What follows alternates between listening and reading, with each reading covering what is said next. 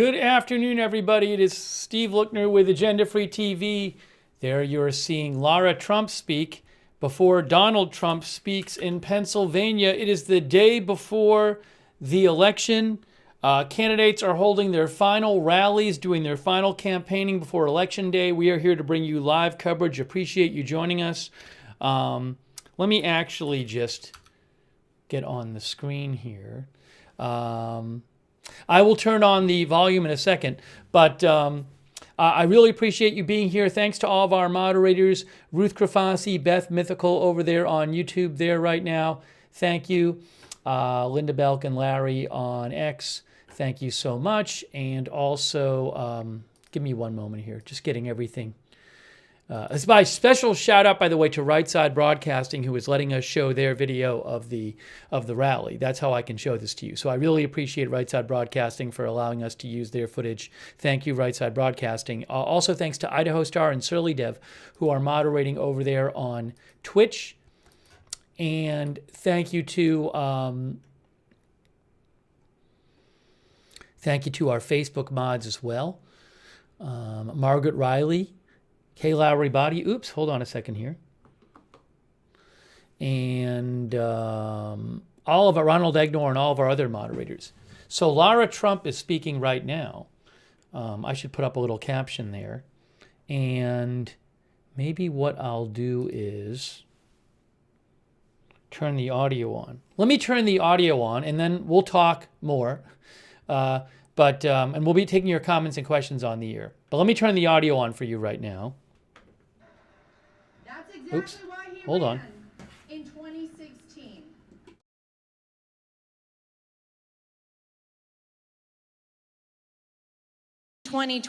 Because he wasn't done, the country still needed him. And that is why, despite every single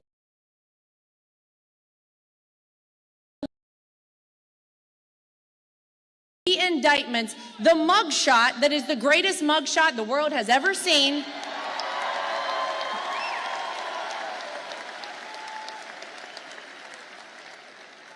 even an assassin's bullet, Donald Trump said, I am not done because this country needs me.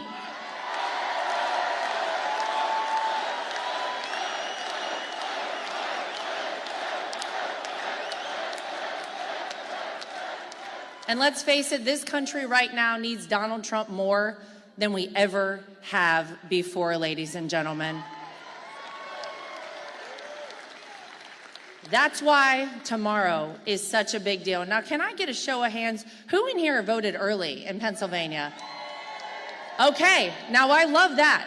But here's what else I love. The rest of y'all that didn't raise your hands, tell me who's voting tomorrow here in Pennsylvania. You absolutely love to see it. I gotta tell you guys something. The Democrats are getting a little nervous right now. Have you noticed?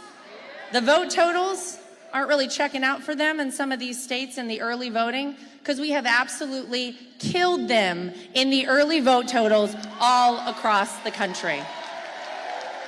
So get ready for tomorrow.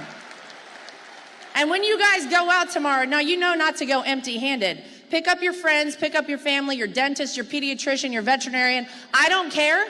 If you got to buy them a sandwich or mow their lawn, do it if they're going out to vote for Donald Trump and you take them to vote with you tomorrow, okay? Can we do that? So listen, as bittersweet as this kind of is for all of us in the Trump family, this is also very exciting because what I've come to realize and what I think we're all feeling right now in this country is that tomorrow is not the end. Tomorrow is the beginning. Yeah.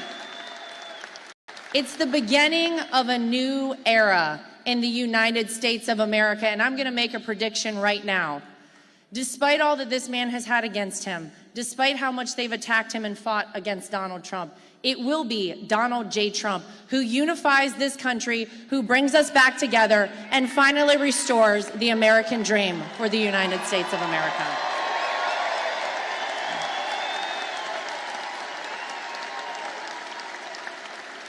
So I got to say thank you to you guys. You guys are not just part of a political movement. You are part of our family. We love you. Thank you from the bottom of our hearts for everything, for the support, for the love, for the prayers. We have all felt them time and time again.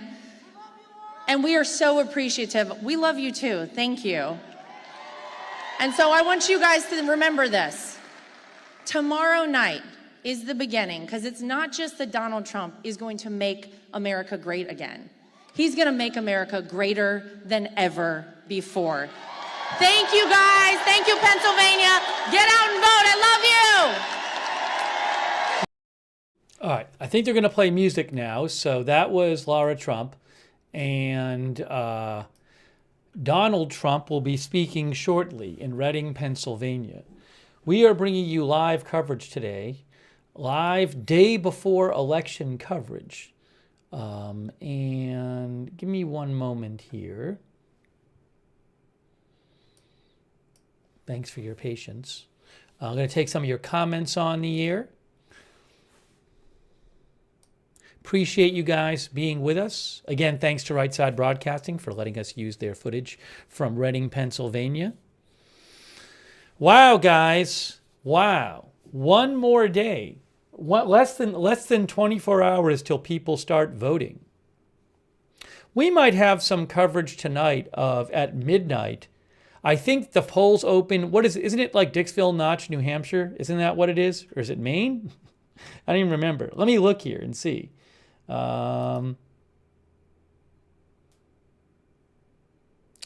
Dicksville Notch, New Hampshire is the first votes are cast there.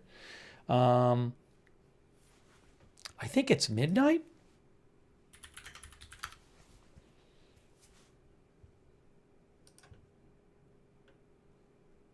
Yes. So we might have coverage of that tonight. We might have coverage of the first votes being cast.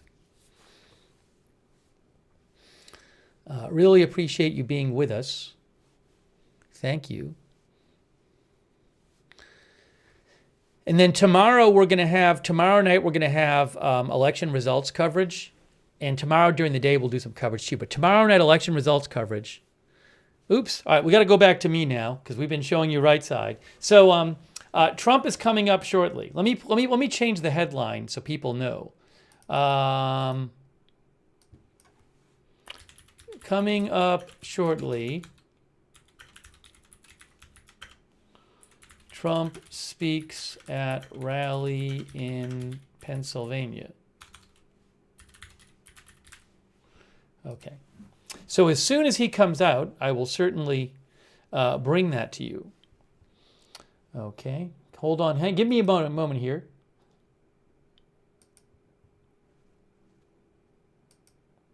Wow, it's the day before. Hey, thanks to Pops1, our member for 12 months. Thanks, Pops1. Simon H. How long till we know who won? I don't know if we're going to find out the first day or not. We might find out by, Wednesday early morning, or it might take days. I don't know. Depends on how close the race is. Thank you, Nick Rose. Asked about fences. I didn't really see. There was a report on CNN saying they were putting some extra fencing around the vice president's residence. I'm assuming that's just for extra security. I don't know that there's any particular reason, but I wouldn't be surprised if there's extra security in D.C. right now because obviously it's election time. I haven't heard anything specific about that. Axios reported that there was fencing that was put up around the U.S. Capitol, the White House, the Vice President's residence, just as security precautions. Hope there's no unrest, but it was Axios said it was security precautions.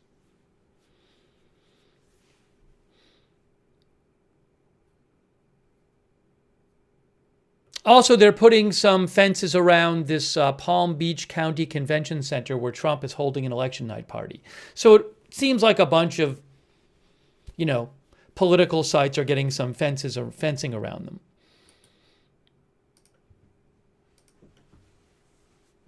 I can show you something else here about that. If you give me 1 second here.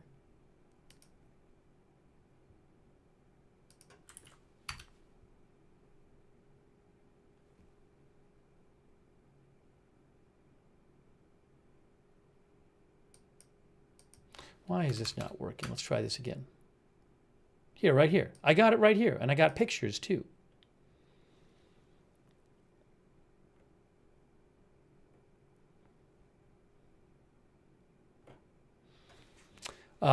Washington Post says, look, fencing erected at White House VP residence as D.C. braces for unrest. Hopefully it doesn't happen, but they're taking precautions to be prepared. Rings of new security fencing enveloped the White House, U.S. Capitol, and Vice President Harris's residence on Sunday as federal and district authorities brace for potential unrest in Washington following Tuesday's presidential election. For weeks, D.C. officials have sent reassurance to residents and businesses still scarred by damage incurred during some 2020 racial justice and post-election protests. Authorities know of no credible threats, Washington's police chief had said at a news conference, adding there is no need for any alarm. Still, signs of caution proliferated this weekend as the Secret Service erected new 8-foot-high metal fences around the White House and Treasury Department complex and adjacent parts of Lafayette Square, as well as outside the Naval Observatory grounds and Harris's residence. The agency is also installing physical security measures outside the West Palm Beach, Florida Convention Center, where Donald Trump will hold his election night party, not far from his residence at Mar-a-Lago. The Secret Service said they are working closely with federal, state, and local partners in D.C. and Palm Beach County, Florida, to ensure the heightened levels of Election Day security and safety. They said these enhancements are not in response to any specific issue, but are part of a wide-ranging safety preparations for Tuesday's election. So they're saying that there's no specific thing they're responding to.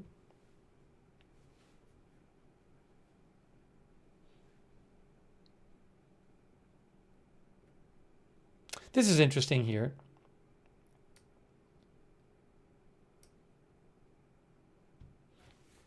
A metropolitan Washington, D.C. official said, "We're not expecting full-fledged pandemonium like we saw after January 6, 2021 or 4 years ago," said Eric J. Jones, Vice President of Government Affairs for the Apartment and Office Building Association of Metropolitan Washington.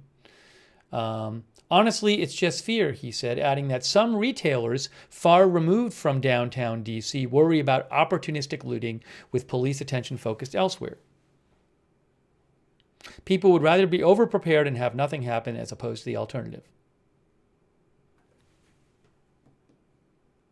Oops, sorry. We're going to go back to the rally when Trump is actually speaking.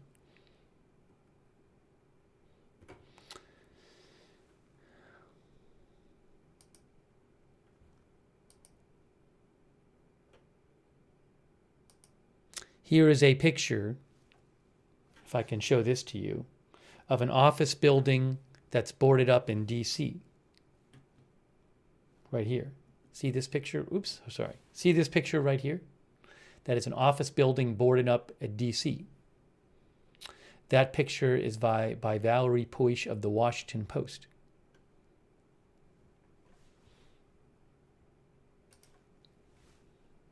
If I got the name right. Valerie Puish of the Washington Post. That's a few blocks from the White House, that building.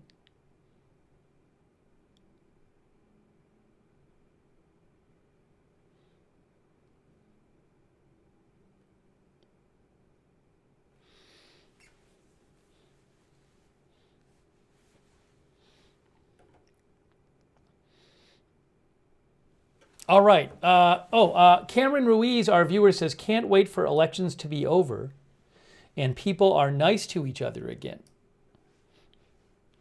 Hey, thanks so much to Darcy Miller. Darcy said they're boarding up businesses in D.C. Yeah, again, I wouldn't draw too many conclusions from this. I'm not aware of any kind of specific threats or anything. I think places are taking precautions. Hopefully they're not, and they don't end up being needed. Thank you so much, Darcy Miller. I appreciate that. Thank you, Robin. And Robin's Dogs, thank you for your support. Janet Burnett for being a member. Thanks, Janet.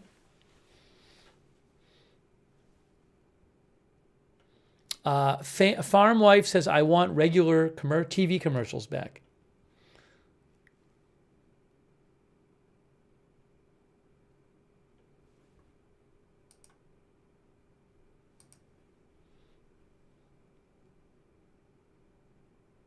Has the National Guard put on standby anywhere? Serge Deb says. I think a few states did. They just put them on standby just in case something happens. Again, I don't want people to get overly alarmed by this stuff because I'm not aware of any kind of major threat that has been out there. I mean, I don't know, but I mean, I just read you the article where the Secret Service said we're not responding to any specific threat with the measures that they're taking. So, you know.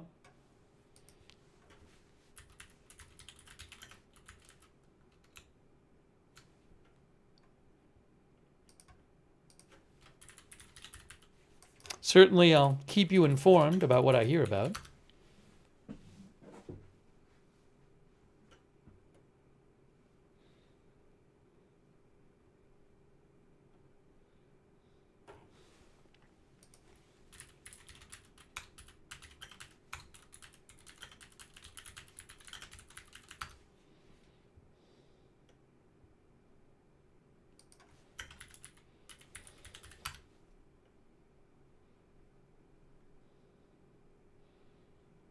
I was going to read you something about that.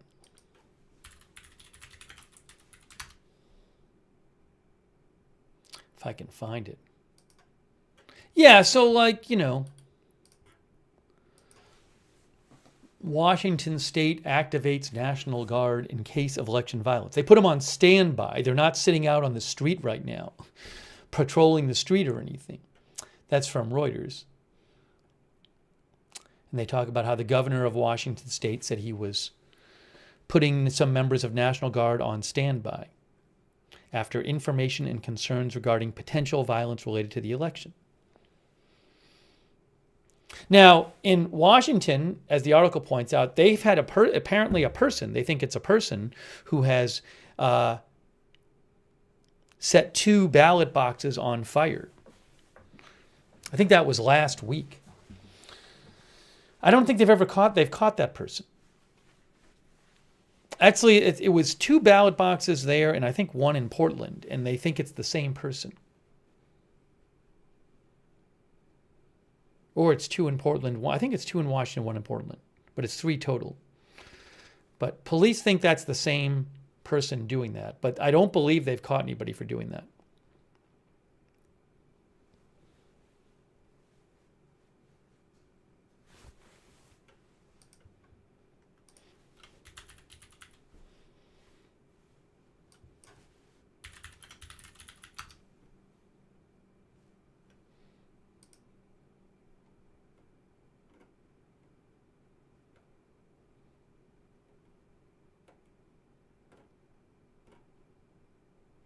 Where is the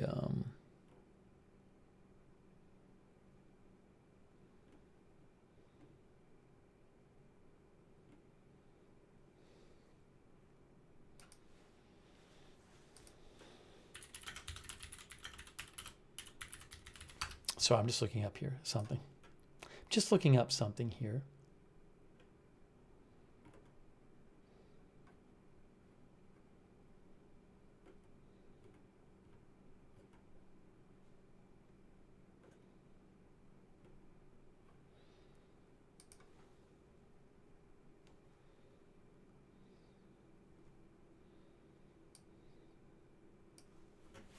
All right, so again, we're waiting for Trump to speak in Reading, Pennsylvania. He already had 1 rally earlier today, and he's going to have 2 other rallies today. The last one he's having is at 10:30 p.m.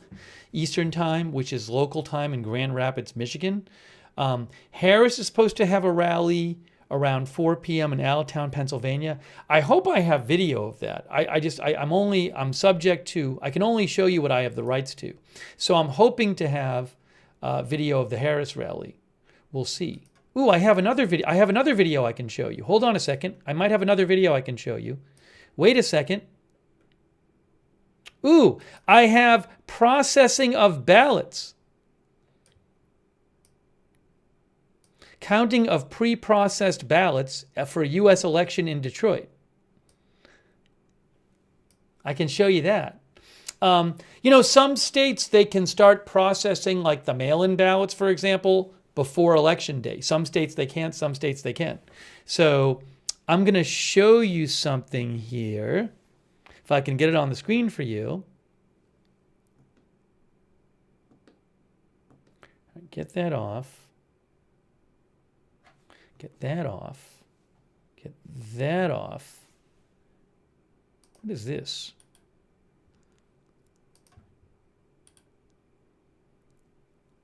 I have a little video to show you in the meantime while we're waiting for the rally to start. Hey guys, look, it's Detroit. One moment, please. One moment, please. One moment, please.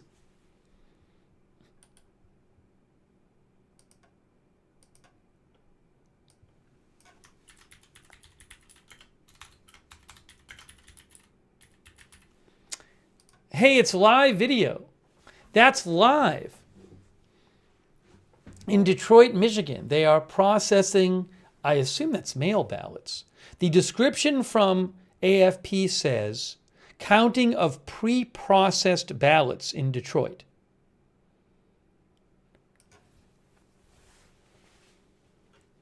Look at this. I don't know if there's sound on this video. I don't think there is. No, I don't think there is. Hold on. There might be sound. I need to turn down that sound. We'll get rid of that. Hey, there's sound.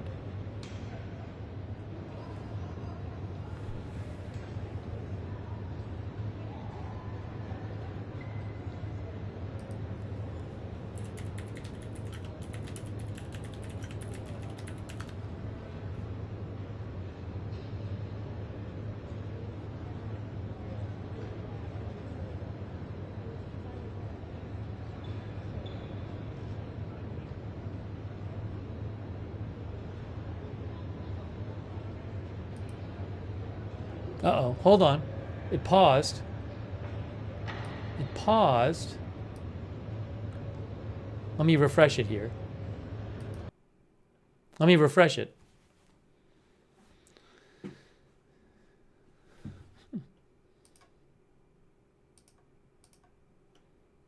Let me read some comments from you guys. Hey, thank you to Shaft for the gift memberships. Thank you so much. Did I see what the Philadelphia District Attorney said? Said Darcy Miller. You mean about like the whole Elon Musk court hearing thing? Maybe we'll talk about that in a couple of minutes, if that's what you're talking about. Maybe we'll talk about that in a few minutes. Thank you, Darcy. Thank you, and thank you again, Robin. And thank you, Lidwine Elizabeth. So, I'm guessing these are mail ballots. You can, in various states, maybe all the states, you can vote by mail. And in some states, the election workers are allowed to start processing those ballots before Election Day, because if they don't, like in Pennsylvania, then it can take a long time to count them. Because they're physical paper, paper ballots you have to open up and go through and do stuff with. So,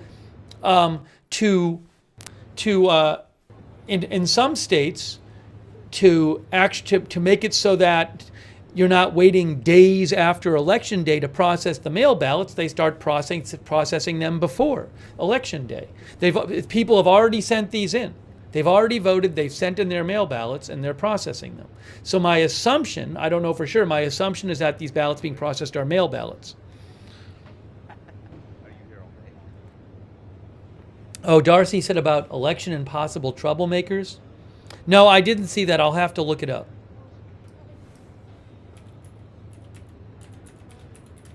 Thank you, Darcy Miller. Oh, NBC 10 Philadelphia says that the district attorney of Philadelphia warned anyone planning to interfere with elections, F around and find out. That's according to NBC Philadelphia.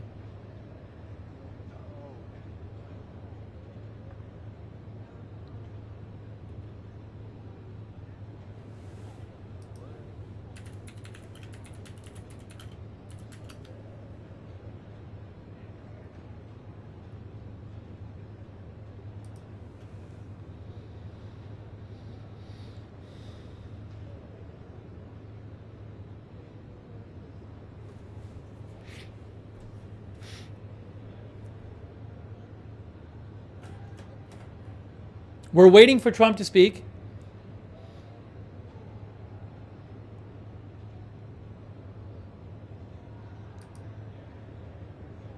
So I'm just checking a couple other things here.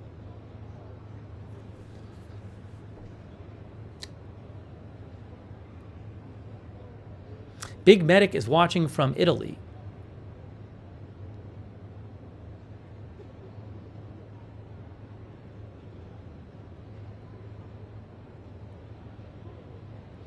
Morning Devil says, hold on one day.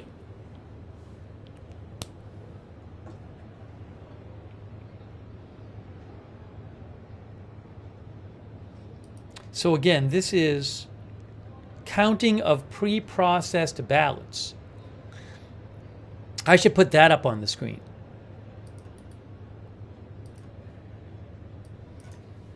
Counting of pre-processed ballots.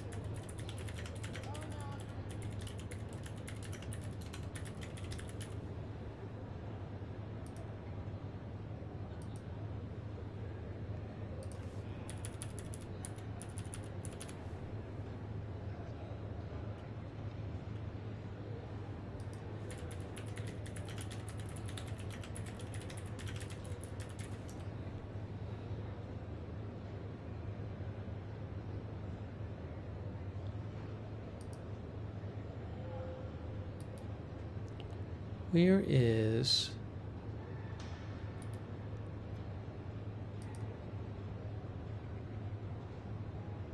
Yeah, NBC News had posted that Detroit had already started processing absentee ballots. Hold on. Thanks to new Michigan law.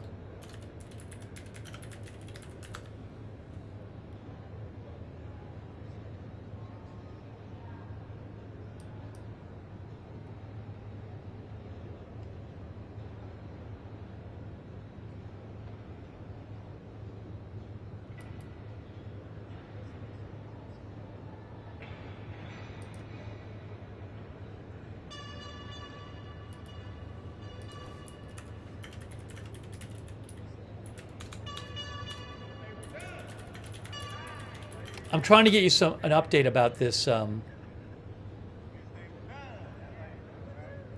What you're looking at.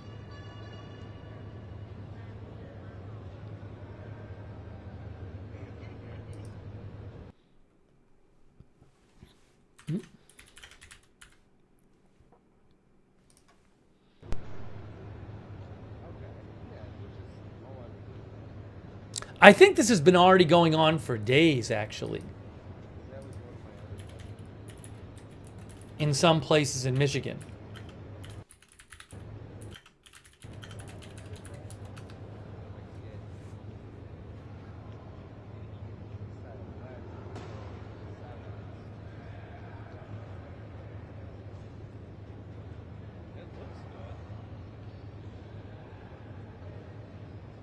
Yeah, so like Axios had an article back in September which said in Michigan, where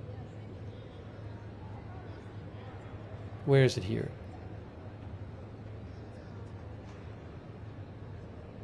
You can count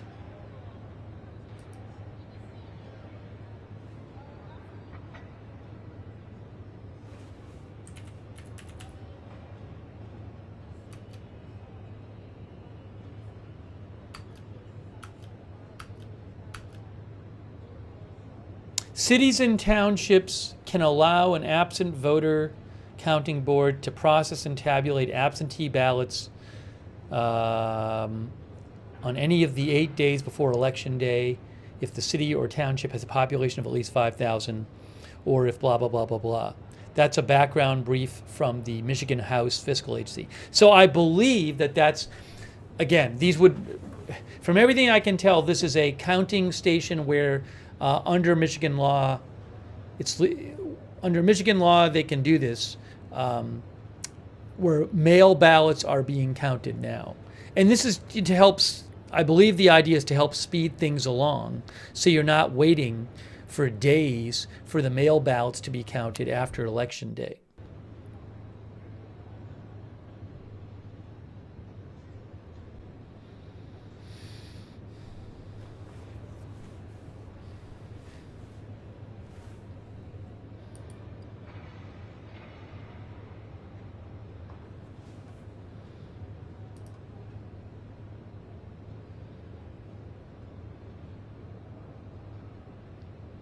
Guma says, I didn't get a notification. Hey, if you like this channel, make sure you turn on the Discord notifications. Those work the best. We have our own notification system, which works great, where you get free, sign up for once and you get, it's free, and you sign up once and you get sent a notification whenever we go live. Our mods will post the link to that in the chat. You can also find the link to the free notifications in the description of this video on Facebook and YouTube, but I would definitely sign up for that.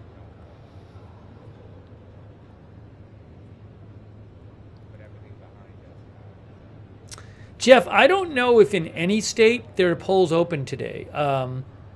You mean for like early voting? I don't know for sure, but I know most of them there's no early voting today. I don't know if any of them have early voting in person on the day before the election, but most don't. I can't say for sure all. Do the counting centers stay open for 24 hours? Eddie C. said, well, to the best of my knowledge, if the document I'm looking at is accurate, it's from 8 to 7 on the days before the election. But sorry, between 7 a.m. and 8 p.m., if the document I'm looking at is the correct one. Now, maybe when Election Day happens, you have counting centers staying open 24 hours. But my understanding is that this is mail votes, this is mail-in votes, and that this would be 7 to 8, 7 a.m. to 8 p.m. Sheila says NC early voting isn't open. Last day was yesterday. I think Ohio last day was yesterday.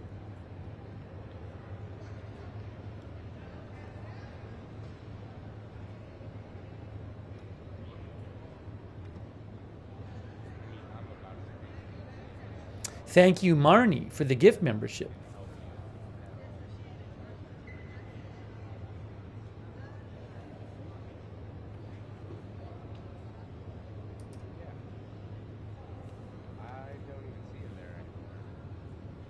There's also supposed to be a press conference in Maricopa County.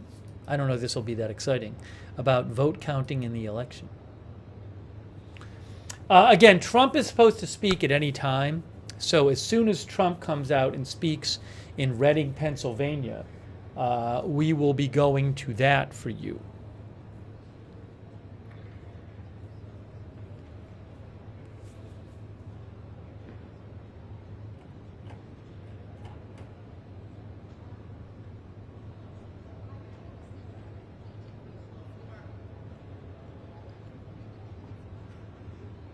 Now, one of our viewers said, Missouri has voting. BJ Hare 93 says Missouri has early voting till 5 p.m. today. I went on Friday, took over an hour for me and almost 3 for a friend. Wow. I hate when people have to wait to vote. Especially those long times. Sometimes people have to wait. I'm looking it up.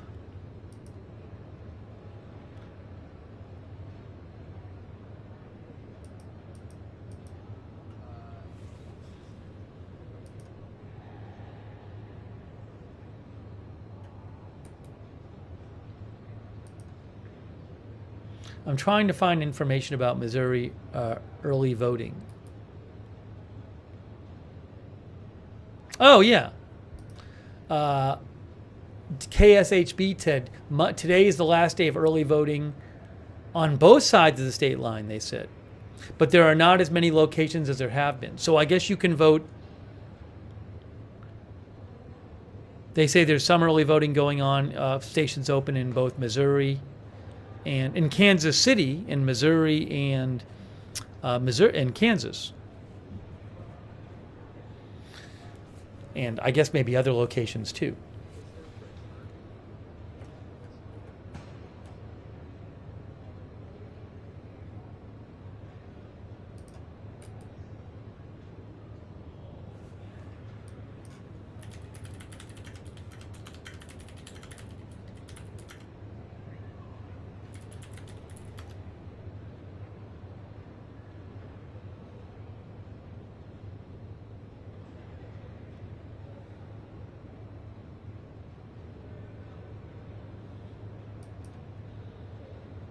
Oops, hang on a second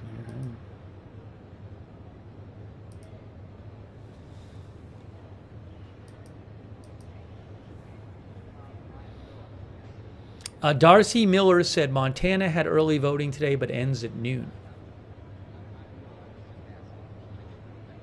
Billy Mayer says, are there cameras in every early voting station? Do you mean like early voting ballot processing stations? You mean like absentee vote, mail voting processing stations? I don't know. I assume there might be cameras in this place, if that's what you mean.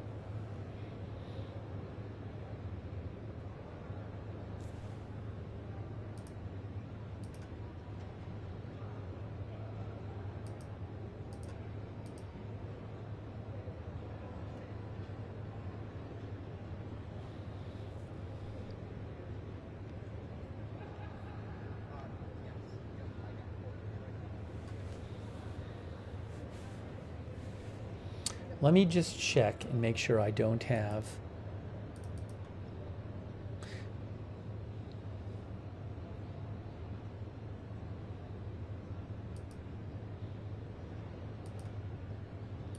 I want to just check the news for a second, make sure I'm not missing anything breaking.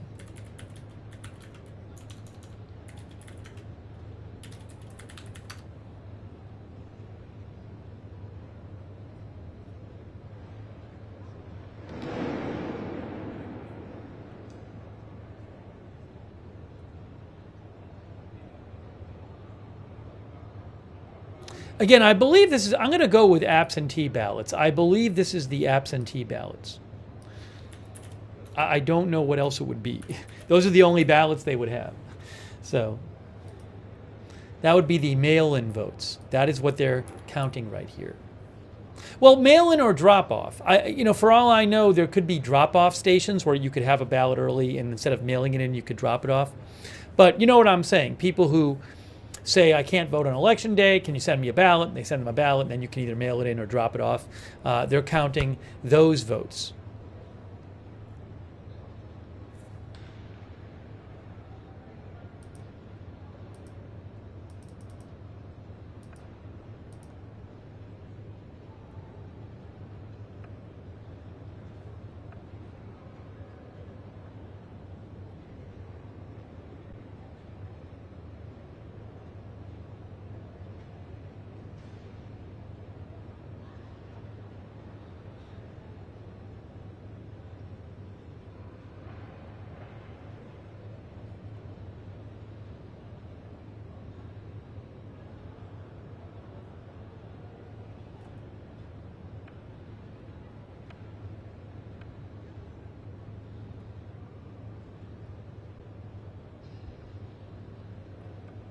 I saw something interesting about when to expect that votes will know the results from different states. As we wait for Trump to speak right now, let me pull that up here.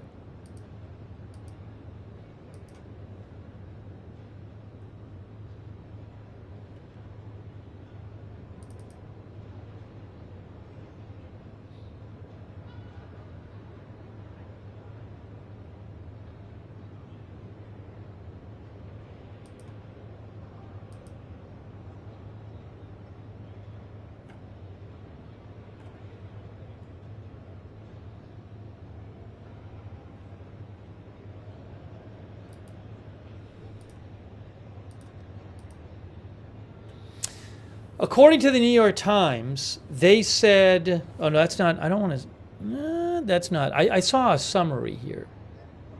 That wasn't the one I wanted. Where is it here?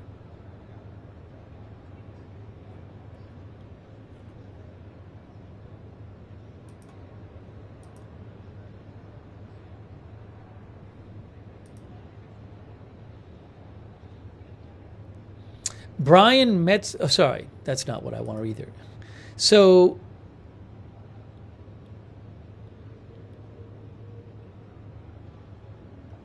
no, that's not really. I was looking for like a kind of a quick summary here. North Carolina, the New York Times says in North Carolina, they should have almost 98 or 99% of votes should be counted by midnight Eastern time. So that's a swing state, North Carolina. And then Michigan,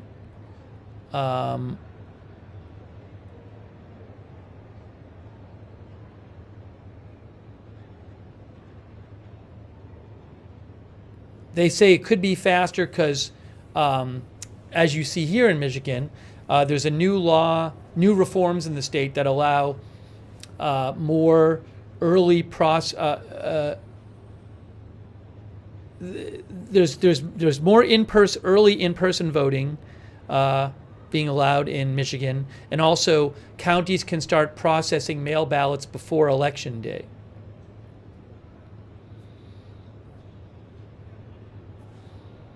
I don't know when that'll be called. It depends on how close these things are, too.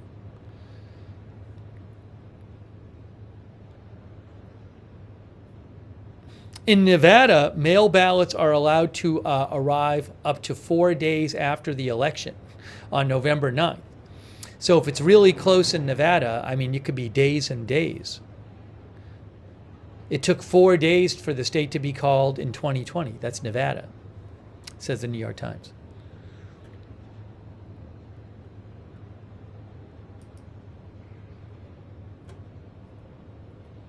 How about Wisconsin?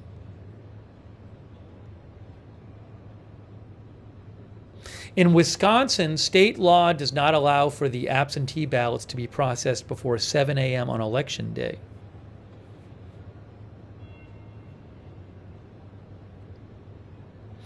In 20, well, yeah, so who knows when this is going to be called? I mean, you should be prepared for there to be no race call on election night. Dada Vinci says tomorrow is going to be epic. Waiting for Trump to speak, by the way.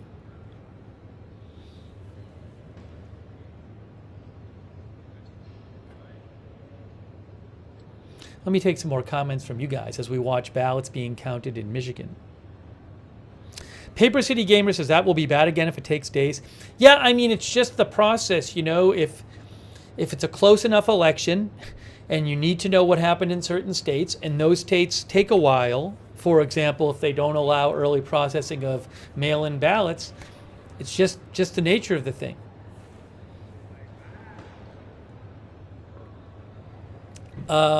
Matt says he's pretty late again. So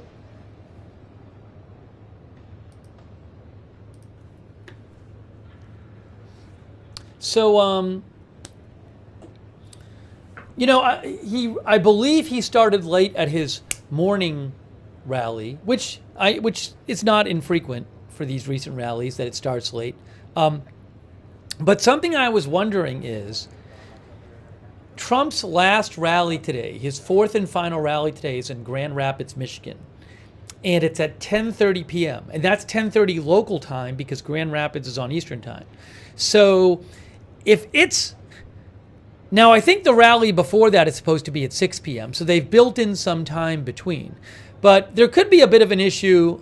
I'm guessing the campaign doesn't want him to be so late to the Michigan rally because, you know, then you're talking about starting at like 11:30 or midnight or something, right? So my guess is that they don't want to be too late for the last rally, given the already late starting time.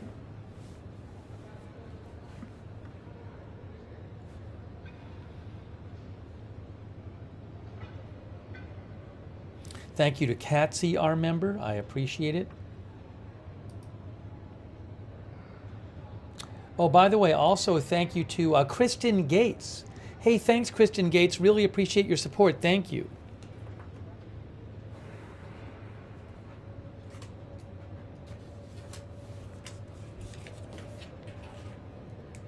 And Marnie, thanks for the gift membership. So nice of you. Thank you, Marnie. Rob Zeman says, believe they did it last time in Michigan and went past midnight on purpose. Well, did it go past midnight or did it start past midnight? I mean, it might go past midnight, but will it start past midnight? What time does the Harris rally today start? Reuters has it a start time for their broadcast at 4 p.m. I don't know if that's when the rally starts. I don't even know if I'll be able to show that. There's kind of funky stuff going on today. Sometimes I can only show you what I have the rights to. For some reason today, some of these rallies that Reuters is showing, they're like you can't show in the U.S.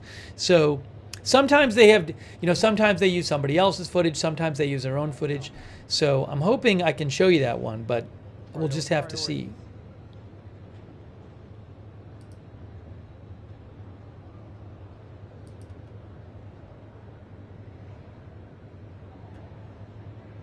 I mean, even if I can show the Harris one, I can't show. There's supposed to be, one of our viewers just mentioned, Mona said singers with Harris. I think Lady Gaga's supposed to be there, but I can't play the music anyway. I can't play the copyrighted songs anyway. So don't rely on me to see musicians performing with candidates.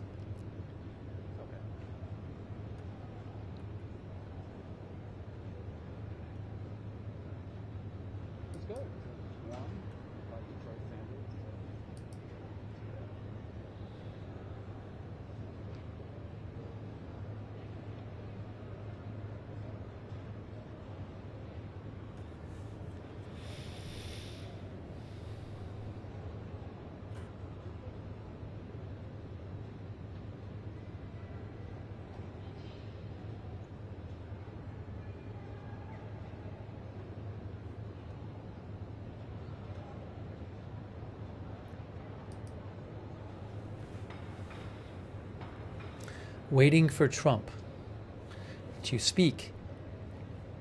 His rally schedule today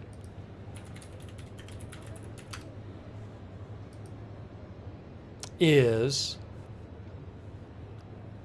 it's crazy to look at his site and just see three rallies on the Trump event site, and that's it. This was the Pennsylvania Reading was supposed to start at 2. It's now 3. I mean, it started, but he was supposed to. The estimated speaking time for him was 2, and at 6 p.m. there's one in Pittsburgh, and then at 10:30 p.m. there's one in Grand Rapids, Michigan. But what is the distance between Reading to Pittsburgh? It's about 260 miles between Reading and Pittsburgh. Reading is on the Philadelphia side of the state.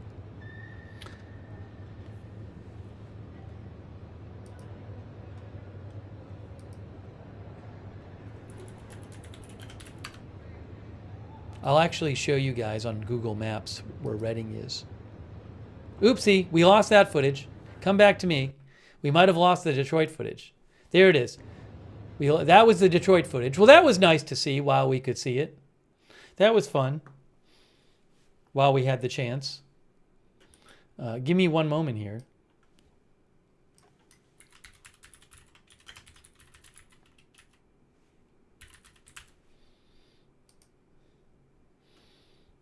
I was going to show you Reading, Pennsylvania. If you just give me a second. Give me one moment.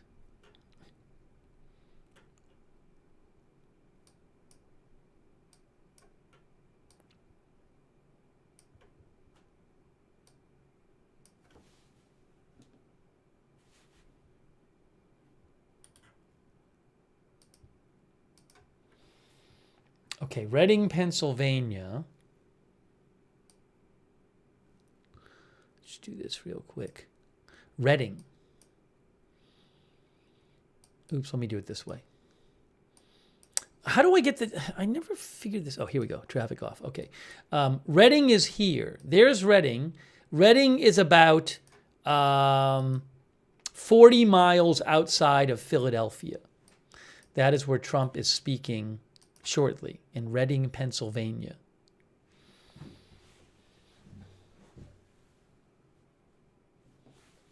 Oopsie. Me over here. Let's find out something about Reading, Pennsylvania, shall we? Oh, hold on. Somebody's speaking at the rally. Give me a moment. Hang on. I think somebody's about to speak at the rally. Hang on a second, guys. Wait a second. Wait a second. Somebody is speaking.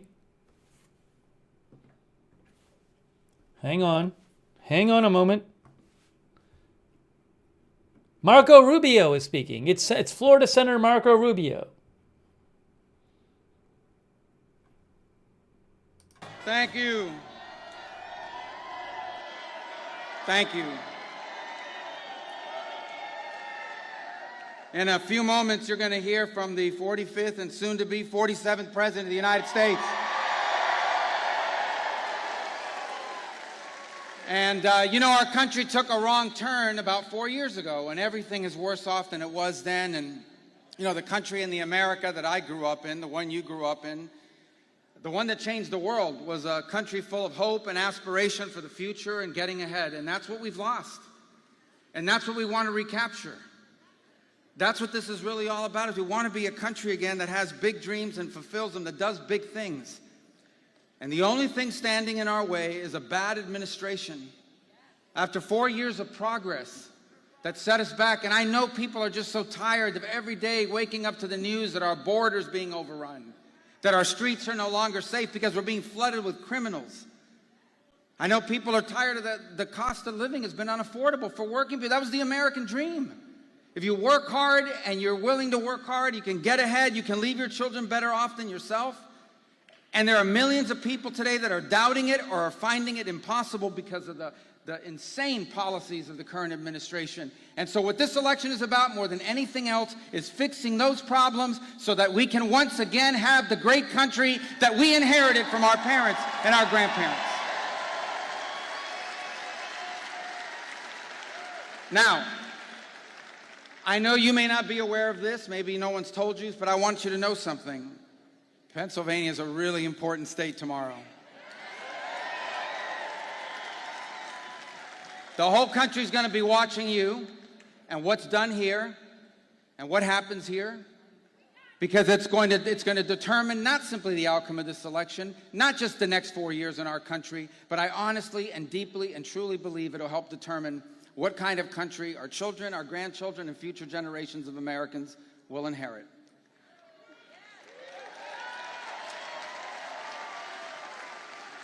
If I may briefly, with your permission, I want to say a few words in Spanish. Aquí Latino.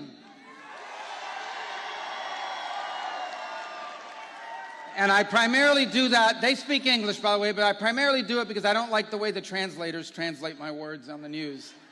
I prefer my translation. I speak Spanish, but I mostly speak Cuban, which is different. Pero los boricuas me van a entender y los dominicanos también. Aquí hay dominicano y boricua. Mira, mis padres llegaron aquí en el año 56 a los Estados Unidos, no tenían absolutamente nada. Mi papá era un bartender, mi mamá limpiaba casas, limpiaba en hoteles, trabajó de cajera. Y mis padres con esos trabajos pudieron ser dueños de un hogar. Tuvimos una casa, criaron 4 hijos, le dieron la oportunidad a una vida mejor de la que tuvieron ellos. Porque ellos llegaron al país más grande en la historia del mundo. Y eso es lo que se está perdiendo ahora. Eso es lo que está en peligro. Esta elección se trata si esto va a seguir siendo o no va a seguir siendo un país como ese. Y un país también que ha sido infiltrado. Aquí, mira, ¿cómo yo voy a estar en contra de inmigración? La inmigración legal es algo positivo para el país. Pero lo que está pasando ahora es un descontrol y un caos total que está poniendo en peligro a nuestras comunidades y no puede seguir este descaro, esta falta de respeto a la seguridad de este país y de nuestras comunidades. Y le digo que el único candidato que va a arreglar eso se llama Donald J. Trump.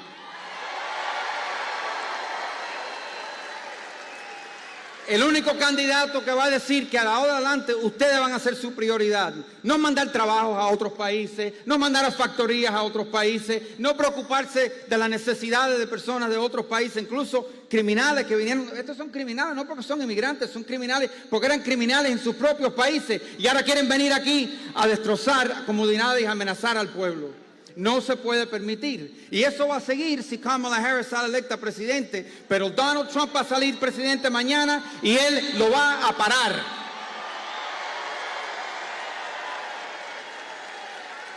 All right. Spanish sounds more passionate, right? Be honest, it sounds more, you know.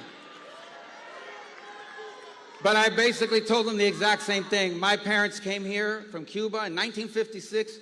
My dad was a bartender, my mom was a maid. They never made a lot of money, but you know what? Working as a bartender and a maid, they owned a home, they retired with dignity, and they left all 4 of their children better off than themselves. That's called the American dream, and we're gonna bring it back. We're gonna dream big again as a country, as a nation, as a people, united from every background, from every part of this country. We will come together, and tomorrow we will make the 45th president, the 47th president, and together we will make America greater than it's ever been. Thank you. God bless you. Thank you. Okay, I can't play the music. That was Marco Rubio. Hey, a quick thank you to Red Squirrel for your support. Thank you to Rule for your support. Thank you to Earn Me Tea for the gift membership. So nice of you.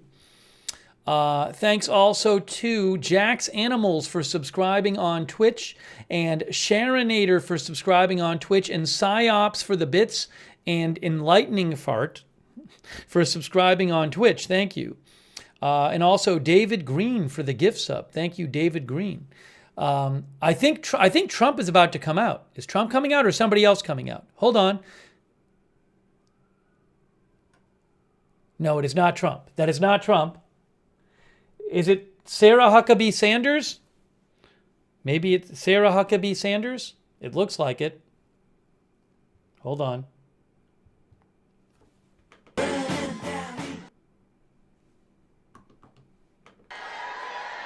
Who is ready to fire the Biden-Harris administration and bring Donald Trump back to the White House? It is an honor to be here with you today and help celebrate and make sure we get Donald Trump across the finish line and take him back to the White House tomorrow night.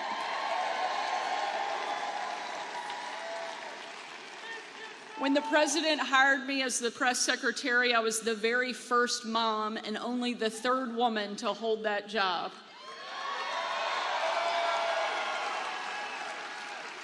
And when the left relentlessly attacked me, kicked my family out of a restaurant, called me vile, unfit to be a parent, not even human, and a parent of a teacher, a parent of a child spit on our car. It was Donald Trump who empowered me, defended me, and built me up to take the next step back to the podium.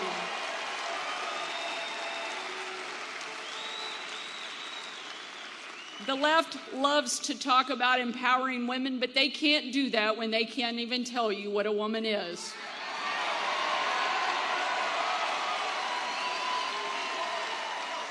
Donald Trump not only believes in empowering women, he believes in empowering every American, and that our country is worth fighting for, and he will never stop fighting.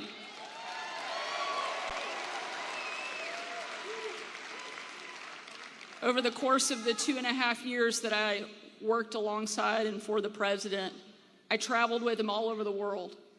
No trip more impactful than December 25th of 2018, when I traveled with the president on Christmas night. We boarded Air Force One in total darkness with no lights on the plane, no lights on the runway. And 12 hours later, when we touched down in the war-torn part of Western Iraq, it was again a similar scene. No lights on the plane, no lights on the runway. The only light you could see was coming from a dining hall where hundreds of troops had packed in. Absolutely no idea that the President of the United States was about to walk into the room.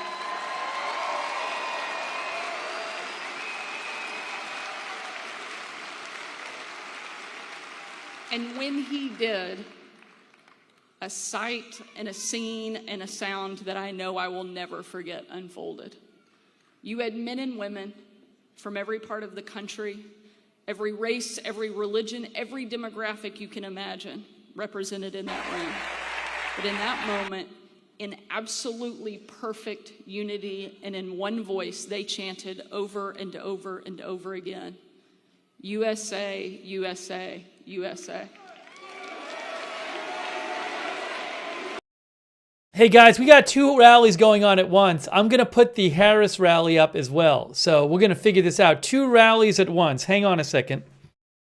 Absolutely perfect picture of what makes America so incredible. Men and women willing to put everything on the line so that you and I can live free in the greatest country that the world has ever known.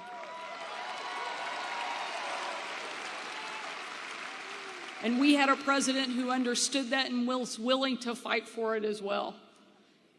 One of the young soldiers yelled from the back of the room, "Mr. President, I re-enlisted in the military because of you." And he said, "And son, I'm here because of you." An incredible moment.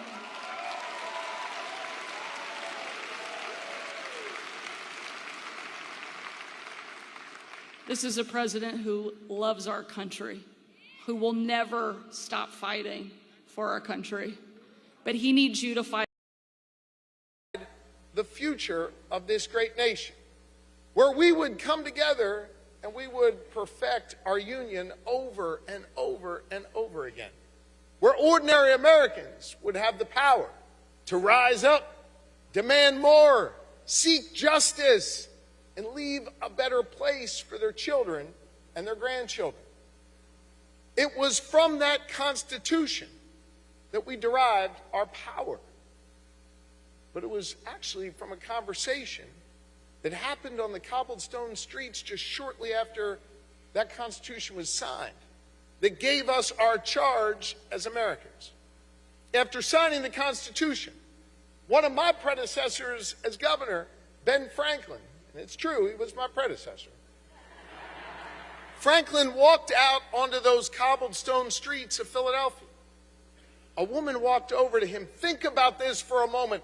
Women didn't have the right to vote at that moment in America, yet a woman walks over to Franklin, looks him in the eye, and says, "So what do we have here? A monarchy or a republic?" Franklin looked her in the eye and said, "A republic, if you can keep it." Those five words. That's Josh Shapiro. That is Josh Shapiro, governor of Pennsylvania, speaking on the left. We have two rallies going on at the same time. So I'm going to bring you audio from both rallies, okay? Doing my best here. And Eric Trump is on the right. So we'll hear both speakers. Hold on. Are you with me to continue this work, Pennsylvania? Are you ready to fight for freedom? And are you ready to elect the 47th President of the United States, Madam President Kamala Harris? Then let's get to work, Pennsylvania. I love you guys. Thank you. Thank you, thank you, thank you. All of us. I have truly never been more proud of an individual in my life. I really mean that sincerely. The guy has more vigor, the guy has more energy, the guy has more backbone than any person I have ever seen before. I mean, the guy just doesn't stop. He doesn't stop.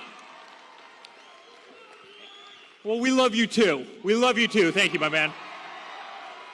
Guys, they tried everything. They tried the Russia hoax. They tried dirty dossiers.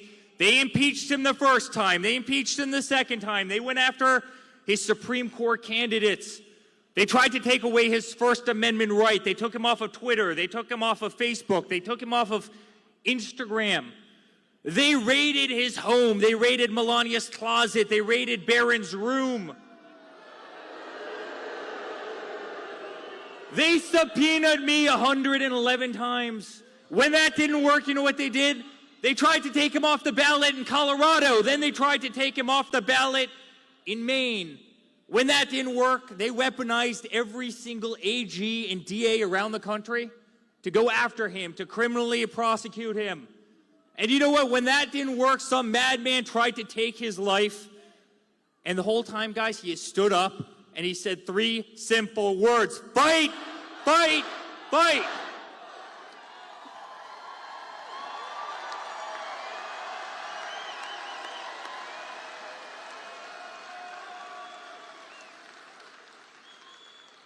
You know what, guys? The fight isn't over. The fight is just beginning. Tomorrow, we take back the United States of America. We restore all the things we love: the greatest economy, the greatest constitution, love of the American flag, love of the Second Amendment, love of family, love of God.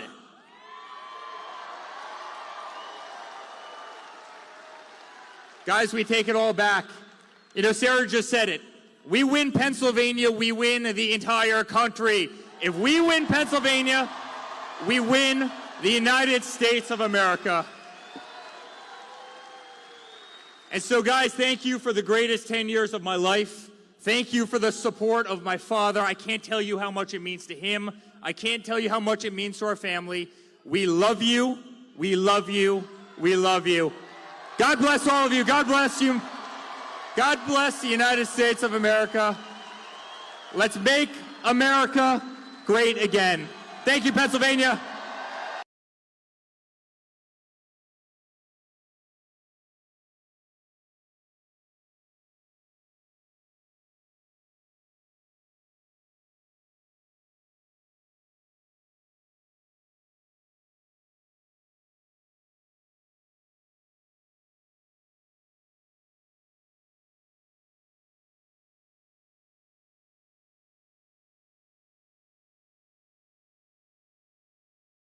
Sorry, I'm muted. I'm sorry. Hey, we have 2 rallies going on at the same time. We have Trump rally in Reading, Pennsylvania. We have Harris rally in Allentown, Pennsylvania.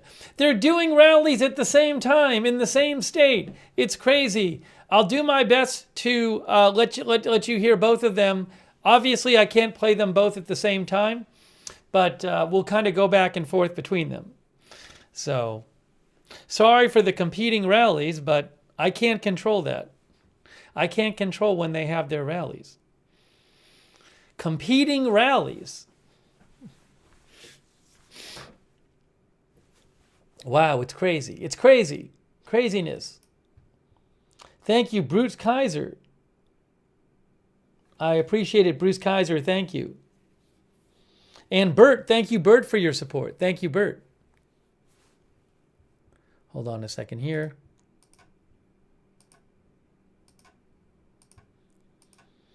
No one's speaking right now. I can't play the music. Oh, hold on. Somebody is speaking. No, that guy's not speaking. That guy comes out before Trump. That's the guy on the stage on the right. He comes out before Trump. So I think Trump is next because we've seen that guy before.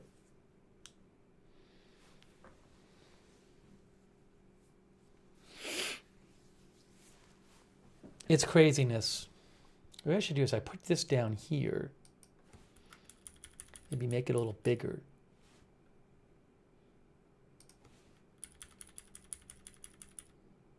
Oh, is Trump coming out now? No, they're showing a video. I don't want to show that video. I'll turn it back on. I can't show copyrighted video. I don't know what they're going to show in that video.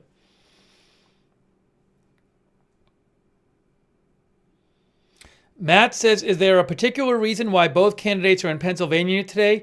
Because many consider it the key state of the whole race. It is a battleground state, and many election experts feel it's the most important state for a candidate to win the election.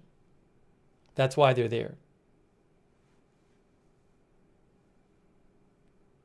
Thank you to Casey for your support.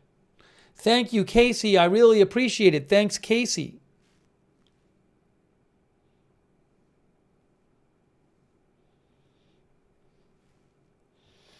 So I'll go back to the video from the Trump rally, courtesy of Right Side Broadcasting. Thank you, Right Side Broadcasting.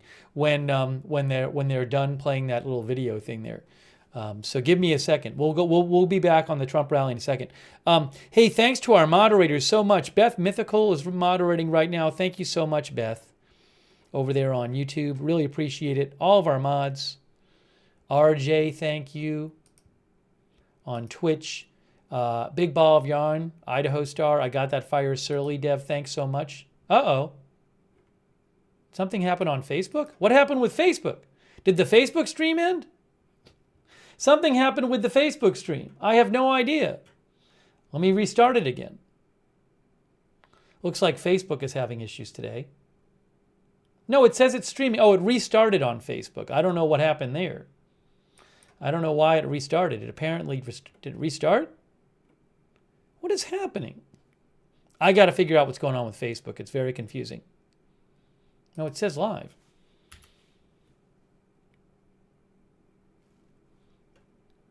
Oh no, it is live. It's live on Facebook. I don't know what's happening there. It was looking, everything was messed up. I can see you. Kay says we're here. Thank you. Kay Lowry Body is moderating. Margaret Riley. I was getting a weird notification. Linda Belk and Larry on X. Ronald Egnor as well. All right, good to know. Facebook is working.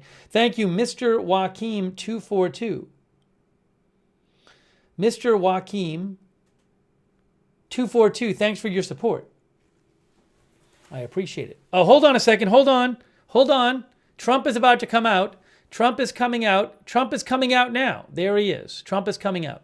So we have our eye on the Allentown rally too. And when Harris comes out, we'll hear from both of them.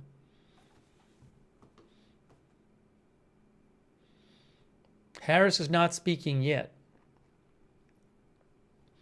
When the music ends, we will play you Trump speaking. Competing rallies. They're having competing rallies.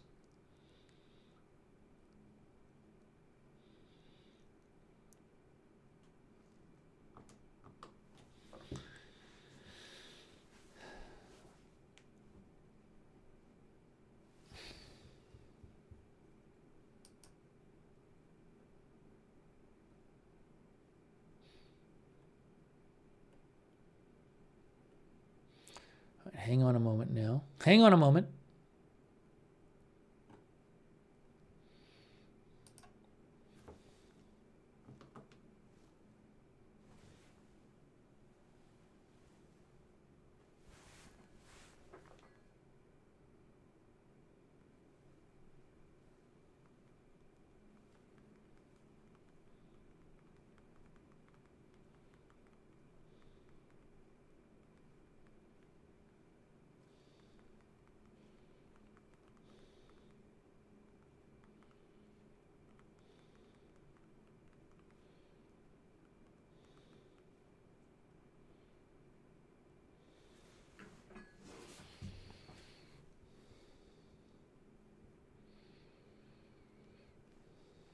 Again, as soon as he starts speaking, I'll have the audio for you.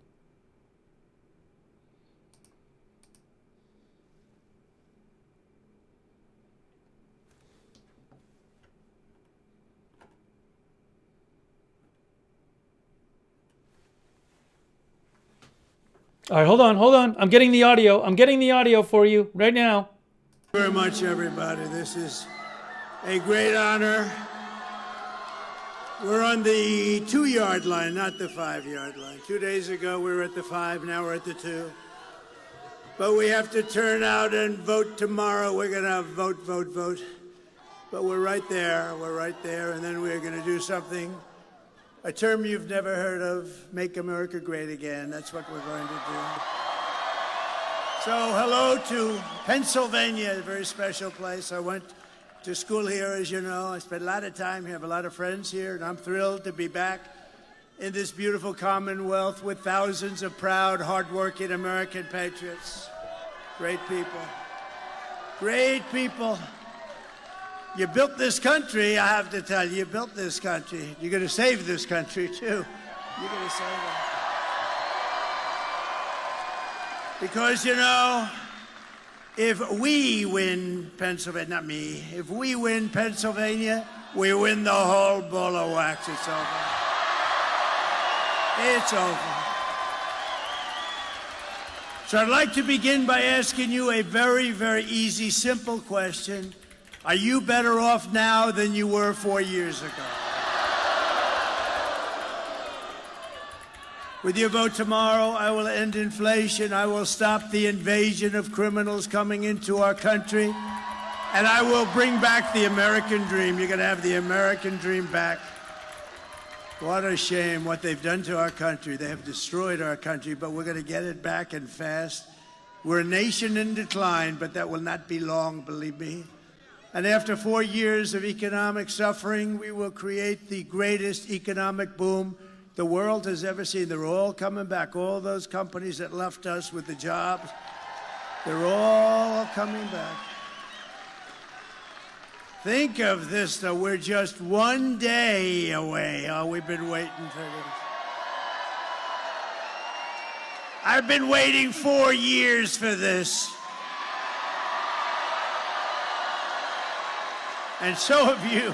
And so have you. We've all been waiting 4 years. One day, you gotta show up. I don't want any money. I don't want anything. Just show up and bring your vote. And if you have somebody else that got a little lazy, bring that person too. Say, Jim, you gotta get off the damn couch. Come on. We gotta make America great again, Jim. We're just one day away from what will be the most important political event in the history of our country. But you have to get out. We have to vote. Just show up and vote. I'd love to, really, what we should do is swamp them. Just swamp them tomorrow. You know, we have a massive lead. I don't even like telling you that, to be honest with you. We have a massive lead. First time ever, a Republican was leading by a lot in early vote. It didn't happen. The Republicans would always be way behind. They believe in going on Election Day, so we're going to let you go on Election Day, right? But they waited till the end, always. Democrats would always have hundreds of thousands of votes, and then you either catch them or you don't. You never know what's going to happen. But Republicans have never been in the lead, and not like this. It's a big number. So we have to just get at, you know, the ball is in our hand. We're at the 2-yard line, maybe the 1-yard line, but it's in our hand, and we put it over that. It'll be the biggest event maybe in the history of our country. And let me tell you, it will be also something much more important than that. It's going to save our country, because our country is in trouble. But that's all you need to know. And another thing you want to know is Kamala broke it, and I will fix it, and fast.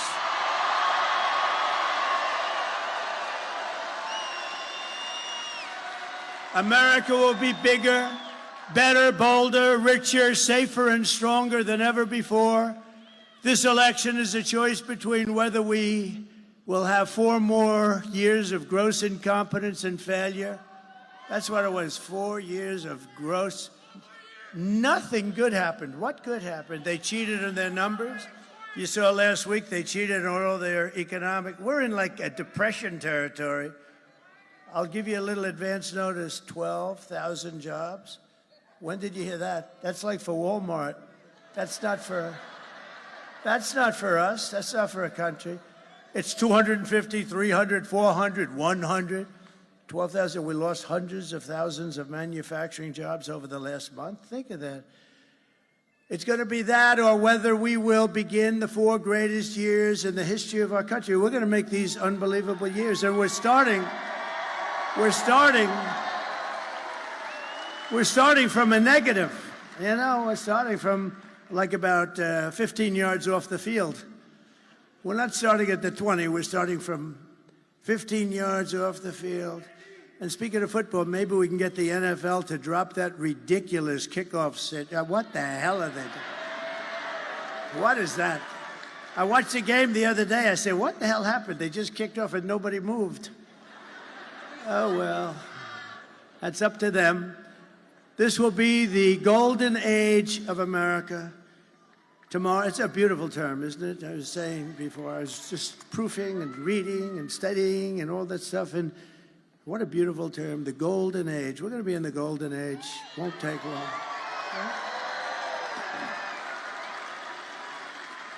So tomorrow you have to stand up and tell Kamala that you've had enough. You're not going to take it anymore. You're the most incompetent vice president we've ever had. And Joe Biden was the worst president in the history of our country. Kamala, you're fired. Get the hell out of here. You're fired.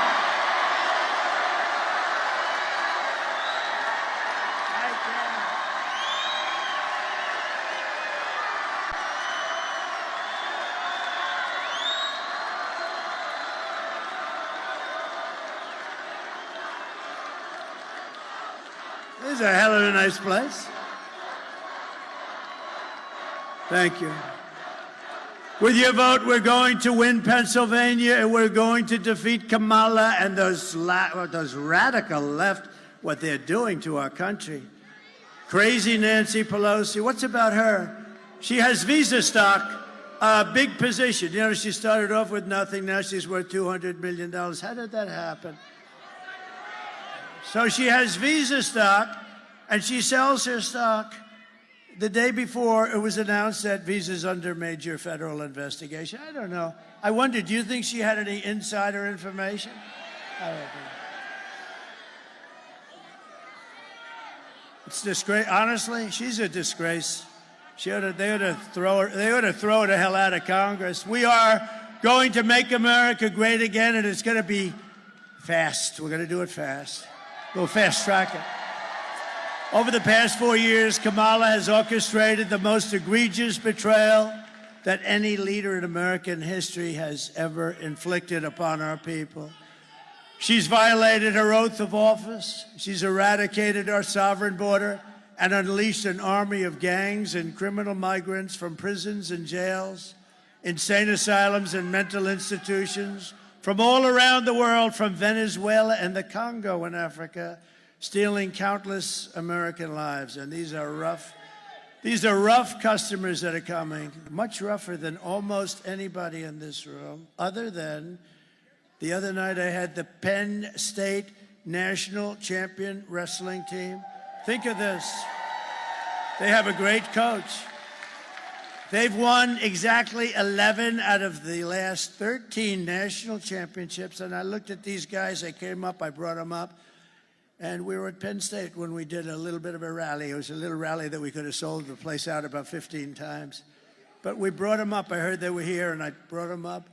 And they had more muscle than I ever saw in any human being. And I looked at them and I said, you know, fellas, you may be the only ones in this room in this country that could take the migrants in a fight. You may be the only ones.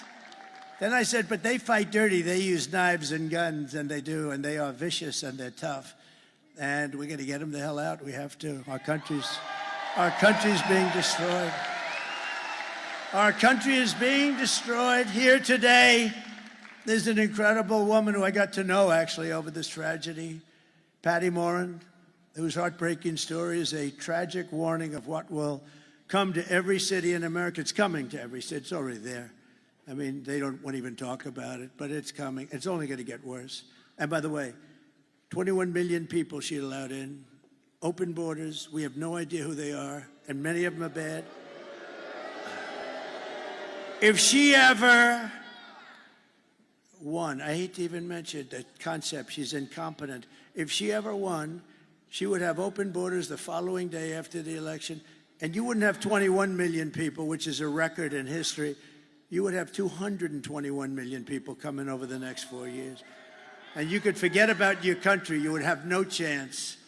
Patty's wonderful daughter, Rachel Moren, was a 37-year-old mom of 5 precious, beautiful children.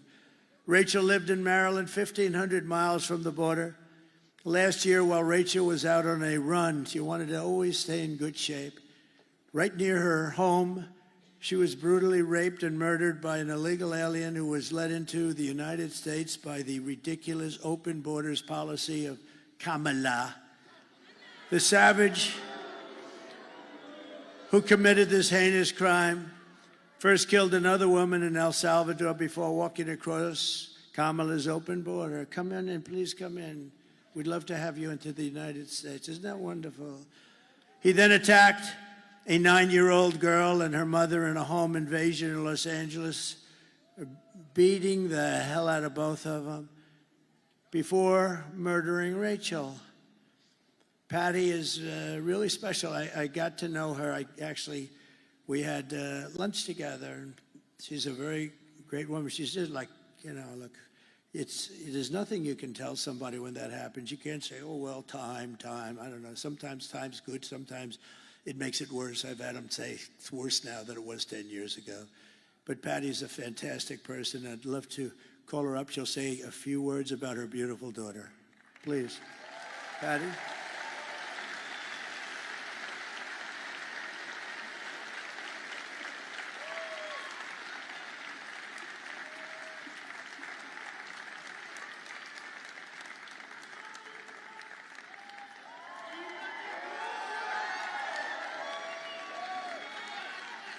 Thank you.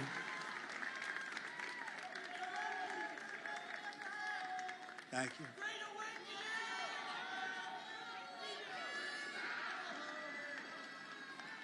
All right, sweetie, be careful.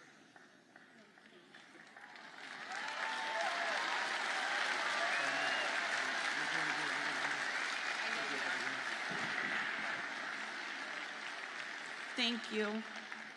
Rachel, if you knew Rachel, everybody in our town knew Rachel. They loved her. She was a tiny little Spitfire. She was like 5 feet, 5'2". She loved her children. She was very dedicated to them.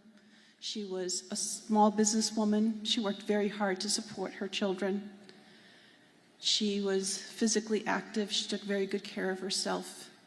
And after she passed away, we did a walk in our town. And we had over 2,000 people come out to the walk.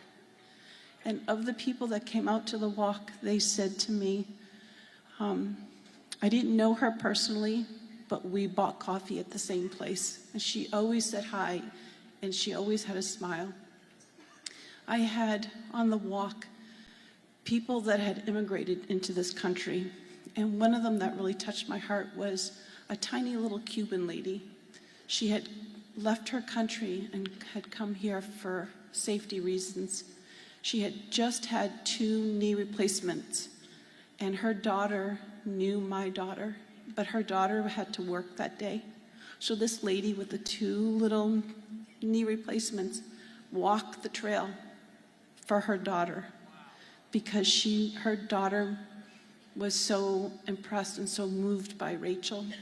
And this woman, at the end of the walk, wanted to take a picture with me and offered me $1, because that's what she had in her pocket, to help towards expenses for my daughter.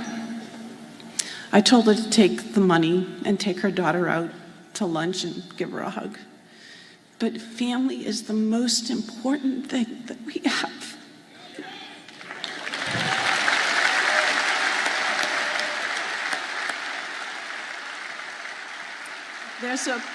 There's a proverb, and the proverb says, when a righteous man reigns, the people rejoice. But when wickedness reigns, the people mourn. And it's been 4 years of our country mourning because of the hardships that have been inflicted on us that are unnecessary. Totally unnecessary. So thank you for allowing me this time. Thank you very much. And this is our next president of the United States. He's an awesome man. Did you get your eyes fixed? Not yet. We're working on it. You got that one, huh? Yeah, we are. Thank you, sir. Thank you for this honor. It's an honor to be there. She's looking down, right? She's looking down. Look at the crowd, how they love you. Yes. Yes. The girls looking down. You're gonna make me cry. You're gonna make me cry. Thank you. Come on, let me walk you out.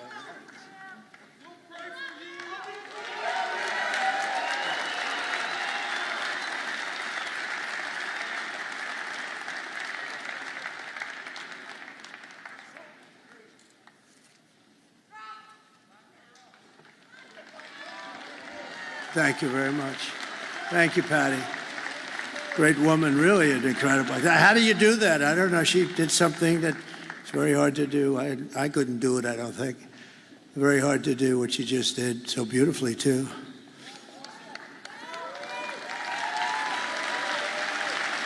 And last night we had a woman from Puerto Rico, Carmen, lost her daughter, Mimi, same kind of thing. A migrant came in from a country, just brutal. They're just killers. I mean, they don't care. Her daughter was also beautiful. And Rachel was beautiful. But it was a similar thing, killed. And the woman got up, killed 5 days ago. And the woman got up and she just spoke. And both of them, the job is to do that. I don't know how you do it, but they are incredible. They're incredible people. We have incredible people in this country, I tell you. And we can't let savages come in from other countries and take them out. We can't let these animals come in for other countries. They come in and they take them out, and then they're protected by the radical left. It's a terrible thing that's happening, and it's levels. When I was in this debate with the three people, 2.5, I figured, the 2 anchors and a half a candidate. And David Muir, when I said about, no, crime's way up. No, it's not, it's down. I said, am I debating you? And the next day, somebody at Justice Department actually likes me. They released the numbers. It was up 45%. Crime was up, way up right now. And you have a new crime that you can add. It's called migrant crime. And it's as vicious as there's ever been. It's a level of viciousness. And I put up tapes, but you know, the problem is the fake news never puts the tapes on. A friend of mine calls me. And he says, I watch all your rallies. They're the greatest rallies. But, you know, when you put those tapes up, the cameras, look at all those cameras over there. They don't have one camera that goes, and all it has to do is go an inch here, an inch here, and you have it. They don't put them on television because they don't want to see the horror show of those tapes. So I don't even bother with them anymore because it's ridiculous. Isn't it ridiculous? And, you know, it would be actually better for the networks, better. I mean, you're showing things of great interest, and they're horrible to watch. They're horrible to watch. But I don't put them up anymore pretty much because they won't put them on. They won't move the camera an inch and an inch. Isn't that terrible? You know why? Because it's fake news. The day I take the oath of office, the migrant invasion ends and the restoration of our country begins. The United States is now an occupied country, but it will soon be an occupied country no longer. It's not going to be occupied long. If you had the tapes, you'd see where they take over apartment complexes in Aurora, Colorado. I hope Colorado votes. You know, Colorado, the governor, is a weak, ineffective guy. He's a radical left lunatic, and he's petrified of the people. It's a gang from Venezuela, very nasty, along with MS-13. They're probably the 2 worst gangs. They're vicious. He doesn't know what to do. All talk, you know, they're all talk.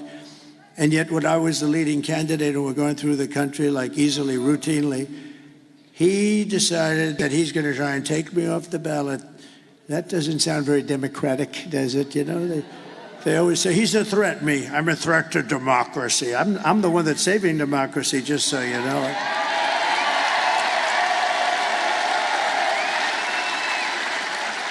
And this weak, ineffective governor got his attorney general to push it, and they tried to take me off the ballot. It went through a whole court system, and the Supreme Court of the United States, and it was very important that they did this. They voted 9-0, including the 3 justices that sometimes would maybe not vote for something like this. I have respect for them. They voted 9-0. You can't do that. You just can't do that. You have to take them out with the ballots. So that was great. That's it. And the people of Colorado at the time, see, time flies and now people forget about it. But at the time they did polls and they were doing, Trump was going to win Colorado, not traditionally a swing state, but they were furious. And the Democrats were actually more angry than the Republicans. It's pretty amazing. November 5th, 2024 will be Liberation Day in America. And on day one, I will launch the largest deportation program of criminals in American history. We're going to get them out. We have to. Dwight Eisenhower has the record. He was a very moderate kind of a guy. He was a good general. He's a good president, too, better than a lot of people think. He built the interstate system, did a good job, but he hated the concept of people pouring into our country. And he has the record, but we're going to unfortunately beat the record. It's not something I want to do. But this is not sustainable by any country. They're taking over your towns, your schools, your hospitals. Springfield, Ohio, 52,000 people in the town. They dropped 30,000 migrants into the town. And now they can't use their hospitals. They can't use their school systems. I will rescue every city and town that has been invaded and conquered. Can you imagine? I'm up here making a speech, talking about towns and cities and big cities. Look, I see New York. I see what happened.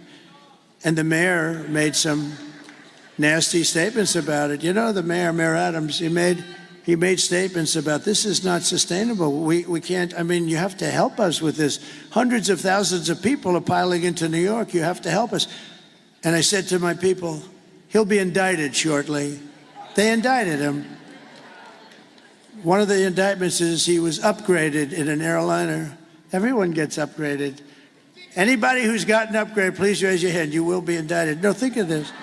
I've been upgraded. I used to fly that way. They used to upgrade me all the time. That would mean I have a potential additional investigation because I've been investigated more than Alphonse Capone. Think about it.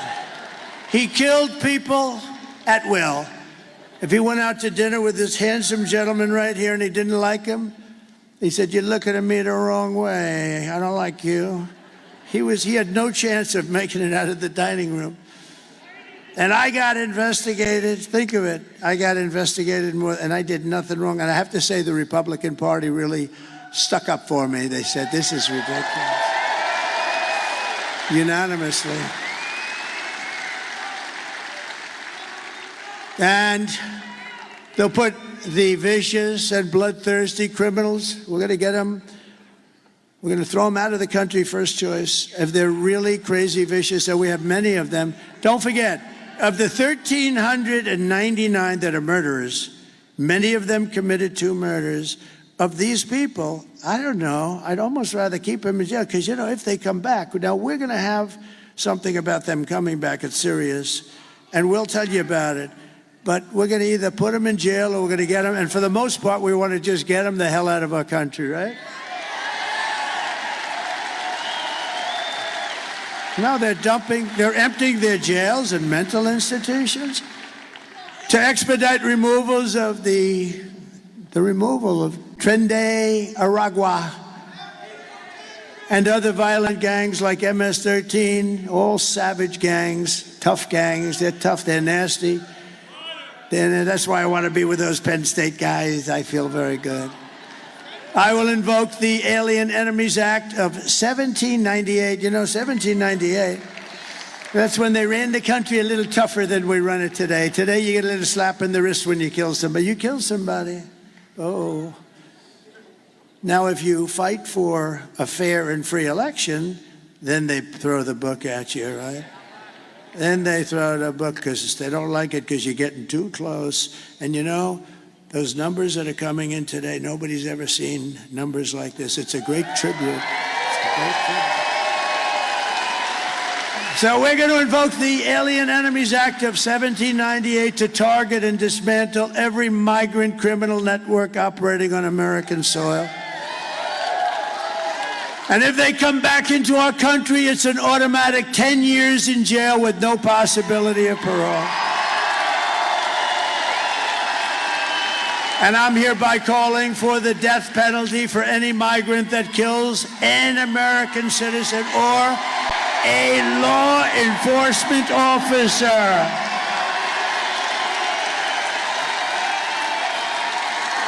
You kill our citizens or you kill our law enforcement officers, you know, we have to protect them. They're in a dangerous situation. And we have very few. It's very hard to get them now. It's because we don't protect them. We don't stick up for them. We don't fight. I mean, we end up taking away their pensions. We end up taking away their house. They end up losing their families. We're going to fight for our law enforcement officers. And being a policeman used to be one of the most sought-after jobs in the country. Today, it's not. I visited a wonderful young family in Long Island. The door opens to a car and bullets start firing out. He's not allowed to do anything. He can't, you know, just horrible. It's very dangerous. And we're going to have it so they're going to want to be cops again. We want to be policemen. My father always said, don't ever use the word cops. That's not respectful. It's a little different than it is nowadays. Can you imagine? Because my father had respect. Our family had always great respect for policemen. I'll never forget, I said to my father, Dad, the cops around here do a good job. Don't ever use the word cops. They're policemen. At that time, it was mostly policemen. Now it's policemen and policewomen. It's good. But that's a different, there's a whole different thing. We're going to bring it back to exactly like my father felt about him. He had total respect for them, and they did a great job. And you couldn't even get on the force. The standards were so high. Everybody wanted to be a policeman or then, as it kicked in, a policewoman. And they're doing a great job. And I will immediately ban all sanctuary cities in the United States of America. We will secure our borders. And we will also rescue our economy, because our economy is in a mess.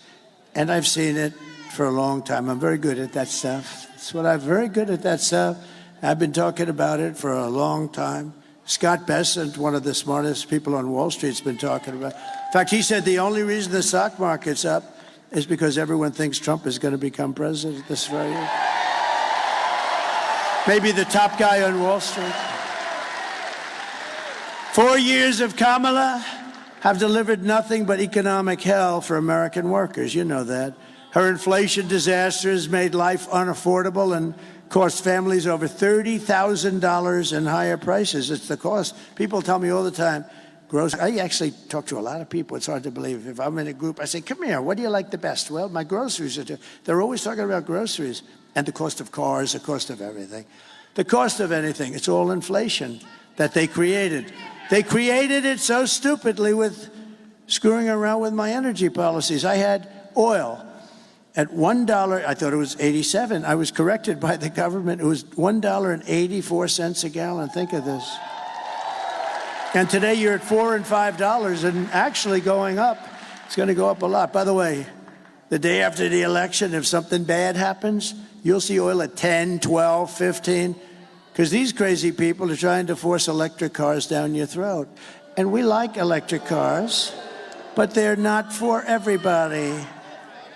And by the way, Elon Musk is incredible, what he's done. What he's done. Do you know where he is right now? He's in Pennsylvania fighting for the election. He's campaigning, Elon. That 22-story rocket ship last week, did you see that?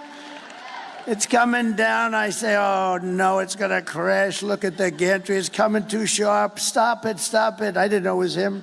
I figured it was him because he's so far advanced. You know? Who else could do this kind of stuff? Anyway, this thing's coming down. It's wrong angle. And then all of a sudden, you know, it really looked like it had the whole deal was going to collapse, the gantry. That's the thing that holds it up. So it's coming down. Then all of a sudden, wow, you know, massive flames of fire and jets and everything comes pouring in from the left and pushes it over.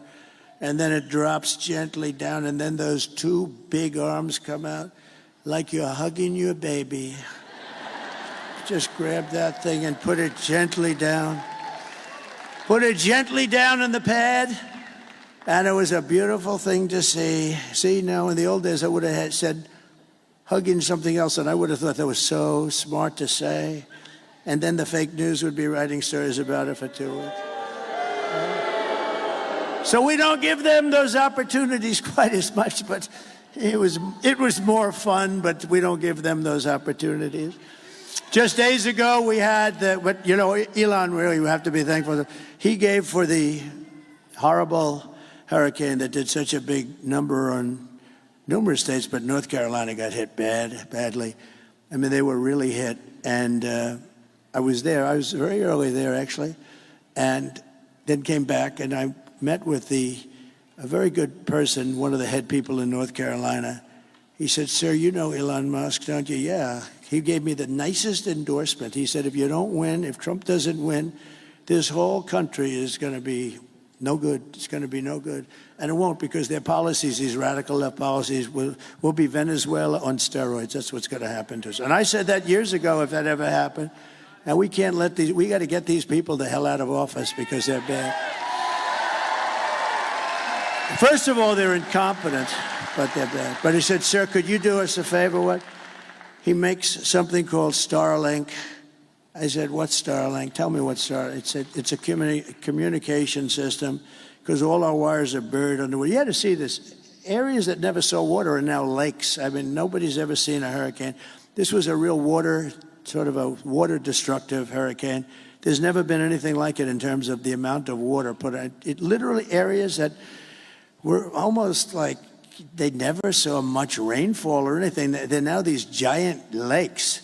And the destruction and the death. A lot of people died, and you know, people don't know that, but a lot of people died. There are people still missing. He said, "We have no communication. We're cut off from the mainland, and we need Starlink, and we can't get anyone on the phone because, you know, it's a very popular thing." So he explained it, what it is. And I called Elon. I said, "Elon, you have to do me a favor. North Carolina and parts of Georgia are really in bad shape, and they have no communication. You have to get your Starlink, whatever the hell it is, Elon. I don't know. I don't care, but you got to get some. And if you don't mind." And so I'm talking to him. And you might have heard this. I told it a couple times. I'm talking to him. And I get a note that the man from North Carolina was, "Thank you very much, sir. The Starlink is all being taken care of. It just happened." I said, "Wait a minute."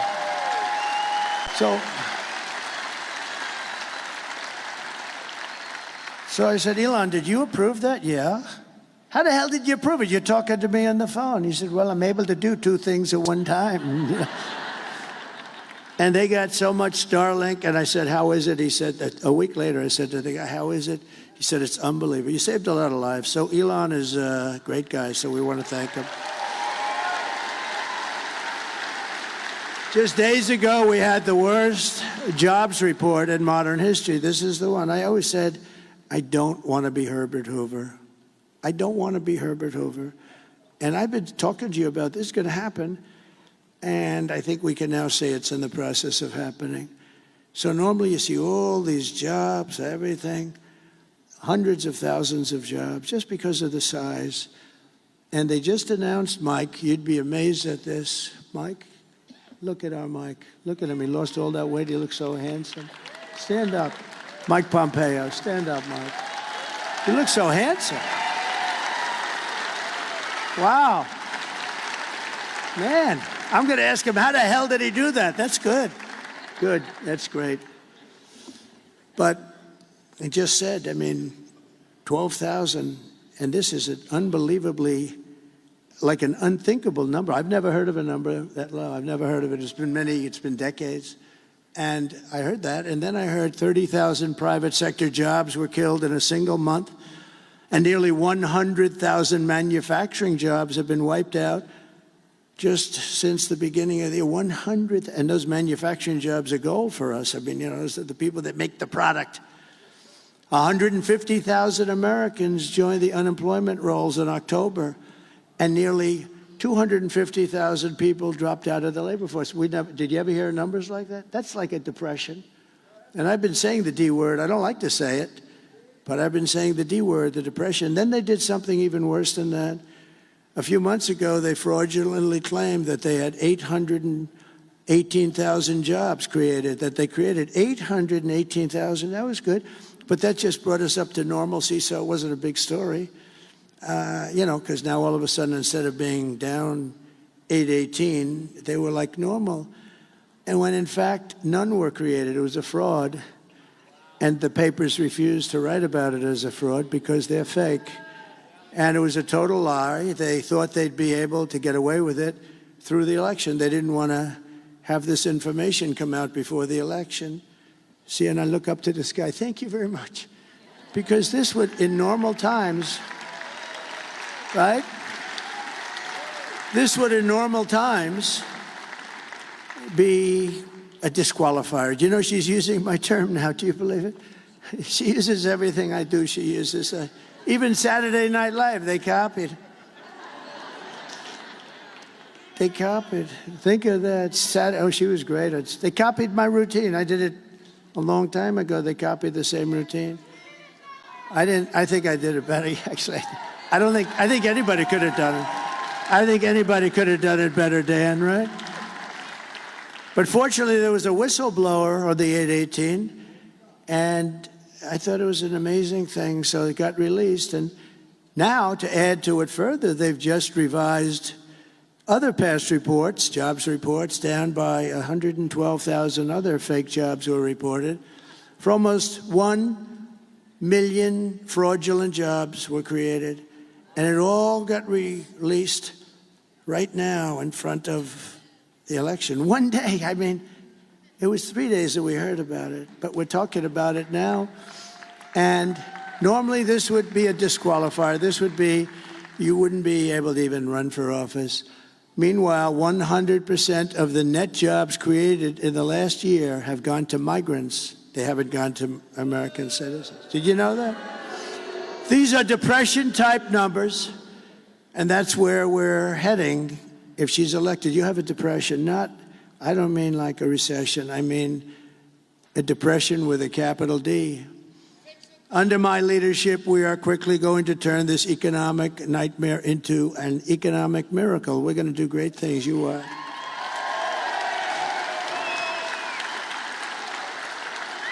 We're going to make America wealthy again, and we're going to make America affordable. We have to get the prices down. I told the story this morning. A woman goes up to a counter in a supermarket with 3 apples. It was reported somewhere, and it's just like, this can't happen in this country, and brings them up, 3 apples. An elderly woman brings them up to the counter, and she realized that they're too expensive, and they've gone up so much from the last couple of months. And she takes one of the apples back to the refrigeration section and walks back, and she buys 2 apples instead of 3. This shouldn't be happening in the United States of America. So we're just one day away from the best jobs and biggest paychecks and the brightest economic future that the world has ever seen. But you must vote. Kamala's plan will impose the largest tax hike in American history and raise taxes on the typical American family by at least $3,000 a year. And this is the only politician I've ever seen. You know, she's a very low IQ person. You know that. I want to have a smart president. I don't want any more. We had 4 years of these guys. President Xi, Mike, of China is not a low IQ person. Do you agree? He's a very severe person. He's a very fierce person, but low IQ is not one of his traits. Do we agree? No, but these guys, these leaders at the top of their game, and we don't have that. We have people that 30 years ago, Biden wasn't any good. He had the worst policy. If you would have taken Biden's policy reviews over a 40-year period and reversed them, you would have gone down as the single greatest policy expert, foreign policy expert. My plan will massively cut taxes for workers and small businesses, and we will have no tax on tips, no tax on overtime, and no tax on Social Security benefits for our seniors. Kamala will crush Pennsylvania energy workers, and she's going to ban fracking. By the way, don't let this happen. Her whole life, she's against anything coming out of the ground. She likes the wind, the wind. It kills all your birds. That doesn't work. That's the most expensive energy in the entire world. And then after 10 years, when it rusts out, they don't look too good. So she wants to ban fracking, and she's going to ban. That's 500,000 Pennsylvania jobs. There's no way that you can vote for that. That's your biggest industry. You got a lot of stuff under there. It's going to come out, and it's clean and nice and good. And you're doing great things for the country because the country uses it. I will end Kamala's war on energy, and we will frack, frack, frack, and drill, baby, drill.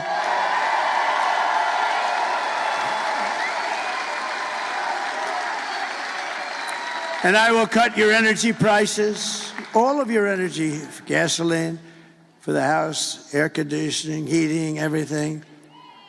In 1 year from January 20th, which would be the day we take over. Oh, it's so close, but still dangerous. These people, how would you like to be Putin and you want to call the United States and you have no idea who to call? No, it's true. Let's see, let's call up the United States. I'd like to work something out. Who do we call? Sir, really, there's nobody you can speak to. I just thought of that the last couple of days. They want to make a deal, Mike, and they have nobody to speak to. You know, maybe they'll speak to the guy right alongside of you. You got a great Senate. By the way, you have a great Senate candidate. I hope you're gonna go for it, David. He's great. I hope you're gonna go.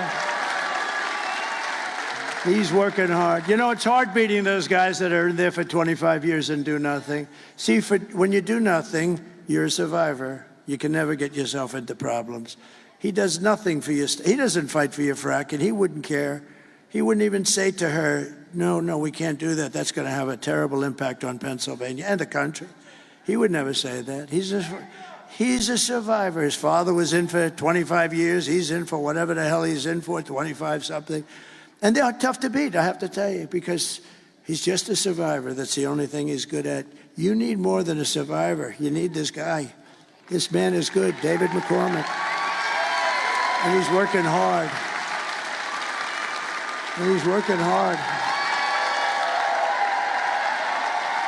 Get him up here. Come on, David. Come on. We got to get him. David McCormick. And I'll tell you, I've known him for a long time. He was a winner in school. He was a great soldier. Everything was good. Everything was good. You have a chance to get somebody outstanding. And what you have now is not outstanding. Thank you, sir. Thank you. All right, Keystone State. It's going to happen right here. It all comes down to here. We have a choice. We have a choice between strength, that guy who said fight, fight, fight, and weakness. We have a choice between common sense policies and a radical liberal agenda. You have a choice between a senator who's going to fight with this guy for change or the status quo. We've got to win this election. It's the most important ones of your lifetime. President Trump's putting it all out there. I'm putting it all out there. We need you to do everything you can do to take our country back. We need you to get out and vote. We need you to tell 10 friends. We need you to put up signs. We need you to pray. And if you do that, on November 6th, we'll say on this day, November 5th, we saved our country. We got it back on track. We put the right leadership in place. And we made Pennsylvania great again. Thank you.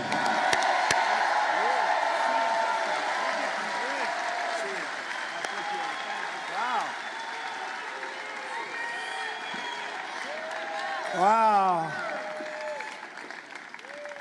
We have some other senators here, and I have to tell you, I think they're looking forward to having him as a partner in the Senate. We have some good ones, too. Senator Bill Hagerty from Tennessee. Tom Cotton, a great guy, Tom Cotton. Tom is a great guy, Arkansas.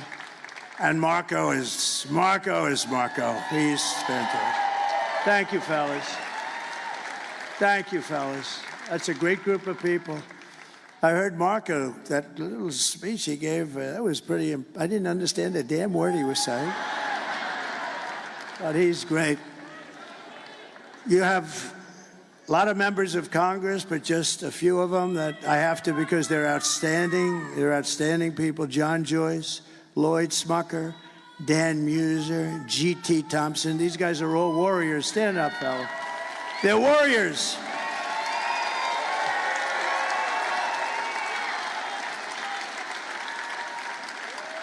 They are warriors. And Arkansas Governor Sarah Huckabee Sanders, she's doing a fantastic job.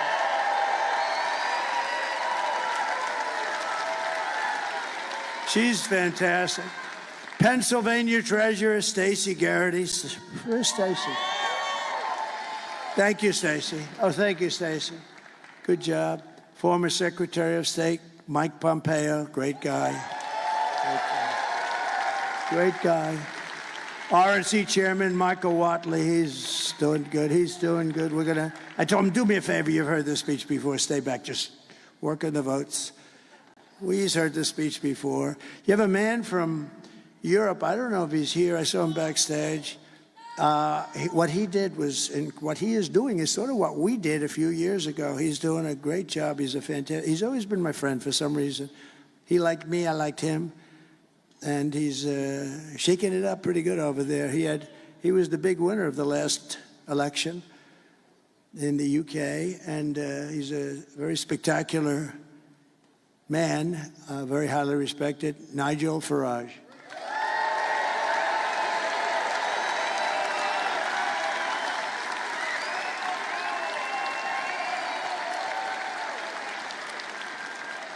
He's a little bit of a rebel, but that's good. You know, that's good. Don't change, Nigel.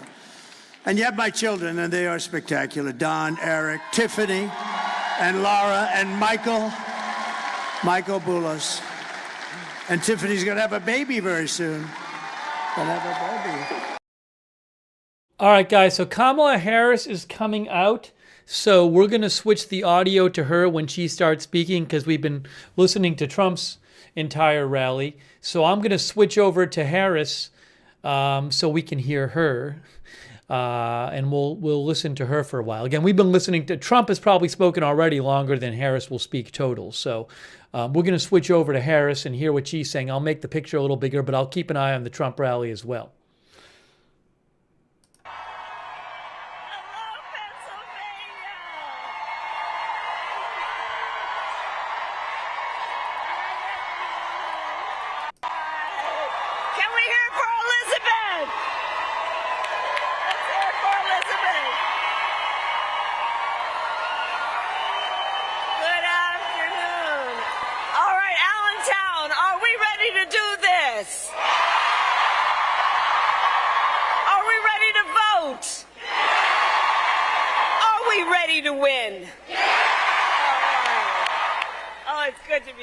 Pennsylvania, and it is good to be with so many incredible leaders. Let me thank everyone.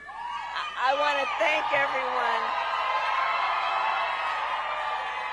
I want to thank everyone for taking the time out of your busy lives to be here this afternoon. We are all in this together, and I know we all here know this, but I thank you for all the work everyone has been doing over these last months and over the next 24 hours. I want to thank my dear friend Governor Shapiro for his leadership, his friendship, and all that he does. Congresswoman Wild, let's reelect her to the United States House of Representatives. And while we're at it, please send Bob Casey back to the United States Senate. Mayor Turk, I thank you for your friendship and your long-standing leadership. And can we hear it for Fat Joe? And Frankie Negron? So listen, I am so thankful to everyone for being here, and including the leaders of the Puerto Rican community. I stand here proud of my long-standing commitment to Puerto Rico and her people, and I will be a president for all Americans.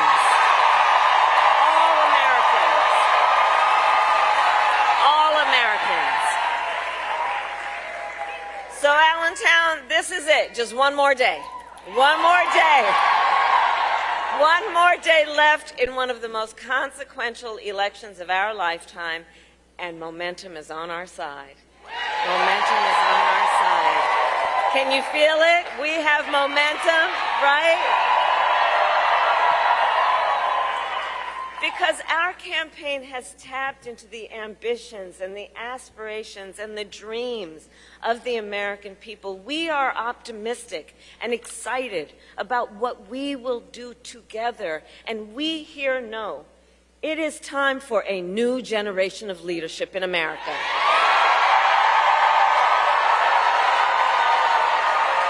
And I am ready to offer that leadership as the next President of the United States of America.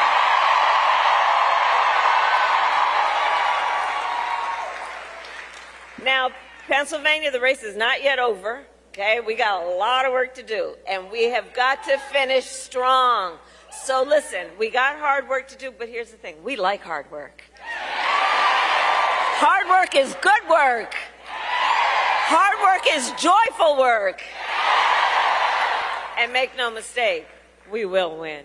We will win. We will win. We will win.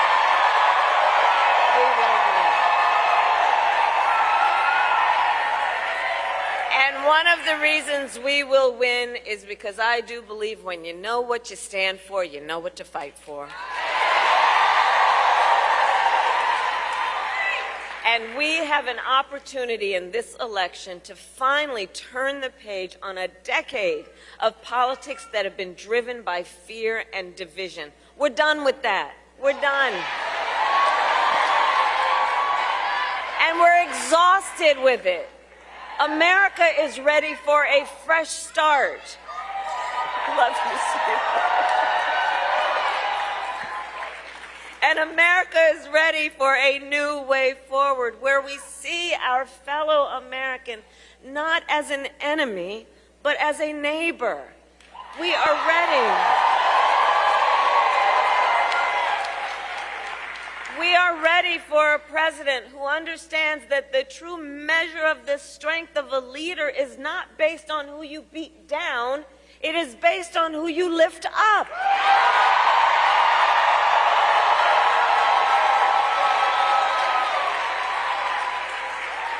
And Pennsylvania, you know me, I am not afraid of tough fights, evidently. For decades, as a prosecutor and the top law enforcement officer of our biggest state, I won fights against the big banks that ripped off homeowners. I won fights against for-profit colleges that scammed veterans and students. I won fights against predators who abused women and children and seniors, and cartels that trafficked in guns and drugs and human beings.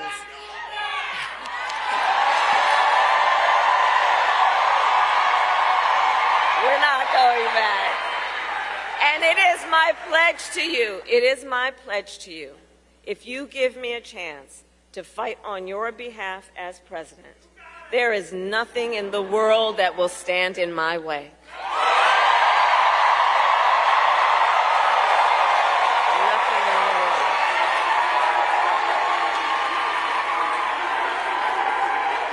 It is my pledge to you that when I walk, with your help, it is my pledge to you that when I walk in the White House, instead of stewing over an enemies list, I will spend every day working on my to-do list on your behalf, full of priorities that are about improving your life, about bringing down the cost of living, about banning corporate price gouging on groceries, about making housing and child care more affordable. My plan will be about cutting taxes for workers and middle-class families and small businesses, lowering health care costs, including the cost of home care for our seniors.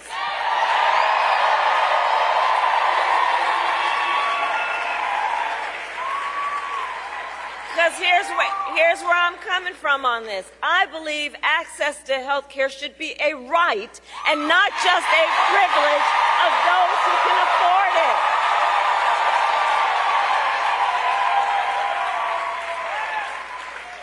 And to those certain individuals who still want to get rid of the Affordable Care Act,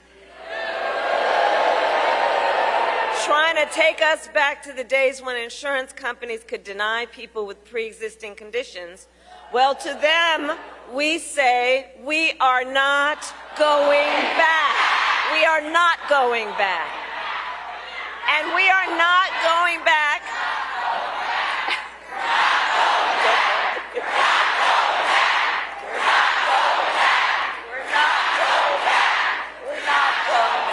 And we are not going back because ours is a fight for the future. Ours is a fight for the future. And it is a fight for freedom, like the fundamental freedom of a woman to make decisions about her own body and not have her government tell her what to do.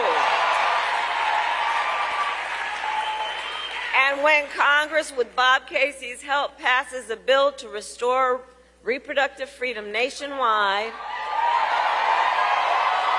as President of the United States, I will proudly sign it into law.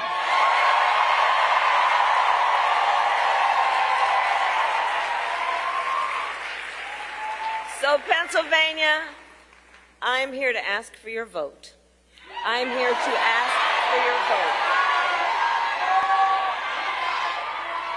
And here is my pledge to you. As President, I pledge to seek common ground and common sense solutions to the challenges you face. I am not looking to score political points. I am looking to make progress. And I pledge to you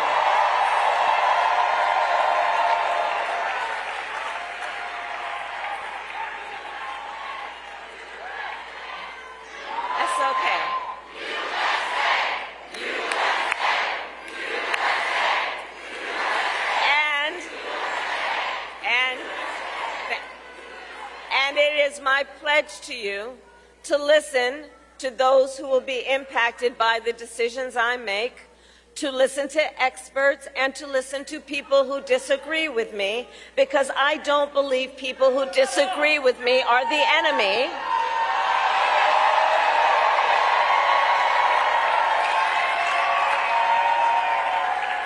And you know what, by the way, listen, we are fighting for a democracy right now. And we love our democracy, and democracy can be a bit complicated sometimes. But that's okay. We are fighting for a democracy, which is why I say that I am not going to be a leader who thinks that people who disagree with me should be put in jail, that they are the enemy. I'll give them a seat at the table, because that's what real leaders do, and that's what strong leaders do.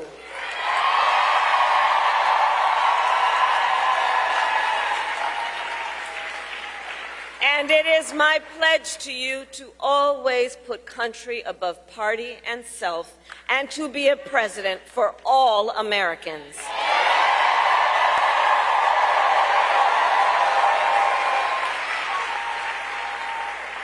So, Allentown, that is my pledge to you. And so let me ask, who here has a plan to vote? Fantastic. That's great. All right. So polls are open here in Pennsylvania tomorrow from 7 a.m. to 8 p.m. Let's get the word out.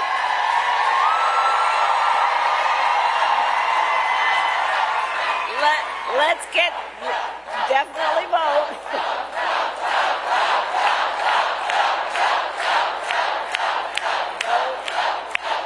And let's get the word out. All the leaders here, help get the word out to remind people of the hours the polls are open, and to remind folks that they can go to iwillvote.com for all the information that folks may need in terms of when and where to vote, and where to drop off their mail ballots, right? Because that's going to be very important.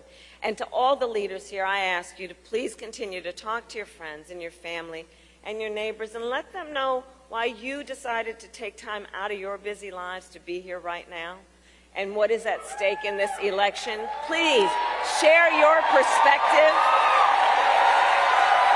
on why this election is so important.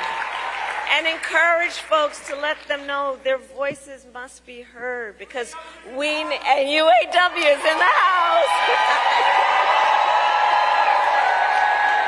And I am so proud to have your support. Thank you.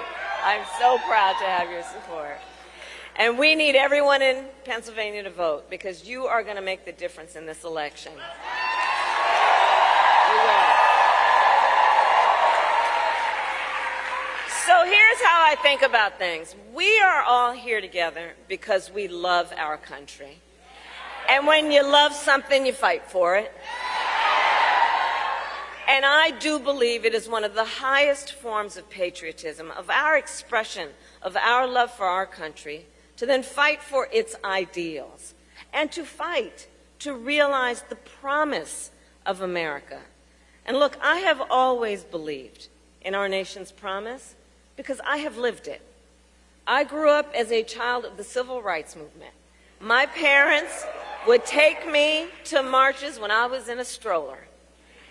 And there were people there, we've all read and know about it, there were people there from all walks of life who came together in a fight for freedom and for opportunity. You know, growing up, I watched my mother as she raised my sister and me and gave us the same chances our country gave her. I was blessed to have family by blood and to have family by love, who instilled in me the values of community and compassion and faith. I've spent my life fighting for people who have been hurt and counted out, but who never stopped believing that in our country anything is possible. I have lived the promise of America, and today I see the promise of America in everyone who is here, in every one of you, in every one of us. We are the promise of America. We, everyone here, we are the promise of America. We are the promise of America. And I see it in the fathers and the mothers and the grandparents who work hard every day for the children's future. I see it in the women who refuse to accept a future without reproductive freedom. I see it in the men who support them. I see it in the Republicans who never voted for a Democrat before, but put the Constitution of the United States over party.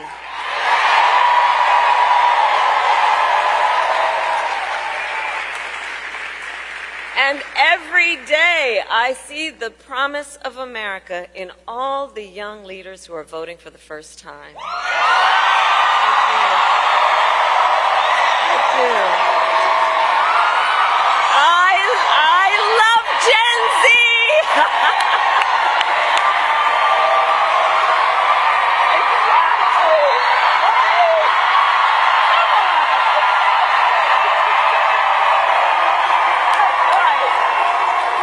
I'm telling you, I love Gen Z, and here's one of the reasons why.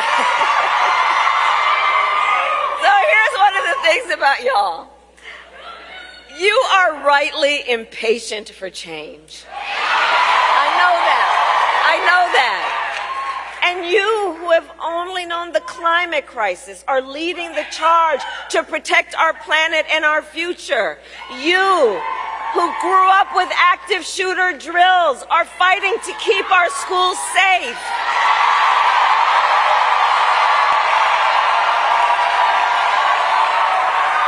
You who have known fewer rights than your mothers and grandmothers are standing up for freedom. And for you, none of these issues is theoretical or political. This is your lived experience. And I see you, and I see your power. And we must recognize how bright the future of our nation is because of you. So can we hear it for our first-time voters, everybody?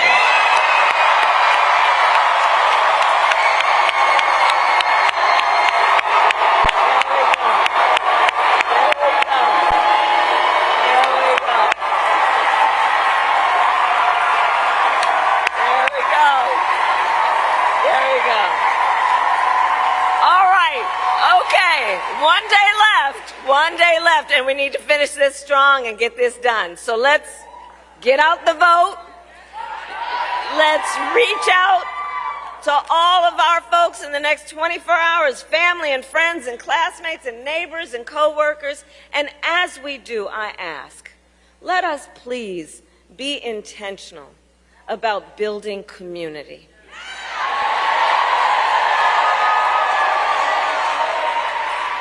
Let us be intentional about building coalitions. Because, you know, there's been so much about these last few years that has been about trying to beat people down, trying to have Americans point their fingers at each other, trying to make people feel as though they're alone and don't have anybody. So not anymore, because we all know that our power includes, yes, this vote and this election, but building community and coalitions and reminding folks the vast majority of us have so much more in common than what separates us, and we are all in this together. We are all in this together.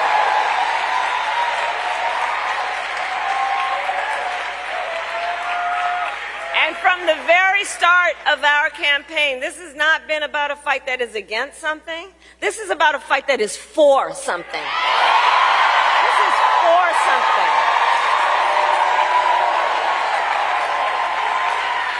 This is about a future with freedom and opportunity and dignity for all Americans. And so in this final stretch, let us remember that we have a lot of work to do, and there is power in our work about reminding folks of their voice and the power of their vote. So remember, your vote is your voice, and your voice is your power.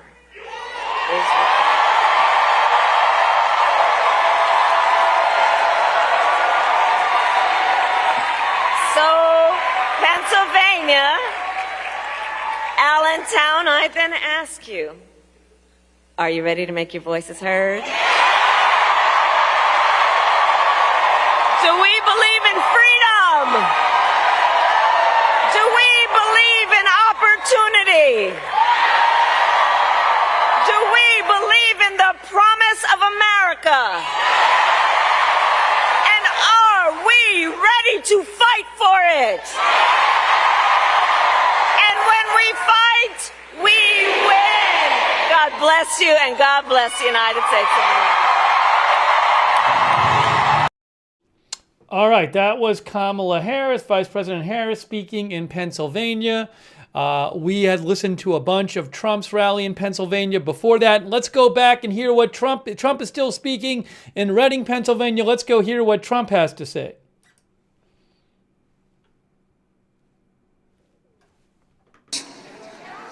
In some of the easiest fights, they're announcing a certain woman. She's a champion here, a champion there. She's great. She gets hit. Blah.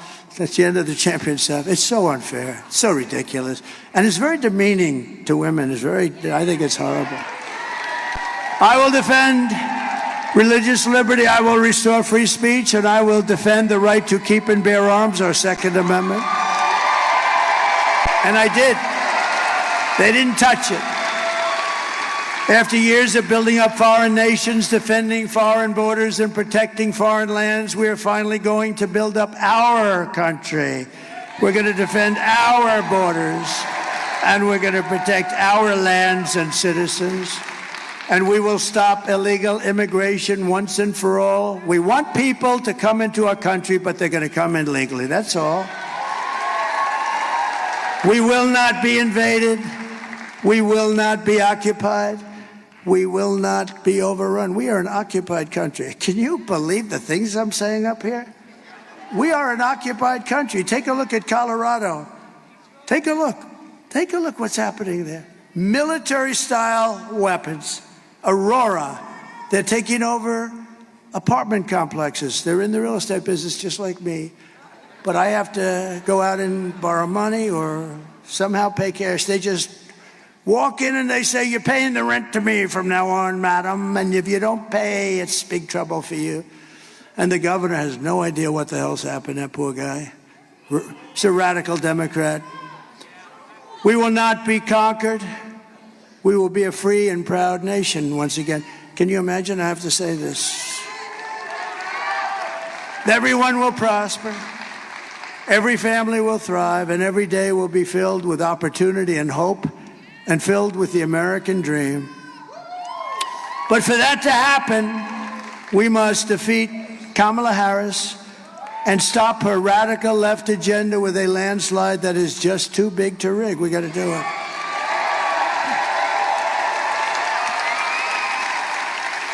So you need to get out tomorrow and vote. That's it. This is it.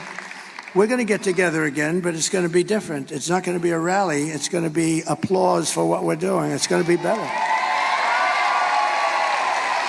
Because these incredible rallies, and there may have been like 900 of them, a tremendous amount. This is over 9 years. Many, I know we celebrated 507. I remember 507, it was a few years ago. I think it's got to be close. I don't know, whatever it was. But it's hundreds and hundreds.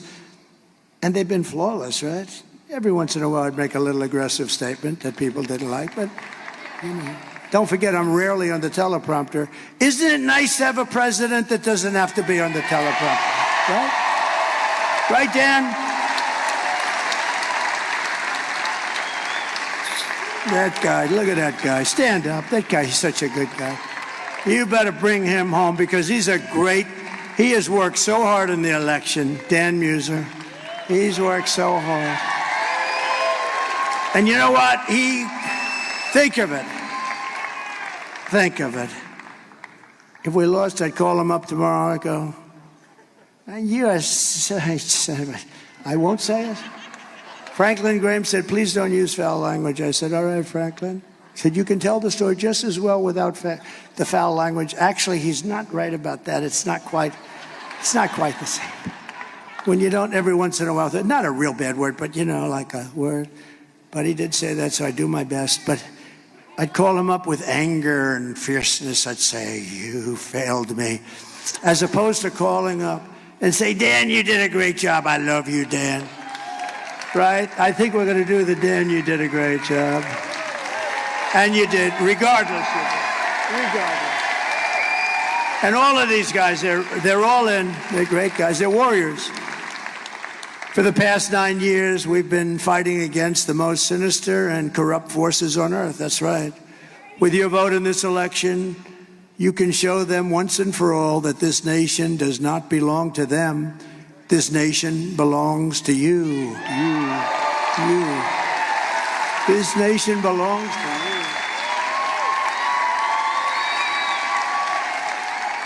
It was hardworking patriots like you who built this country. And tomorrow, 4 years we've all waited for this.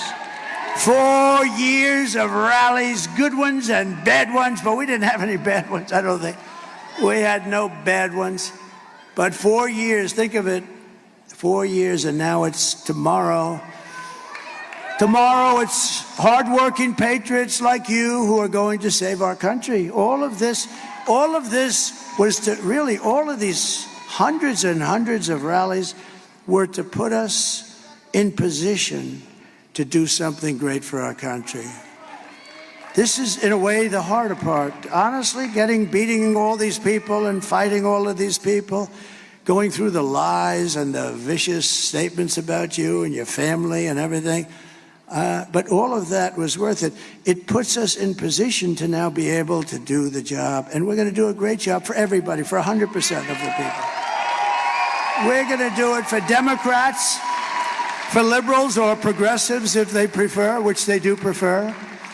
But we're going to do it for independents, and we're going to do it for everybody. We're going to do it for everybody.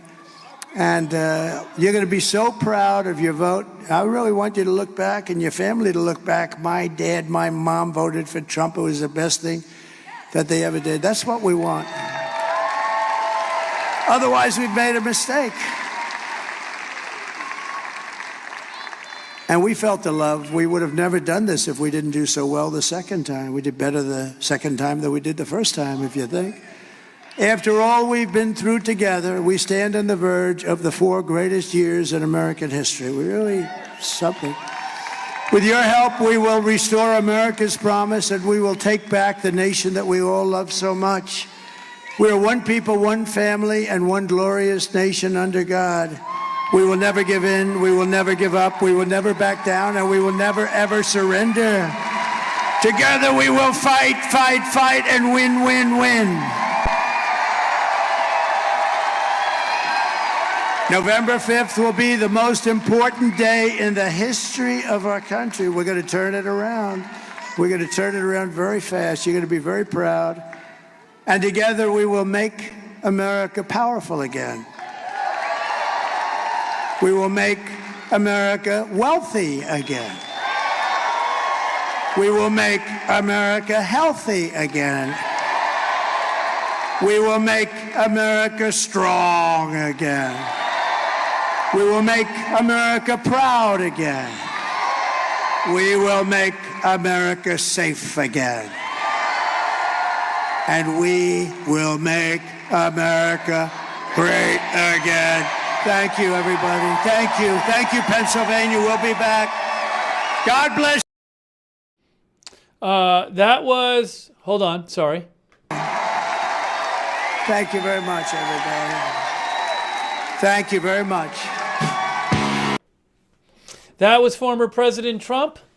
So, multiple rallies today by Trump and Harris in Pennsylvania. Trump has done 2 in Pennsylvania.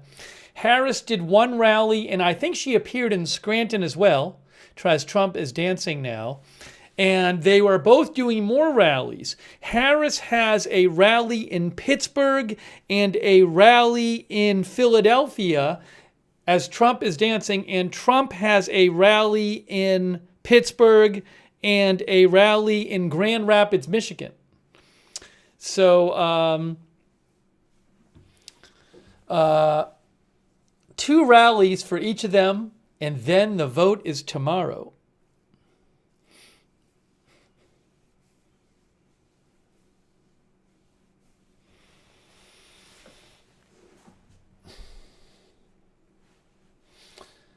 We are bringing you live breaking news coverage here of the day before the election. Oh my gosh, we are so close to the election day. Remember, roughly, I want to say around 70 million people tomorrow are expected to vote. Roughly about half the vote is supposed to happen tomorrow. So regardless of all the people who have voted already by mail and in person as Trump continues to dance, lots of votes tomorrow are going to be people coming out to the polls. So we'll see what happens.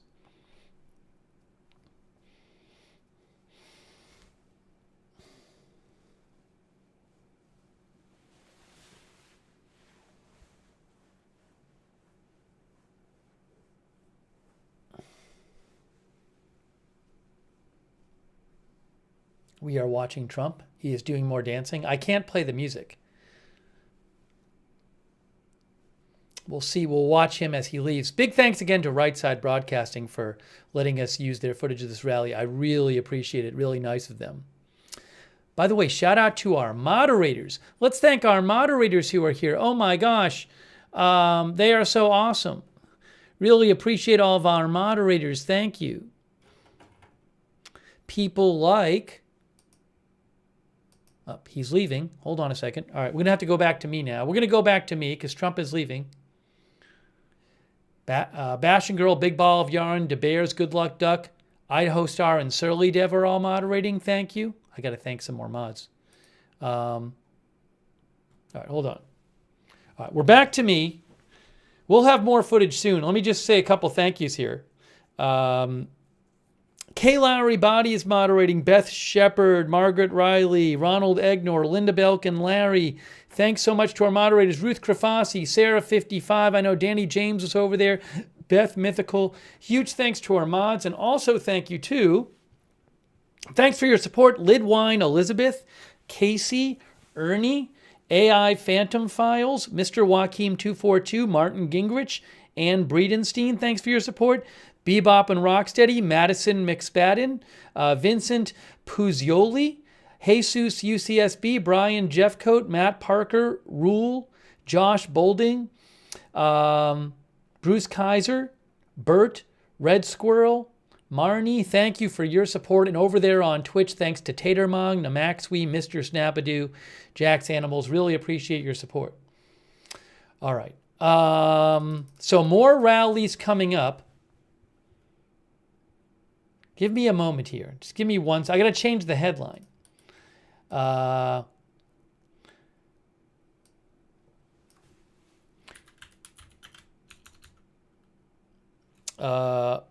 Last day before election. Day before election. Harris and Trump each have 2 rallies left. How's that?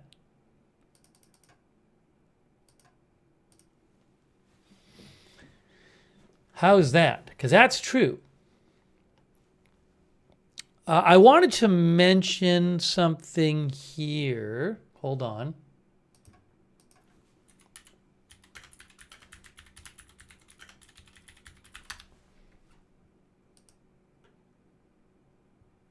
Give me a moment. Give me one moment. Thank you.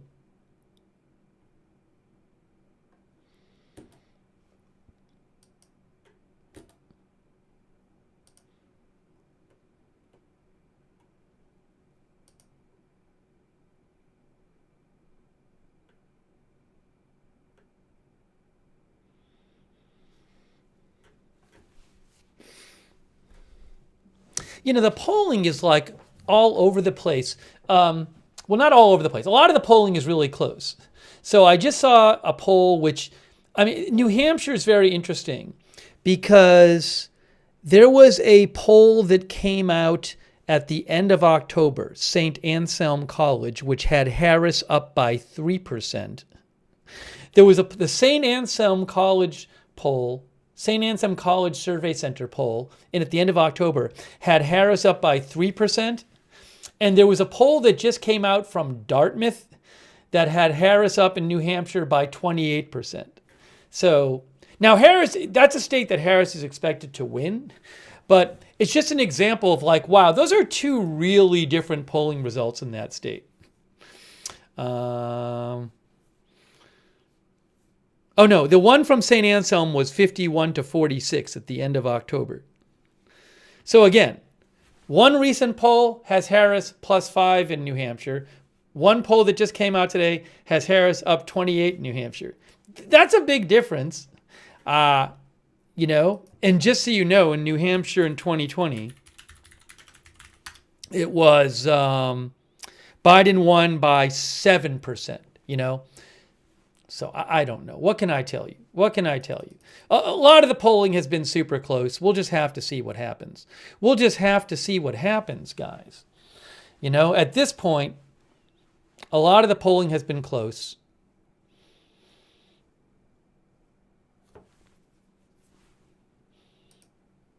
That's pretty out there, though. That's pretty out there. The 28% one. That was by Dartmouth poll, according to Political Polls X account. No, we are not doing. So, you know, at this point, so many of the polls have it as a close race. We just got to see what happens.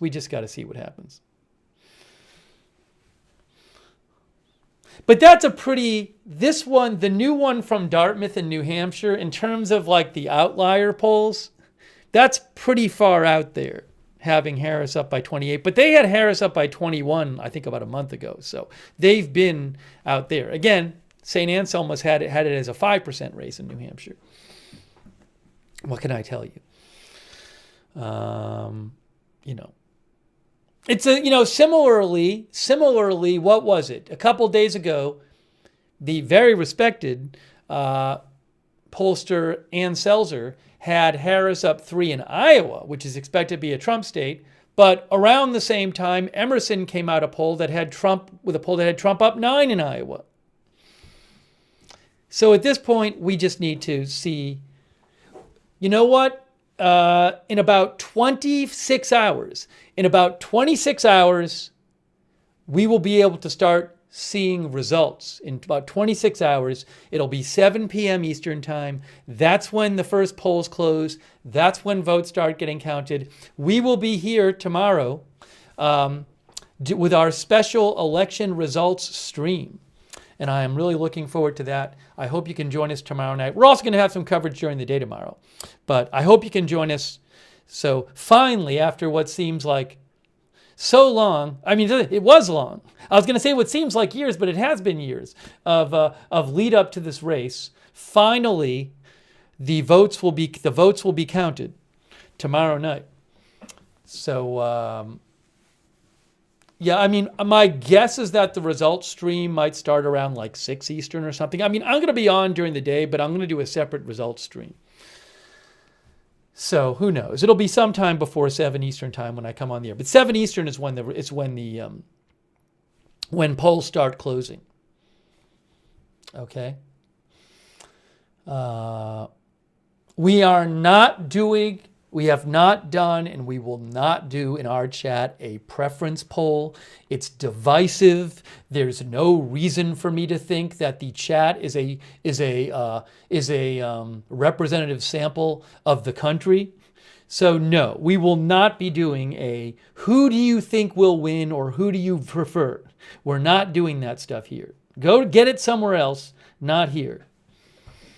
Not here. Let's see here. Hold on a second here.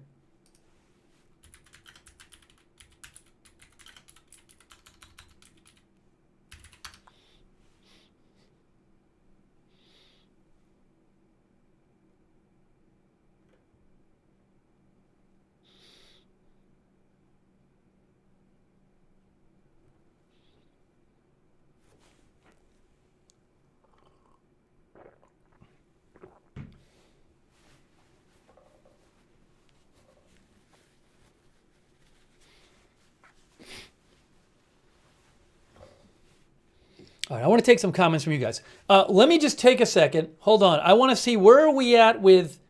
All right, so there's going to be more rallies, but the next rally isn't going to be for a little while because Harris's Pittsburgh rally is going to be like after 8 p.m. Now, Trump's Pittsburgh rally, we might get some footage from Trump's rally. The Trump Pittsburgh rally... It's going to take a little while for him to get there. I think it's about 250 miles away from Reading, Pennsylvania. It's on the other side of the state. So, but it's possible that we'll have some video from the Trump rally before then.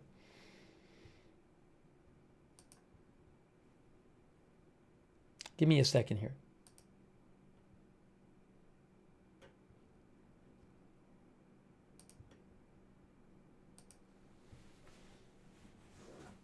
Oh, I voted early. I did early voting. All right, so let me keep an eye out. Maybe soon we'll have something from the next rally. Okay? But we're going to bring you more coverage today and tonight with more rallies and more updates. And I'm just checking here to make sure I'm not missing any kind of big updates. So hang on a second here.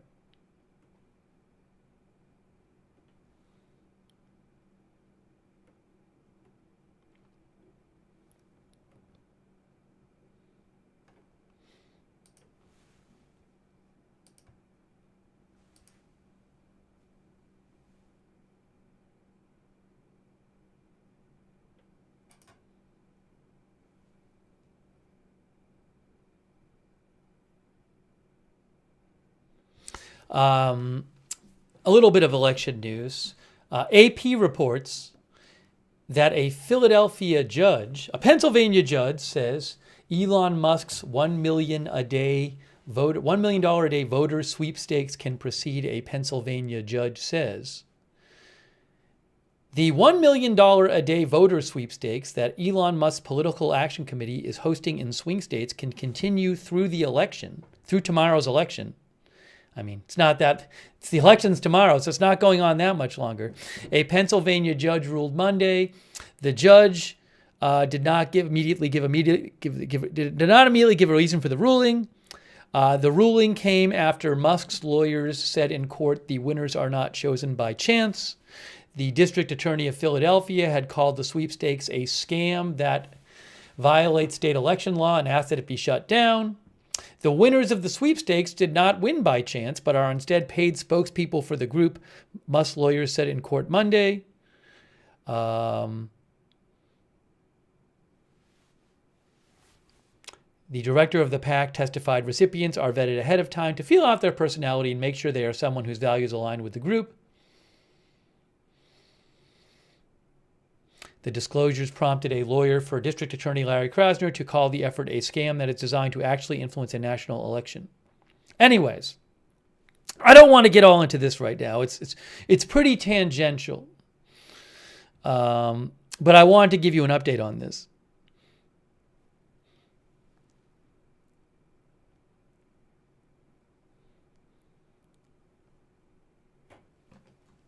But if you want to read more for that, yeah, it was for a petition. Like you had to sign a petition to get entrance into this. So I don't really want to get into, I don't really want to get off on all that. Maybe I shouldn't have brought it up, but I just wanted to let people know, if you're following that story, some people were following this court hearing today. I wanted to give you that update, but I really don't want to get into all that. It's an aside at this point from what we are discussing.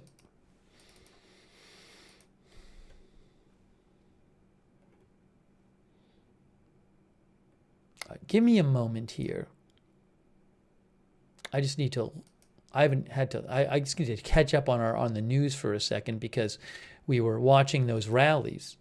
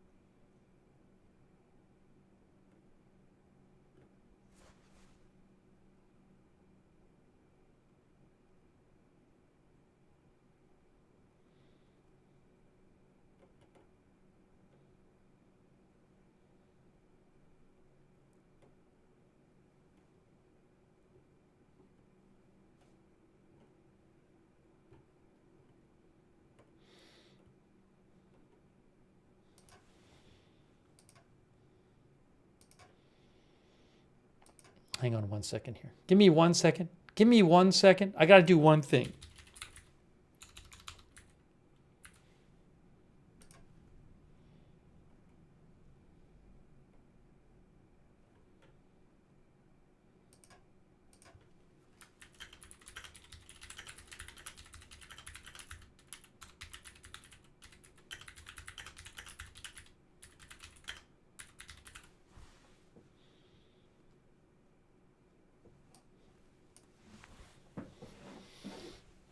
All right.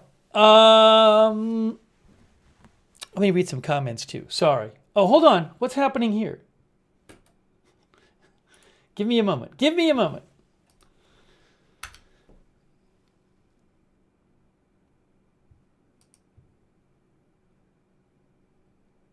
Okay.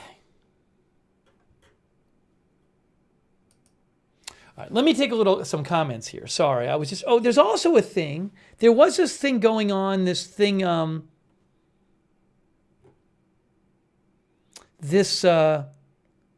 don't think we want to bother watching that, do we?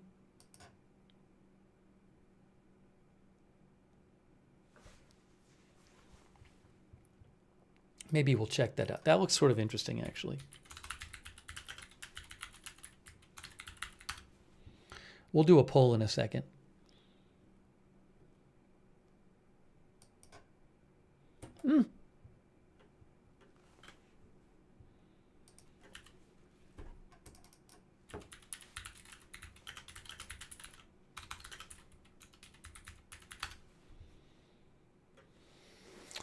Okay, let's do a little poll. Our poll's going to be is, will we know on election night? I'm going to include the next morning with that. Will we know on election night who the winner is? Will we know on election night who the winner is?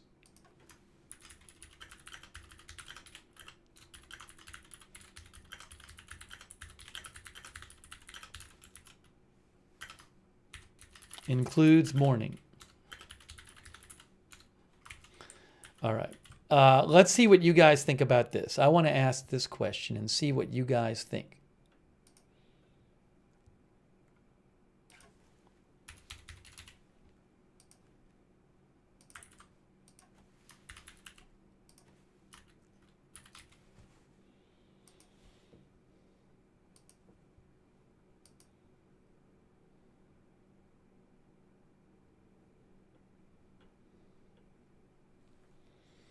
All right, let's see what people are saying. I don't know what's going to happen in the election. I really do not know. I really don't know. I can't tell you. I have no idea. Let's see here. I want to go to show you guys. Oh, you know what I'll do is I'll put up our Reuters map that we're going to have for tomorrow, our election results map. Very excited. I bought the Reuters map for the channel that we could use tomorrow night with the election results. Look at this. Well, I'll show you in a second. But for the moment, let me just put up there. Here is what you guys are saying about whether we're going to know tomorrow night and the following morning whether there's a winner. It's split on YouTube. Oh, YouTube is split. YouTube, 52% say no, 48% say yes. So basically 50-50 on YouTube. Whereas on Twitch,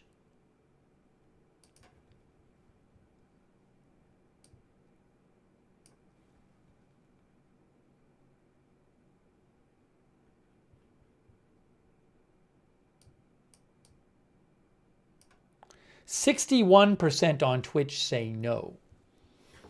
39% say yes. By the way, a quick thanks to Eric. Thank you, Eric, for your support. Yes, please be peaceful tomorrow, chat, Eric says. I agree with that. Thanks, Eric, for encouraging the chat to be peaceful tomorrow. Thank you also, Mr. Joachim from Sweden, for your support. Mr. Joachim, so nice of you. And JD78 for the gift memberships. And Madison McSpadden for your support. And Elos Kamatakis.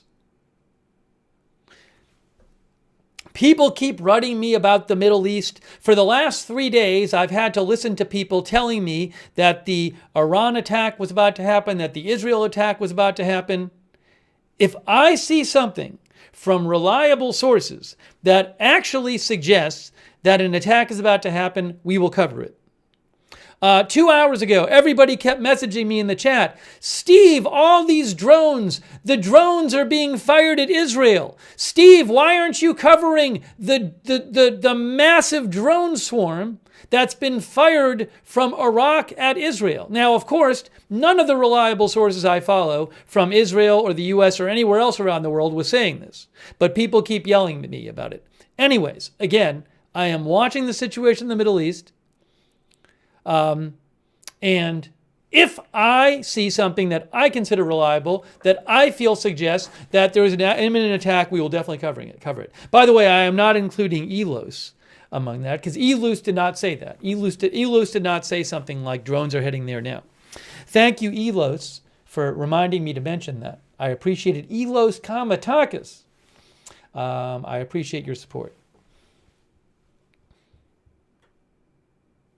Now, I assume that all of you who followed whatever accounts you follow that told you 4 hours ago that this drone swarm was fired, that this drone swarm was heading towards Israel. I assume you're not going to trust those accounts ever again, right? And you're going to take everything they say with like a giant shaker of salt from now on. And from now on, when you see stuff on social media, you'll say, is that really true?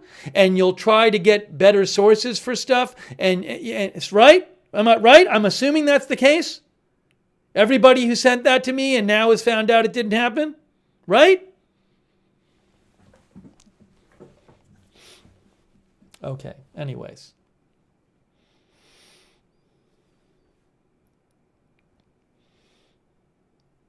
Yeah, one of our viewers said these accounts are all now typing their retractions and corrections, right? Yeah, I'm sure all these accounts are posting, saying how sorry they are and explaining how they got it wrong and promising to never do it again. And taking down the original post and posting a correction. I'm sure that's happening. Okay, anyways, thanks for participating in our poll. So about half and half on YouTube, whether we'll know tomorrow night the winner or the next morning, and 61% on Twitch said no, we will not know tomorrow night or the next morning.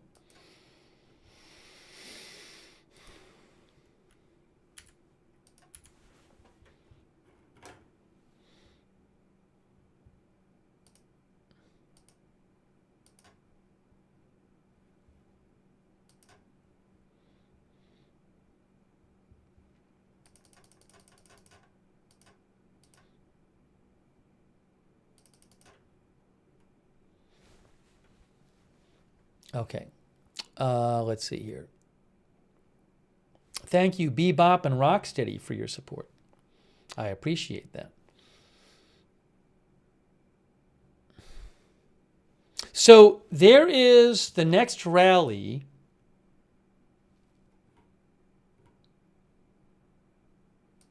Trump is doing a Pittsburgh rally next, and then Harris is doing one. They're both doing Pittsburgh rallies. Trump and Harris.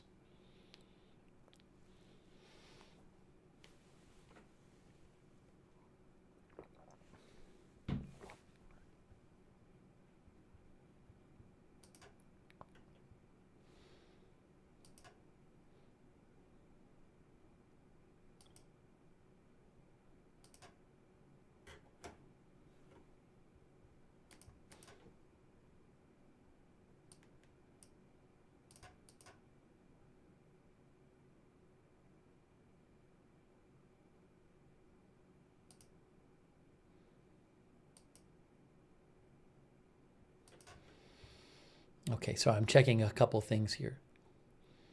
Checking a couple things.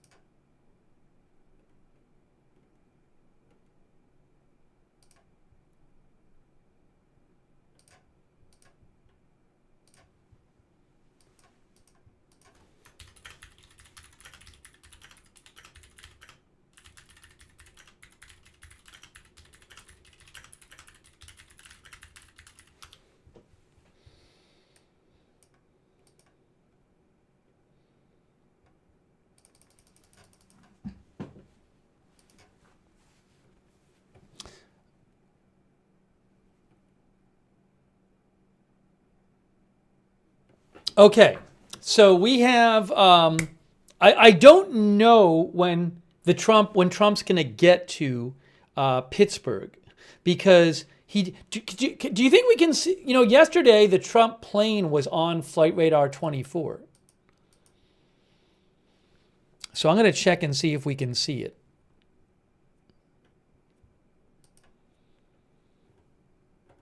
because Trump was just in Reading, which is in eastern Pennsylvania, and he's heading to western Pennsylvania.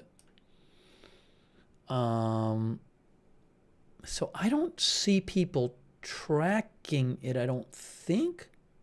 I'm looking at I don't see people tracking it. It's not highly tracked, but maybe somebody is tracking it.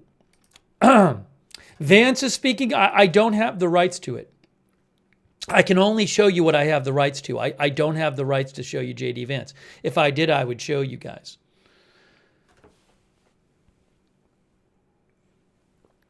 Donald Young says, I live in eastern Kentucky and the atmosphere feels odd.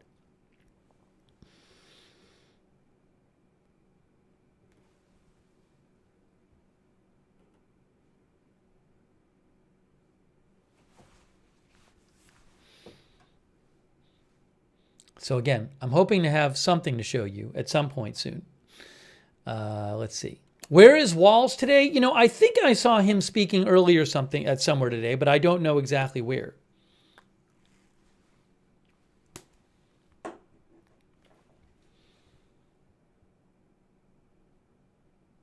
Oh, you know, John mentioned there's a helicopter. John, good idea, looking for the helicopters.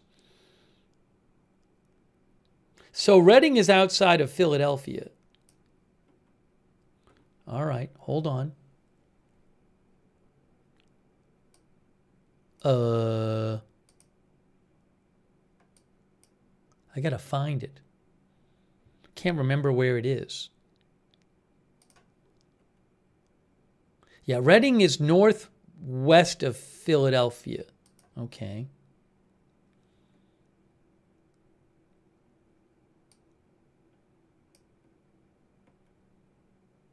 John, where are you seeing that? Oh, I think I see it. I see it. I see it. I see it. I see it.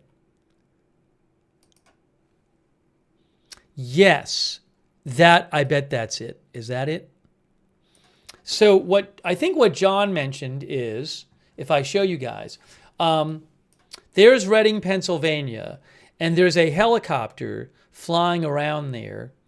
I wonder if I can tell from it. That's on Flight Radar 24. I'm wondering if ADSB Exchange has it as a like a police helicopter or something. Let me see.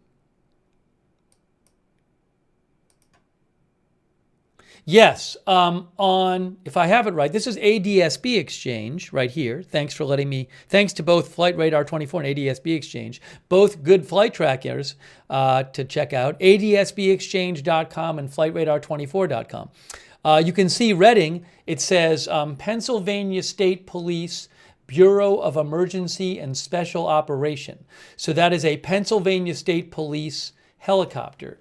And my guess is that it's been flying around there because Trump was there. And it's still flying around there. But what airport would he be flying out from there? Oh, there's an airport right here.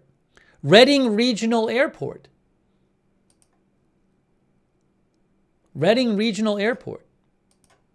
So maybe I don't know if he's left yet. Anyways, thanks, John, for mentioning. Yeah, there was an anonymous plane, one of our viewers said. Well, there's a couple anonymous planes.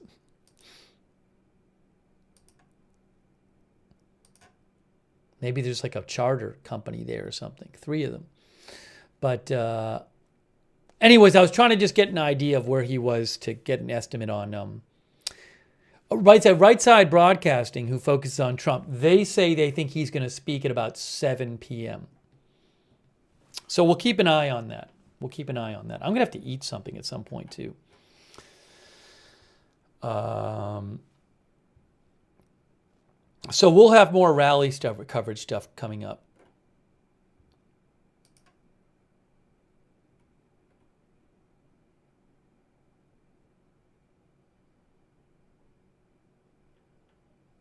Hang on a second here.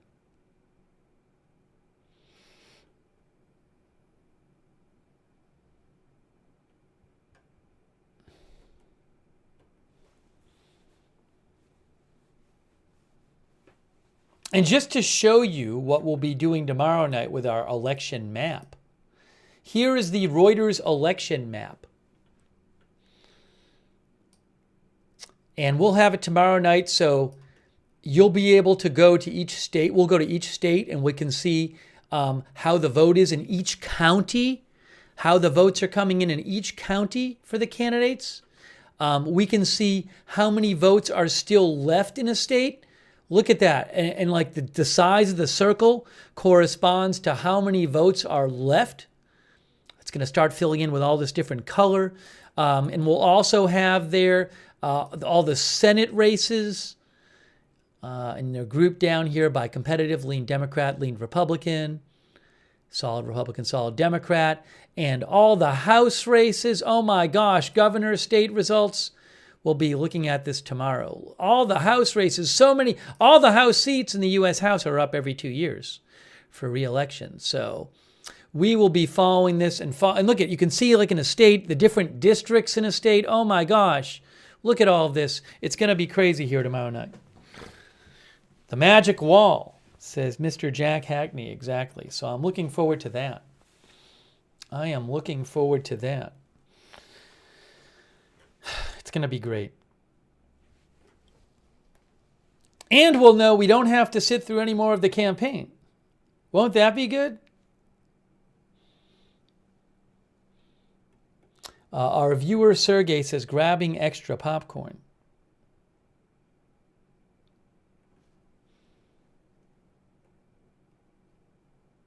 A lot of nighttime rallies tonight. I mean, look at this.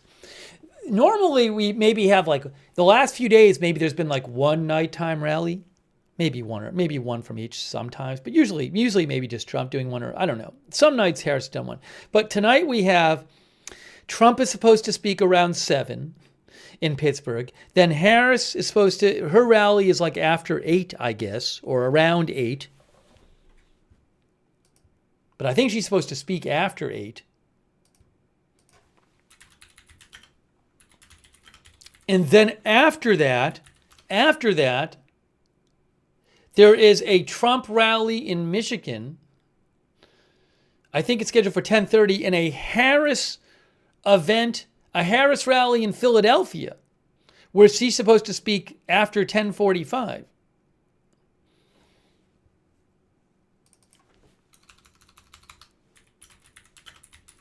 So there's a lot going on tonight. Oh my gosh. I love reading things she is speaking at 11:30 tonight. Where is that scheduled?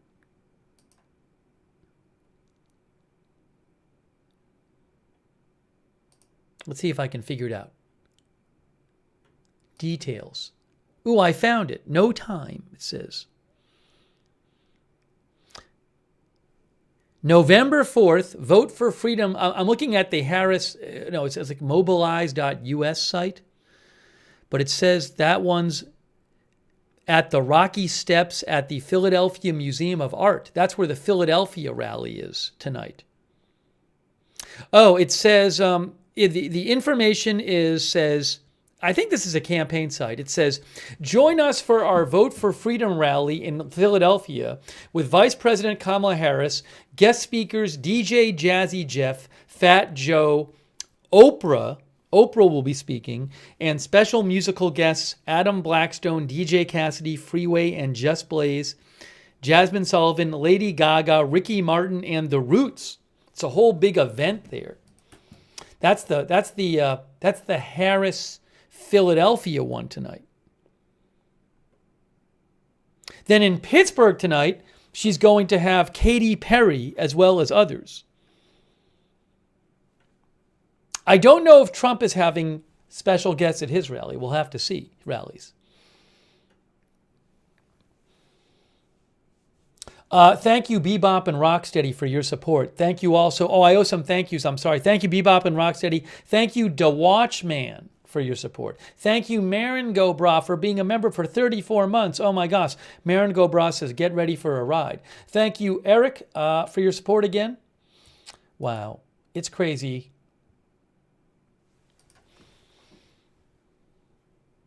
Truth WSYF says, most important election of my lifetime.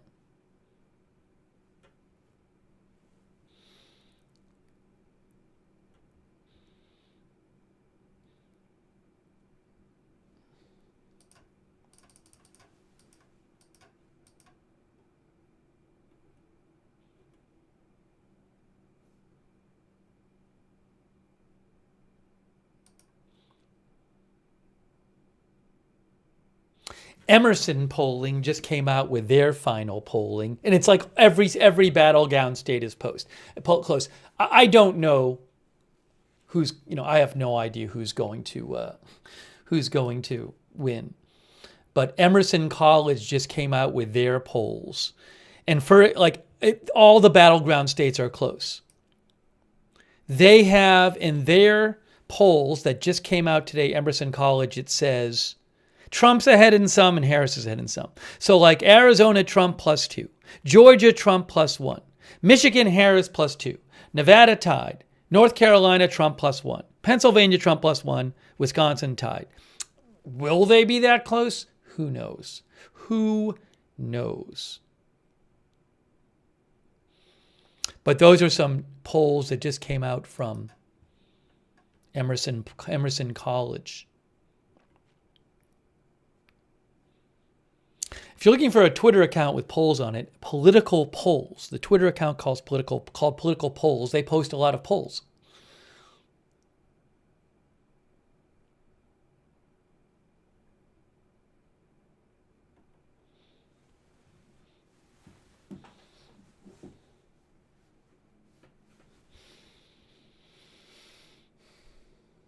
Isaiah says, who knows is right.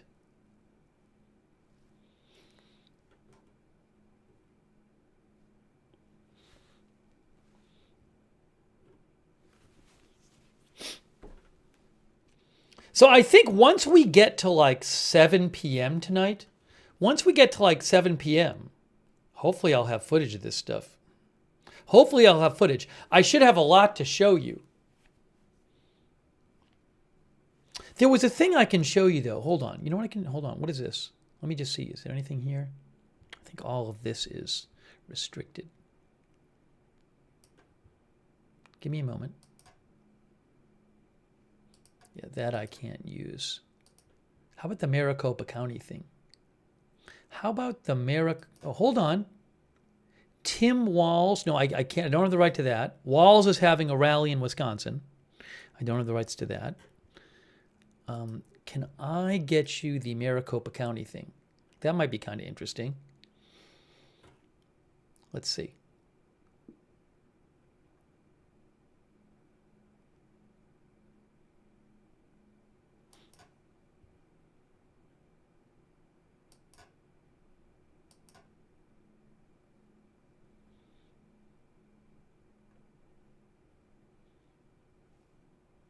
Maricopa County election officials had an event a little while ago where they talked about the latest voter numbers and what to expect.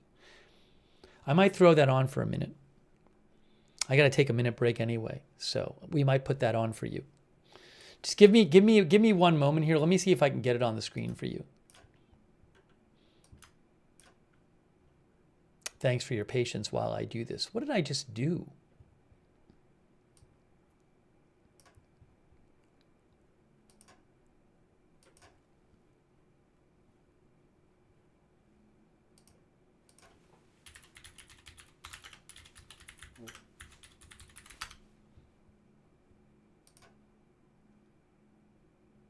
Oh, I got it. I got it here. I'm going to throw this on for a second. I'm going to throw this up here. I think it's interesting.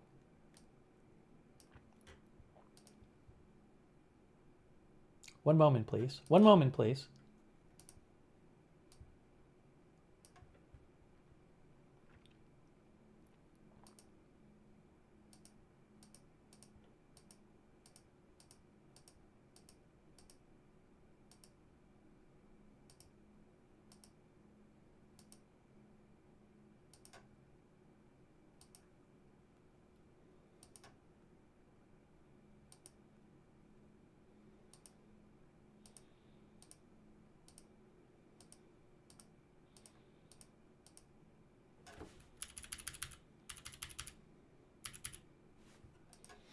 Okay, let's check out. I'm going to put this up on the screen for a second. And let me just do this. Excuse me.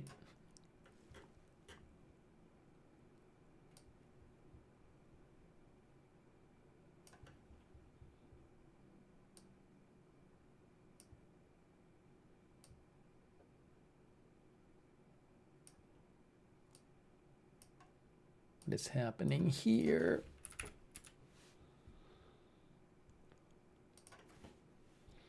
And we'll have this say,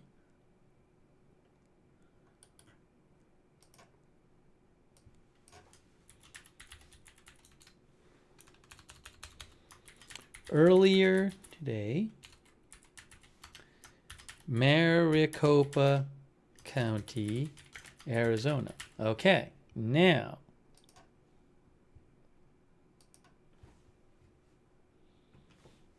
okay, this is a Maricopa County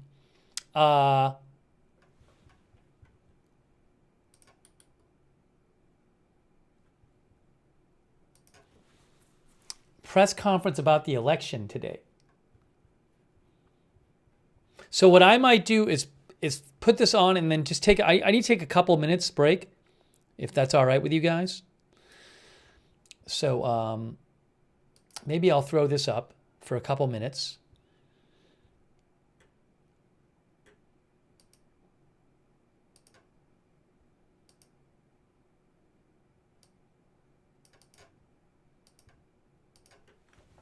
I'm going to sit here and watch it for a second.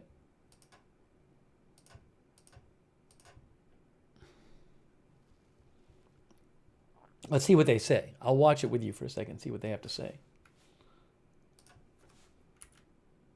Oops, if we can't hear anything, that doesn't help. Oh.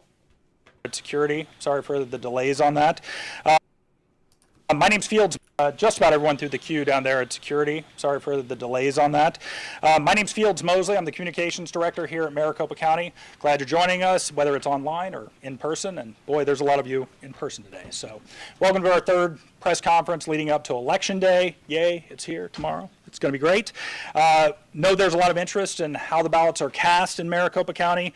And just for your awareness, I think a lot of you are seeing the crowd we expected. We've credentialed about 650 members of the media, and a lot of you are here today. So we're going to talk about what you can expect in the coming days as ballots continue to be counted, as well as how we report the results tomorrow night, starting tomorrow night at around 8 o'clock. With me today, I have Supervisor Bill Gates from the Board of Supervisors. He represents District 3. Also with me, Recorder Stephen Richard, the Maricopa County Recorder.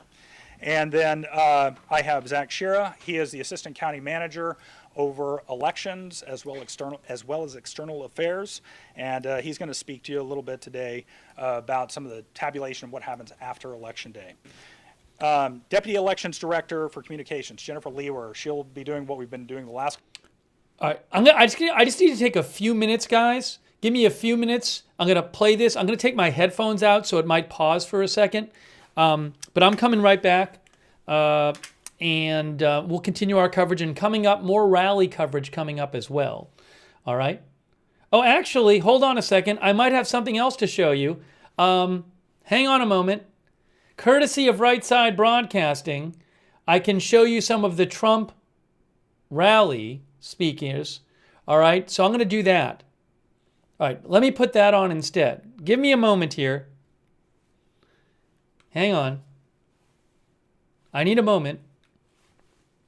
Is this going to work? Hold on. Give me a moment.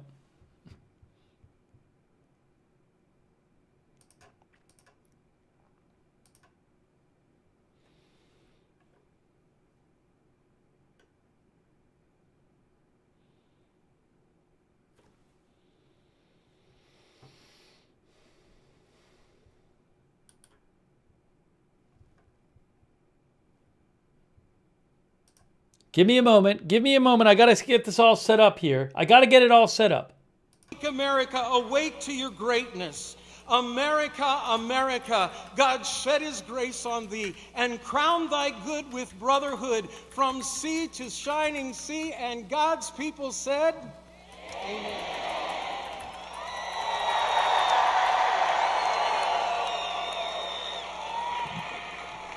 Ladies and gentlemen, please welcome retired United States Army Lieutenant Colonel Carmen Melendez to lead us in the Pledge of Allegiance. Thank you so much. It's such an honor to be here with you all. Where are my veteran patriots? All right, please join me.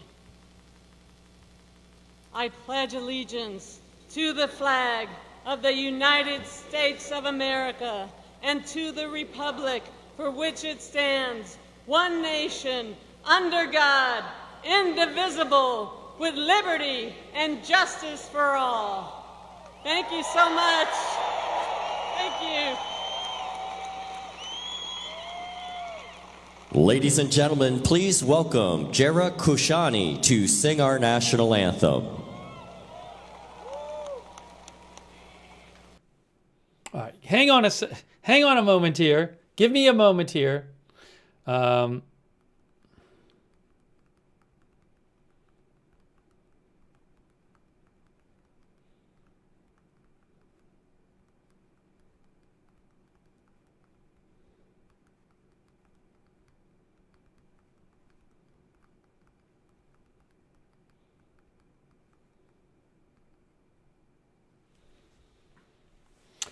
Okay, so this is a rally.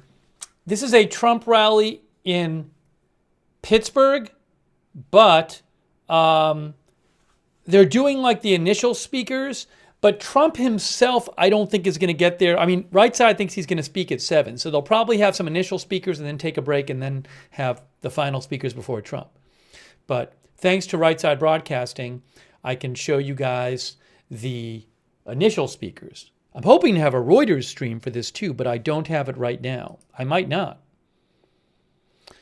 I might not have a Reuters one I can use of this. So in that case, thanks to Right Side, we'll go with that. Yeah, I'm guessing copyright is fine on this, but I'm kind of just not showing any music anyway. And I also wanted to just let you know what's going on with the rally. So I'll probably take a break in a couple minutes anyway. But let me just see what's happening after her singing, and we'll see what is going on next.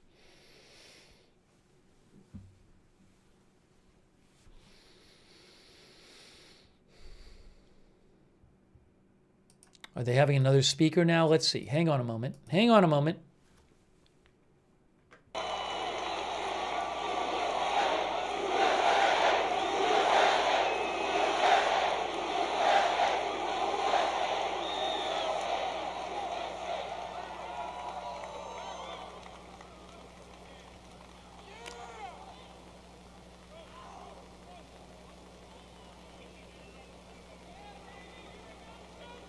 Ladies and gentlemen, please welcome to the stage Marine combat veteran and mayor of Slippery Rock, J.D. Longo.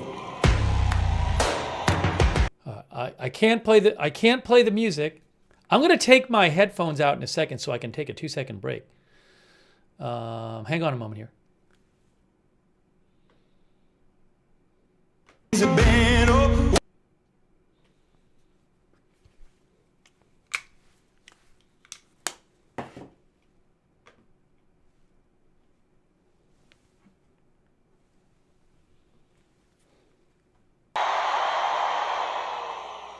My name's J.D. Longo. I have the honor of serving as mayor of Slippery Rock, Pennsylvania. Let me just say what an honor it is to be here again with all of you patriotic, God-fearing American men and women in support of our president, Donald J. Trump. And what an honor it is to address you here in the Steel City a day before we make the most consequential decision of our life. The most consequential election in history, ladies and gentlemen. It's a moment that will decide the fate of our nation and the foundation upon which we built the greatest nation the world has ever seen, the United States of America. Now, I've seen what our country has to offer in the most difficult of times.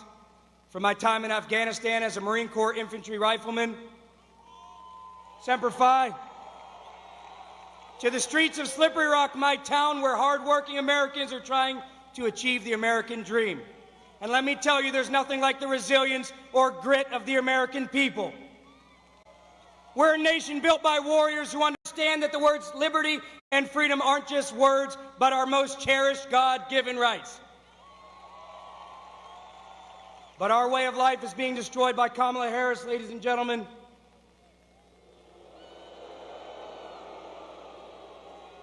If you don't believe me, ask yourselves, is this the America we want to leave to our children? My wife and I, we just got married. We have our first child on the way, due in February. Thank you. Thank you. And when I ask myself that question, all I can come to is absolutely not. Under Kamala Harris, our families are struggling to put food on the table. Inflation's choking the life out of us. Our businesses are failing. Our streets are like war zones, and yet Kamala Harris tells us everything is just fine. My fellow Americans, everything is not fine. Nothing's fine. Nothing's fine about our citizens carrying the burden of her failed policies that punish those who work hard and follow the rules. There's nothing fine about a mother constantly worrying if her son will be shipped off to a war or a father losing his job to another country. This is not the America that inspired legal immigrants like my Italian family members to cross oceans and risk life and limb for a chance at equality and freedom and dignity.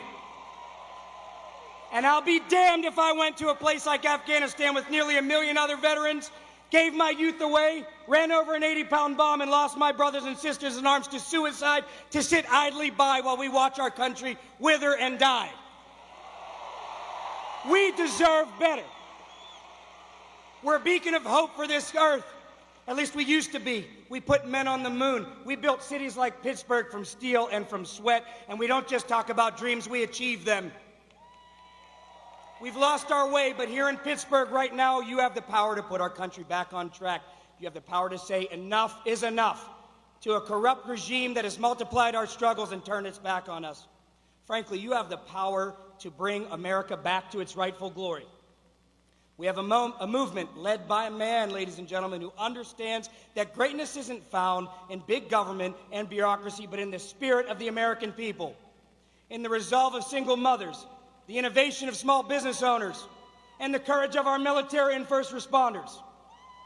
He believes, as we believe, that America's best days are not behind us, but ahead, and his name is Donald J. Trump. Now, I know you're all voting for him, but can you say the same for your friends, your family, your neighbors? Are they voting for Donald Trump? If that answer is no in your head, then I implore you, please, fight with me. Make the phone calls. Get out to the polls. Don't go alone. Make sure your car is full when you get there. And let's make sure that this land is the land that God has given us and that we have a place where freedom will ring and every American will continue to thrive. Together, we're going to make a stand for the idea that America is not just anywhere. It is still a shining city on the hill and the last best hope on earth. And together, we'll make sure that tomorrow night, the voice of Pittsburgh and Pennsylvania and the voice of Lady Liberty are heard loud and clear. And we say, we are taking our country back. Thank you very much. May God bless you. May God bless the United States. And may God bless Donald J. Trump. We are watching the Trump rally in Pittsburgh, the initial speakers, courtesy of Right Side Broadcasting, very kind of them to let us use their footage. We will, Harris is doing a rally after. I hope I have footage of her rally. I don't know, we'll have to see. And then later tonight, there's a rally, Trump in Grand Rapids, Michigan, and Harris in Philadelphia. Hold on.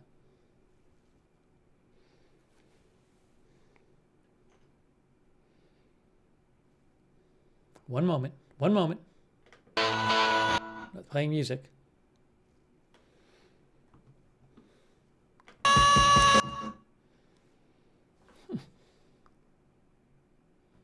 MAGA, baby. Now, normally we're allies, right?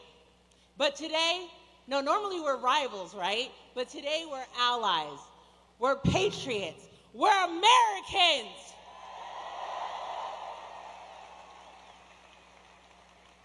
And just as my father, Cleveland Brown, number 32, supported Donald Trump, so do I.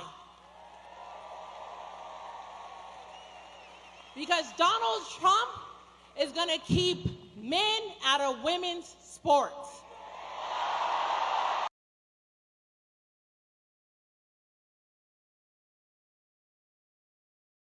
Tackle football just like my dad. He's offense, I'm defense. Can you imagine us going head to head? No. I'll be taken out on a stretcher for concussion protocol. I'll be hurt. And that's the same thing that's going to happen to your daughters. They're going to have major injuries, mental trauma of men coming into our bathrooms and our locker rooms. Missed opportunities, scholarships taken away. And guess what? Who's going to bear the cost of that? You, as the parent. You're going to bear the cost of full tuition in this Biden-Harris economy. Who can afford that? I can't. Can you? Exactly. And that's why we need to protect Title IX. Because Title IX protects us women in sports, bathrooms, and locker rooms.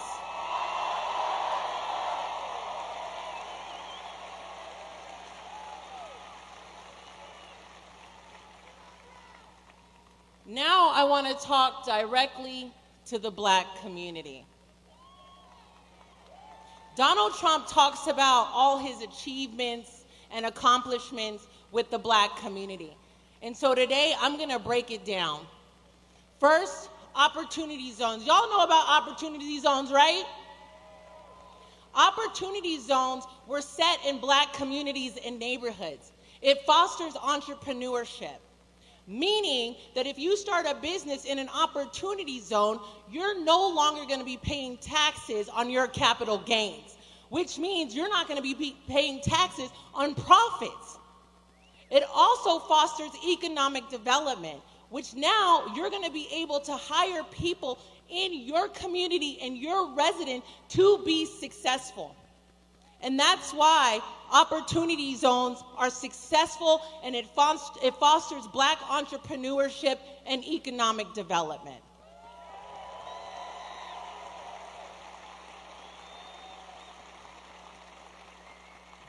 Trump's school choice. Our community and our education system is failing in the Black community. We have low test scores, low graduation rates. Teachers are not being paid for what they deserve. And we're underfunded. But now with Trump's school choice, you as the parent have the choice to decide which school you want your child to go to. You're no longer restricted to zones, zip codes, districts. This is fostering parent empowerment. It's up to y'all now to decide where your children are going to go.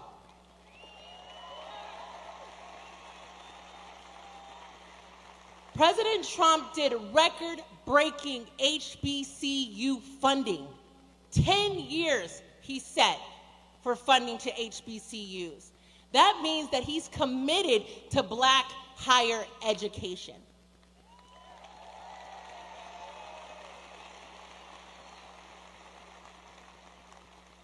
And with President Trump's prison reform, he abolished 3 strikes, you're out for nonviolent criminals.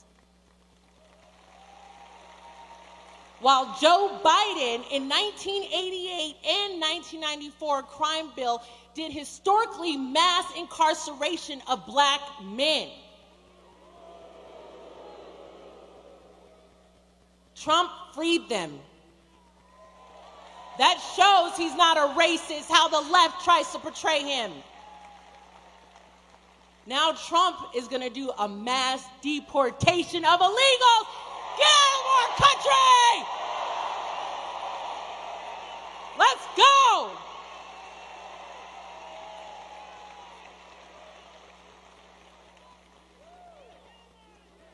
We, as Americans, cannot deal with another 4 years of famine. We need 4 years of prosperity. So tomorrow, November 5th, We're all going to the polls to re-elect Donald J. Trump as the 47th President of the United States of America! Fight! Fight! Fight!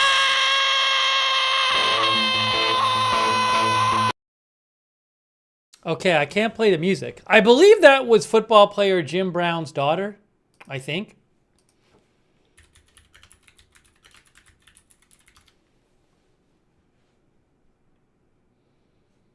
Yeah, it's Kimberly Brown, the daughter of football player Jim Brown.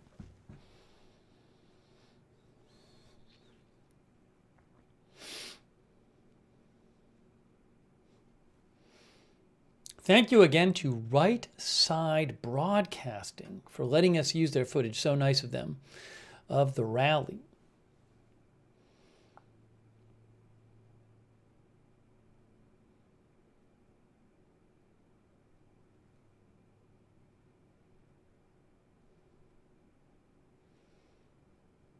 Okay, hang on. I think they're still playing music. I can't play the music. I cannot play the music. Sorry about that. Let's see.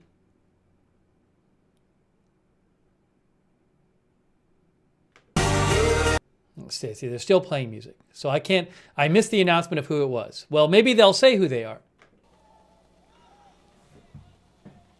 Good afternoon. My name is Mike Swanowski. I'm the president of Fraternal Order Police Lodge 91. We represent all the departments in Allegheny County, aside from Pittsburgh, which is Fort Pitt Lodge 1. Thank you. I'm here to say that our lodge is joining in with the National Lodge, which represents over 377,000 officers across the country, with supporting and endorsing Donald J. Trump for president.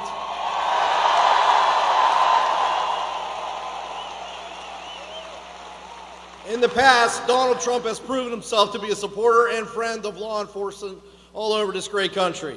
Unlike his opponent, Kamala Harris, who has been in favor in the past of defunding the police, reimagining the police, and non-cash bail. It's bad enough we have so many soft-on-crime DAs and judges in this country. In fact, a few weeks ago, tragically, we had an off-duty officer murdered in Montour Trail. The suspect charged in that crime was let go on a non-cash bail a year before after committing a robbery and simple assault. We don't need more of this or another 4 years of this. With Donald Trump back in office, we know we'll have a president that will back us and support us and make sure we have safe streets for everyone in this country and all communities. Harris's ideas with the criminal justice are failed ideology, along with her ideas with the economy. I know we've all felt the pinch here between higher food costs, fuel costs. I mean, I don't know how you're supposed to raise a family. With Trump back in office, you know he'll fix us, get us back on track with the economy, back on track with getting us safe streets. Just go Trump tomorrow. Let's all get out there and vote. Thank you.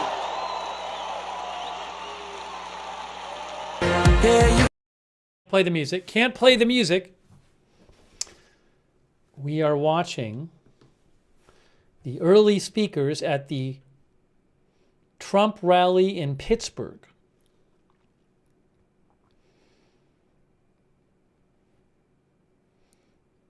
Thank you, by the way, to all of our moderators. I really appreciate you being here. Beth Mythical, Ruth Krafasi, thank you so much. Moderators. Angel Shark, good to see you, Angel Shark. Thanks for moderating. And on Twitch, Bastion Girl, Big Ball of Yarn, Good Luck Duck, LB Prairie Dawn, Idaho Star, Surly Dev. I got that fire. Thank you. Also, thanks to Tech Slug for your support on Twitch. Oh my gosh, I got behind on Twitch thanking people. Tech Slug, thank you so much, Tech Slug, for all your support. I appreciate that. Thank you so much. And Kenny K on Twitch. Kenny K, thank you as well. Flaps15, thanks for subscribing. All right, hang on a moment here. Hang on a moment. We'll get it as soon as the music stops. Thank you so much for that amazing welcome here in my home city of Pittsburgh, Pennsylvania. Ladies and gentlemen, tomorrow we are going to change the world. We are going to elect Donald Trump and J.D. Vance, and we are going to win Pennsylvania, and we are going to save this country. Today we stand here in Pittsburgh, Pennsylvania, not just as spectators of the times that we live in, but as active participants in a pivotal moment of our nation's history. Here in the Steel City, we face challenges that threaten the very fabric of our society. A broken economy, a broken border, and a world on fire. Yet amidst these challenges, I stand before you not just as a citizen, but like everyone in this room, a patriot. I'm also a combat veteran. Thank you. Thank you. I've seen the cost of freedom in the rugged mountains of Afghanistan. My name is Sean Parnell. I served 485 days in combat, where my platoon... Thank you. Thank you. Thank you so much. Thank you. Thank you.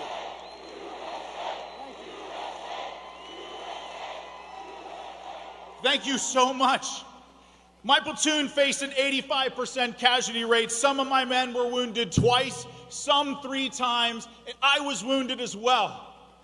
Wounded, but not broken. My experience in Afghanistan taught me the true meaning of sacrifice, resilience, and the duty to protect those who cannot protect themselves. And today I bring that same spirit to address all of the many crises that we face here at home. Our economy, once the envy of the world, now teeters on the brink. Under the stewardship of weak leadership, we've seen jobs vanish, we've seen prices soar, and the American dream has become an illusion for many. Folks, drive an hour in any direction from the city of Pittsburgh and you will see towns left behind by politicians. You will see jobs outsourced. You will see communities on the brink of collapse. Great cities like Pittsburgh, once thriving with industry, now struggle. But let's be clear, ladies and gentlemen, this isn't just an economy policy failure. It is a betrayal of the American worker. We need bold, fearless leadership to restore our economic vigor, to ensure that every American has the opportunity to thrive, not just survive. And Donald Trump will bring this economy back. Kamala Harris broke it. Donald Trump will fix it. Our southern border, not just a line on a map, but a symbol of America's sovereignty. Our southern border has been completely destroyed under the dangerous policies of border czar Kamala Harris and others. We've seen an influx not only of people, but of crime, of drugs, of chaos. This is not humanitarianism. This is anarchy. 350,000 missing children at our border. 350,000. My fellow Americans, we can do so much better than that. Our laws, our communities, our very safety in this election is at stake.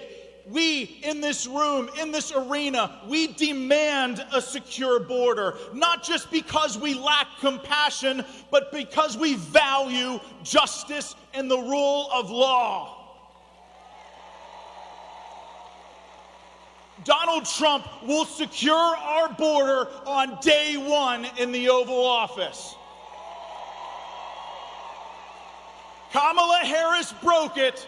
Donald Trump will fix it.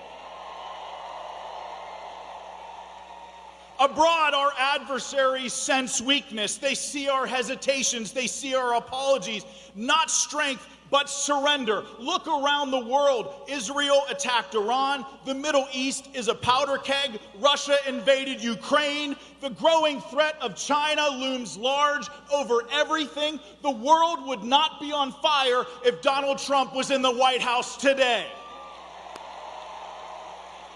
The world needs America. The world needs this country, not as a bystander, but as a beacon. We have to reaffirm our global leadership, not with apologies, but with action, ensuring that America's voice is heard, respected, and guess what? Feared when necessary. My fellow Pennsylvanians, the world needs the leadership of Donald J. Trump. Here in Pittsburgh and across America, we're not just facing crazy, dangerous political figures like Kamala Harris or Governor Tim Walz, who are weak, failed, dangerously liberal, totally out of touch with reality. Now get this. They depose Joe Biden and somehow replace him with someone who is less articulate than Joe Biden. Ronald Reagan once said, "You and I have a rendezvous with destiny. We'll preserve for our children this, the last best hope of man on earth, or we'll sentence them to take the last step into 1,000 years of darkness." Ladies and gentlemen, I believe that he is right. But I also believe that that rendezvous with destiny is tomorrow. Never has America faced such a clear choice. We face a choice between revitalization and decline, between unity and division. We face a choice between strength and weakness, patriotism and despair, a choice between the ruling class and we the people. And folks, the answer to these questions is Donald Trump. With Trump in the White House, we will usher in a new golden age of American prosperity. Do you all believe that we're in a spiritual war for the heart and soul of this country? Ground zero for that fight is right here in America, and that's precisely why I despise the term silent majority. Silence does nothing. Silence in the face of evil is evil itself. And folks, we cannot be silent anymore. My time in the Army was not just a duty, it was a promise to defend America, not just on foreign soil, but right here at home as well. When you raise your right hand to take an oath to volunteer and defend this country against all enemies, foreign and domestic, that oath is lifelong. And I made a promise to those fallen in combat beside me that I will fight with every fiber of my being to heal this economy, to secure our border, and to restore America's standing in the world, to never let America fall. I, along with each and every one of you, will stand with Donald Trump and J.D. Vance as they fight to save this country. So let's all get up, let's rise, not with anger, but with purpose. Let's remember that America's strength lies not in government or its military alone, but in its people. You all are what make this country exceptional. And united under a common cause, tomorrow we are going to fix what is broken here in this country. Not just for today, but for generations to come, to ensure that our children and our children's children inherit a nation that is rich and free with opportunity. So my fellow Pennsylvanians, get out tomorrow and vote like your country and your freedom depends on it. Bring 10 of your friends if you have to. Vote Donald Trump and J.D. Vance. Let's save America together. So thank you, Pittsburgh, Pennsylvania. Thank you to the Steel City. Thank you, Pennsylvania. May God bless you all, and God bless the United States of America. We are watching some of the initial speakers, the introductory speakers before Trump speaks in Pittsburgh, Pennsylvania, in his third of fourth rallies today. Both Trump and Harris each have 2 rallies left. It's the night before the election. Oh my gosh, it's the night before the election. Can you believe it? Thanks, by the way, to Jim R. for your generous support. That's really nice of you, Jim R. Also, Bebop and Rocksteady, thanks so much. I don't think I got to finish thanking our moderators before. Hold on. Really quick. Bash and Girl, Big Ball of Yarn. David Green, Good Luck Duck. LB Prairie on Idaho Star, I Got That Fire. Surly Dev and Tariag on Twitch. Linda Belk and Larry on X. Ruth Krafasi. Angel Shark. Roberts May Queen. Beth Mythical on YouTube. Over there on X. Kay Lowry, Body, Margaret Riley. Hold on. We're going back to me for a second.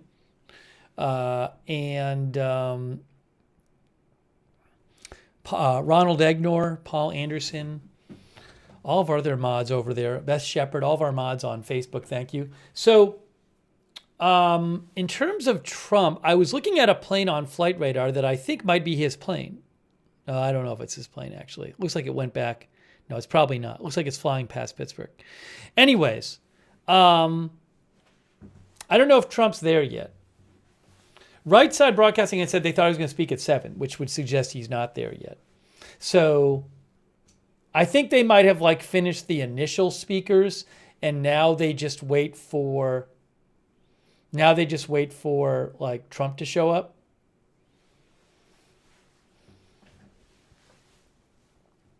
I haven't eaten a thing. I'm not even going to eat my meal. I'm just going to get a snack. Seriously. I need to eat something.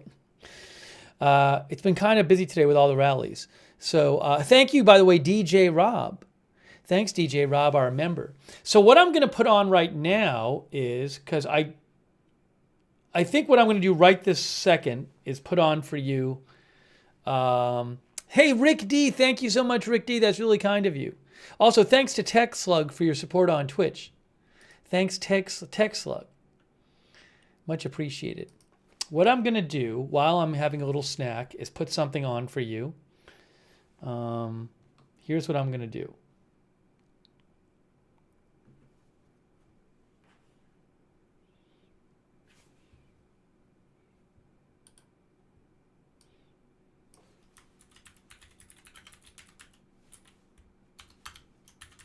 And when I come back after a few minutes, I will see you then. Oh, wow. Rick D. Hey, thanks, Rick D, for the gift memberships, too. Thank you so much, Rick D. I appreciate that. Rick D.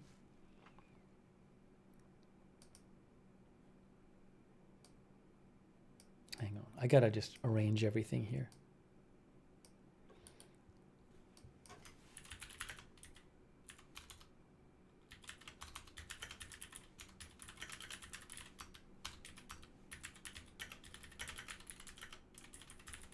I'll just be a few minutes.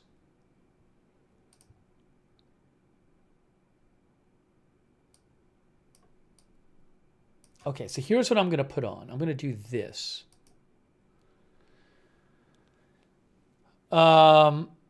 This is this Maricopa County, Arizona. I haven't even got to see it yet. Earlier today, Maricopa County, Arizona, elections press conference. All right, Maricopa County. So let me just take a few minutes and just eat something. I haven't eaten anything, nothing, not a bite. So let me just put this on for a few minutes, and I'll come back and we'll watch the rally. But this is Maricopa County, Arizona, and I'm going to eat something, and then I'm coming right back. I'm not doing a full meal. I'm just having a quick snack. Just a quick snack. Oh, I know what I have to do. Hold on. I'm not doing the big meal. Just quick snack. Just a quick snack. All right, here we go. Oops, we can't hear him.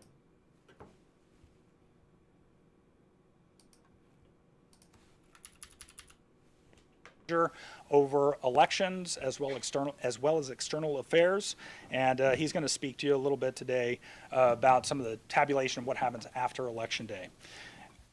Deputy Elections Director for Communications, Jennifer Lewer, she'll be doing what we've been doing the last couple of press conferences. She'll be handling the Q&A. Of course, she handles this information a lot, and we'll do our best to try to get to everyone's questions. Obviously, we're not going to get to everyone's questions with the room this full. So hopefully get most of the important things covered for you, and we'll do our best to do that. So without further ado, Supervisor Bill Gates will start us off. Thank you.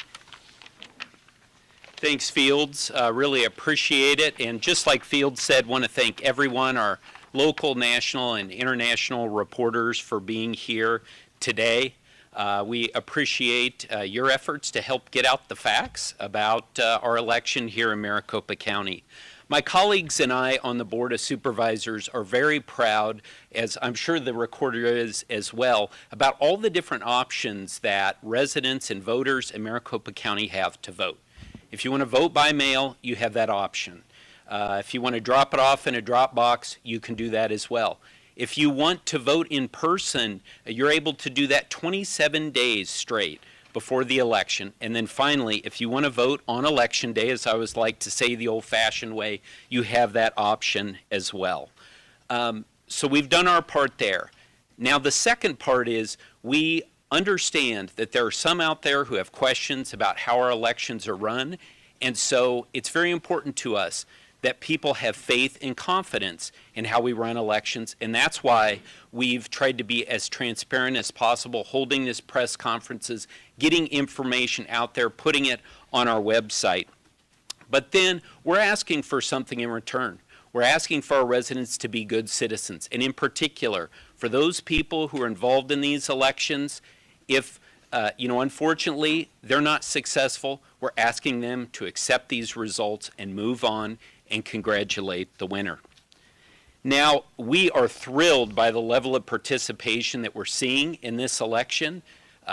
Voters in Maricopa County are getting involved and they're voting.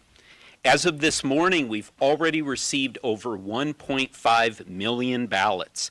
That's more than we had received at this point in 2016, and we're approaching the numbers that we had in 2020. Between today and tomorrow, we expect about another 600,000 ballots, and that will bring us to a total of around 2.1 million. And we want everyone to know out there that the team in Maricopa County Elections and the Recorder's Office, we are ready. We have the resources that we need. We have a great team that is well trained and ready for a very successful election day tomorrow. But we do know that there will be focus on how the results are reported. So we have asked the recorder to join us today to discuss ballot processing, voter registration, and other matters. Okay. Does this move up? No? All right. Okay, fantastic. All right, my name is Stephen Richer. I'm the Maricopa County Recorder. Thank you very much to Fields. Thank you to Zach. Thank you to Supervisor Gates for allowing me to crash this press conference. I'm going to talk about 3 things today, and this will go on for a little bit, so I apologize, but these are a few important things that we've been collecting that we want to share with you, and some statistics as well. Specifically, voter registration, constituent services, and then, of course, early voting. On the topic of voter registration, I think a lot of you know that voter registration has been a priority of my office over the last 4 years. When I took this office in January of 2021, we had about 2.6 million active registered voters. We installed a new director of voter registration, we built a new voter registration database, and we engaged in the largest ever voter list maintenance project ever in Maricopa County history. And as a result, for the 2022 general election, we were down to about 2.4 million active registered voters. In the ensuing 2 years, we went up to about 2.5 million active registered voters by the beginning of September. In the final month, we went up about another 100,000 to 2.6 million active registered voters, just a little bit below that, which is the figure that we are using for this November 2024 general election. That does include 90,000 voter registration forms that were dropped off on the deadline October 7th. That was the largest single day of voter registration forms in Maricopa County's history. We had people with entire trash bags full of voter registration forms in our lobby. Now, a lot of people have asked about the integrity of those voter registration forms. About 50,000 of those voter registration forms were voter registration forms that we simply wanted to process and could process and get those people prepared to be able to participate in this election. 40,000 approximately of those voter registration forms were, I think the charitable word would be to say they were needing attention. Those would be voter registration forms that were damaged, voter registration forms torn, voter registration forms written illegibly, voter registration forms that tried to register Mickey Mouse, Jerry Seinfeld, Donald Duck, among others. This put a lot of pressure on the staff. It also potentially has negative ramifications for voters, in the form of if somebody submits a voter registration form that is handwritten, that has been damaged by water or has been torn, we still are required by law to process that voter registration form. We do it to the best of our ability, but sometimes that information is not perfectly accurate. Similarly, if somebody is working with a voter registration group and does not know that he or she has to provide documented proof of citizenship or documented proof of residence, then that person has to go into suspense. Now, the good news is that every single voter registrant who is lacking either information or it's unclear or hasn't provided documented proof of citizenship or documented proof of residency is mailed a letter to the address that we have on file for that registrant. And so we do alert registrants that they need to take some additional step in order to be off of suspense, in order to be fully registered, or in order to be able to fully vote a ballot. I will tell you that this has been a thorn in the side of county recorders throughout Arizona for many years, but it has picked up in recent years. Paper registration forms being done improperly or incompletely. This does include one of the groups that has made news in Pennsylvania, and it is a group that we have worked with before, and we have admonished them to please, please, please submit better voter registration forms, to please do more quality control. This is something that we have also discussed with the Maricopa County Attorney's Office. We are in a position to be able to handle and help as many of those voters, should they show up tomorrow, as possible. We have voter registration staff members in the command center. We also have a hotline going on right now in order to be able to repair any voter registration statuses that need to be repaired tomorrow. That being said, we are seeing a slightly higher percentage of provisional ballots. That number is still low. I think it's approximately 5,600 as of today, but that is something that we are paying attention to for tomorrow. All right.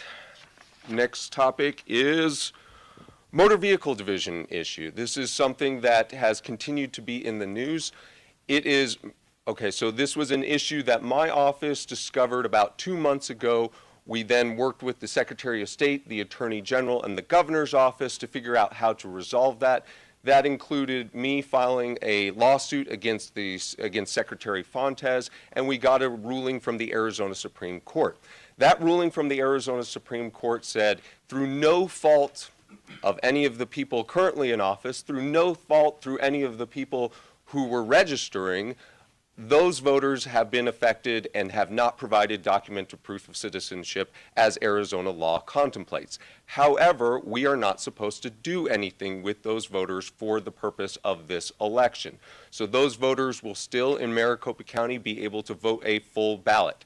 At this point, we have not yet decided how exactly we're going to handle those voters after the election, but that will be after the canvass, and that will be something that we will work closely with the 14 other counties as well as Secretary Fontes in order to contact those voters and get the requisite documented proof of citizenship for future elections. But again, importantly, I know because it's been in the news and because this is currently the subject of a public records lawsuit between a legal interest group and the Secretary, I know this has been in the news, but it does not have any bearing on voters' participation in this election or voters' ability to vote a full ballot tomorrow.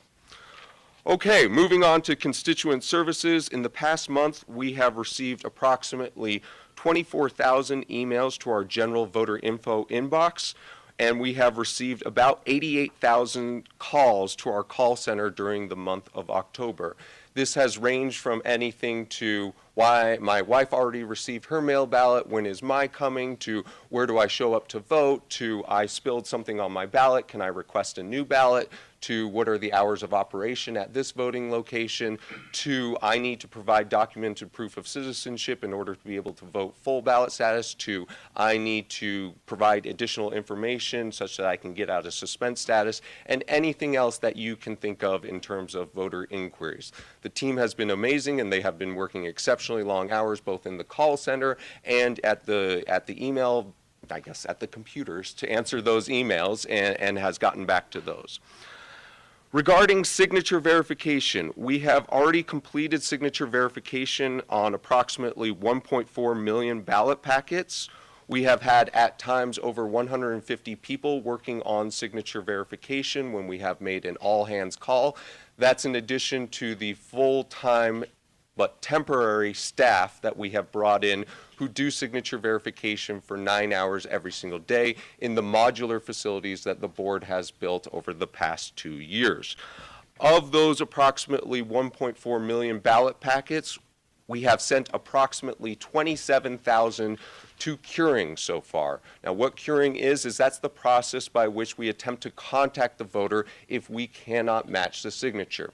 So what we do is we send the signature and the 3 most recent signatures that we have on file to a trained first-level reviewer, whether Republican, Democrat, or Independent. That reviewer looks at it. If the reviewer doesn't like it, it goes to a manager immediately. If the reviewer does like it, it goes to an audit queue. If the manager also does not like the signature, then we engage in the curing process. Calls are going out, not round the clock, because that would be a little rude if we called you at 1 a.m., but they're going from 8 a.m. to about 7 p.m. every single day in an effort to get in touch with those voters. We have cured about 15,000 so far out of that 27,000. We have until 5 calendar days after Election Day in order to cure as many of those as we can. And so please, if you can do something, we appreciate it if you can encourage people to go to beballotready.vote. beballotready.vote. They can see if their ballot has been received. They can see if their signature has been confirmed. They can also take steps to cure their ballot packet at beballotready.vote should they need to. Now, once signature verification is done, and once the ballot has been audited, only then does it come back into our MCTEC facility, and only then is this green envelope sliced open. At that point, it goes to what we call a ballot processing team. This is a bipartisan team of 2 workers who are taking the ballot out of the envelope. Now, this is the first stage in which really the 2-page ballot really comes into play. So as I think all of you know, this is the first time that Maricopa County has had a 2-page ballot since 2006. Since 2006, we have on average 79 contests. Now you might say, Stephen, we're all quite adept at taking letters out of envelopes. We've been doing it our entire lives. Why does it really matter if it's 1 page versus 2 pages? And I'm going to show you a little bit why it matters. When we take a ballot packet out of the envelope, we have to do a number of things. First, we have to make sure that there are, in fact, 2, and that there's a page 1 of 2 and a page 2 of 2. This is important for the integrity of the process. This is why we don't just simply send these ahead to tabulation as soon as we receive them, because somebody could have hypothetically put 2 page 1 ballots in there, and you don't get to vote for president twice. We also have to make sure that this little number right up here matches the number that is on the ballot envelope, to make sure that it's the right style, to make sure that you didn't show up to a ballot party, you received your friend's ballot from Mesa, but actually you live in Phoenix and you returned the wrong ballot style. Or, believe it or not, you return a ballot style from a previous election. Yes, we do have people who will send back ballots from the primary or even from the 2022 election in this envelope. So that's something that we're looking at. Also, if those of you who remember, I'm a Diet Coke addict, so if you remember in the 1990s when we went to a vending machine and you had to get a crisp dollar bill, or you had to flatten it out in order such that it could go through the vending machine and then you can get your Coke.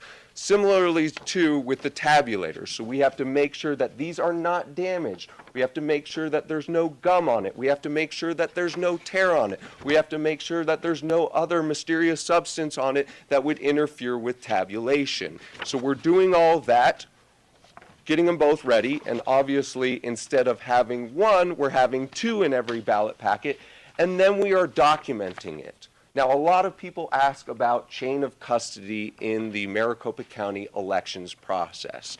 This is where chain of custody happens. So any single time that we take an action with a ballot that comes in a return ballot packet, we are marking it on this log.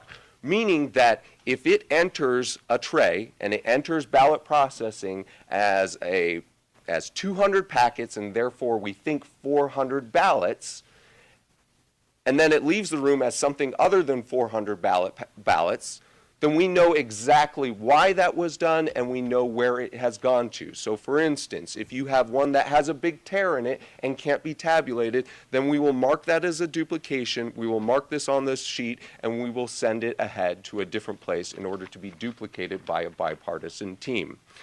Now, in terms of raw numbers, as of early this morning, we were around 2.2 million ballots processed and sent ahead to tabulation. So translate this. That means we are around approximately 1.1 to 1.2 million voters that we have sent ahead to the board in order for tabulation to happen on those ballots. So 2.2 approximately million ballots, but that translates to roughly 1.1 to 1.2 million voters. I anticipate that we will have approximately another 500,000 ballots processed in order for the board's results that they will put out on Wednesday. And we currently have 159 boards currently operating. So over the past 3 weeks, we have been spending long time doing the voter registration work, doing the signature verification work, and we are now round-the-clock ballot processing. We are running 3 shifts, one from 7:30 a.m. to 4:30 p.m., one from 5 p.m. until midnight, and one from midnight until 6 a.m. That last one has been, it has been my privilege to oversee that one, and it's democracy after dark if any of you should wish to participate in the future. We have 159 boards currently operating. By boards, I mean a bipartisan team of 2 workers. In 2022, we had 65 boards, and in 2020, we had about 70 boards.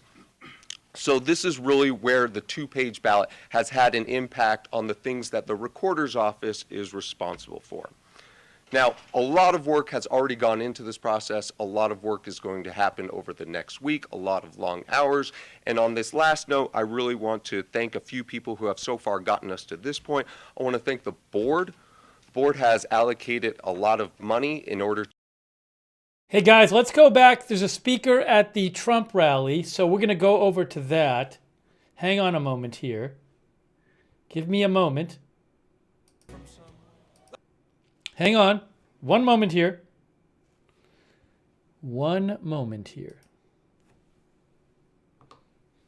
There we go.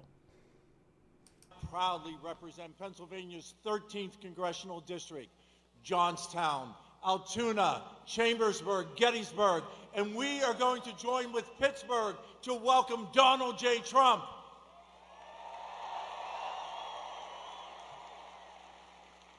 Yeah, it's time to roll up our sleeves and get to work. In less than 24 hours, we are going to re-elect Donald J. Trump to be our President of the United States.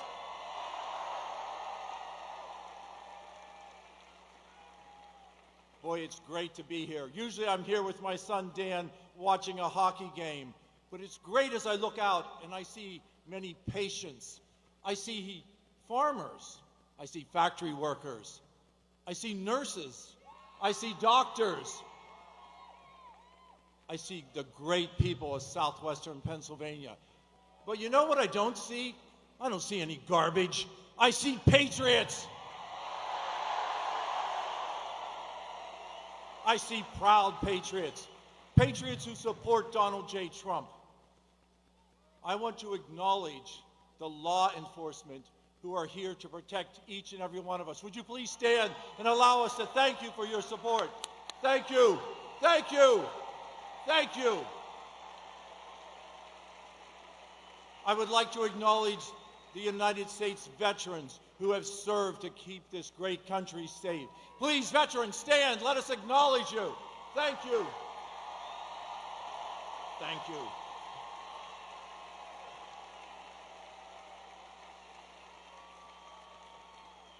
This past weekend, we turned back the clocks 1 hour. And tomorrow, we have the opportunity to turn back the clock 4 years. Turn back the clock to a country that is safe and secure. Turn back the clock to a president who wants to defend our southern border, who understands the opening of the southern border and how that has allowed crime to pour into our country, how that has allowed fentanyl to cross our southern border at free will through the cartels, to poison our children, our neighbors, our family. It is time to re-elect Donald J. Trump to make this sovereign country once again secure.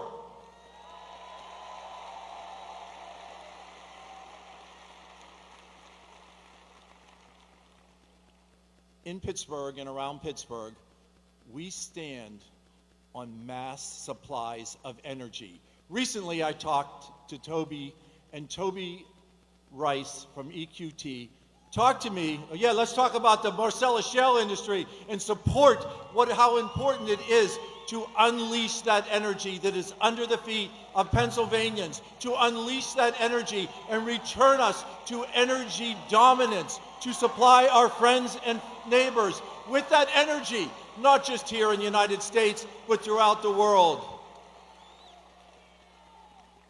Let's just look at what Kamala Harris has not accomplished.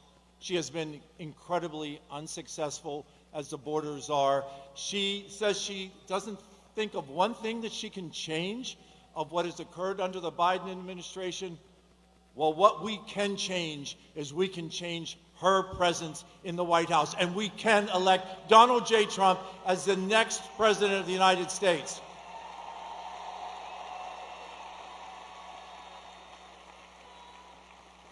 America, we're at a turning point, and that turning point is clear to each and every one of us here tonight at PPG Paint.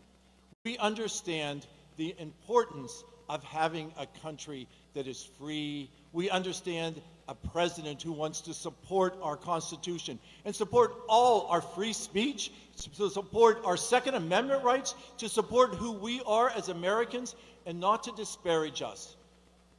We were called individuals who hug our guns and Bibles. We were called garbage. But who we are American citizens. We are proud American citizens. And once again, we will be respected by the President of the United States. So tomorrow, for those who have already voted, I thank you.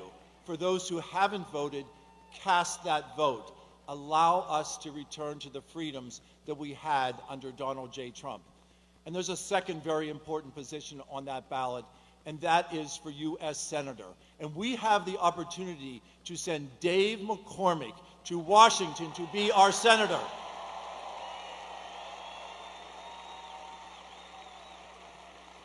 Dave McCormick, the captain of West Point's wrestling team. Dave McCormick, a successful businessman. Dave McCormick, a proud American. Dave McCormick, who will work. Donald J. Trump's going to be our quarterback, but we need Dave McCormick to be that flanker. We need that protection in the U.S. Senate. We have not had that with Bob Casey. We do not have that with Fetterman, but we will have that with Dave, and Dave McCormick will be our successful U.S. Senator. We look forward to doing that. So as I said, we are at a critical junction right now, and each and every one of us here understand how important that is. So if you have voted, take that opportunity and go to one of your neighbors, go to one of your friends, allow them, take them to the polling place, watch their kids, allow them to vote, change the course of history. We are going to do that, and Pittsburgh is going to be the proud component of that. I thank each and every one of you for being here today. Again, roll up your sleeves and work.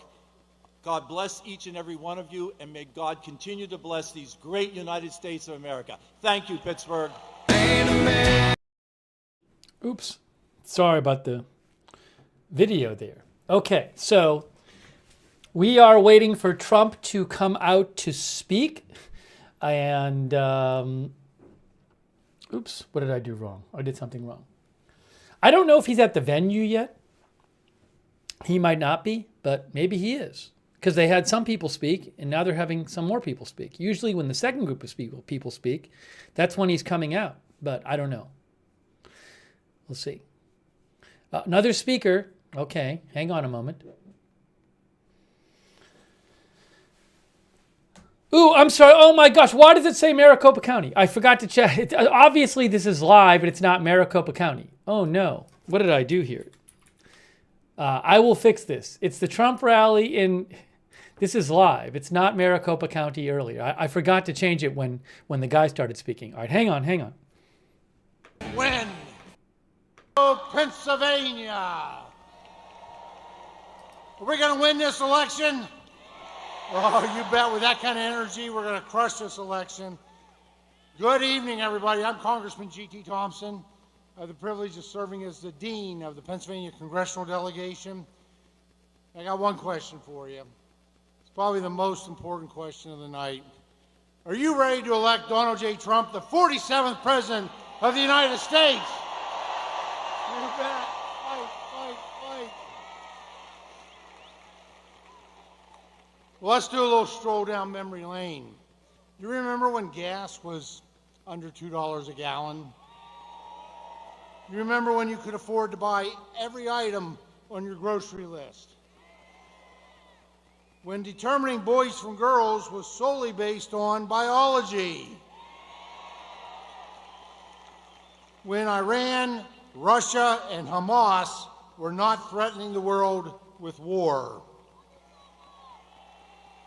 And when we respected and supported all of our men and women of law enforcement? Well, the common thread there is that was when President Donald J. Trump was the 45th President of the United States. And it's been a long 4 years since he wasn't. Today, our families suffer under the failed leadership of Harris. Let's face it, Kamala Harris broke it, and Trump will fix it.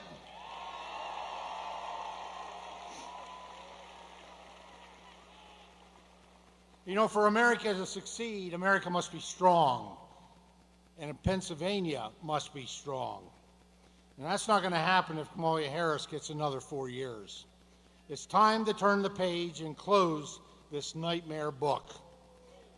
Let's send her back to San Francisco.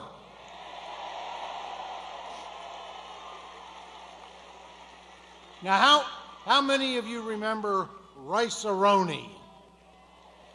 Quite a few. Well, I can honestly say Kamala Harris is no San Francisco treat.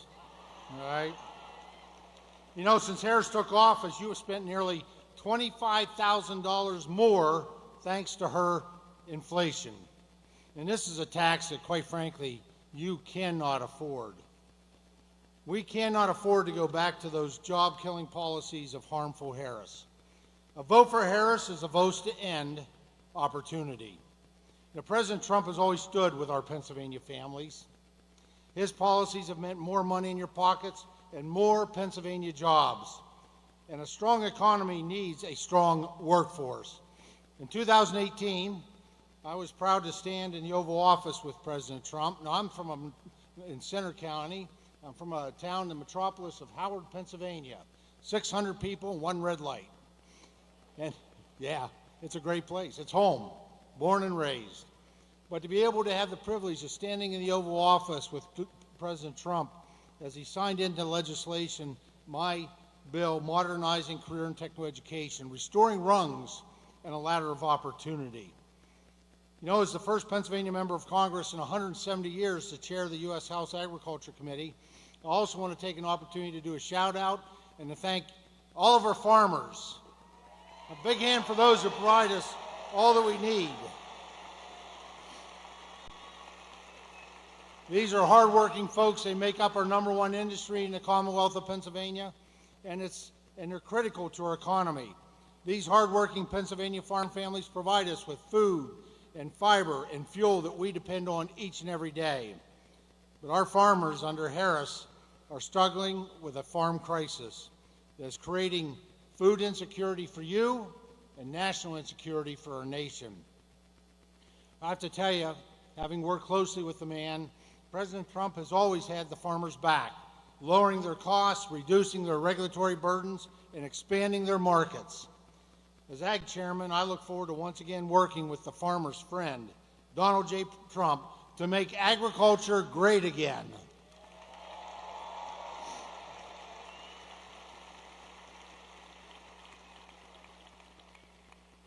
I know, I've seen it personally. President Trump cares about your future. He cares about your family. He cares and loves this nation.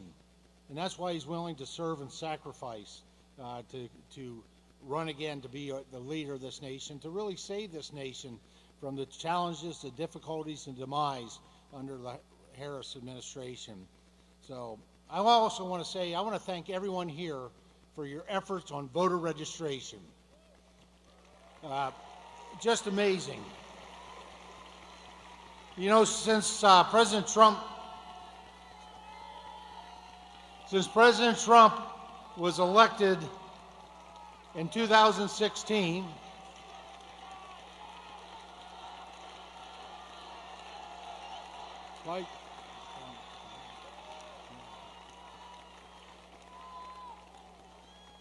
since President Trump was elected in 2016, Pennsylvania now has 226,000 fewer Democrats than what it did,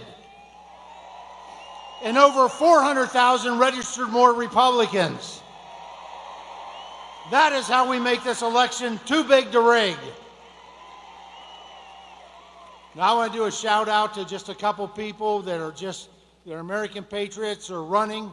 They're running in this area. A big shout out to State Representative Rob McCurry, who's running for Congress in PA 17. And James Hayes, who's running in PA 12 for Congress. So Pennsylvania, stand united to be Pennsylvania strong and Pennsylvania proud, and stand united to elect Donald J. Trump, the 47th President of the United States. God bless.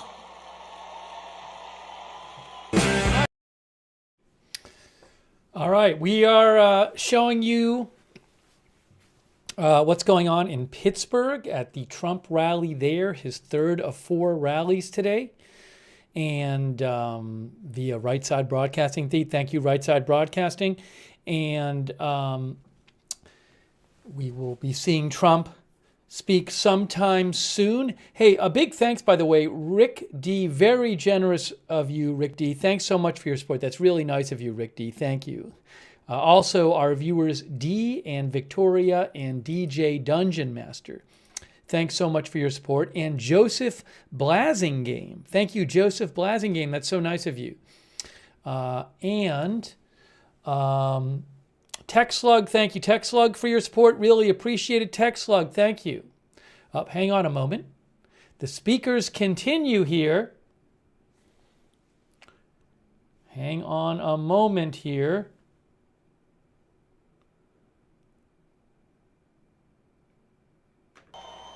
Good evening. Good evening, Pennsylvania. It is great to be with you all. Bless you for being out here tonight. Bless you for supporting Bless you for supporting Donald J. Trump as he becomes the 47th President of the United States of America. You know, these last 3.5 years have been hard for me to watch. I know it's true for you, too. We watched them break so much that had been done. And I often get asked, Mike, what was it like? Right, the Washington Post described me as the most loyal cabinet member to Donald J. Trump. I had to remind the president that they did not mean that as a compliment. They asked me, what was it like to serve for President Trump? And I told them, and I've told everyone hundreds of times in these 3.5 years, it was the greatest privilege that Mike Pompeo could ever have.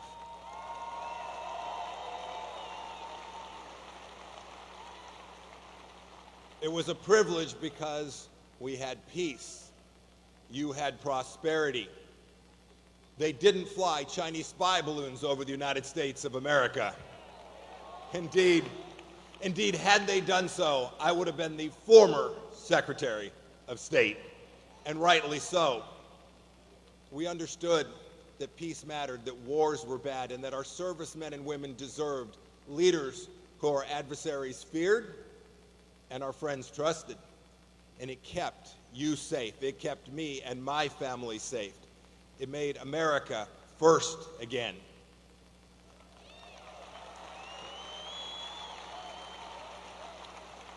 I was proud to be a part of President Trump's team. I talked to him every day for 4 years, first as CIA director and then as Secretary of State. And what I was so proud of is that we understood the greatness of this nation, and we never once apologized for the United States of America. Not once.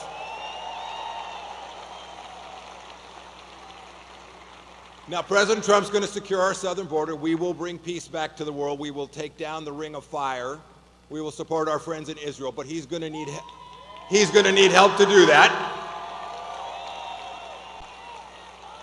President Trump will need help to do that. And you in Pennsylvania have the chance to send that help. I've known Dave McCormick for 40 years, since we were cadets at West Point when I was a much younger man. And when I think of Dave McCormick, who will be the next senator from Pennsylvania, when I think of Dave McCormick, I think about what our founders believed, the men and women who shaped our Constitution and who believed so deeply in American greatness. They were thinking about people just like Dave. They were thinking about people who selflessly served in our military.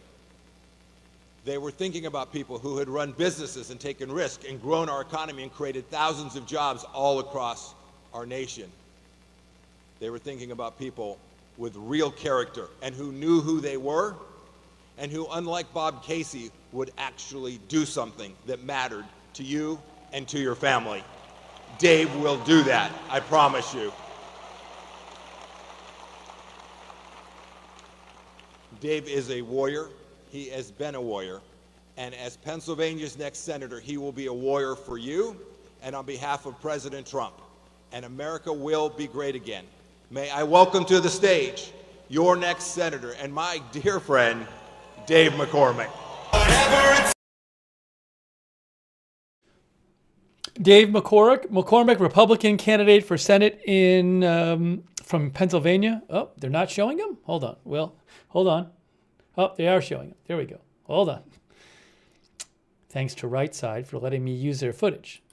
I really appreciate it. Dave McCormick. Okay. Got to wait until the music stops. Oh, here it goes. Man, I am so glad to see you here in my hometown of Pittsburgh. You know, Mike and I went to West Point. You know, we had a lot in common. He was first in his class, and I was 501st. I want to ask you a question before we get started. Who's ready to put Donald J. Trump back in the White House and fire Joe Biden and Kamala Harris? Get these guys out of here. They're killing us. And who is ready to retire Bob Casey and send Chuck Schumer packing. We got to do it. We got to do it. You know, ever since I can remember, I've had politicians come and say, this is the most important election of your lifetime. Who's heard that? We've all heard it so many times. But I want to tell you, this is the most important election of your lifetime. Just think about it. Can you think of a time where the consequences of getting it wrong were so terrible? Can you think of a time where America was teetering on the edge of the cliff, and if we put the wrong leaders in place, we're going to go over the cliff, and we're going to wake up one morning, and we're not going to recognize the America we love, the America we want for our children? This is the most important election of our lifetime. That's why you're here. That's why I'm here.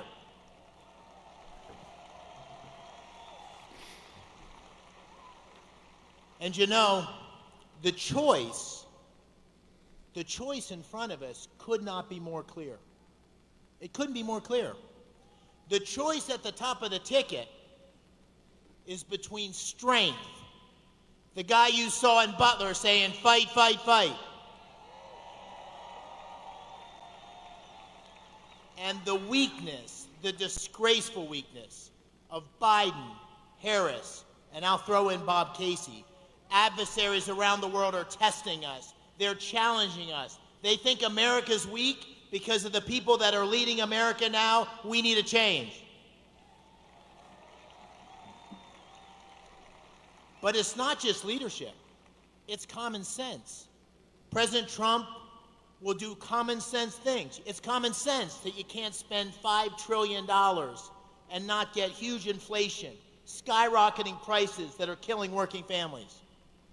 It's common sense you can't have a wide open border that's letting millions of illegal immigrants come into our country free. Criminals, murderers, rapists, people on the terrorist watch list, people carrying fentanyl. That's common sense. It's common sense that if you have the 4th largest natural gas reserves in the world right here under our feet in Pennsylvania, you got to drill it, you got to frack it, you got to put it in pipelines, and you got to share it with the world.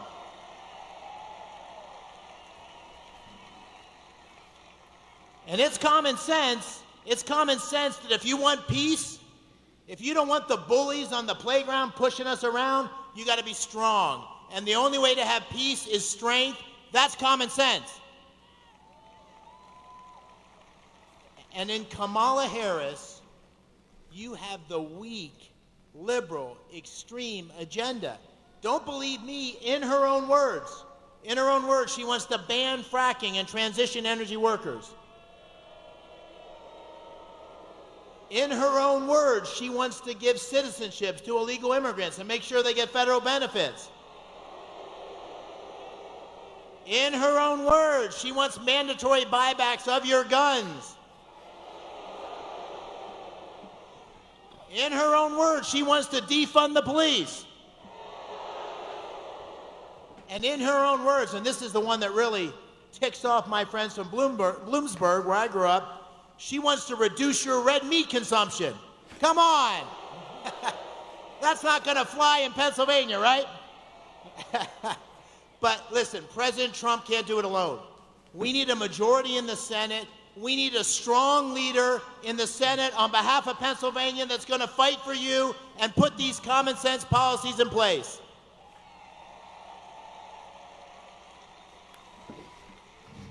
And here you have another choice. It's a choice between change and the status quo.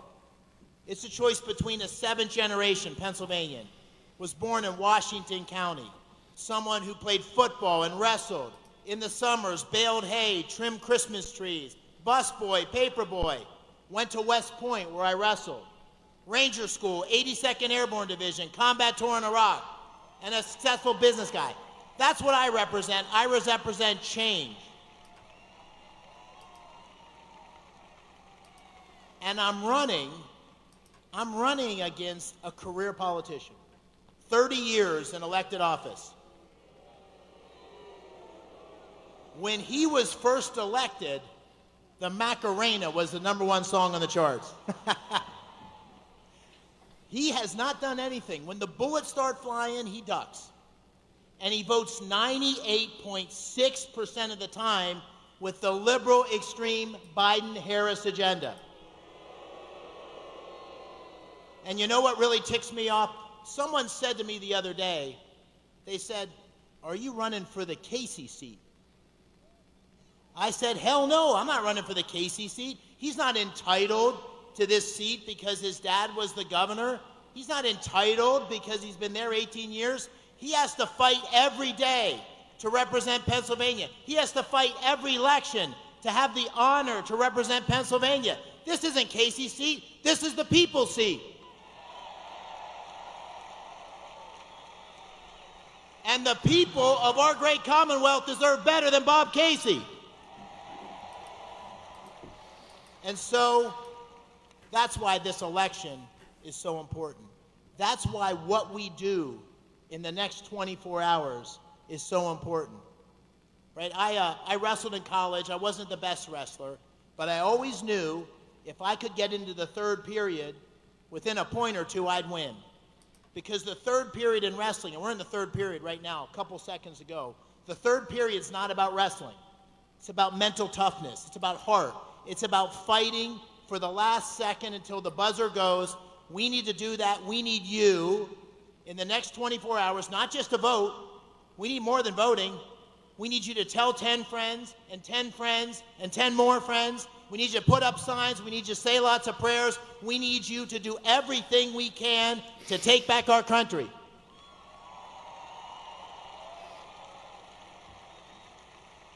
And if we do that, and if you do that, on November 6th, you're going to wake up, and you're going to look back on the day before, and you're going to say, on that day, that is the day that we put new leadership in place, that we changed the direction of our country, that we protected America for our children. Thank you. God bless you. Let's go make Pennsylvania great again. Thank you.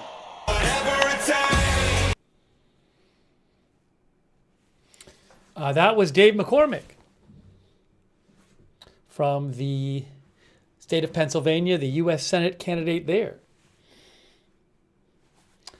Trump, I think, is coming out soon.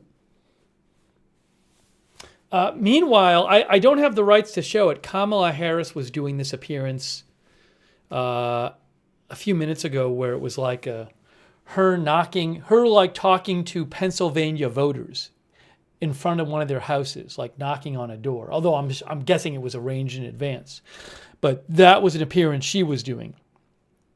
But I don't have the rights to show that, so I can't show it to you.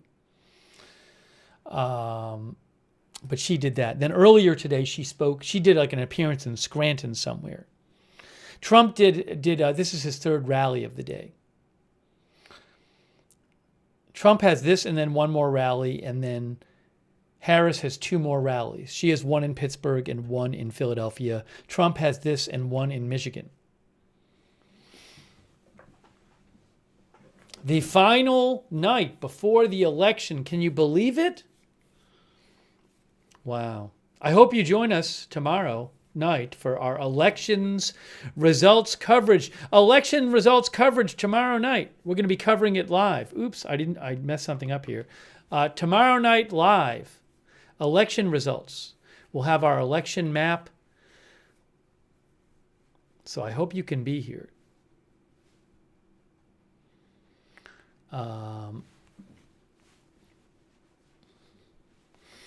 Probably start a bit more before 7, because 7 Eastern is when people are is when the first polls close. 7 Eastern. Oh, hold on a second here.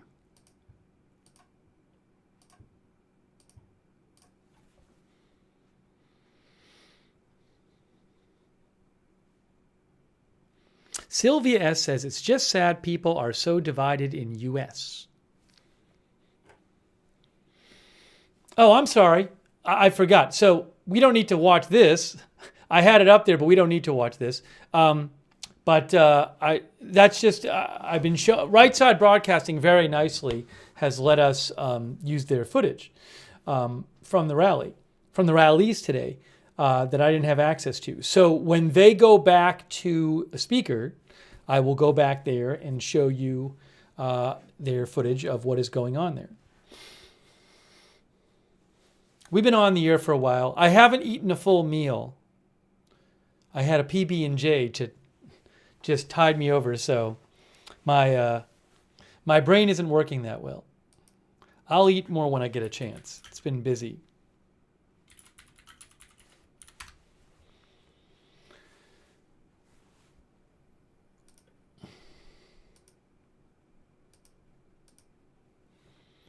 Hey, thanks to our member, Sonic.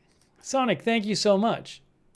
I really appreciate it, Sonic. Thank you for being a member for 39 months.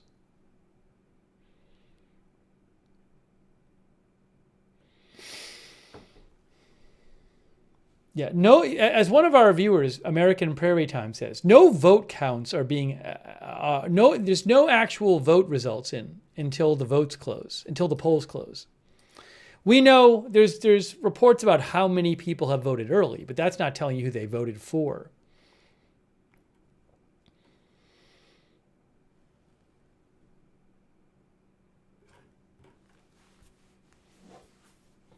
So, and then Harris, I don't even know if I'm going to have her rally. Normally, Reuters normally has all the rallies. For whatever reason tonight with Reuters, during the day today and tonight, some of them I haven't had access to through them. I don't know what that is. I don't know why that is. It's confusing. You'd think the day before the rally, the day before the election, they'd have their own camera at the rallies, but I don't know. I don't know why not.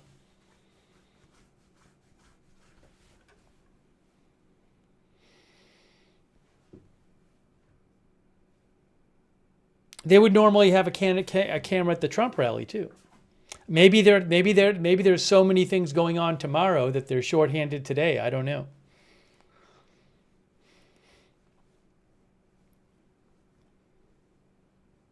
Yes, Teresa, I agree. I was just assuming that today there would be specific Reuters cameras at all of the rallies. And it's like the day before the election.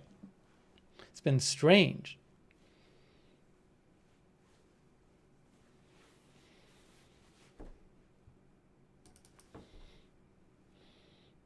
So at some point soon,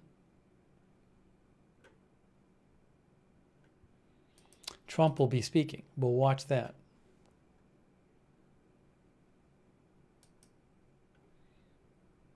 Hang on a second here.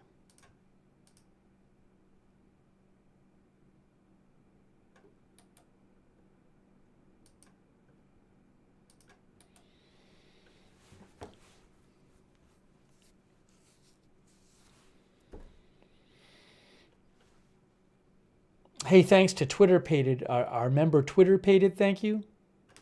Oh, Sonic, I never got your thing. Or Sonic, I replied to you. Sonic, did you not get my reply? I got to email Sonic.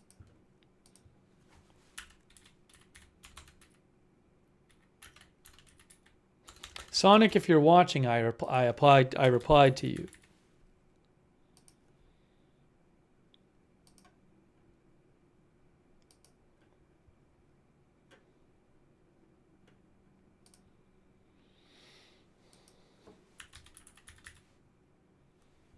Maybe it didn't get sent out. Maybe my message never got there.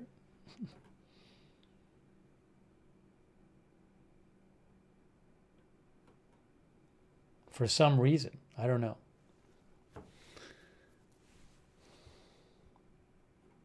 Hang on.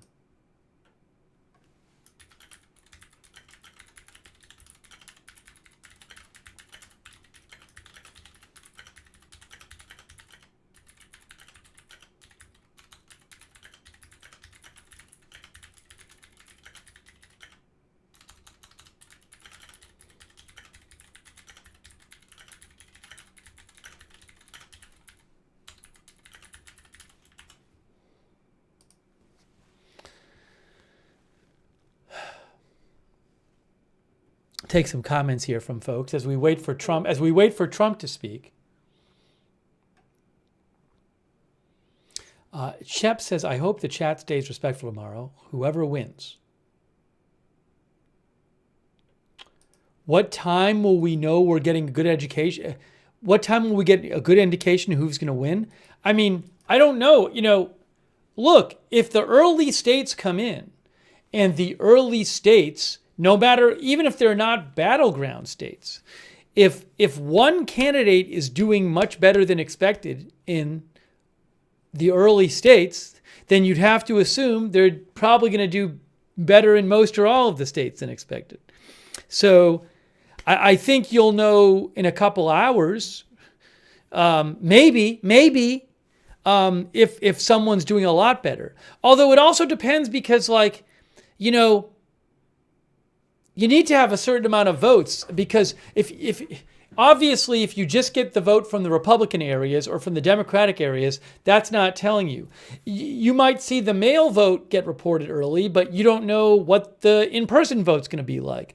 But as soon as you start getting some kind of large amount of votes in from a state where you have a good picture of how it's going to go in that state, then even if it's not a battleground state, it might tell you something. So we'll have to see. Hey, thanks to PZ Papa Zulu for the gift memberships. Thank you. I don't know what's going to happen.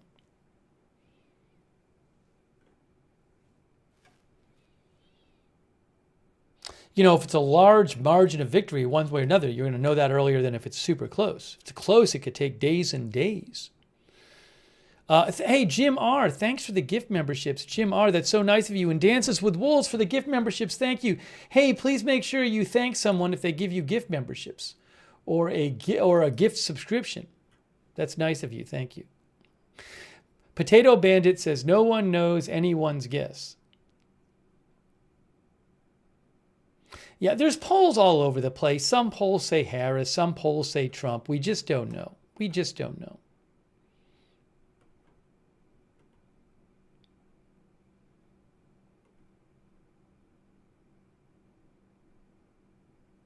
Yeah, we'll be reporting the different states. We'll be reporting the Senate races, the House races.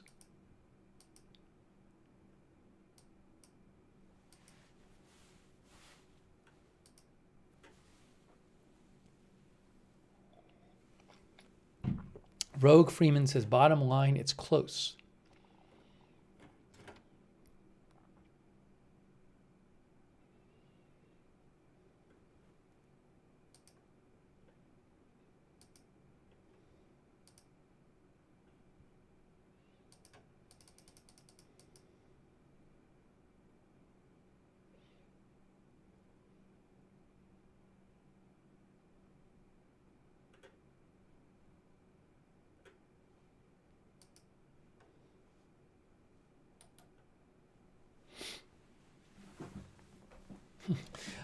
Jesse's girl says, I honestly just want this over with.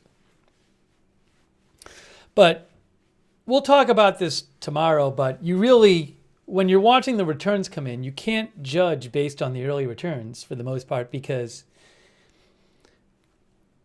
you know, you might be looking at the early vote, early in-person vote, but the early in-person vote in a state might be more Republican or Democratic than the overall vote. Or you might see the mail votes counted first.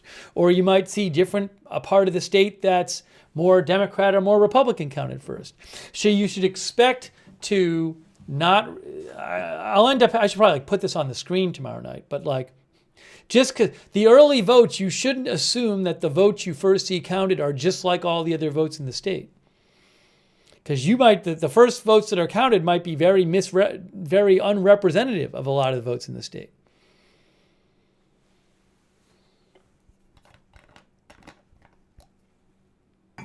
When Trump is speaking, I'll put it on. No one's speaking at that rally right now. Yes, we'll be covering the House and the Senate.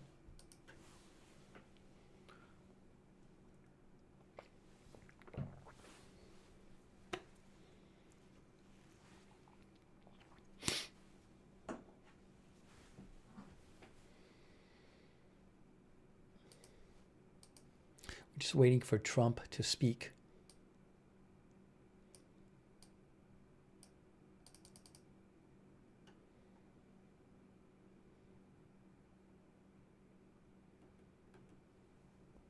One moment here.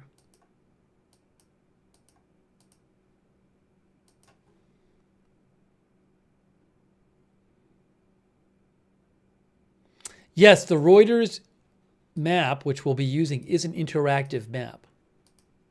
And the states will turn color.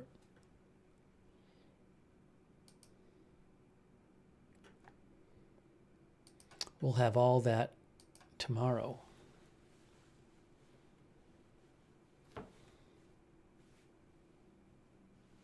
Hold on.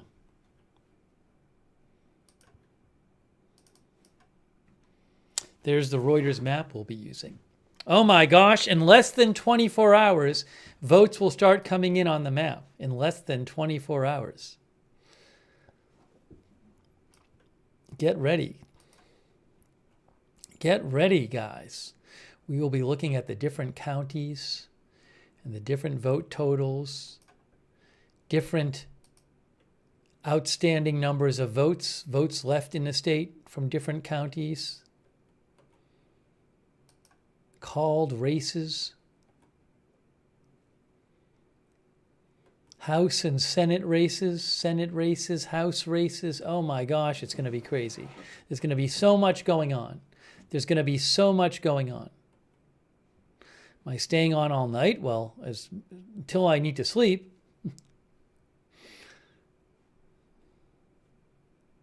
I don't have other plans. If you're asking if I've made other plans, no, I have not made other plans. So yeah, I bought the Reuters map for the broadcast because I thought it would be good to have.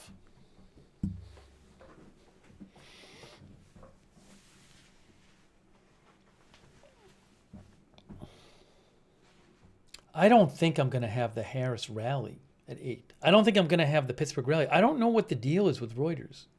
Normally they have their own cameras.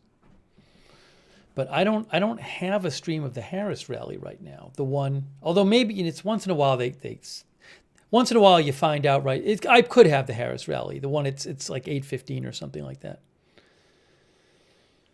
So we'll see. The first polls close at 7 p.m. Eastern time.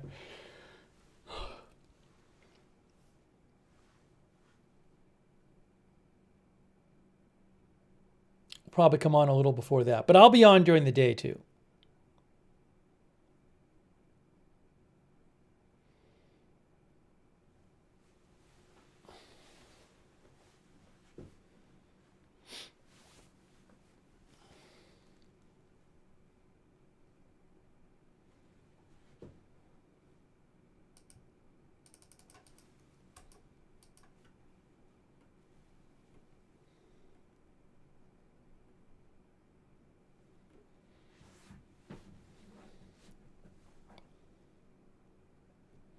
But most of the appearances today from both Trump and Harris are Pennsylvania. Pennsylvania, Pennsylvania, Pennsylvania.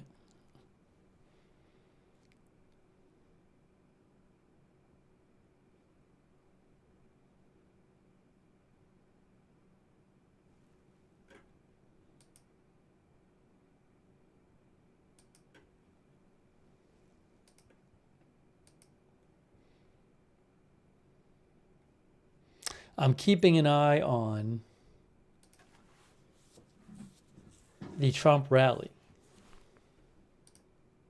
You can see AP says Harris and Trump's, hold on, I'll show you. Harris and Trump's final push before Election Day brings them to the same patch of Pennsylvania. That's a picture of Kamala Harris visiting Old San Juan Cafe restaurant with restaurant owner Diana De La Rosa and Alexandria Ocasio-Cortez during a campaign stop in Reading, Pennsylvania. Didn't Trump have a rally in Reading, Pennsylvania? I think he did. Vice President Harris and former President Trump made their final pitches to voters today in the same part of Pennsylvania at roughly the same time. spending the last full day of the presidential campaign in a state that could make or break their chances. Focusing on Pennsylvania's southeast corner, Trump took the stage in Reading, about 30 miles from Allentown, where Harris held her own event about a half an hour later. Trump said, if we win Pennsylvania, we win the whole ball of wax. It's over. Harris spent all the day in Pennsylvania. Trump is spending most of the day in Pennsylvania. In addition to Allentown, Harris visited Scranton, the birthplace of President Biden, and Reading, and planned to stop in Pittsburgh before ending with a late-night Philadelphia rally that was to include Lady Gaga and Oprah Winfrey. Trump went first to North Carolina before visiting Reading. He then headed to Pittsburgh. Yeah, he was in North Carolina this morning at the opposite end of the state before concluding in Grand Rapids, Michigan. So about half of his day in Pennsylvania, Trump. Trump will hold his campaign rally, his last campaign rally tonight, in the same place he concluded his 2016 and 2020 runs. AP says Southeast Pennsylvania, where both candidates were today, is home to thousands of Latinos, including a sizable Puerto Rican population. Harris and her allies have repeatedly hit Trump for a comedian's dig at Puerto Rico. During the former president's marquee Madison Square Garden event, the comedian Tony Hinchcliffe referred to Puerto Rico as a floating island of garbage.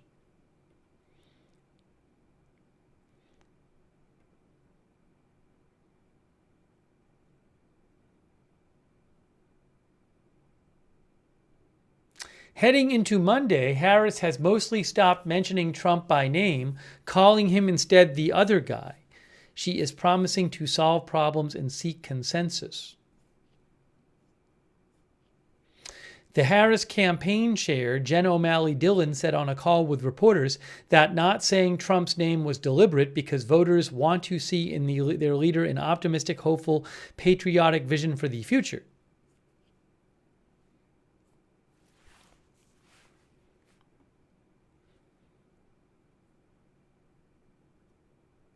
I did not know Fat Joe is Puerto Rican. AP says in Allentown, Pennsylvania, Harris rallied with rapper Fat Joe. She then made her own visit to Reading after Trump's rally there had concluded, visiting Old San Juan Cafe, a Puerto Rican restaurant, with Ocasio-Cortez. Both Fat Joe and Ocasio-Cortez are of Puerto Rican heritage.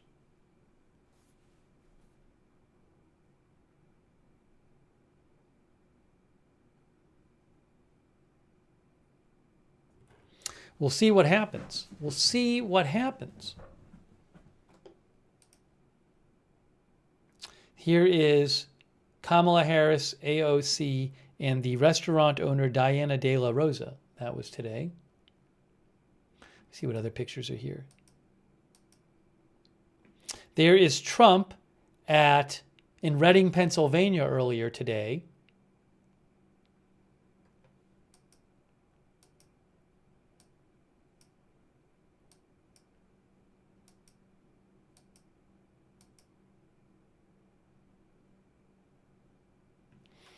Trump embraces Patty Moren, mother of Rachel Moren, during a campaign rally at Santander Arena today. You might remember that. We saw that earlier.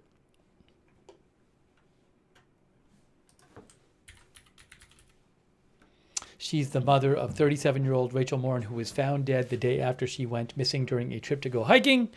Officials said the suspect in her death entered the U.S. illegally after allegedly killing a woman in his home country of El Salvador.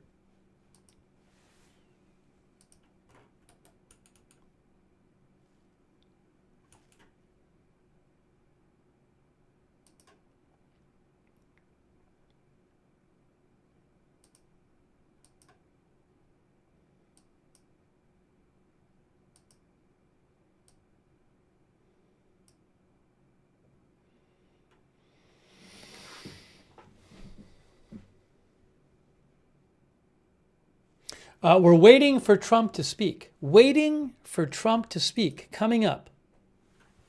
I should actually put that in the headline. Coming up shortly, Trump speaks at rally in Pittsburgh, PA. Okay. That is coming up shortly.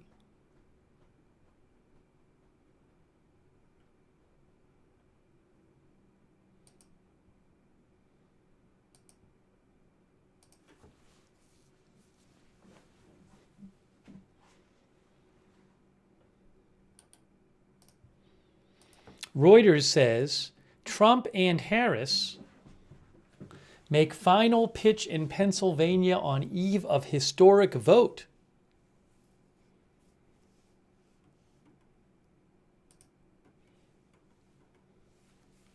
Trump and Harris both predicted victory as they campaigned across Pennsylvania today in the final frantic day of an exceptionally close U.S. presidential election. Well, it's believed to be exceptionally close. The campaign has seen head-spinning twists, 2 assassination attempts, and a felony conviction for former President Trump and Democratic Vice President Harris's surprise elevation to the top of the ticket after President Biden, 81, dropped his re-election bid under pressure from his own party. More than $2.6 billion has been spent to sway voters' minds since March. How about that? Opinion polls show them in a dead heat. Oh, hold on a second. I think Trump is coming out right now. I think Trump is no, somebody else is coming out. Hang on a moment here. One moment here.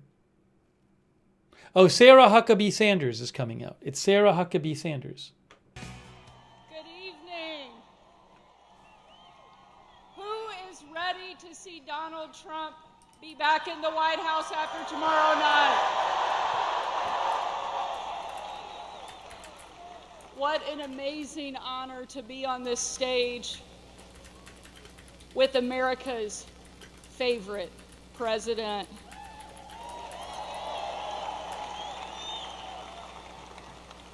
You know, when President Trump asked me to be the White House press secretary, I was the very first mom to ever hold that job, and only the third woman.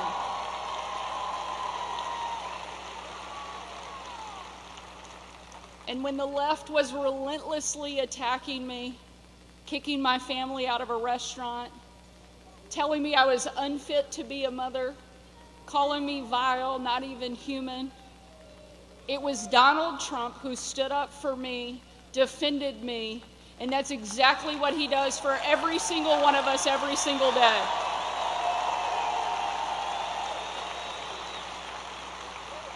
The left loves to talk about empowering women, but they can't even tell you what a woman is. But Donald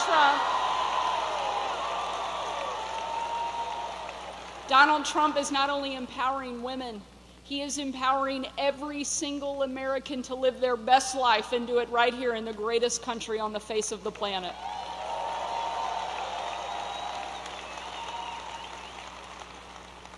He cares about our country. He loves America. This is somebody who took a bullet, got back up, and has never stopped fighting and never will.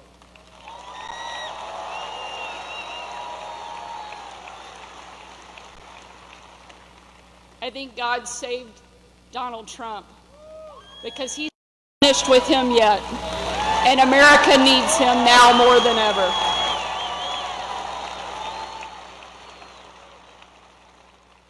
During the 2.5 years that I served as the White House press secretary, I traveled with the president all over the world.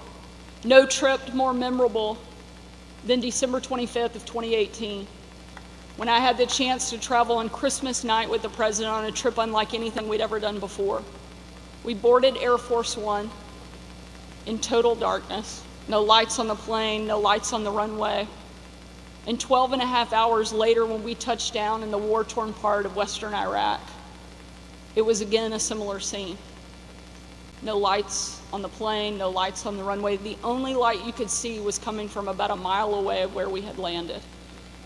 You see, there was light coming from that location because hundreds of troops had packed into a small dining hall. They had absolutely no idea that the President of the United States was about to step into that room. And when he did, a sight and a scene and a sound unlike any other unfolded. You had men and women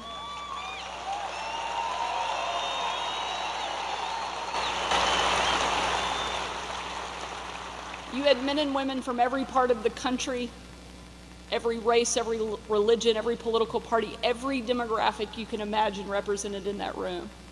But in that moment, in one perfect voice, in total unity, they chanted over and over and over again, USA, USA, USA. It was an absolutely perfect picture of what makes America so incredible. You have people willing to put everything on the line so that we could live free in the greatest country the world has ever seen. And we have a president that understands it and is willing to fight to protect it. The reason America is the greatest country the world has ever known is because we're the freest country that the world has ever known. And we need a president who will stand up for that and make sure we have the ability to protect that freedom, preserve that freedom, and pass it on to the next generation. And that is exactly what Donald Trump will do every single day.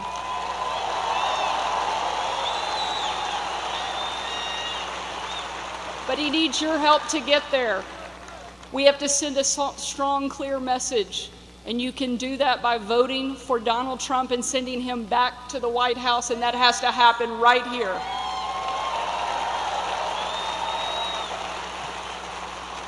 America needs Donald Trump in the White House, and no pressure, but we're counting on you to send him there. Thank you so much for being here tonight. God bless you, and God bless our great country. Thank you. That was Sarah Huckabee Sanders. Arkansas governor. All right, who's speaking next? Who did we see last time speak right before him? I can't remember who introduced him at the last rally. I think we're very close to Trump coming out. We're very close to Trump coming out. Yeah, the sound, I'm sorry, I can't control the sound. You know, sometimes at some of these venues or there's some kinds of issues with the sound, so at least we can hear them. Is he coming out now? Is Trump coming out right now? Is he coming out now? No, it's not Trump. I can't see who it is yet. Oh, it's Tulsi. Is it Tulsi Gabbard? It must be Tulsi Gabbard. Is it Tulsi Gabbard? Yes, it is Tulsi Gabbard.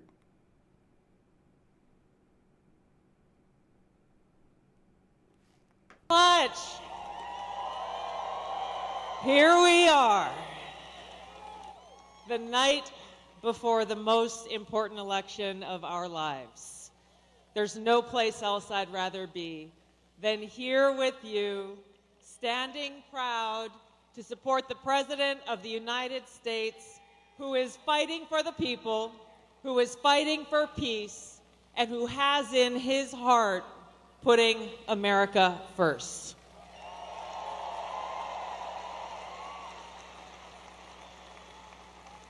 You know, the most important quality that I look for in any elected leader, but especially the President of the United States, is someone who wakes up every single day asking himself, what can I do for the American people?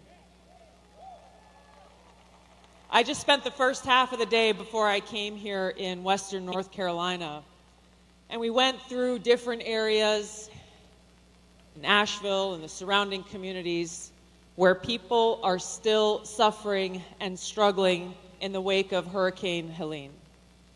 And I was moved almost to tears many times as people shared with me their stories of loss, the funerals that they are going to for their loved ones who were killed in that disaster.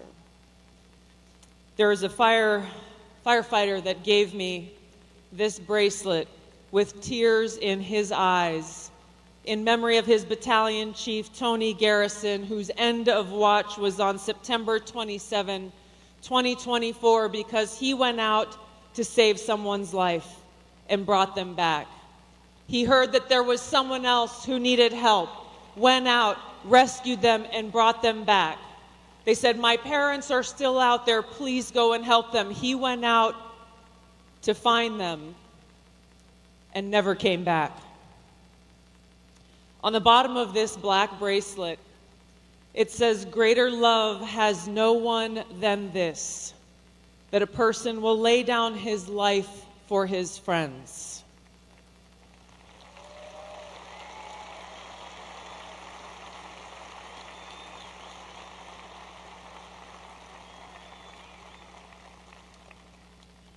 We have a president in Donald Trump who's willing to lay down his life for us.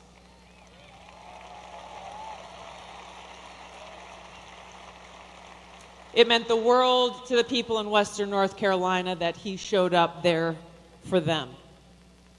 It meant the world to people in different parts of the country, like East Palestine, Ohio, when he showed up for them.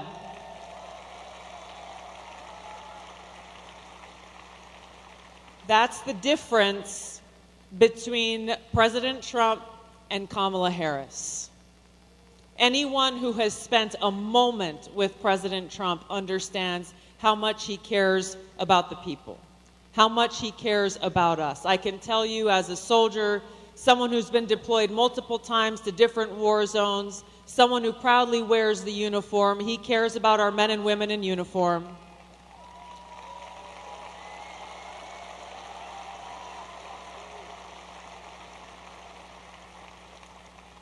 He is committed to ending wars, not starting them. He is committed to truly bringing about peace and having the courage and the strength to stand up against the warmongers in Washington. Our choice in this election and the victory we need to deliver for President Trump tomorrow is the choice between Kamala Harris and 4 more years of tyranny, poverty, and war, and more war, or in President Trump, someone who will stand up and defend our freedom and put us back on that path towards peace and prosperity. Let's deliver that victory for Donald Trump tomorrow. Send him back to the White House where we can all join him to make America great again. Thank you all so much for your love of our country. Thank you for defending freedom. Let's make it happen. That was Tulsi Gabbard. All right. We must be close to Trump coming out now. 2 more rallies for each. This one and 1 more for Trump in Michigan, and then 2 for Harris. She is doing one in Pittsburgh, where she's supposed to speak pretty soon. I don't know if I'll have footage of that one. We'll have to see. And then she's doing one in Philadelphia. And then that's it for the rallies. And that's it for the campaigning. Tomorrow, people need to get out and vote. About 70 million people, I think, are going to vote tomorrow. Hey, thank you, Ryan M., for your support. So nice of you, Ryan M. Thank you. Also, Peppermint Patty. Thanks for the gift membership, Peppermint Patty. Thanks to all of our moderators as well. You guys are awesome. Sarah 55, Beth Mythical, Ruth Krafasi. Thank you. Bash and Girl, Big Ball of Yarn, Good Luck Duck, LB Prairie Dawn, Idaho Star, I Got That Fire, McBritches, Surly Dev on Twitch, thank you. And thanks to Night Owl for subscribing on Twitch. And Tech Slug for your support. Thank you, Tech Slug, so much. Thanks to K. Larry Body for modding on Facebook. Beth Shepard, Margaret Riley, Ronald Egnor, Linda Belk and Larry over on X. Thanks, folks, for modding. Thanks to all of our moderators. They are the ones making sure the chat stays civil and respectful the way it should be.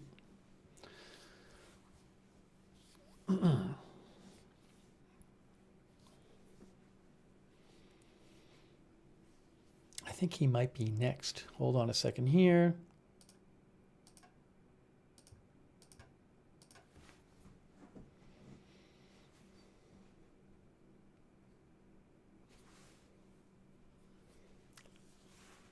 Susie Q says, I vote on election day, tradition for me. A lot of people still do. I mean, Again, it's supposed to be about 70 million people.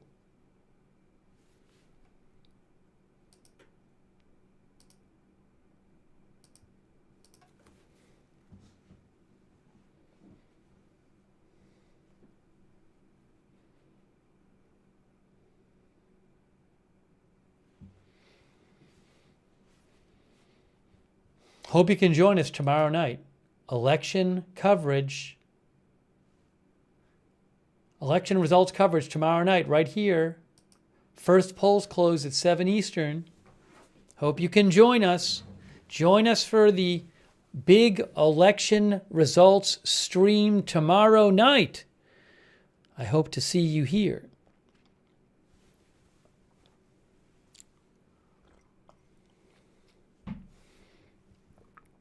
Did I thank Sarah55 for modding? Thanks, Sarah55. Hey, thanks, Mauricio Corbin, for the gift membership. So nice of you, Mauricio. Thank you. Make sure you thank somebody if they give you a gift membership or a gift subscription.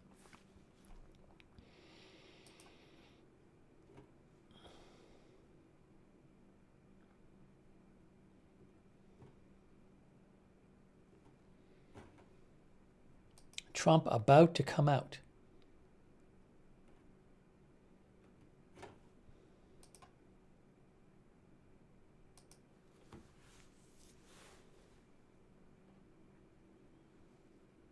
And thanks so much to Dolores Wilson for the gift memberships. Thanks, Dolores. That's nice of you. Thank you.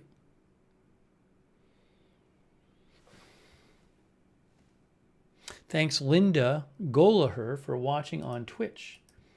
Give me one moment here. Just let me do one thing real quick. One thing, one moment.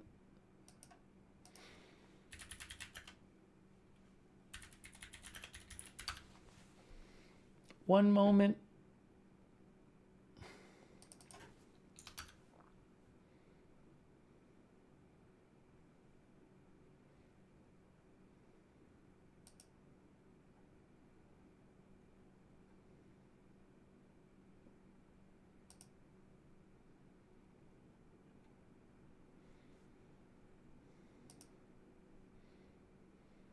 The Harris rally in Pittsburgh starts at 8.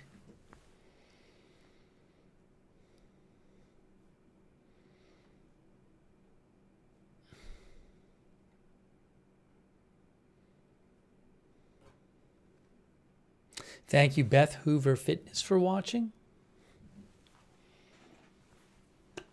I need to eat something. I haven't eaten yet today. I think after this rally, I have to eat. I don't know if I'll get to it during the rally, but after Trump speaks, I have to eat. Before the next one. Thanks, Benjamin Netanyahu, our viewer, Benjamin Netanyahu, for your support. Thank you.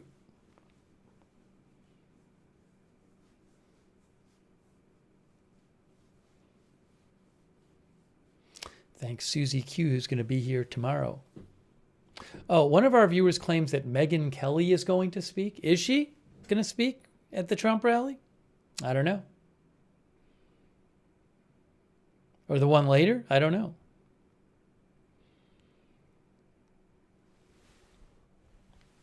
I have gotten so many election spam texts today. I've been getting a lot of election spam texts this year, just way more than ever before. But today, it's been crazy. So many spam election texts. Hold on. Is it Trump? Is it time for Trump, or is it somebody else? Is it Trump or someone else? Is it Trump or someone else?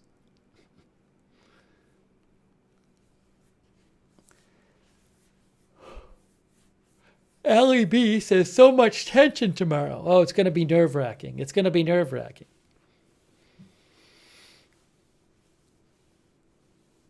After all of the lead up and all the polls and everything. Oh, there's Trump right there. Hey, it's Trump. Trump is coming out now. Trump is coming out now. So we'll listen to Trump speak.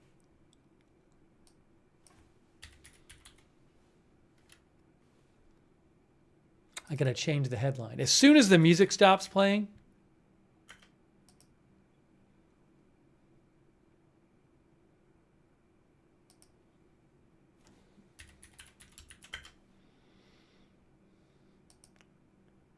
Oopsie.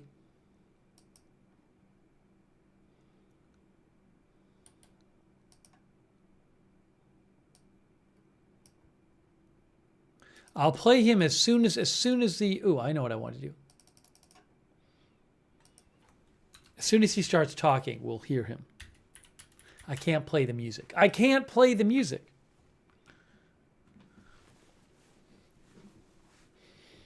This is Pittsburgh.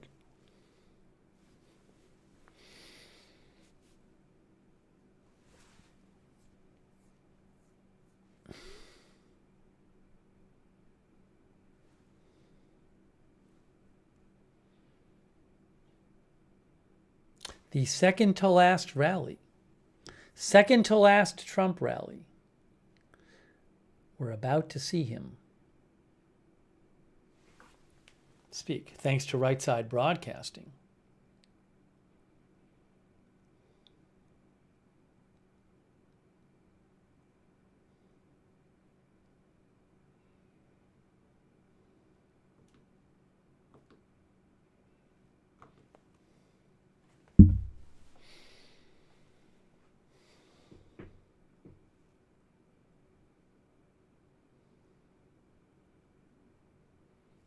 All right, hang on. I think he's going to speak shortly.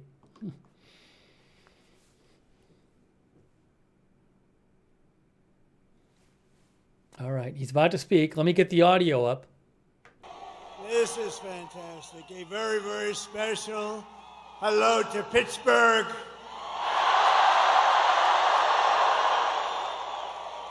And Pennsylvania. I went to school in Pennsylvania. I know everything about Pennsylvania. I love Pennsylvania.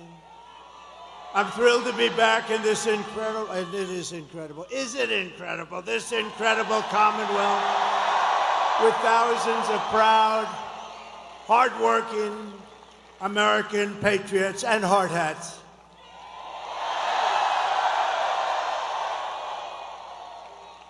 People have no idea how smart they are.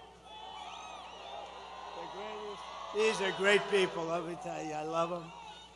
I'd like to begin by asking a very, very simple and easy to understand question. Are you better off now than you were 4 years ago?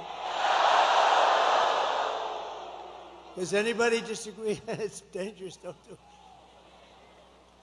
But over the past 4 years, Americans have suffered one catastrophic failure, betrayal, and humiliation after another.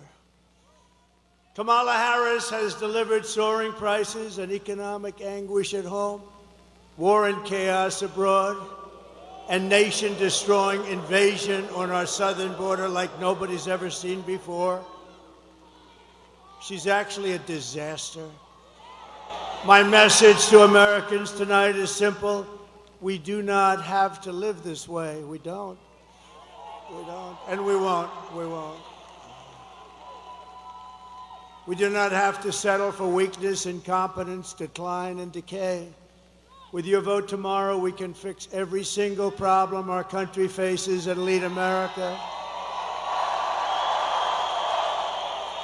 and indeed the whole world, to new heights of glory. And we'll help the world. A lot of people think we're isolationists. We're not. But we want the world to appreciate what we're doing. They have to appreciate that we're helping them. When we win election, only one day, oh, does that sound nice? One day from now. Oh. We've been waiting for 4 years for this. 4 years. Right? Look at all these senators. Look at all these senators and congressmen.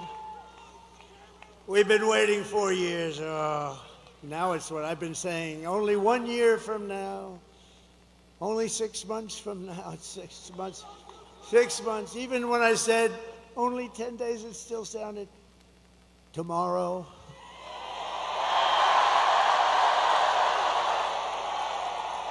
I will end inflation. I will stop the invasion of criminals coming across our border, and we will stop it rapidly. I will strengthen our military. And as you know, we totally rebuilt our military, but now it needs a little strengthening after giving a big chunk of it to Afghanistan. Figure that out. Figure that one out. I will restore peace in the world, and I will rescue the American dream. Together, we will begin the 4 greatest years in the history of our country, and we will launch the most extraordinary economic boom the world has ever seen, and we'll do it by utilizing the assets that we have. If you vote for Kamala, you will have 4 more years of misery, failure, and disaster. Our country may never recover. Vote for me and I will deliver rising wages, soaring income, and a colossal surge of jobs, wealth, and opportunity for Americans of every race, religion, color, and creed, every one of them. A vote for Trump means your groceries will be cheaper. So many people mention, I go in, so many people mention groceries, that beautiful but simple word, groceries. Sir, my groceries. You don't think of it that way, but that's what they mention more than anything, my groceries. Your paychecks will be higher, your streets will be safer and cleaner, your communities will be richer, and your future will be brighter than ever before.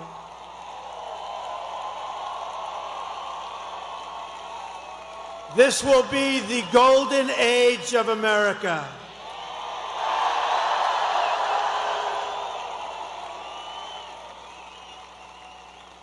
Just a few months ago, in a beautiful field in Pennsylvania, not far from where we are tonight, an assassin tried to stop our movement.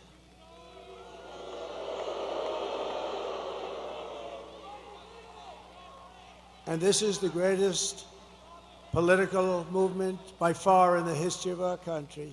Tried to stop it. But that brush with death did not stop us. It only made us more determined to finish the job that we had only just started.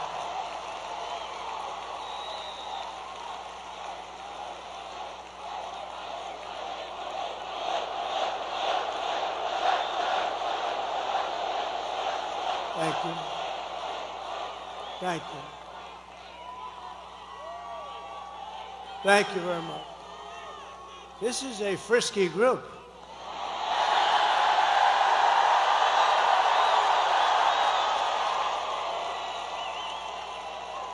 Many people say that God saved me in order to save America.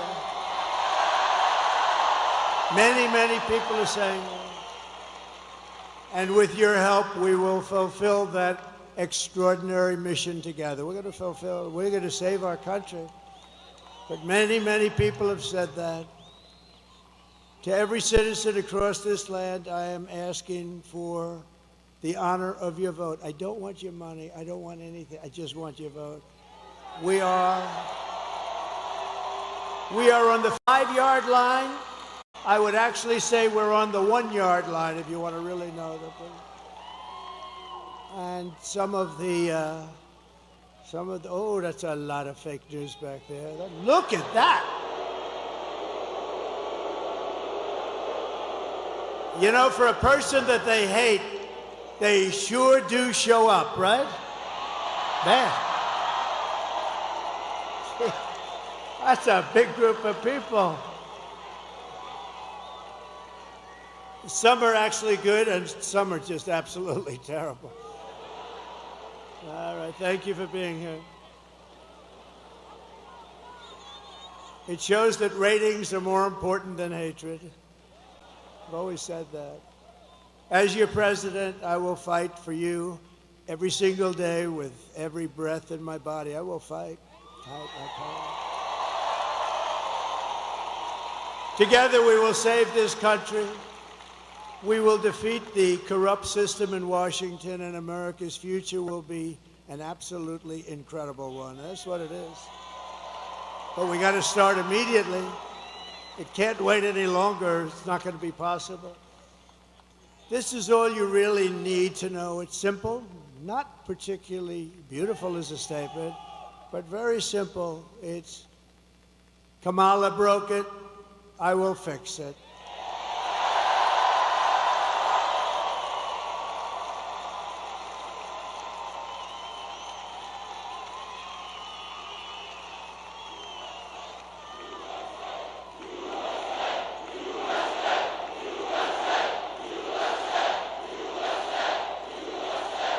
Thank you. And I don't know if you know, but Kamala has a little rally going on. And when I say little, I mean little. It's a competing rally. It's not this giant place that's sold out. What a beautiful, this is a beautiful place. But, and it's quite embarrassing. It's all over the internet. She's screaming. And the people, it's about 100 people, they're not moving. They just want to go home, just be done with it. It's not quite this.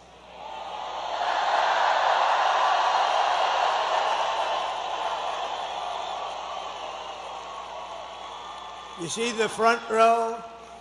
You have a lot of front row Joes. We have more front row Joes here than she's got at her big rally. This was the big one. No, it's a whole host.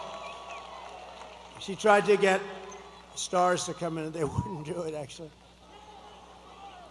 She'd go and get Beyonce. No. Beyonce would come in. Everyone's expecting a couple of songs.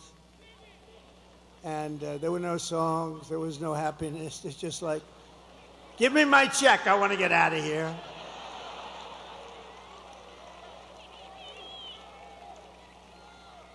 But you always put the star. She should have learned this from Crooked Hillary. Always put the star after you. That way the people stay. Finish your speech. Let the star. And even if she doesn't sing, they booed like hell. But the press didn't play that. They booed both of them the hell out of the stadium. But you know what? Even though the act was terrible, it's like by that time you're out of the building. Like Elvis had left the building. Elvis has left the building. Now it's terrible. They obviously forgot to get a star tonight, but we don't need a star. We don't need stars. I never had a star. No.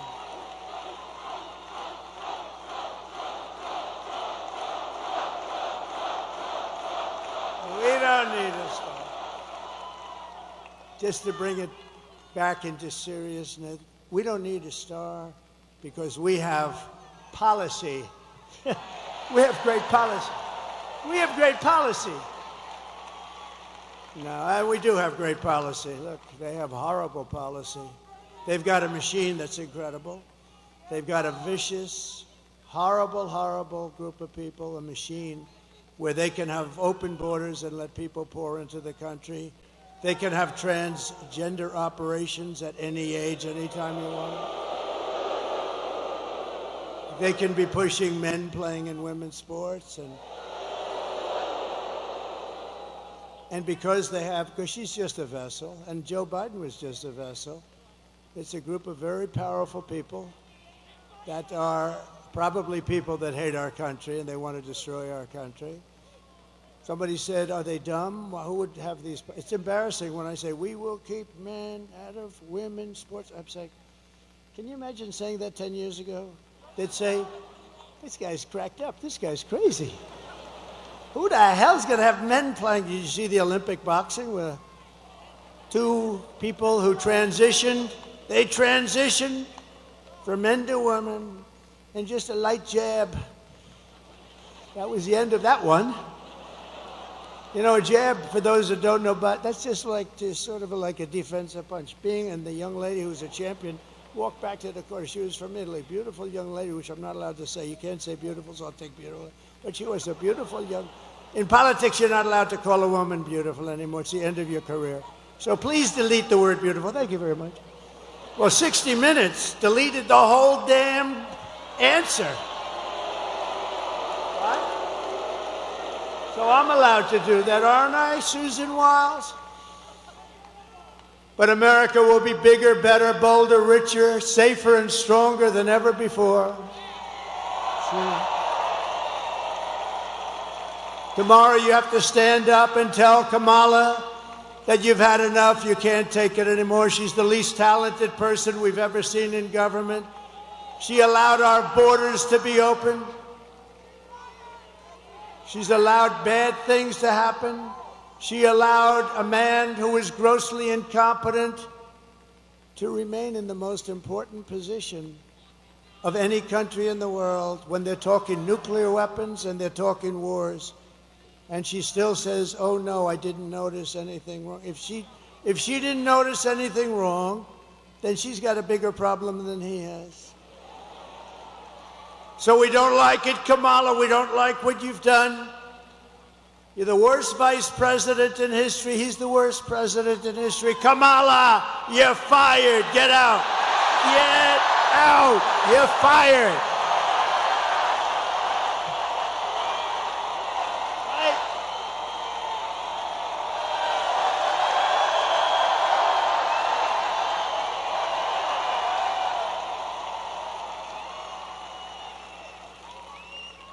See, I consider all those guys back there with the big muscles, and it's not my thing, but I consider them really beautiful to me. They're beautiful people, and they are productive people. They make our country work and run. They built our country, they did.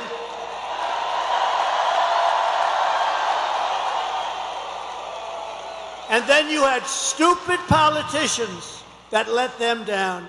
And those companies got taken out of Pittsburgh and every place else, like you take candy away from a baby. But now we have the exact opposite.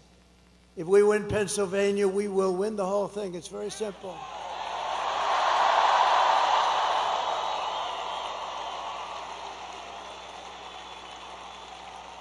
And I do believe it is, I say you have to make, I do believe it is too big to rig. I think it's too big to rig.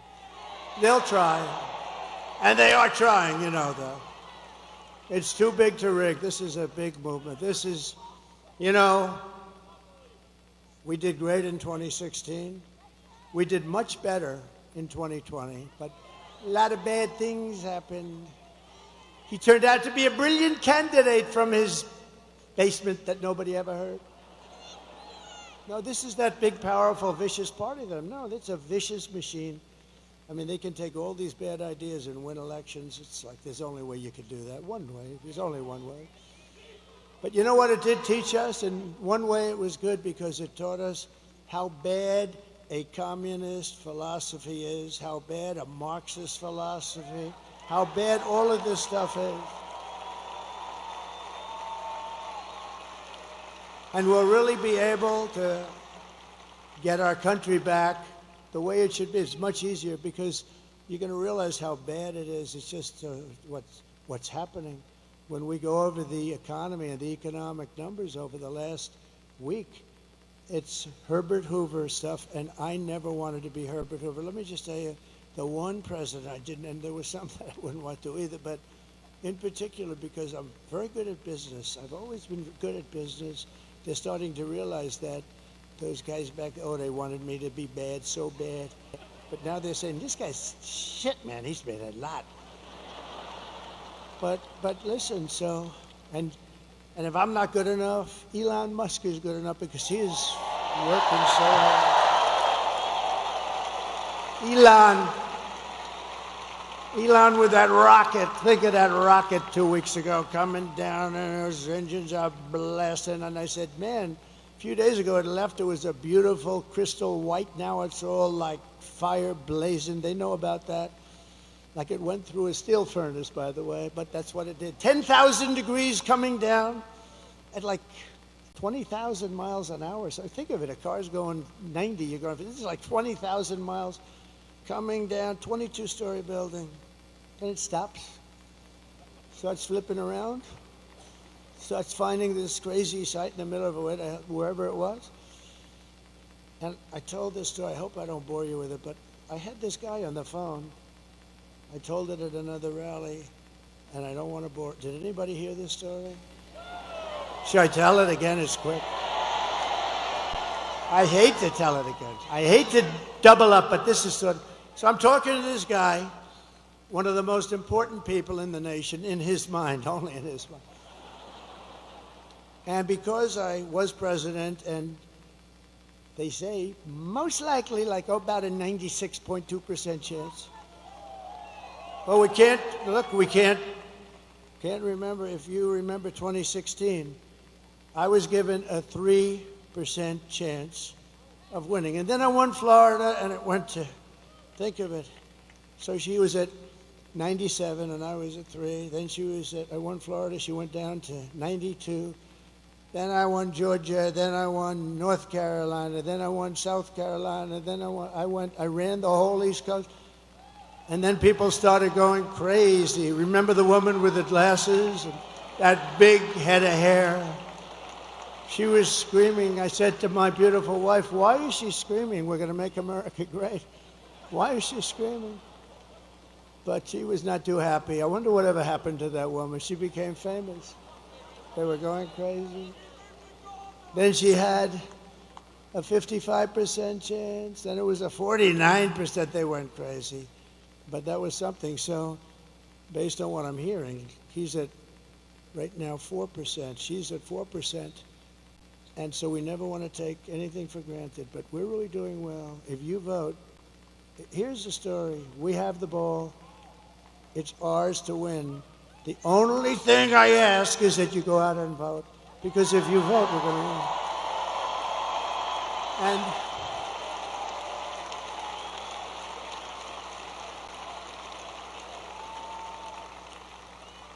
And believe the fake news when they say, this is going to be tight, this is right. It's really not tight. But they want to do that because they want to get ratings. They want everybody to watch. But you got to do this. You got to just forget those people because they don't tell the truth, okay? Just, no. Well, actually, I didn't even correct him because it's actually better if let everyone think it's going to be tight as hell. But whether it is or not doesn't matter. You have to go out and we have to swamp them. Everybody's got to vote.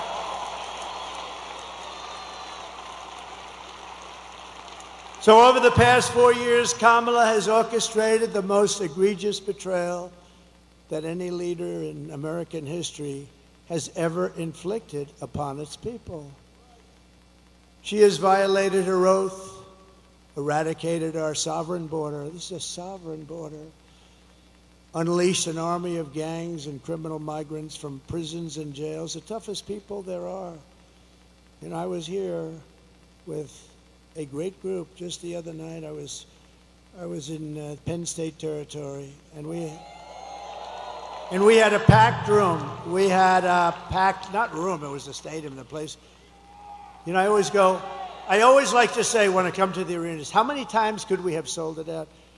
If you look at where we were in Wisconsin, Milwaukee, we had a brand new, gorgeous, big arena. We could have sold it out 10 times. I'm telling you, we could have sold out Madison Square Garden 5 or 6 times. 5 or 6. And I always view it that way, but we had situations where, and we put up videos of the vicious crimes. I don't put them up anymore. You know why?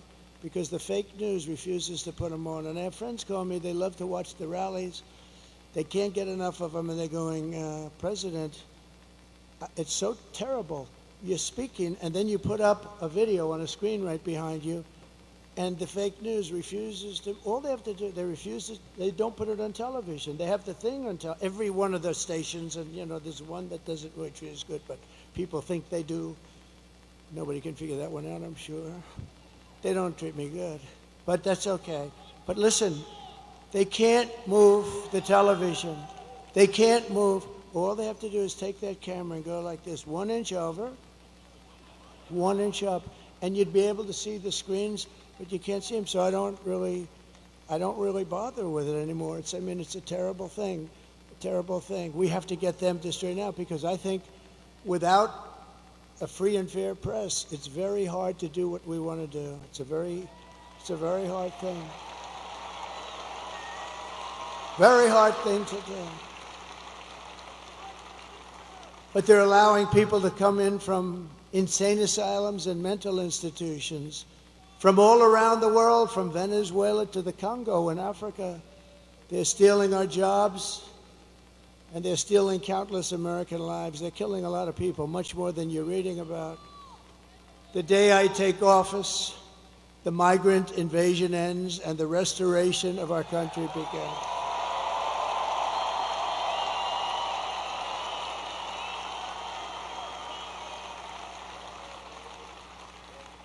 Oh, those Penn State guys, I wanted them to wrestle the migrants. I told, you know, the UFC, Dana White, oh, they killed me in this. I told Dana, you know, to set up your League of Champions, unbelievable, best fighters in the world, and a migrant league. At the end, I want the migrant to go against the champion, and I think the migrant might actually win. That's how nasty some of these guys are. But I don't know. I doubt that. I tell you, I felt very comfortable with those big Penn State wrestlers. Think of that. They won. I mean, how good is this coach? They won, in the last 13 years, they won 11 national titles. They won the title this year. And I had them up. I brought them up in the stage at Penn State. I was at Penn State. The place was packed. And I said to them, fellas, you may be like the only guys in the country that can beat the hell out of the migrants. It's true. They're the only ones that could beat the migrants in a fight. These are tough people. These are people who've been in jails. They're killers. They're murderers. The level of viciousness is unexcelled. And it's from all over the world, not just from South America. So we love being there. I was just 2 days ago. We love being there. We love seeing these young guys. These guys were great. But they won 11 out of 13 titles, and it's called Pennsylvania. Here we are, right? It's one of those things. They're pretty good. But we have to stop, because the United States is now an occupied country. We're an occupied. Can you imagine somebody getting up and making a statement? We are an occupied country. When you look at what's happening in Aurora, when you look at what's happening in all places, Springfield, how about Springfield, Ohio? We're an occupied country, and you know, those are just the places you hear about, but they're taking over large sections of the country. Colorado, remember Colorado? They're the ones that started the movement, the governor, the weak, pathetic governor of Colorado. He's a radical leftist, and he's afraid of the people, the gangs from Venezuela. He's afraid of them. He's afraid to do anything. He's lost control of his state. But he was the one that wanted to have Trump taken off the ballot, even though I was leading all of the Democrats, all of the Republicans at the time. I was number one.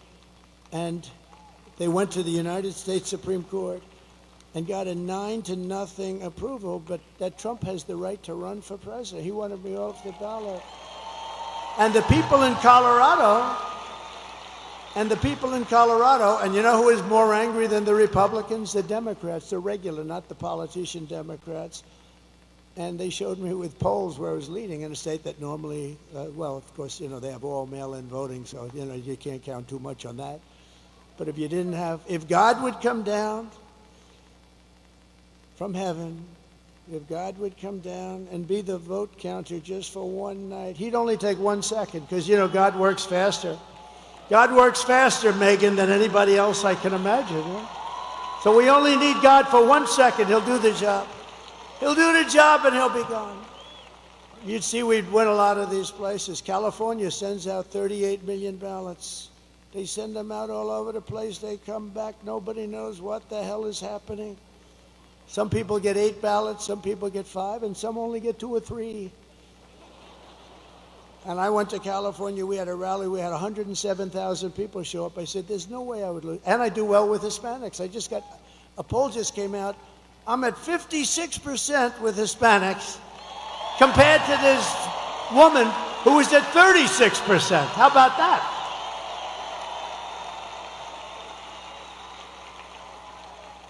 I think the Green Party got more than she did.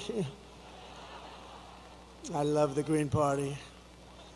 Jill Stein, this may be I never met her, but she may be one of my favorite politicians. But it will soon be, think of it, we're an occupied country. but it will soon be an occupied country no longer. It's not going to be an occupied country. November 5th, 2024 will be Liberation Day in America. On day one, I will launch the largest deportation program of criminals in the history of our country.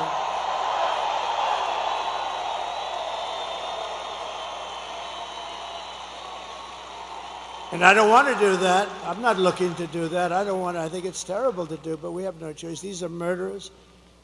13,099 put out by the Border Patrol, who, by the way, 2 weeks ago gave me the best endorsement you've ever seen. They said, I'm the greatest president in American history. And I said, does that include George Washington and Abraham Lincoln? Yes, sir, it does. When they say that, they're all in, right? Better than Lincoln or Washington, who would have thought? I wonder what my parents say up there. Hi, Mom. I know my mother's up there. My father's a little bit, it's in dispute. He would be up there. He was a strong guy, but he was a good guy. But I will rescue every city and town that has been invaded and conquered. Can you imagine? We're talking about, these are military invasions without the uniforms. That's all it is. And we will put the vicious and bloodthirsty criminals in jail or kick them the hell out of our country as fast as we can. And to expedite removals of the Trende Aragua gang and the MS-13 gangs, equally as vicious. You know, MS-13 took two beautiful teenage girls walking to school in Long Island. For some reason, we took them out by the thousands. ICE. She wants to defund ICE. ICE. They're tough as hell, and they're also people that love our country. They took two young girls, and they sliced them into pieces as they were walking. They sliced them into, they didn't shoot them because that's too quick. They sliced them up and left them dead.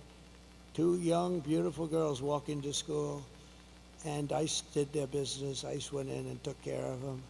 But can you imagine? And now she wants to defund ICE. Let's defund ICE. No, these are rough people. These are bad people. I will invoke, and this is how far we had to go back, because in those days they didn't play games. I will invoke the Alien Enemies Act of 1798 to target and dismantle every migrant criminal network operating on American soil. And if they come back into our country, it's an automatic 10 years in jail with no possibility of parole. And I am hereby calling for the death penalty for any migrant that kills an American citizen or a law enforcement officer.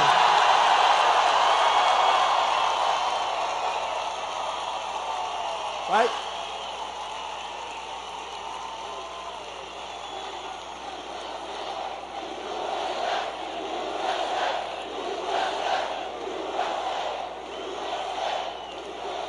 And I will ban all sanctuary cities in the United States of America.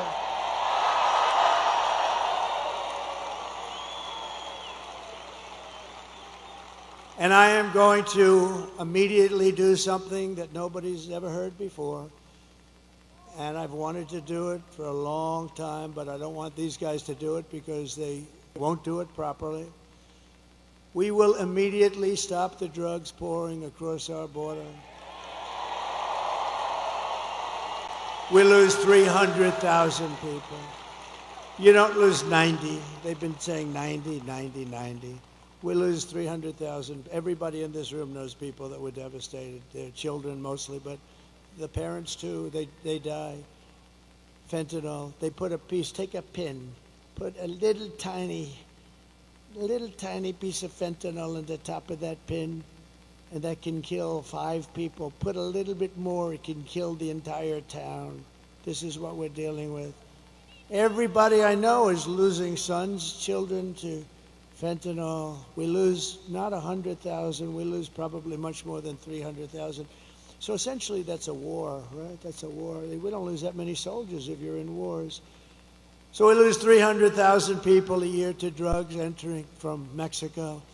And if they don't stop this poison from flooding into our country, and they can stop it, by not accepting it from China. And I'm doing the same thing with China. We're going to tariff the hell out of them.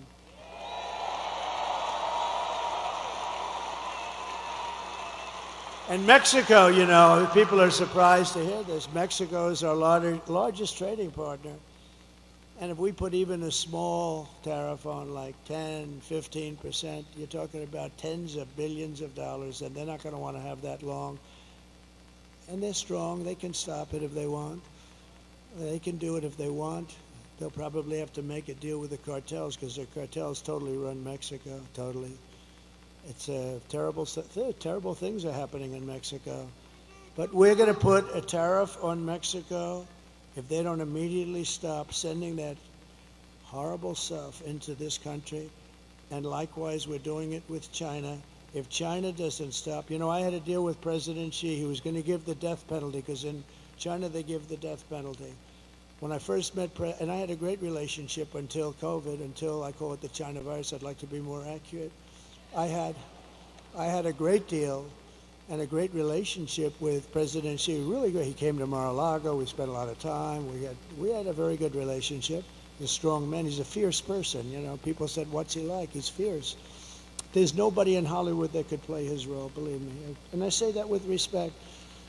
But I said to him, "You're killing a lot of people by sending fentanyl into our country." I said, "How many people do you lose a year with drugs?" "No, nobody."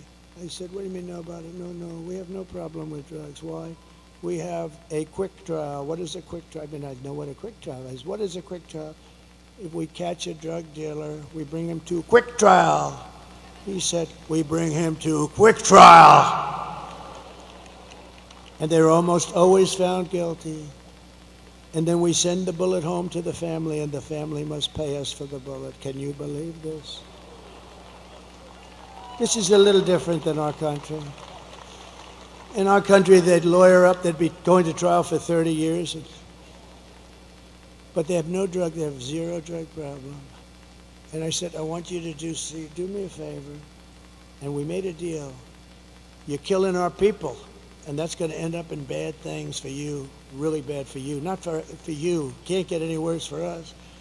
I said, "I want you to do me a favor. I want you to give the same death penalty to those people that are sending fentanyl into the United States.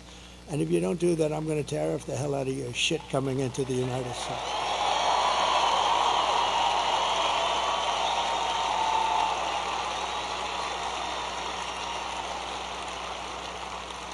And guess what? He agreed to do it. We had an agreement, and then we had a very bad election, a horrible election. Think of the difference, how different our country would be. You wouldn't have had the fentanyl problem. You really wouldn't.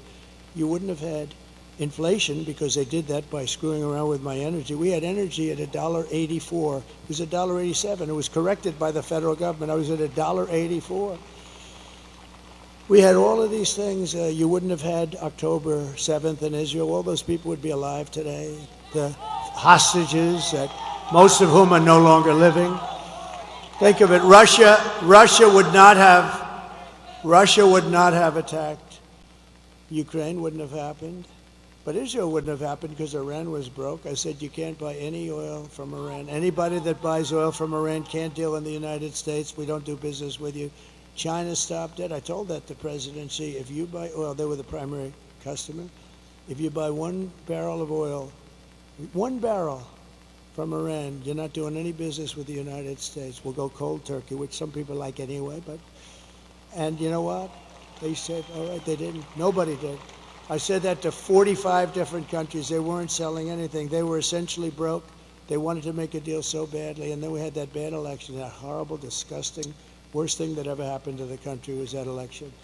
And I left, and they didn't follow up the deal that I made. And the fentanyl is now pouring into Mexico at numbers, and more people are dying, and it comes across this open border, and we're taking in more drugs, human smuggling, all women, setting records. Bring up my all-time favorite chart, if it's possible to find. Where is that all-time favorite?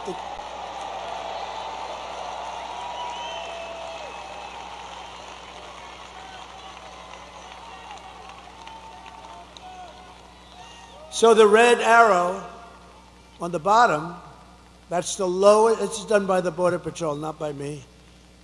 It looks like something done by me, doesn't it? But that was my last day in office. Look at the red arrow. That was the lowest that we've ever had. Drugs, it includes drugs, but drugs and human trafficking, but mostly illegals coming into the United States of America. Look at that number. And it would have gone down. All they had to do is leave it alone, leave the people we had, Brandon Judd, all these great people. Tom Homan was consulting me. And all these great people, that's all they've done in their life. And we had it down to a science. The drugs were coming in at the slowest rate. But we had illegals almost stopped. By now they would have been literally stopped. And by the way, we want people to come into our country, but they have to come in legally. They have to come in legally. They have to show they can love our country. They have to show that they didn't murder 7 people along the way. But that's the lowest point, and I love that chart. Even if it was bad numbers, which is not, but even if it was horrible numbers, I would love that chart so much. That chart was right over there. It never was over there, and it was never over there because I always do this toward the end of a speech, not the beginning. I looked over there at that chart, and I said, what the hell was that? Me, yeah. So that was pretty amazing. But, you know, I do want to tell you one quick story. So I'm in Detroit, and Mexico is getting rather rough with us in terms of trade. We're not going to take it. We don't have to take it. We have a good trade deal, but, you know, nobody knows how to use it because they're stupid people. And Mexico is doing things that aren't good. And, you know, China's using Mexico is a subchapter S corporation practically. China's putting a lot of money into, you know, they're running things pretty good, and they're going to build the largest auto plant. I was making a speech at the Detroit Economic Club, but a year and a half ago it looked like I was going to run, and I wanted to go see an auto plant because we're getting screwed on autos. I mean, everyone's moving their plants over. Actually, Elon built a big plant in Texas. Okay, we like it. All right? Elon built a very big plant in Texas. We got to give credit. We love Elon. He gave me another of the greatest. You know where he is right now? He's in another part of your state. He is now in Pennsylvania campaigning for Donald Trump because he thinks it's the single most important thing.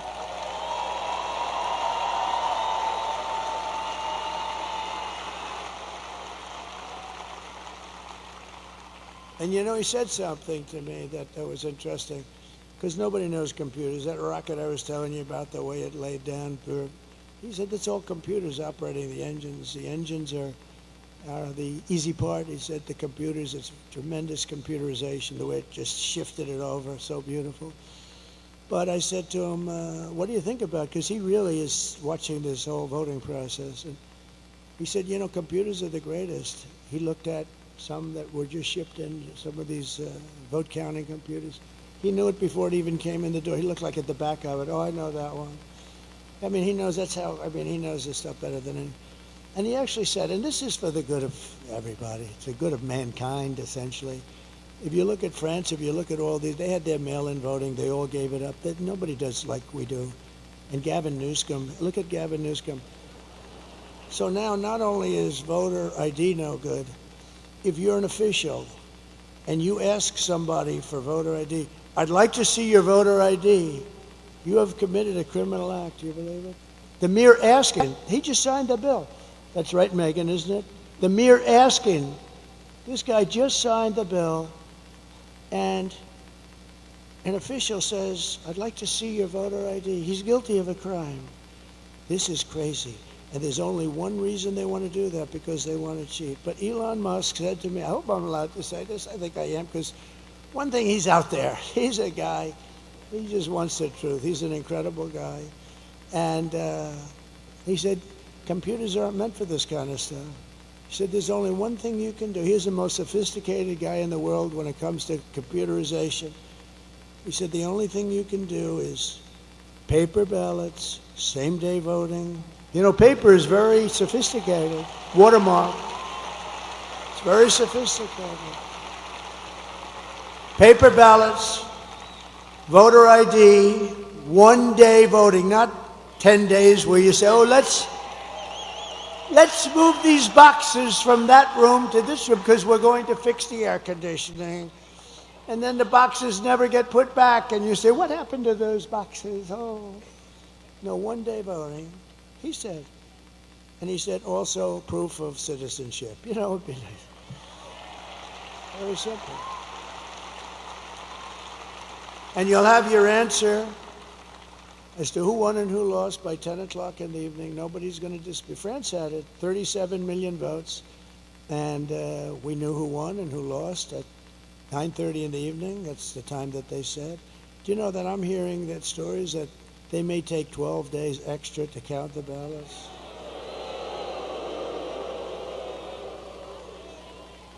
And bad things happen when you do that, although today we won a very good case in Georgia, where the judge ruled that no, they're not allowed to have unlimited extensions for the votes to come in.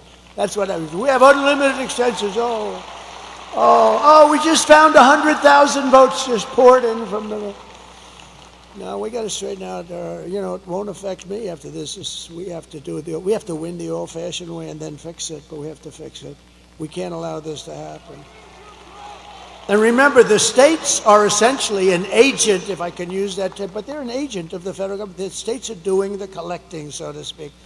And they have to take their orders from the federal government. And how can you do this where they say it's going to take days longer? You have all this equipment. The other thing is, if you go to a paper system, it'll cost you 8% of what all of this fancy machinery costs. But Elon said that there is no computer in the world that can't be broken into very easily by somebody that's computer smart. I have a son at home, Barron. I said, people love Barron. They love Barron. They love Barron. I say, Barron, you're always on your computer. I think you have to learn it at a young age, actually. Barron, you're always on your computer. You got to stop. You got to do other things. Yes, Dad. Yes, Dad. Sure. Sure, Dad. Don't be wise. Look, I'm going to turn this thing off. Okay, Dad. Try it. So I turn it off, Dad. I turn it off. It's locked. It's done. I have a number on it. He calls me 45. Come here, Dad. Take a look. No, these kids are genius, I'm telling you. He's a wise guy, smart one. And do I have good kids? I have to just... Are my kids here? Where are my kids? They're around here. They're around here. Get them out here. I think I want to bring them up. 4 years...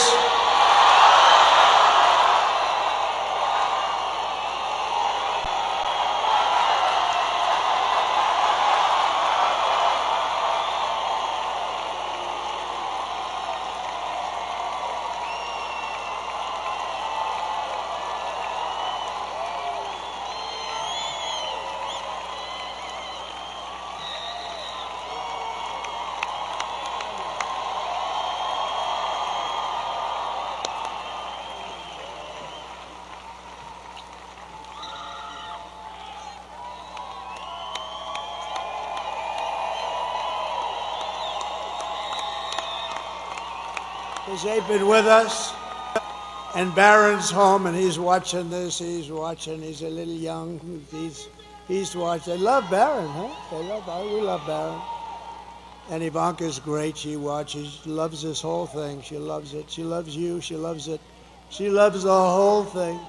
But I just thought, you know, it's sad because we've been doing this for 9 years. We've had hundreds of rallies, hundreds. Actually, numbers that are not even conceivable. I've heard 800, 900, I don't know, but we don't even count them. But and they're all like this. They're all these magnificent, magnificent rallies.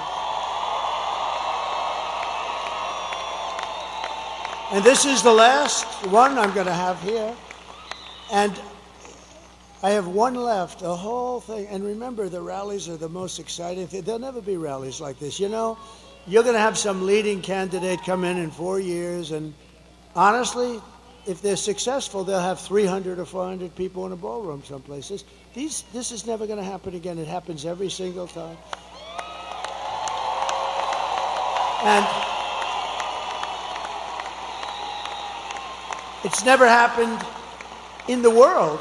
There's never been, this is a movement that's never happened, and it's going to be a movement that's going to save our country. It's going to be a movement that's going to save, but it's sad in terms of we'll never have this, but we'll have other get-togethers, and in a way, all what we're doing, all these years of work, and you know, we started off with that very bad situation 4 years ago, and it was so sickening to wait 4 years. And if I didn't do so well, I did so much better the second time than the first. I wouldn't have done this if I took in less votes. We took in close to 12 million more votes. I mean, Barack Hussein Obama, he didn't do that.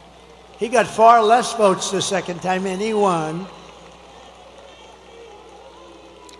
And he's a major divider. I watched him the other night. I mean, he's a very divisive guy. I've always said that. He is a very divisive guy. And his wife, I've always been so nice. Ooh, she was hitting me. She was hitting me, Michelle. She was hitting me. That wasn't nice. I've always been nice, but they're dividers, I'll tell you right now. We're not going to stand. Dividers are no good. He's a highly overrated man, I'm telling you that. But he's a divider. I watched him with this crap where he's trying to get her in. He's the one that pushed her in the first place. And look what happens. I mean, I hope it happens, because if it doesn't happen, this country's in big trouble. But we've been doing this now for 9 years, and we had a great first term. We rebuilt our military. We cut taxes more than any president in history, including Ronald Reagan, who did a big tax cut. We cut more regulations. We developed an open space force through the Congress, and I think that's going to go down. First time in 82 years that last one was the Air Force. We did that. I mean, think of all the different things that we did. We were respected all over the world. China respected us. Everybody respected us. There was no laughing at your leader. They came up with all these hoaxes, Adam Schiff and all this scum that we have in this country. They're scum. And they knew it was a hoax. And they tried to put this guy who didn't know anything about Russia, they tried to put him in jail, Adam Schiff, conceived of the story. Think of it. Adam Shifty Schiff, one of the truly unattractive people. I call him Watermelon Head. He's got the largest head and the smallest neck. He's got a neck that's about 4 inches around. He's got a watermelon on top of it. But he's not a stupid person, but he's an evil kind of person. And he's likely going to be a senator, unfortunately. But I mean, this scum is going to be a senator. So their movement carries on, but our movement carries on too. As long as ours carries on. No, he's got the smallest neck I've ever seen. Do you think he can play football for the Pittsburgh Steelers? I don't think so. One shot, and there goes the whole thing would fall apart. One little shot. One tiny tap like that, boom, falls off. No, but bad. But think of how bad this is. I don't want to put him on the spot, but this kid went through hell on a story that they knew was made up, Russia, Russia, Russia hoax. And I saw Schiff come out of an intelligence meeting or something. He's not supposed to even do this, but he goes out into his press, and he says, Donald Trump Jr. will go to jail for what he's done with Russia. Right? And I said, whoa. I said, what's this all about? So I call him up. I said, Don, what's going on? I said, Dad, I don't know anything about Russia. He didn't do anything. He went before grand juries. He went before what they did to this guy was, and you know what? I think he became tougher because of it. Maybe too tough. I think he's too tough, Sarah. I don't like it. He's too tough. They've made my son too tough, Mike. But he's a great guy, and he's a good person, and they put him through hell. But think of it. What person, and Hillary was in there, they spied on my campaign. It's now proven. Spied on my campaign. The Russia, Russia, Russia thing with Mueller, you saw Mueller's performance in Congress, right? He didn't know anything. We were totally exonerated. But for 2 years, this guy went through hell. He went through hell. He had nothing to do with Russia. He didn't know anything about it. They went through millions of phone calls. They didn't find one phone call to Russia. It was a hoax. But think about how bad you have to be. We're going to put the son of the President of the United States in prison for what he's done with Russia. And he knows it was a hoax because he conceived of the hoax along with Crooked Hillary and the rest of them. And Obama, in my opinion. No, but think of it. He conceived of a hoax, and he wants my son to go to prison. That is human scum, I'm sorry. And he'll probably go on to be a senator. And that's okay, because we have blocked them. Everything we've done, we've won against, but they are bad people. You know, if they put that genius toward making our country great, boy, would we have fun. We would have fun together.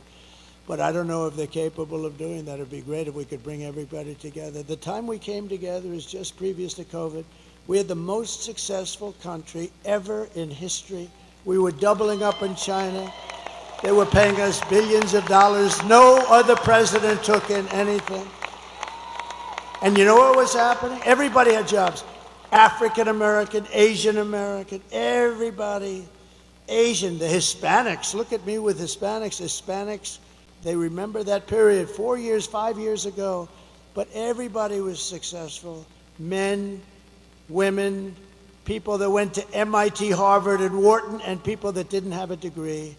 Everybody was doing better than they've ever done before. People that never graduated from high school. And I'll tell you what was happening is I was getting calls from people that I would say are the radical left, but people that were definitely very far left, and people wanted to start meeting. There was a whole thing. This country was coming together, and then we got hit with something that nobody knew what the hell it was, although I did say it was from the Wuhan lab. I was right about that.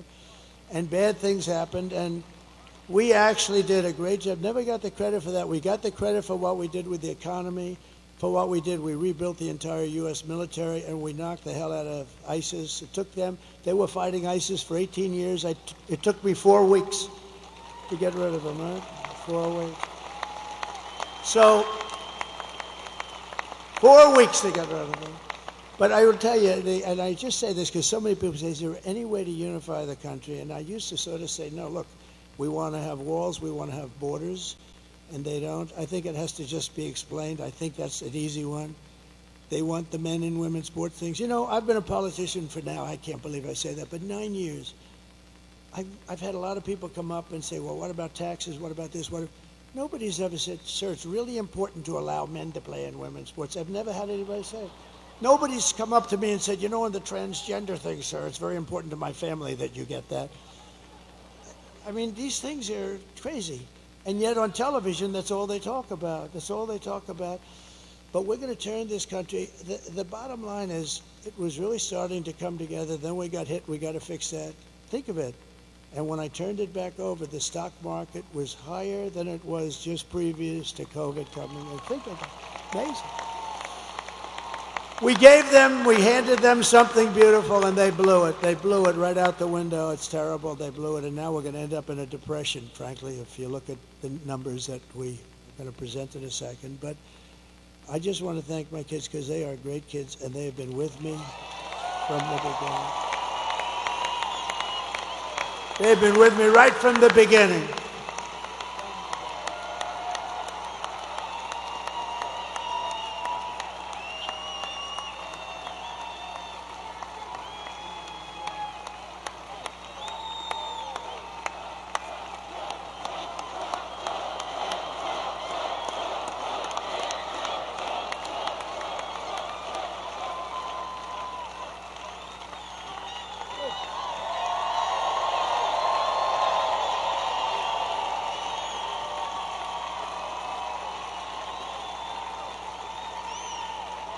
And I thought I should do that because we go to Michigan tonight, and we do one final. We'll do 4 tonight, but we go to Michigan, and I really thought I should recognize my children. So this is the second to last one. That's sad, because we've been together. I mean, look at these people, the front row Joes, the North Carolina women, the whole thing. We have people that have come to hundreds of the rallies, and we all love it. And you know, they all love the country. Everyone they don't come to our rallies if they don't love the country, just because they wouldn't do it. But but here's the only thing in closing.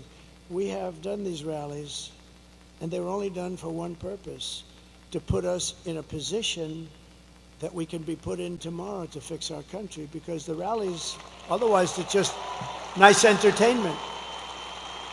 So all of these rallies that we've had for years now, they're done to put us, and you know, after that last horrible situation, and so many bad things happened, China was immediately allowed to go buy oil, and Iran has hundreds of billions of dollars now. They had nothing. They were broke, and so many other things happened, and it's really sad. But we were put in a position with these rallies where, I can't tell you yet, but I mean, we're certainly on the 2 or 3 yard line, and the only way we can blow it is if you blow it. I've given you the ball. I mean, you got to go and vote.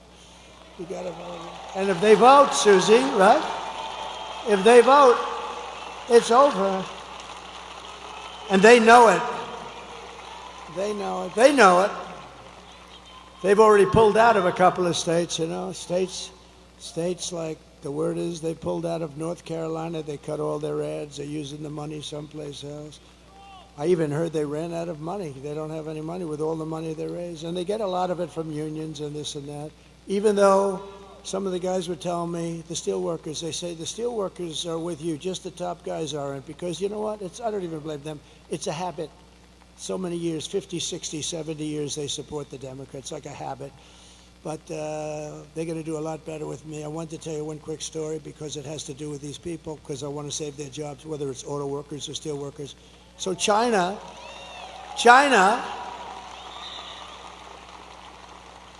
I have a friend who's the best and the biggest auto factory builder in the world, I guess. Very big, very good, very capable guy, John. And I see him, and we're talking about a year ago, and he said, yeah, we're building some big, oh, good, I want to see, we're building some big auto factories. Great, I want to see one.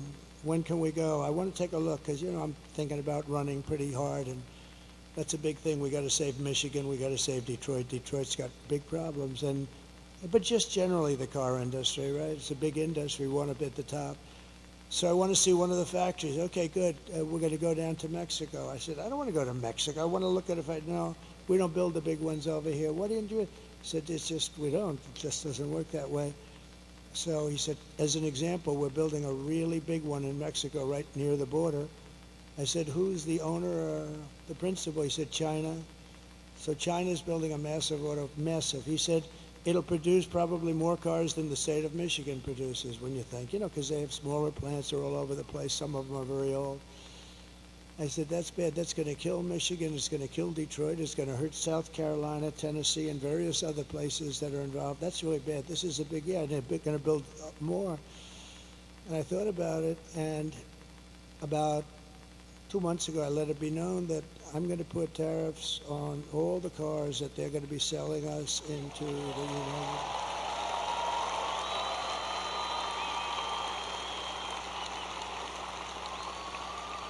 And I let it be known that the tariffs will be about 100%, and 100% tariff on any car that's made in these factories in Mexico, probably any car coming in from Mexico. Remember, I'm going to put tariffs. This is a big thing. I'm putting tariffs on Mexico. If they don't straighten out this drug, it's their problem. They're coming through Mexico, and Mexico's accepting this fentanyl, and I'm putting tariffs on Mexico. Every damn thing that they sell into the United States is going to have like a 25% tariff until they stop drugs from coming in. And let me tell you something. Those drugs will stop so damn fast that your head will spin. And I'm not playing games. And I'm doing the same thing to China. If they want to sell Mexico fentanyl at levels that nobody, it's going crazy right now what they're doing. You know, at least we fought it like hell, and we did relatively successfully. You can never, I mean, they put it in hubcaps of cars. It's tough. It's all over the place. It's genius, some of these devices they come up with. But I've told China, you want to sell, we're going to have a good relationship with China, hopefully. I want to have a good relationship. But you sell fentanyl into the United States through Mexico, we're putting a 25% or so tariff on until such time as you stop doing it. And they're not going to do it for long, because that is a massive penalty. And we don't have to fight. We don't have to fight with guns. You know, I had no wars. I stopped wars. I stopped 2 countries from fighting each other that have nothing to do with us. You can ask Rick Grinnell, who did a great job for us, and you can ask, you can ask Mike Pompeo, he's here. I stopped countries from fighting wars that had nothing to do with us. Just say, listen, fellas, you've been killing each other for 1,000 years. If you keep, and they both did business with the United States and made money. I said, if you keep fighting like this, you're killing people. Lots of people are dying. That's all I cared about. I didn't care where they're from, but people are dying. Good people are dying because these leaders are stupid. And so I said, if you keep doing it, I'm putting a 50% tariff on everything that you do business with the United States on. You gotta, I'm talking to two countries. They call me up the next day together. We have resolved our differences. It didn't help me, but you know what? I saved a lot of lives. So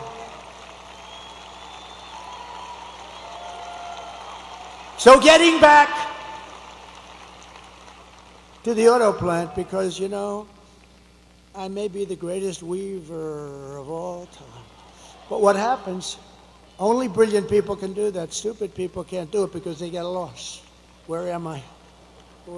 So the stories are very boring. They have to go right down like this, right down to the bottom. They can't weave it all, but I can weave and tell you all these stories. And they're all related, and in some cases not too much, 10%, but 10% is enough. So getting back to where we started. So I see John, I'm at the Detroit Economic Club last week, had a great people. And I see John sitting in the audience right where that big strong guy is with the label in his jacket, right there, you with a hat on. Big powerful guy. He's much more powerful physically than John, I can guarantee you that. But I see John sitting right there, and I'm making a speech. I want to see John. I want to get this speech over with. I want to find out what the hell's happening with that plant. But I had told everybody that if they build that plant, I'm putting a 100% tariff on every car that stupid plant makes, because they're looking to hurt our country. And I did that and then sort of forgot about it. But now I see John, I say, do me a favor, that guy sitting over there, please bring him backstage after I'm finished speaking. They bring him backstage. I say, hi, John, how's that plant going where China's going to spend all that money to build a big plant that's going to hurt the United States and kill its auto industry? He said, sir, I was notified last week that they've given up the plant. They're not going to build it. They think you're going to win. And if you win, they think it's going to be a very bad experience for them. They're going to lose their show. And that's what happened. And I stopped it. And those guys back there, I took some pictures with a few of them, and they were hugging and kissing me. I said, get off me. Look at the size of those arms over there. They never kissed a man in their life. But you know why? Because I put tariffs on China dumping steel in the United States, and every one of those guys is working now, right? And they're all working now, and their steel plants are open. And I was just starting. So they like Trump. The rank and file loves Trump. The other guys are sort of like there's something strange going on. But I don't care. It doesn't matter. I don't want the other guys. I just want these guys. I'll tell you, the Teamsters supported Trump, 62%. And they have a great leader. They have a great leader in the Teamsters, right, Steve? Sean O'Brien is a great leader, but he just took a neutral, and I think that's good. But he took a neutral position. But they took a vote with the Teamsters, and the Teamsters voted for us, and the firemen voted for us. I mean, everybody's voting for us.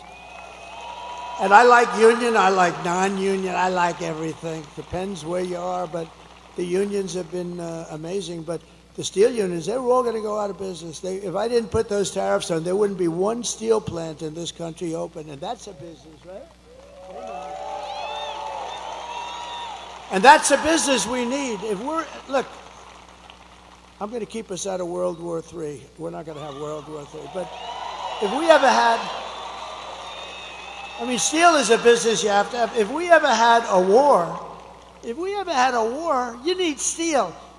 War with China. Oh, do you think they'll keep selling us steel? I don't think so. We need more steel from China as we attack China. These people are crazy. So that's one of the reasons I like those guys. And it was a 50% tariff, and I would have lifted it higher, but they practically stopped. And all these steel mills are open today because of what I did. There wouldn't be a steel mill in the country. And these guys didn't have the guts. They would have never had the guts to do it. So 4 years of Kamala have delivered nothing but economic hell for the American workers and the auto workers, all workers. Her inflation disaster has made life unaffordable and cost families over $30,000 in higher prices. We've got to get the prices down, and we will. When we bring the energy way down, the prices are going to come down. It's very simple. It's not that complicated. When they took over energy and they made it like they're going to close up everything, the prices of energy went up, and that drives it. It's so big, energy, it's so powerful. And we have more than any other country, but we don't use it. Just days ago, we had the worst jobs report in modern history with only 12,000 jobs that were created. We used to hearing 250,000 jobs. It wasn't as good as we anticipated. 12,000 jobs. That's like Walmart. Think of it. Oh, Walmart deals in those numbers. This is a country. But listen to these numbers. 30,000 private sector jobs were killed in a single month. And most of the hiring is done by government jobs, so it's easy. You just tell the government to hire some more people to keep your numbers up. But they're not the jobs you want. You want the jobs like the people standing behind me.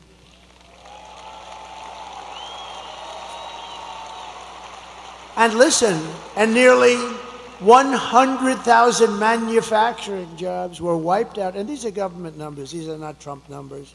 This is not Trump. This is government. We get it right off the tabs. They were wiped out. 100 jobs, manufacturing jobs, were lost since the start of this year. 150,000 Americans joined the unemployment rolls in October. 150,000. And nearly 250,000 people dropped out of the labor force over a very short period of time. Just think, a few months ago, they had fraudulently claimed, these people are crooks, they had fraudulently claimed that they had 818,000 jobs created. And it was a fraud. And what happened is they wanted it because that was such a big number that it made the jobs picture not look great, frankly, because they're so far down. But it looked okay. It wasn't like a story. You know, they had a normal thing. So they created a fake 818,000 jobs, and they thought they'd be able to get away with it through the election. They wanted to get away with it right through the election and then announce a week after the election that they're going to revise the numbers. How would you like to be me? And that happened. When I heard this, I looked up, I said, thank you, God. Thank you very much.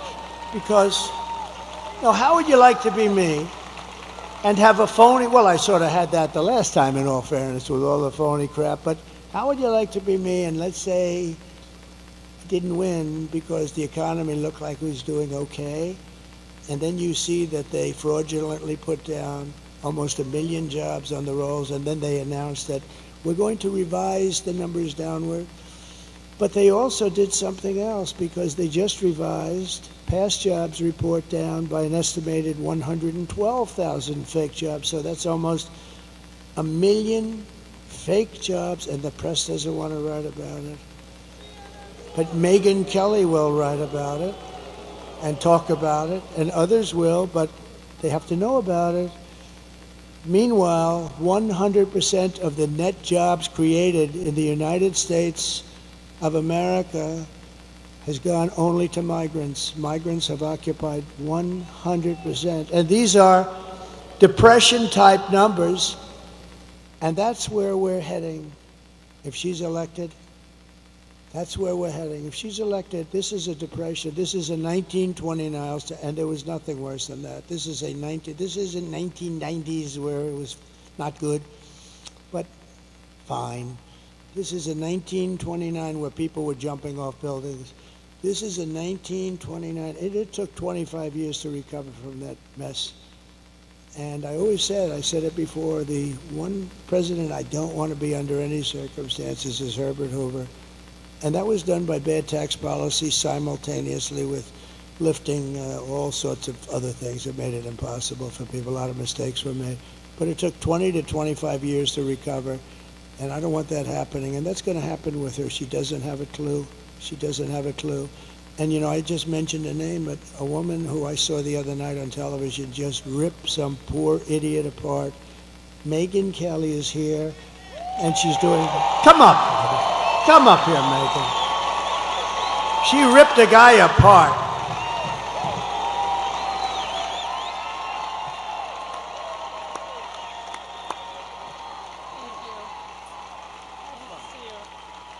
Hi, everybody. Hey, it's great to see you. Can you believe this guy? Can you believe the energy and the stamina on this guy? At his age, I'm ready to go to sleep over there. He's got another rally to go to till tonight.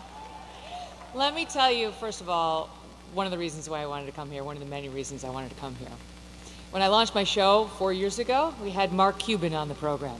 You know, yeah. May seem he was in the news this week. And he started going on about how bad America's race history was and how ashamed he was of America, and that's why he was at all these protests, and he felt it was really important to stand up and speak out about human rights violations. And then it got awkward when I asked him about all the money he was taking from China. But then he dropped a bunch of F-bombs, and I thought, I really enjoy this feeling of proving Mark Cuban wrong. And so here I am at a Trump rally, a strong, intelligent woman to prove Mark Cuban wrong again. I won't take up much of your time, but I do want to tell you the main reasons I am voting for Donald Trump. Number one, immigration. He mentioned it. And people like Laken Riley. I'll be thinking about her tomorrow all day. 22 years old, killed in Georgia, a young nursing student by an illegal. I'll be thinking about Jocelyn Nungare, 12 years old, in Texas, murdered by 2 Venezuelan illegals. President Trump closed the border. Kamala Harris opened it by choice. It wasn't accidental. She said it would be humane. That's what she and her boss believed. Tell it to Laken Riley's family. There was nothing humane about it. He closed it. They opened it. It was an intentional choice, and there's no reason not to believe they won't do it again. The boys should not be in the girls' sports. The boys should not be in the girls' bathrooms. The boys should not be in the girls' locker rooms. Peyton McNabb, North Carolina sophomore in high school, slammed so hard in the face by a volleyball hit at her by a boy pretending to be a girl, she suffered traumatic brain injury and permanent paralysis.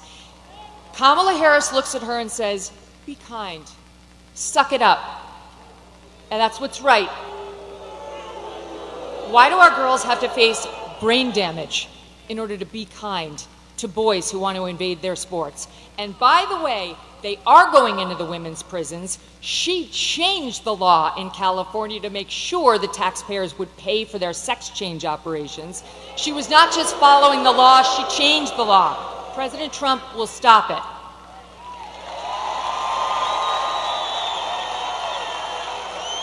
He got mocked by the left for saying he would be a protector of women. He will be a protector of women, and it's why I'm voting for him. He will close the border. He will keep the boys out of girls' sports and where they don't belong. And you know what else? One more thing. He will look out for our boys, too. Our forgotten boys and our forgotten men. Guys like you. Guys like these guys who've got the calluses on their hands, who work for a living with the beards and the tats, who maybe have a beer after work and don't want to be judged by people like Oprah and Beyonce, who will never have to face the consequences of her disastrous economic policies. These guys will. He gets it. President Trump gets it. He will not look at our boys like they're second-class citizens. And ladies out there who want a bit of girl power in this election, let me tell you something. How can you win when the sons and the husbands and the brothers and the dads you love are losing? It's not a win. We care, young women and older, about the lives of our children, the safety of our children. And we need not get so obsessed with what happens when they're in the womb that we forget about taking care of them once we're here and they're loved. Last point, what I don't want, what I don't think you want, is the left's version of masculinity. You see that ad they did about Trump voters trying to encourage women to lie to their husbands so that they could vote for her instead of Trump? That's their version of what marriage looks like. An overbearing husband who bullies his wife into saying she voted one way as opposed to an honest, open relationship. Oh, wait, I'm talking about Kamala and Doug. Okay, sorry. Where was that story in the news? Where was that story? I don't remember a single media person, not one, who sat with him, asked him about the abuse allegations against him by a successful professional attorney who has great details, who has receipts, who has witnesses. No one even asked about it. I'm not into their version of toxic masculinity or new masculinity. I prefer the old version.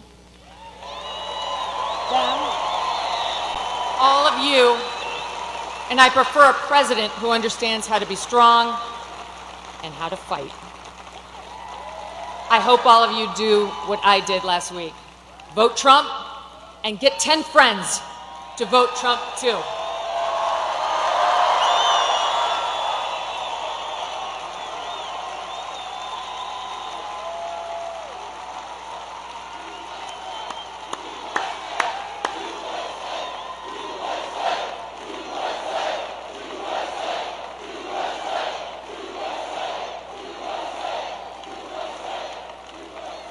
Unbelievable. Thank you. Wow.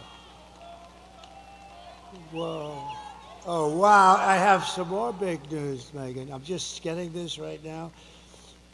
So somebody that's very, very respected asked me to do his show 2 weeks ago, and I said, why not? And to me, it's very big because he's the biggest there is, I guess, in that world by far. Somebody said the biggest beyond anybody in a long time. And his name is Joe Rogan, and he's never done this before.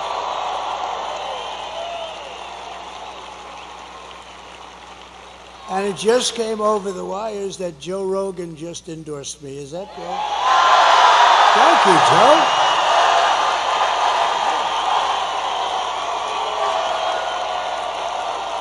That's so nice.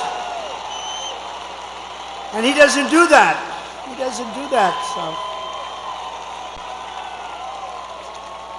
And he tends to be a little bit more liberal than some of the people in this room. No, I had a lot of fun, and he was amazing. And it was a 3-hour interview. In fact, I was 2 hours late for a rally that we had. I had explained that a little bit, and it was cold out that night. We flew, but we had to make it. We were more than 2 hours late, and they understood. I said, you know, I just was interviewed by a very interesting guy, and he just kept going on. They called it a long form, and it could have gone a lot longer, but he was great. And he's not a person that does endorsements, but he did an endorsement, so I just want to thank Joe Rogan. That's fantastic. And Megan, thank you very much. That was something. That's really something.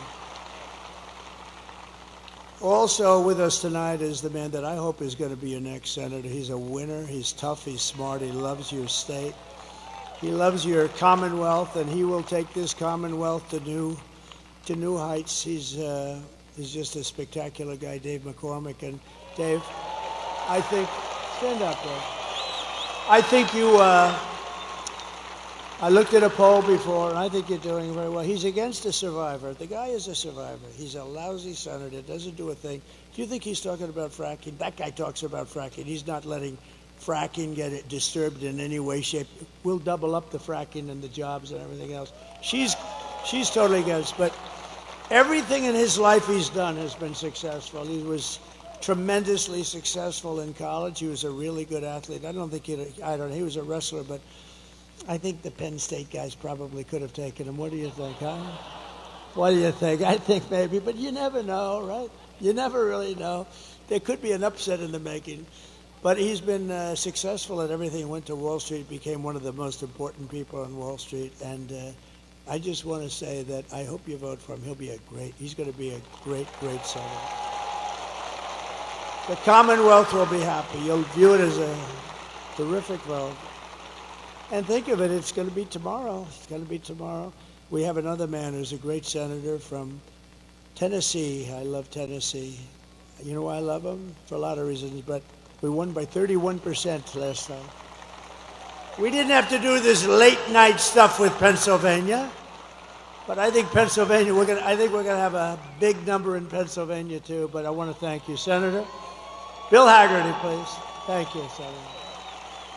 Good-looking senator too. There's something about that. And you have tremendous. We have so many celebrities here. It's incredible. But Bill, thank you very much. Good. Mike Pompeo, please stand up. Mike. You lost all that weight. He's so thin now. Looks good. Thank you, Mike. I appreciate it very much. And we have members of Congress that are warriors. These guys have been fighting with me, meaning fighting with me in the proper way, not the bad way. And they're incredible people. John Joyce, Mike Kelly, G.T. Thompson, Guy Reschenthaler. These are terrific people. And somebody told me that, Guy, you were a terrific wrestler. Is that true? I didn't hear that. So I'm never going to fight him. That's all. You know, when you hear that stuff, don't ever go against the odds, right? That's fantastic. I heard really good. Thank you very much, Guy. I appreciate it. Former Congresswoman and Democratic, and she was a good candidate too for President of the United States, Tulsi Gabbard, a woman of great common sense. A woman of great common sense. And she just switched over to the Republican Party, so that's good. She was a Democrat. Then she became an independent, and then she became, thank you very much. It's a great honor. She's a Kamala Harris is about to speak, so I think we're going to go to that. Let me get the audio from that. I might have to really bump up that audio. Give me a second, guys. Hang on. Let me try to figure this out with the audio situation. All right, hold on a second. All right, we're gonna listen. Trump has been speaking for over an hour, so we're gonna listen to Harris now. Okay. Can we hear it from Cedric the Entertainer?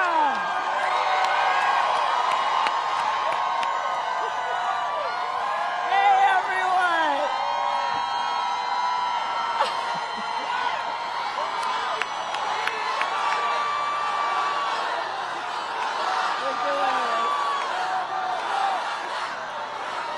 Pittsburgh! Are we ready to do this? Are we ready to vote? Are we ready to win? Oh, it is good to be here tonight with all these leaders. I thank you all so very much. I want to thank Representatives Lee, DeLuzio. Let's send them back to the U.S. House of Representatives. Please send Bob Casey back to the United States Senate. And I thank everyone for being here and taking the time out of your busy lives to be here this evening. I love you back. I love you back. I love you back. All right, so Pittsburgh, this is it. Tomorrow is election. Hang on. Hang on. Tomorrow is election day, and the momentum is on our side. Our campaign has tapped into the ambitions, the aspirations, and the dreams of the American people, and we know it is time for a new generation of leadership in America. And I am ready to offer that leadership as the next President of the United States.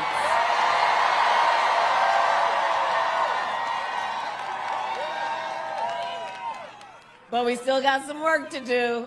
Because look, the race is not over and we must finish strong. So listen, here's the thing about the hard work. We like hard work. Hard work is good work.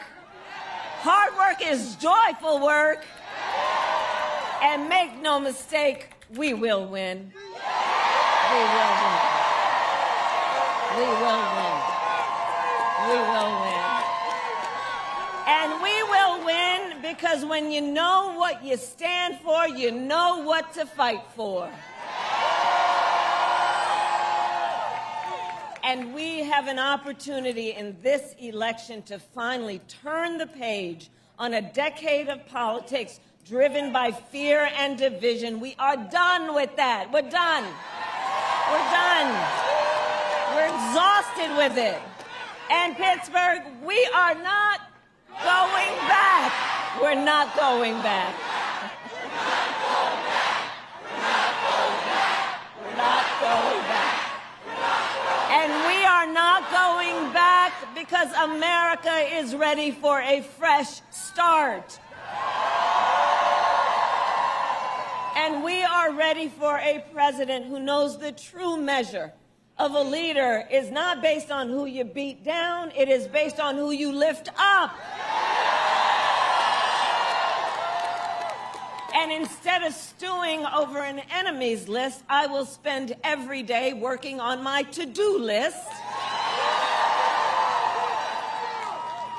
full of priorities to improve your life.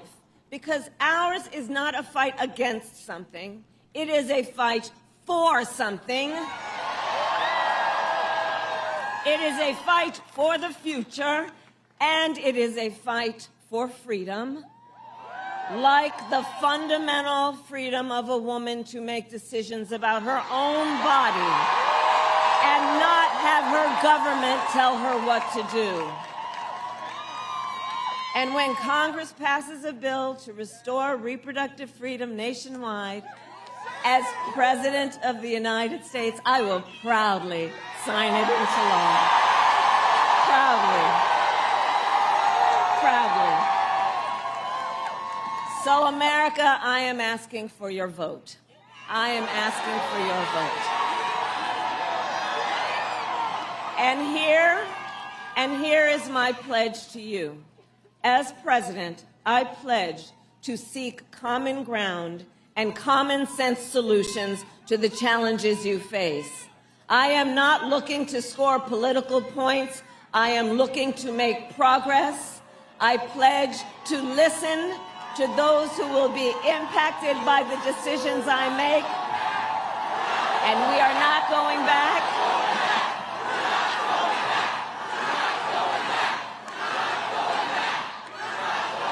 And here's the thing, guys. We are fighting for a democracy. We are fighting for a democracy. And in a democracy, true leadership understands that the leader listens to the experts and listens to people who disagree with them. I will listen to people who disagree with me because I do not believe that people who disagree with me are the enemy. In fact, I will give them a seat at the table. That is what real leaders do. That is what strong leaders do. And I pledge to always put country above party and self, and to be a president for all Americans.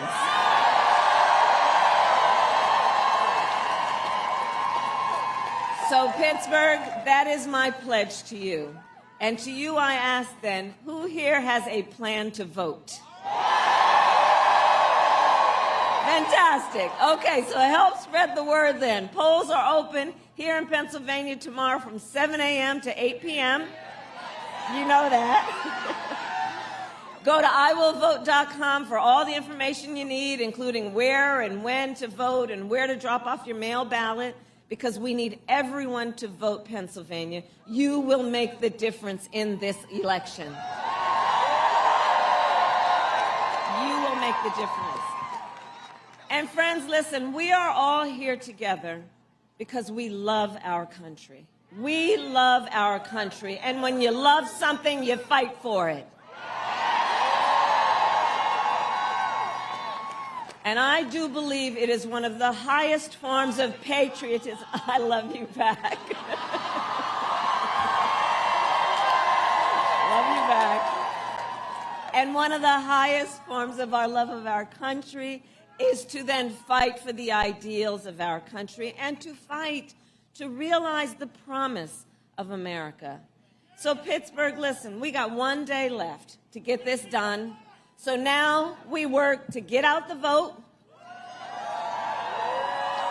Let's reach out in these next 24 hours to family and friends and classmates and neighbors and coworkers.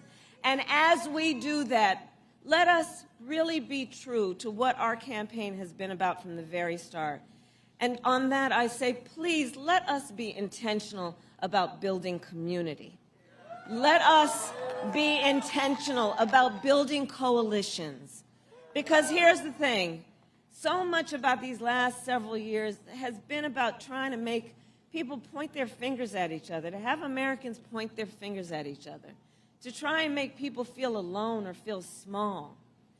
But let us do the work as we work toward this win of building up community and coalition and reminding everyone that we have so much more in common than what separates us. Let that be our goal. And let us remind everyone, your vote is your voice, and your voice is your power. So one last time, Pittsburgh, I ask you, are you ready to make your voices heard? Do we believe in freedom? Do we believe in opportunity? Do we believe in the promise of America? And are we ready to fight for it? And when we fight, we win. God bless you, and God bless the United States of America. God bless you. All right, that was Vice President Harris. Trump is still speaking. We'll go back to Trump right after this. We'll go back to Trump after. Hang on. Trying to do two things at once. They must be playing music there, am I right? Oh yeah, they're playing music. All right, we'll watch her walk off, and then we'll go back to Trump.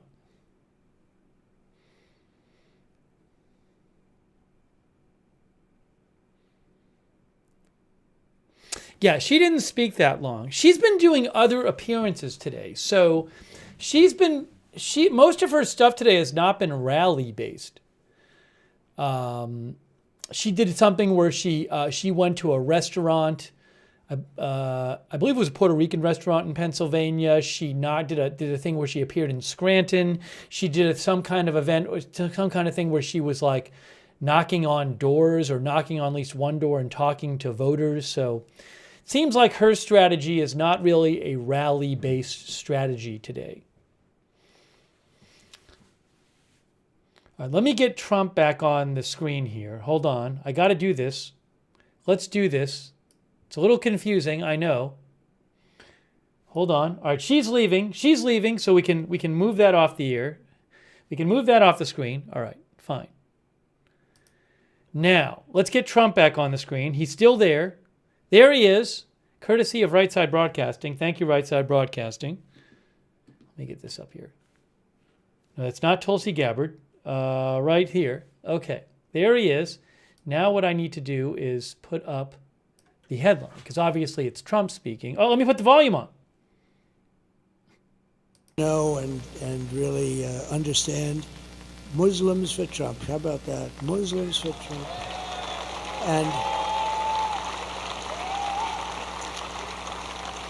And it's become a big movement in Michigan, a beautiful movement. And you know what they want? They want peace. They really do. They don't want to be in wars. They're very smart. And, you know, it started off as a little thing, and it's grown and grown and grown. And now we have a much bigger vote than they do. Can you believe that? Because they said these people are stupid. All they want to do is, they didn't know what to do. Actually, they were in between, and she has no idea. She doesn't know where the hell she is. She can't. And they liked me, and I liked them. And let me just tell you, They want peace. They don't want to fight. And they're not involved in the terror and all the things that are going on. They're great people, and it's an honor for them. I don't know where they are, but Muslims for Trump, if you want to stand up, because this was a really great, thank you very much. Thank you. Thank you. And I think there's tremendous cohesion, and I think they may very well be responsible for the kind of numbers we're showing up in Michigan. Michigan is really looking good, just like Pennsylvania's looking good, just like Georgia's looking good, just like Wisconsin is looking good. North Carolina is looking really good. Arizona's looking great. Nevada's looking great. Where else is there? But you know, even Virginia, we had a great meeting. Glenn Youngkin, we had a tremendous crowd. You know, it's not a swing state, but we had a tremendous crowd in Virginia. I'm hearing New Hampshire, where, you know, these are states that aren't really in play in theory, but they're in play now. No, I think we're going to have a big day. But you have to go. Forget about the others. It doesn't matter. You have to go and vote. We win this state, it's over. We win the Commonwealth. We're going to win the Commonwealth of Pennsylvania, and it's going to be over. So get out and vote. That's all I ask. In conclusion, with your vote tomorrow, we are going to fire Kamala. We're going to save America. We will cut your taxes, end inflation, slash your prices, raise your wages, and bring thousands and thousands of factories back to America and back to the Commonwealth of Pennsylvania. We will build American, we will buy American, and we will hire American. I will end the war in Ukraine. Would have never happened if I was president. I will stop the chaos in the Middle East, and I will prevent World War III from, you're very close to World War III. You're very close, and we have people that are not the right people to handle it. They are grossly incompetent. We will crush violent crime and give our police the support, protection, resources, and respect that they so dearly deserve. They know what's going on. They know everything. They know the names of the people that are coming into our country. They know everything about them. All we have to do is let them do their job. We will strengthen and modernize our military. I rebuilt it, but now a lot was given away to Afghanistan. Can you believe? They had a parade last week where they paraded our beautiful equipment down the middle of their boulevard. I don't like watching that. And we should have never let them have Bagram, the big air base that's just literally an hour away from China. We will build a missile defense shield over our country, all made in the USA, and a lot of it made in Pennsylvania. We will rebuild our cities, including our capital in Washington, D.C., making them safe, clean, and beautiful again. We will teach our children to love our country, to honor our history, and to always respect our great American flag. I will get critical race theory and transgender insanity the hell out of our schools. And we will keep men out of women's sports. I will defend religious liberty, I will restore free speech, and I will defend the right to keep and bear arms. Your Second Amendment, your beautiful Second Amendment, which happens to be under siege, and for 4 years it was fine. After years of building up foreign nations, defending foreign borders, and protecting foreign lands, we are finally going to build up our country, defend our borders, and protect our citizens and our land. And we will stop illegal immigration once and for all. We will not be invaded. We will not be occupied. We will not be overrun. We will not be conquered. We will be a free and proud nation once again, and it will be soon. Everyone will prosper, every family will thrive, and every day will be filled with opportunity and hope and the American dream. But for that to happen, we must defeat Kamala Harris and stop her radical left agenda, which is a landslide that is too big to rig. We're going to have too big to rig. So you need to get out immediately. You have to get out tomorrow. You have to get out tomorrow and vote. For the past 9 years, we have been fighting against the most sinister and corrupt forces on earth. They're the most sinister. With your vote in this election, you can show them once and for all that the nation does not belong to them. This nation belongs to you. It belongs to you. It was hard-working patriots like you who built this country, and tomorrow it's hard-working patriots like you who are going to save our country. After all we have been through together, we stand on the verge of the 4 greatest years in American history. With your help, we will restore America's promise that we will bring back, we will take it back, we'll do whatever we have to do, the nation that we love. We love this nation. I mean, I'm doing this. I could be in the most beautiful beaches in the world getting whacked by saltwater waves with sharks in it, by the way. I don't like it. I'd rather be here. I want to be right here in Pittsburgh.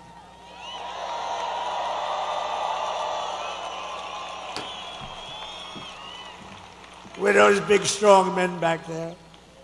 We are one people, one family, and one glorious nation under God. We will never give in. We will never give up. We will never back down. And we will never, ever surrender. Together we will fight, fight, fight, and win, win, win. November 5th, tomorrow, will be the most important day in the history of our country, and together we will make America powerful again.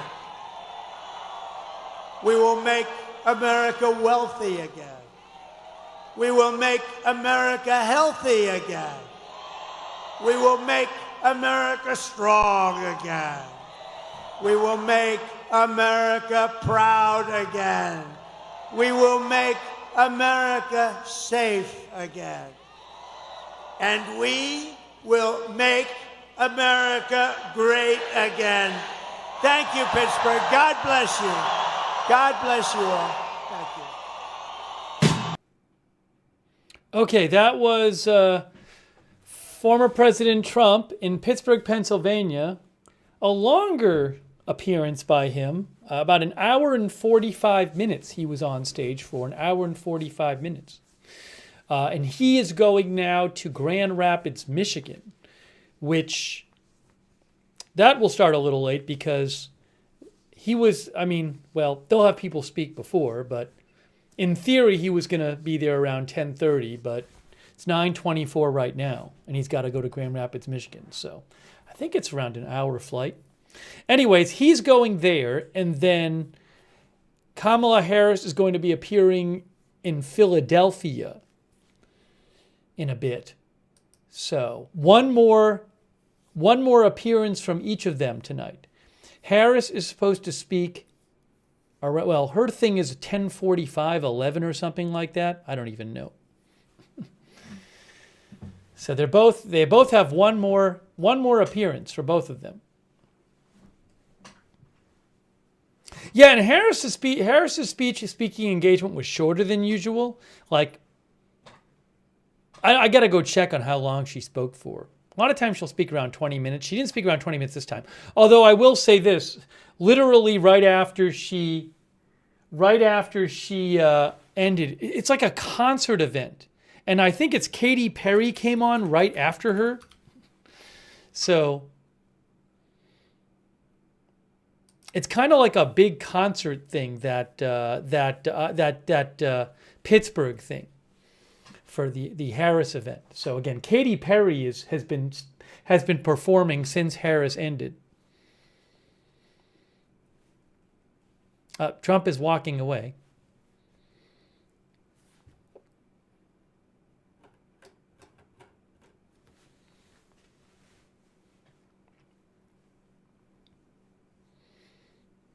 But yeah, I looked, it was about an hour and 45 minutes.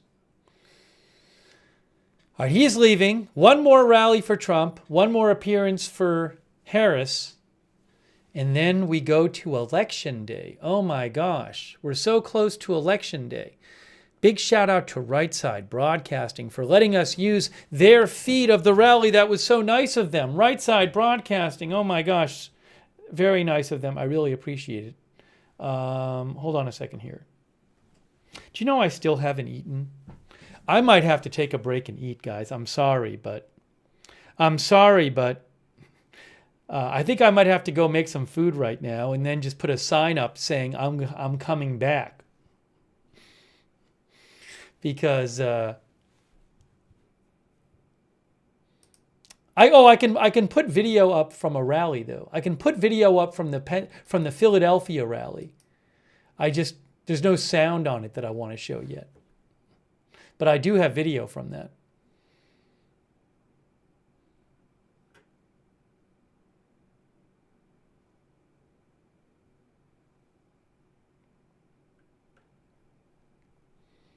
Yeah, I'm gonna put that video up.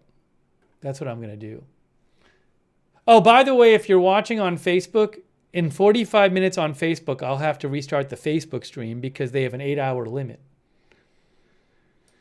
All right, give me a second here. It's been a full day of campaign events. I really need to eat. I haven't eaten. I ate a PB&J sandwich. That's all I've eaten. I just haven't been able to get away. So I just got to go do that right now. That needs to get done so I can come back and cover the rest of the stuff. Really appreciate all of our moderators. Thank you so much, mods, for being here. Also, thanks to Mario, Nat Castaneda, E for your support, Raykoff's Vids, Brett Talley, Astrud 1231, Allie B from Tennessee, JD63. Thank you, JD. My Dog Daisy, Turned Off, Crizzy, American Prairie Time, JD78. Thanks for your support. And also Tech Slug over there on Twitch. Thank you. AMC Jeep M3 on Twitch. Larry Picklejar on Twitch. Tech Slug again on Twitch. Thank you. Fireplace Stone as well. Thanks for your support on Twitch. All right, let me get you the video. At least I've played it in the background. Hang on.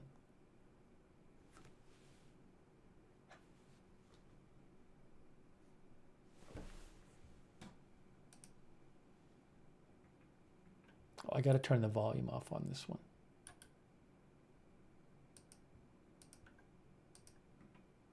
That's the Harris rally there. But that's the Philadelphia event. She's not there yet.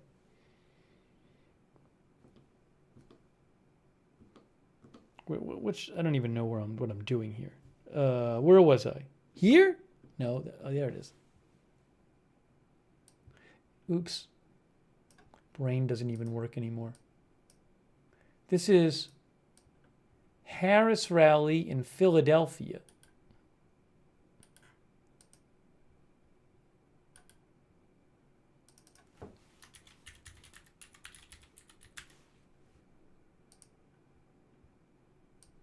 I got to change the headline too. I got to change the headline.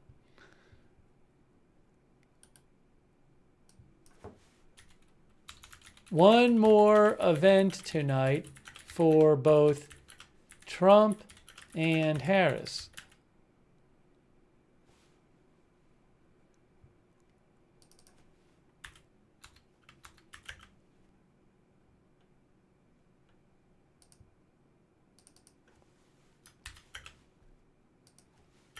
Before Election Day. Can I fit that all in? Yes. One more event tonight for both Trump and Harris before Election Day. Oh my gosh.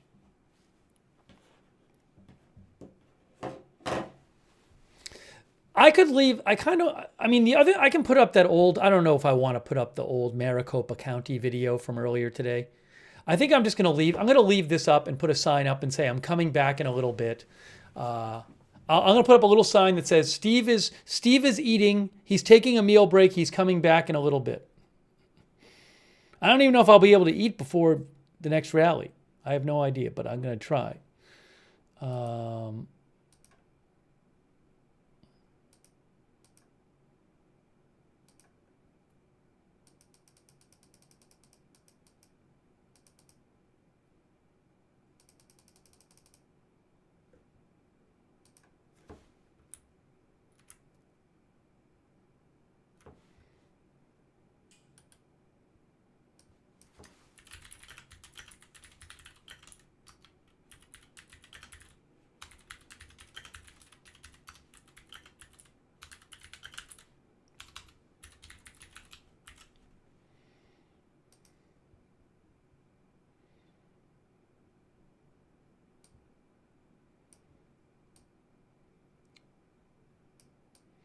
Put that down. Put that up here. Here. Okay. So, yeah, I'm going to take my headphones out, by the way. So if you guys, if you want to hang out, my plan is to cover the last two events. You can see that's the Harris rally coming up. She'll be there in like an hour, I think. Actually, I should put this down here. Harris to appear here later.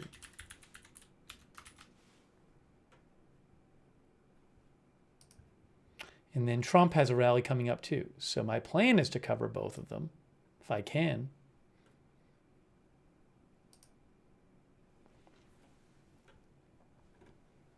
Thank you to all of our moderators, by the way, real quick. I want to shout out them. Ruth Krafasi, Sarah 55, Beth Mythical, thank you. Linda Belkin, Larry. A Moment of Lovely, Bastion Girl, Big Ball of Yarn, Good Luck Duck, Idaho Star, I Got That Fire, McBritches, Sarah, Surly Dev, thank you. On Facebook, Margaret Riley, Kay Lowry Body, Ronald Egnor, Charlotte Webb, Beth Stannard, thank you. I must go eat. I must.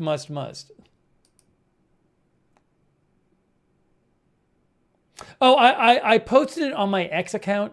Yes, Joe Rogan posted on his X account that he was endorsing Donald Trump. So I posted it on my X account while Trump was speaking when it came out. But just so you know, Trump mentioned it in his speech. All right, let me just make sure of something. But we really need to...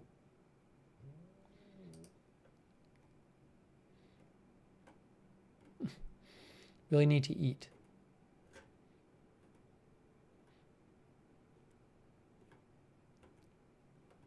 All right, I'm doing it.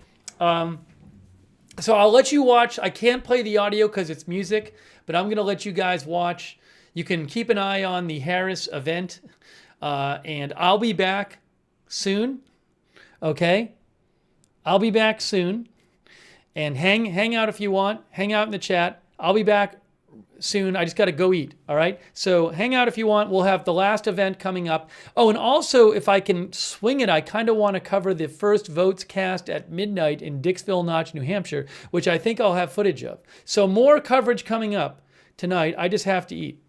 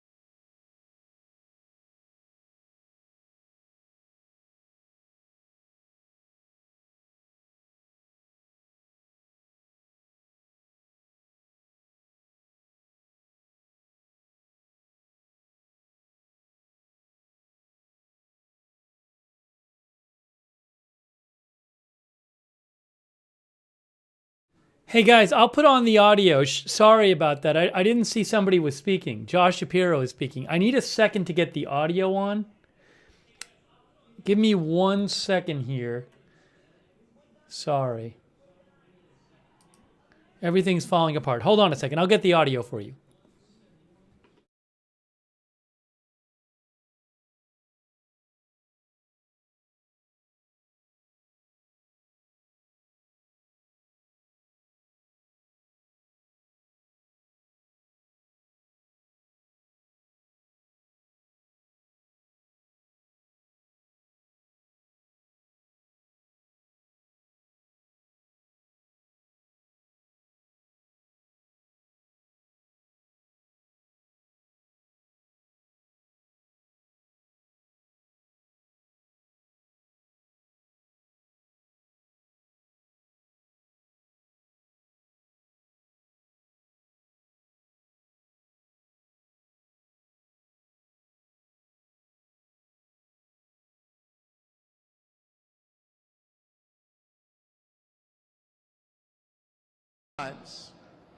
I want you to use that pen to vote for Kamala Harris, and I want you to use that pen to help write this next chapter in our American story. A chapter where we declare that no matter what you look like, where you come from, who you love or who you pray to, you'll have real opportunity here in America. Where the lessons we teach our children to love thy neighbor, to treat others with respect, are the foundational values guiding our next president. And so tomorrow, let us come together to write this next chapter where we are more free, more tolerant, and where we are united in the cause of liberty and justice for all.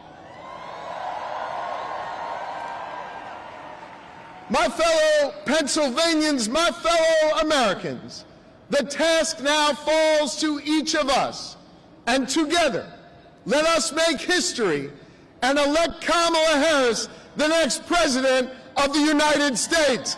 May God bless you. Let's get to work, Philly. Let's make it happen. Thank you.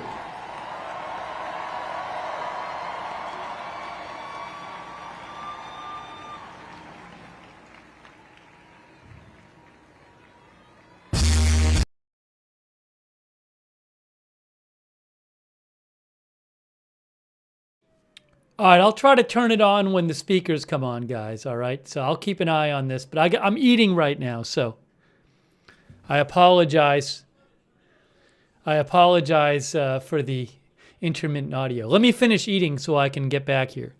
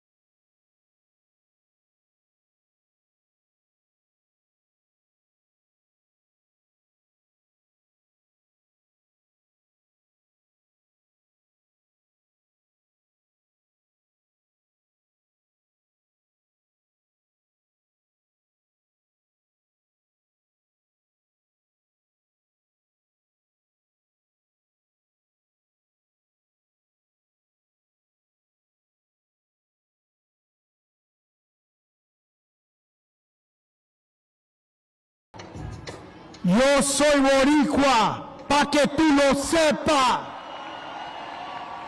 Yo soy boricua, pa' que tú lo sepas.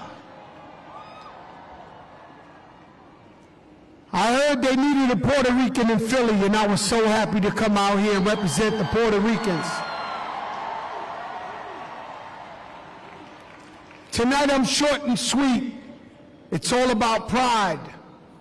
couple of years back when I seen Donald Trump come down the escalator and call my Mexican brothers and sisters rapists and drug dealers.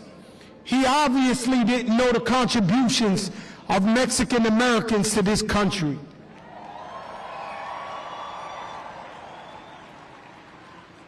If you didn't believe him then we had Hurricane Maria. While people were moving in waist-high water, he went to Puerto Rico and threw towels, paper towels like they were basketballs, at the Puerto Rican people. He also blocked aid to Puerto Rico for the relief fund.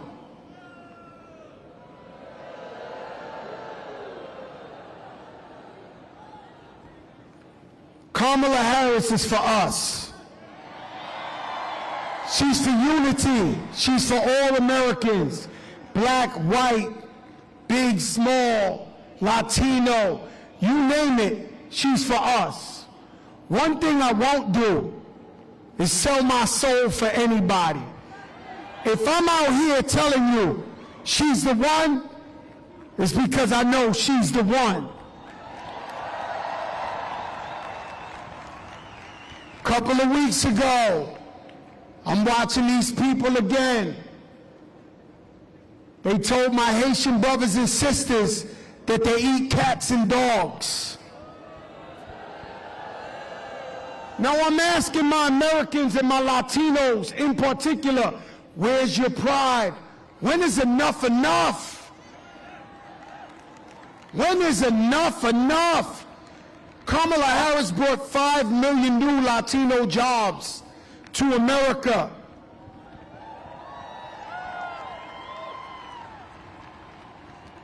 Just the other day, what I call a hate rally in my neck of the woods, Madison Square Garden.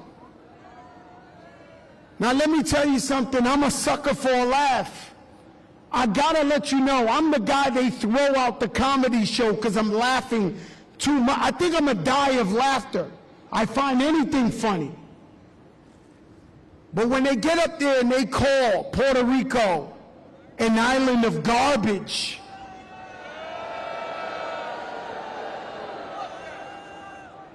tell me how you really feel, huh? I did not find that to be a joke. Disrespected Jewish people, black people talking about carving watermelons. I mean, this is out of control. But I asked my people, mi gente latino, ¿dónde está tu orgullo? Where's your pride? So you can't keep getting stepped on and kicked when you're down. We got to elect someone who's really for the people. Kamala Harris, she's for the people. I believe in her. And if you're the last undecided vote, you don't know who you're voting for? You got to be kidding me at this point.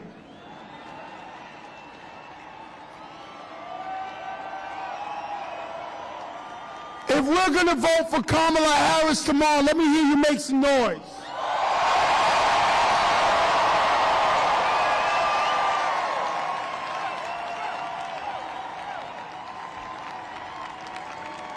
Everybody get out there and vote, because every vote matters. Your voice matters.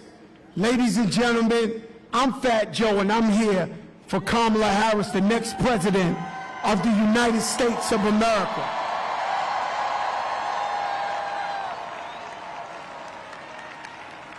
With that being said, I am introducing one of my friends, a fellow Boricua, one of the greatest international superstars of all time, Ricky Martin! All right, Ricky Martin's coming up, but if he's singing, I can't play it. All right, so I can't play the music, so I'm going to keep eating, and you can watch Ricky Martin, and I will be back shortly.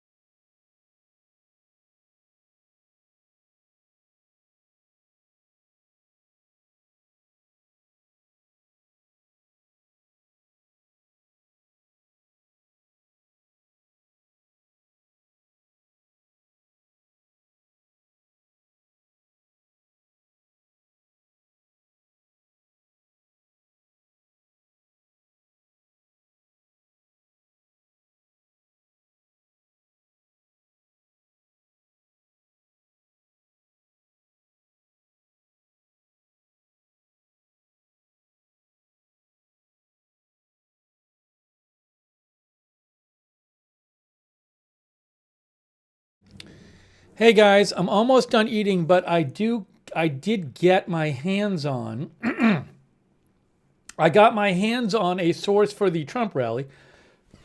Excuse me as I burp. Oh my gosh. Okay, what am I doing here? What am I doing here?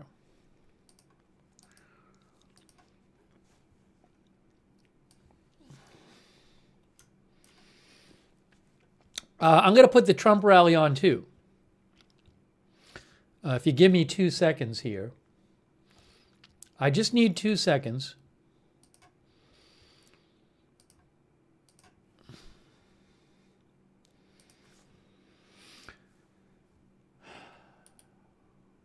See if this works. Okay, hold on.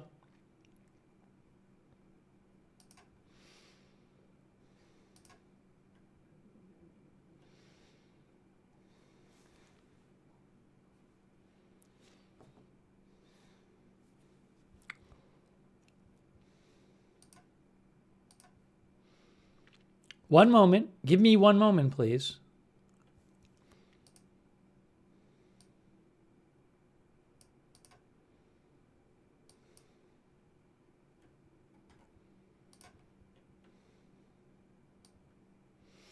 Hey, look, we have the Trump rally there too. So how am I going to do this? How am I going to do this?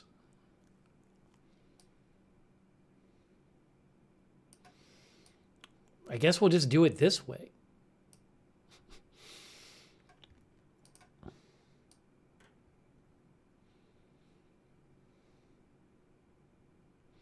All right, that goes there. And then up here we'll do that. Is this not working?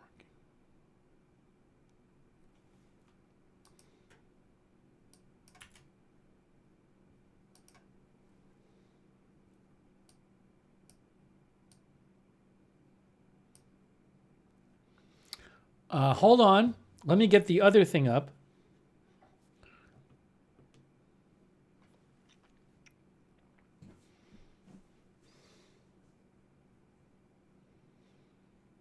That's Mike Rogers. All right, I'll put his audio on. Just give me a moment, guys. I'm doing my best. I'm doing my best.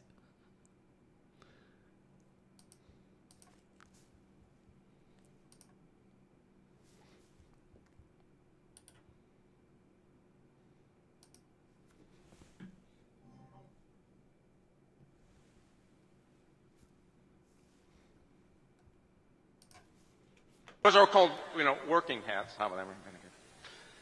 Well, I have to tell you, you got to get excited. I know the president's on his way. Yeah, you bet. I hope you're ready to give him a Grand Rapids, Michigan send-off into tomorrow, into his next presidency, huh?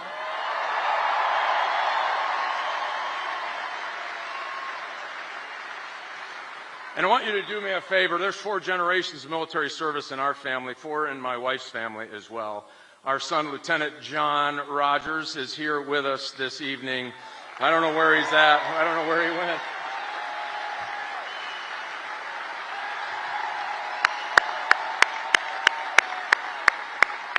All right.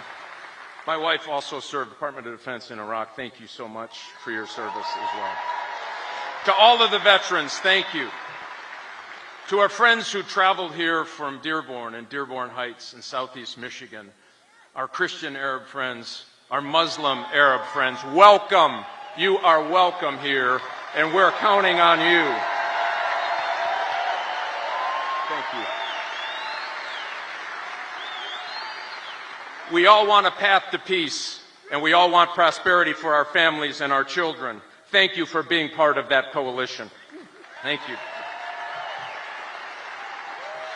You know, the Democrats are very proud. I don't know if you noticed this. They have Bon Jovi come into Detroit tonight. Yeah. Right on. This is okay. This is really okay. I'll tell you why. They got Bon Jovi. We got auto workers.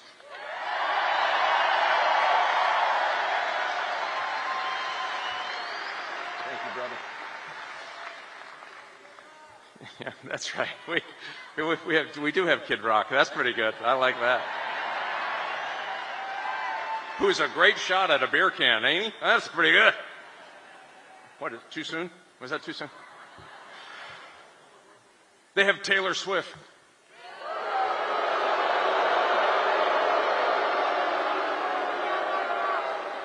We got Teamsters. They got Sarah Jessica Parker. We've got farmers on our team.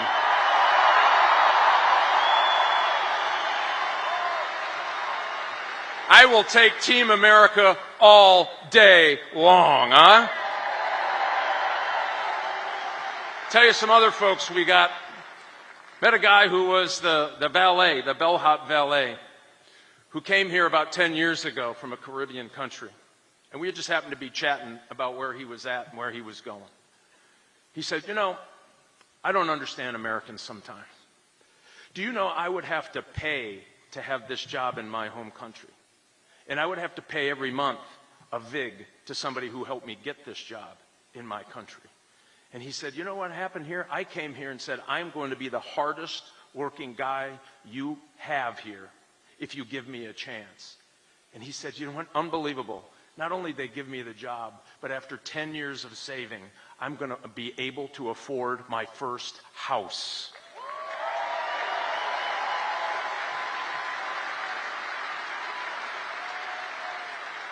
Only in America, he said, could this happen.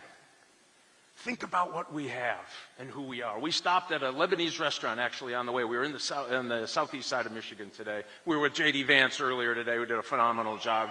In Flint, Michigan, I will say. The owner was Muslim. He had Arab Christians working on his staff. Yeah, you bet. Chaldeans, Egyptians. You bet. I love it. I love it. I love it. Yeah, I love Chaldeans. Yeah, yeah. Make sure you all come to the polls tomorrow. I love it. They all came out one by one, all of them, the servers, every one of them. And he came out and said, I will tell you something. I know there was some trepidation about voting Republican. He said, but look at my restaurant. Candidly, it wasn't all that full. He said 4 years ago, we used to have 45, an hour, and 90-minute waits. The Democrats are stealing our future. Think of that. And one staff after another came out and said, we can't handle this. We are voting Republican.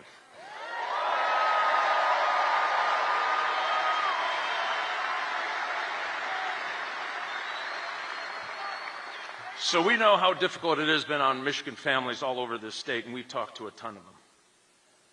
For the moms who are struggling, who told us that they have to go to the food pantry the last 2 and 3 days of the month to feed their families. To the folks who actually are working for a living that just got laid off at Ford. Think of that, 700 people because of these EV mandates. The government telling you what kind of car to buy and telling our companies what car to build.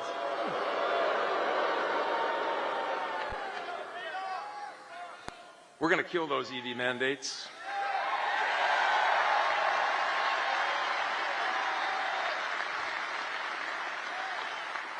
So think about what we're doing here. We are here tonight. You didn't give up on politics. Thanks for doing it. You didn't give up on Michigan because so many people did early on.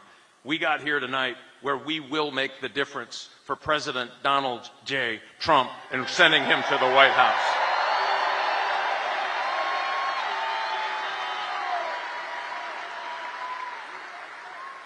And for those families that had to go home and talk about that pink slip with their family, which, by the way, goes through Thanksgiving and Christmas, we need to tell them something tomorrow by our showing up, by you bringing 5 of your friends, by finding that crazy Uncle Earl that we all have that hasn't voted in 10 years. You got to find him, get him to the poll. Yeah, everybody knows that. My family says it's me. I don't know. It could be. We need to tell those auto workers, come tomorrow, we're going to have your back. We're going to tell that woman who is taking groceries off of the conveyor belt and putting it back in the cart because they can't afford it, tomorrow we will have your back. We're going to tell police officers who have been treated like doormats for the last 4 years, come tomorrow, we will have your back.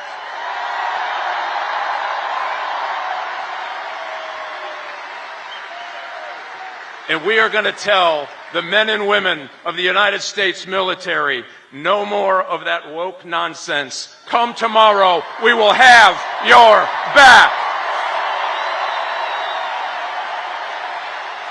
I know you're fired up. Let's do this. Let's win for our country, for our citizens, for the future of the United States of America. Let's get Donald J. Trump in the White House. Let's get Mike Rogers in the Senate. And let's get rid of Chuck Schumer. God bless you. Get out there. Get it done. Go for America.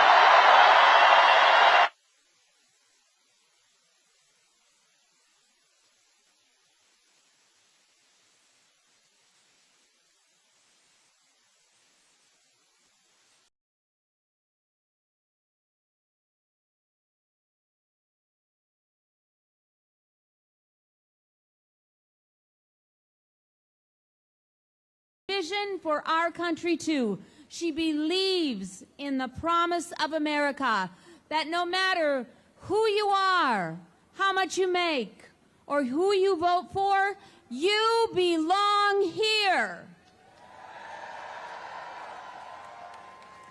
And when we send her to the White House, she'll fight to make that promise a reality.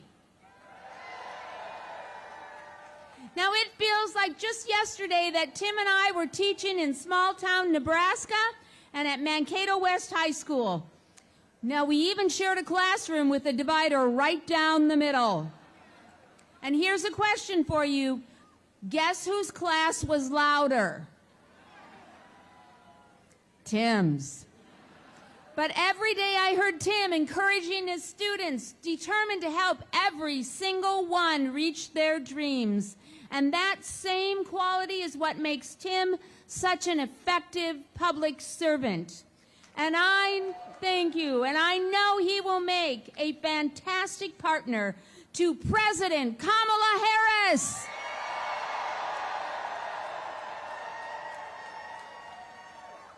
So will you please join me in welcoming the next Vice President of the United States, my husband, Tim Walz.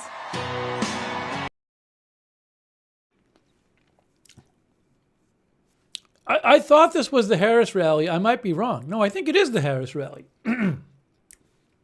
On the bottom right there. Yes, it is. It's Philadelphia.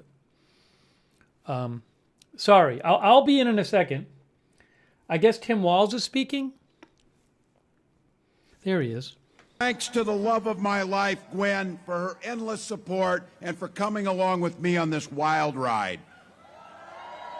I also want to use this as an opportunity to thank my amazing kids, Hope and Gus. You guys are what it's all for, and I couldn't be prouder of you. And thank you to all of you. You could probably tell from these rallies all across the country tonight, this team is running like everything's on the line, because everything's on the line. But I want to take tonight to talk about one issue in particular that really underlines the stakes in this election. So let me speak to the guys in the crowd tonight. I want you to think about the women in your life that you love. Their lives are at stake in this election. Donald Trump appointed those Supreme Court justices who repealed Roe versus Wade, and he brags about it. He is glad that those women you're thinking about and you love have fewer rights than their mothers and their grandmothers. More than 20 states across this country now have Trump abortion bans. But don't worry about it. Don't worry about it. Trump said to all the women here, he'll be your protector.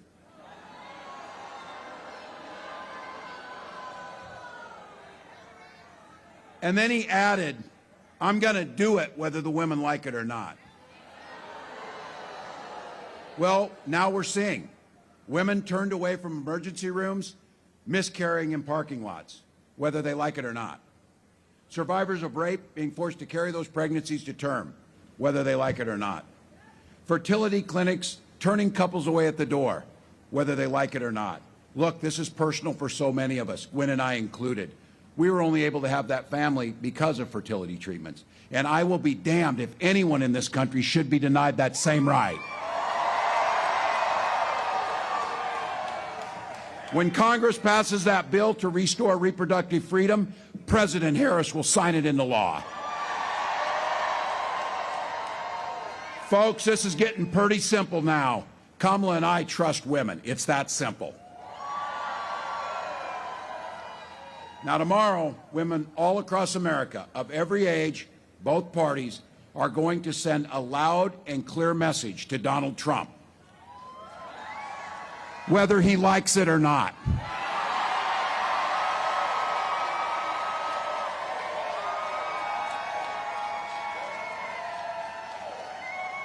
So here it is, folks. It's our moment. The election is here. The momentum's on our side. With 1 or 2 votes per precincts in the state of Michigan, we can win the whole damn thing. We can. We take nothing for granted.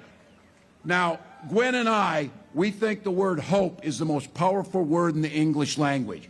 In fact, it was so powerful when we finally had that child and that little girl, we named her Hope. But while hope is a great word and a great name, it's not a damn plan. So it's time for the pep talk, folks. We are in the 4th quarter, 2 minutes left. The game is tied. But we've got the damn ball, and we got the best quarterback on the field in Kamala Harris. We don't get tired because we know there's plenty of time to sleep when you're dead. And we believe in the promise of America. We just have to fight for it.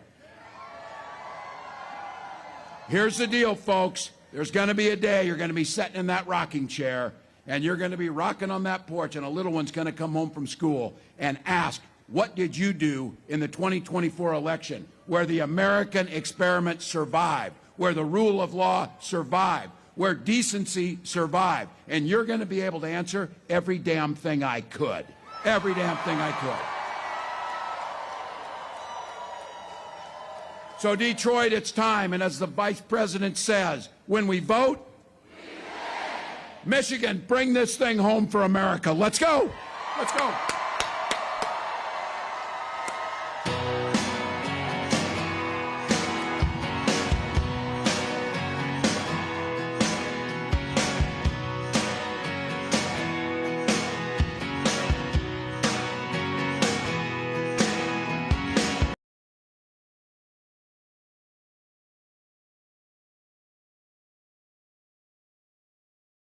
Few seconds of music.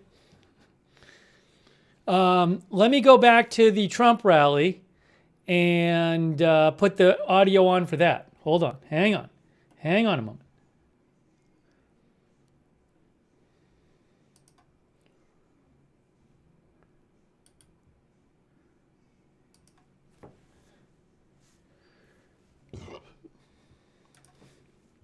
You have to work to save your country, and what that means is you must fight, fight, fight. Thank you very much. Sorry, I'm going to be back in fully in like 5 minutes, but I am... Ladies and gentlemen, please to the stage, Governor of North Dakota, okay, Doug Burgum.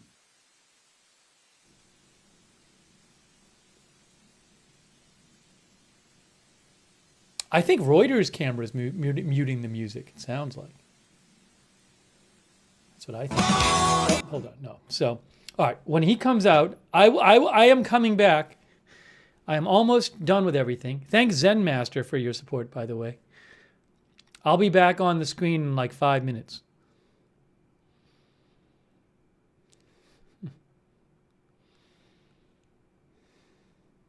Thanks for bearing with me.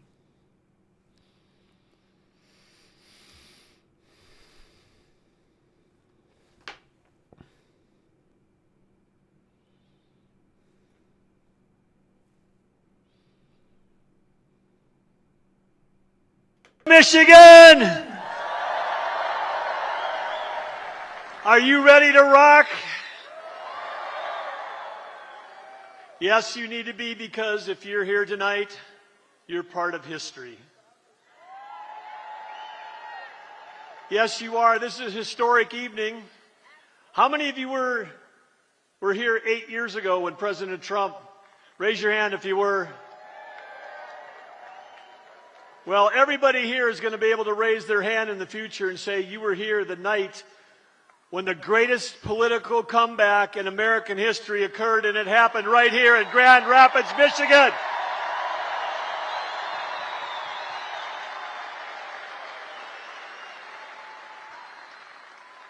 I've got a simple little quiz for you. It's multiple choice. 2 answers: Harris or Trump. You need to let me ask the question first. Who's going to win Michigan? Who's going to win Michigan? Who are we going to send back to the White House? Yes, that's right. That's what's going to happen. Everyone tells you that this is the most important election of their lifetime, but this one actually is. And the other thing that we need to understand is, well, it is a national election. There are over 3,000 counties in America. This election is going to be decided tomorrow. About half the electorate hasn't voted yet, 50% of our country voting tomorrow, and that election is going to be decided in 19 counties in 7 states. And this is one of those counties that's going to decide the election. And again, who's going to win tomorrow here?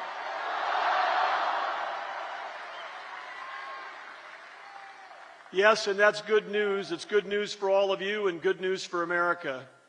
And I want to start with a message from President Trump, and that's one of gratitude. Gratitude for each and every one of you, because if you're in this room, I got to believe that you've been knocking on doors. I see those white Trump Force captains out there. Thank you all for everything you've been doing. How many people have put up a sign in their yard? Look at that. How many of you have talked to a friend about who you're going to vote for? How many of you have posted something online about your support for President Trump? Yes, this room and many watching at home, you are the force multiplier. You're the group that's overcoming all the misinformation and all the lies. You're out there talking about something that no one can take away from you, and that's your lived experience. And your lived experience is there anything in your life today that costs less than it did 4 years ago? Were you better off when President Trump was president? Well, that's all you need to tell to your friends tomorrow, that we've got a proven leader that can bring our country back, American greatness. And when we're in a room like we are tonight, and we start with a prayer, and we start with a pledge, what I see, I don't see garbage. No. What I see is the best of America. The best of America, where people come together because they care about their country. They care about their community. They care about their family. They care about their kids. They care about their grandkids. And they care about generations that haven't been born yet. That's what I see in this room.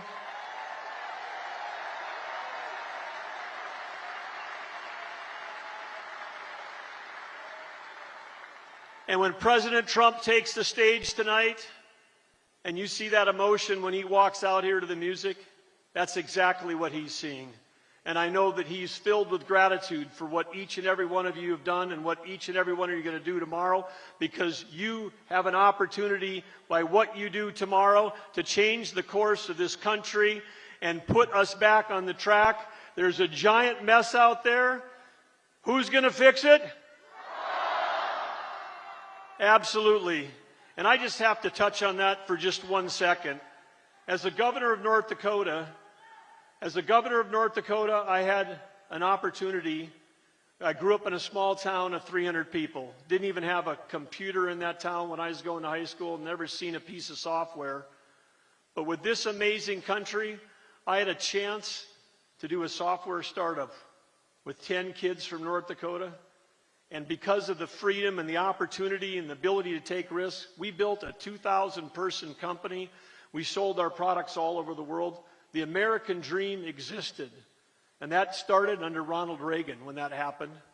And he came in, Ronald Reagan, and he fixed high interest rates. He brought peace and prosperity to the world. And he was following Jimmy Carter. And what do we have now? With Harris, she's got her fingerprints over every problem we have right now. Who was the last person in the room that's bragging about the last person in the room about the authorized invasion to Afghanistan? Who was that? Let's pick one. Are we going to say Kamala or Harris? Kamala? You want to say Kamala? Who was the last one in the room? No. We're talking about who decided to do the horrible withdrawal from Afghanistan. Okay, I think you know the answer. Who was the tying vote? Who was the vote that broke the tie that created the Inflation Creation Act? That was Harris. Who was the border czar? Yes. Who was in charge of the EV mandates that are killing our auto industry? Yeah.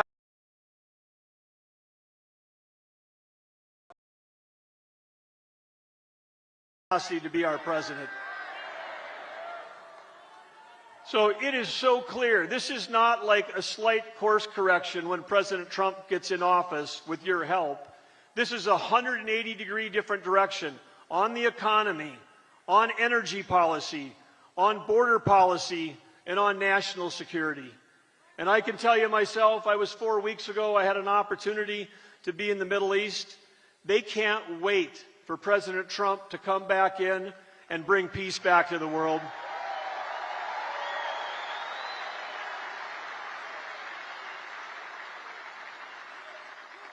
Two weeks ago, I was in South Korea talking with their president.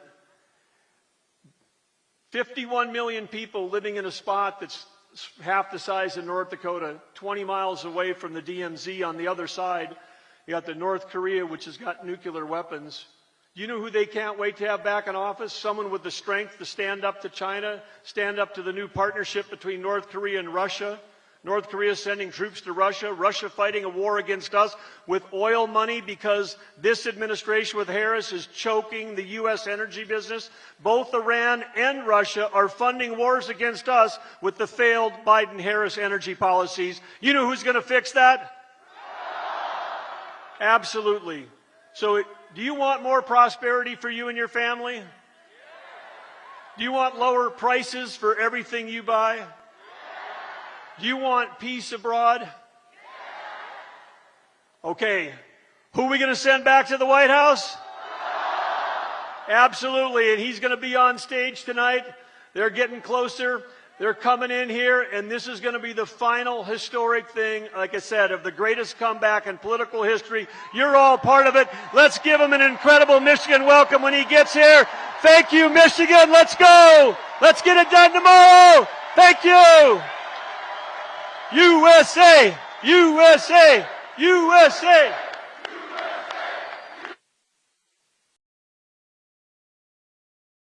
All right.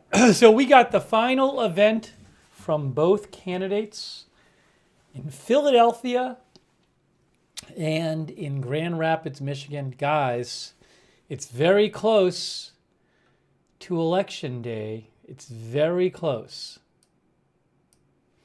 Very, very close. And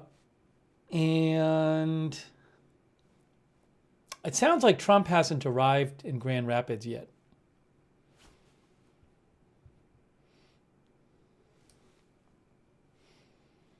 Well, and then actually I think the first votes get cast at midnight. Oh, they're firing something out. It's like T-shirts or something. Do they have T-shirts being fired out into the crowd? Is it shirts? Do you know?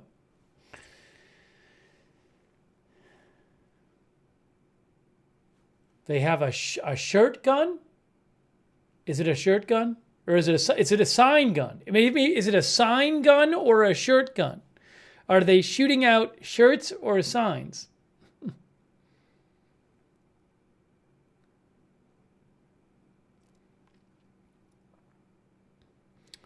Wendy says Trump is still flying.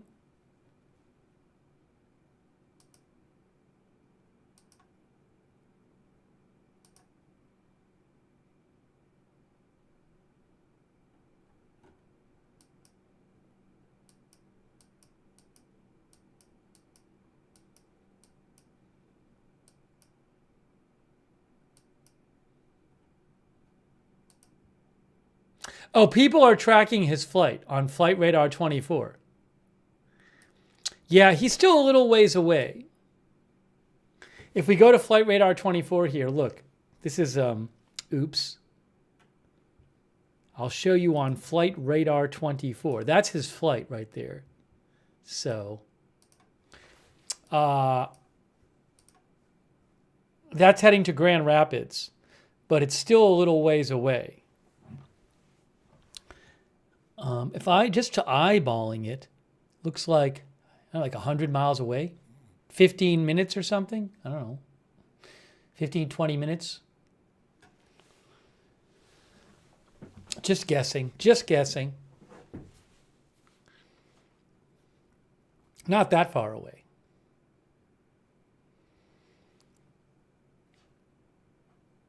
We will have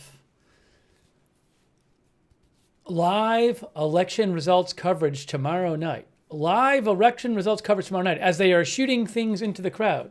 Again, I think it might be, it's either shirts or signs. I don't recall them using that. Maybe they do. I haven't seen that device in the rallies before.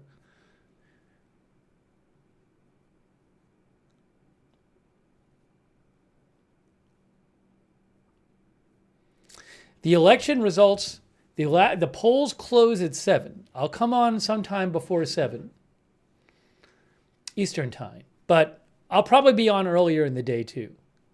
But the results actually start coming in at 7 because that's when the polls start closing, 7 Eastern. The stream will probably start a bit before then.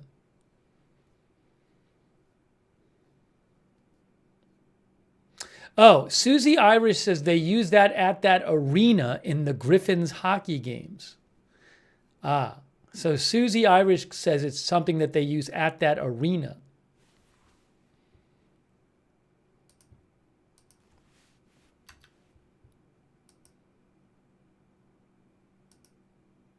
It's the Van Andel Arena.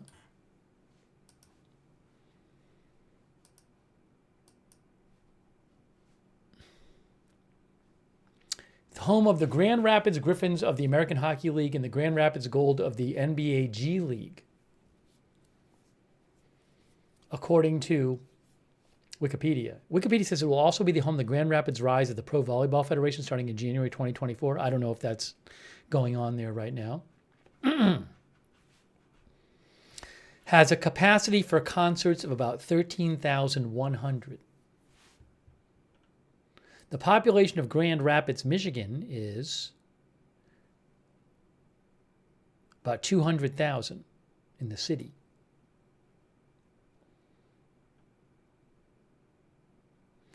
The first votes are cast at, I think what happens is at midnight there's like this town of 5 people that they cast and count their votes. But that's, I think they do. Do they count them tonight? I think they might. It's Dicksville Notch, New Hampshire.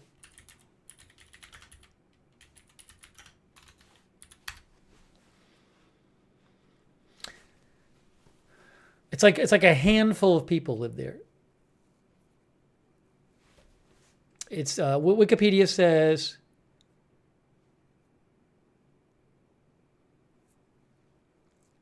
It has a midnight vote at the presidential election.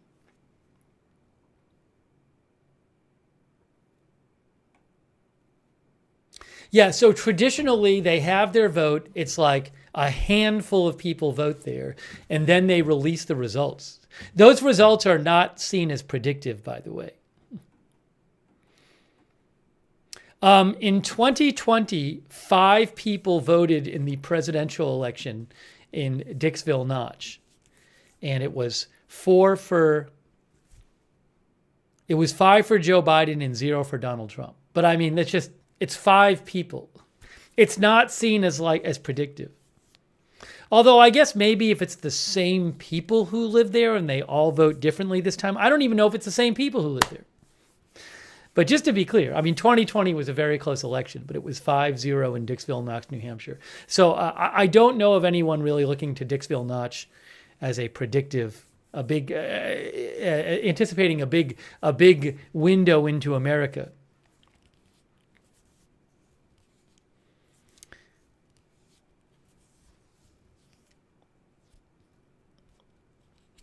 In 2016, it was 4 Hillary Clinton, 2 Donald Trump, 1 Gary Johnson, 1 Mitt Romney. In 2012, it was 5-5 Obama-Romney.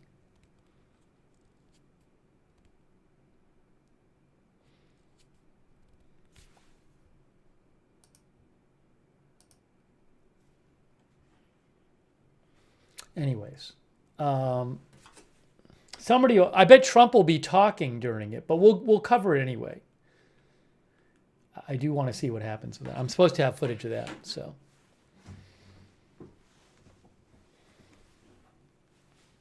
Hang on a second. Thanks, Sonic Teal, but come on, don't post false misinformation stuff in the chat. But thank you, Sonic Teal, for your support. But really, come on, you know better, Sonic Teal. Hey, really appreciate you being here. Thanks to all of our moderators being here. And we are giving you some late night election coverage.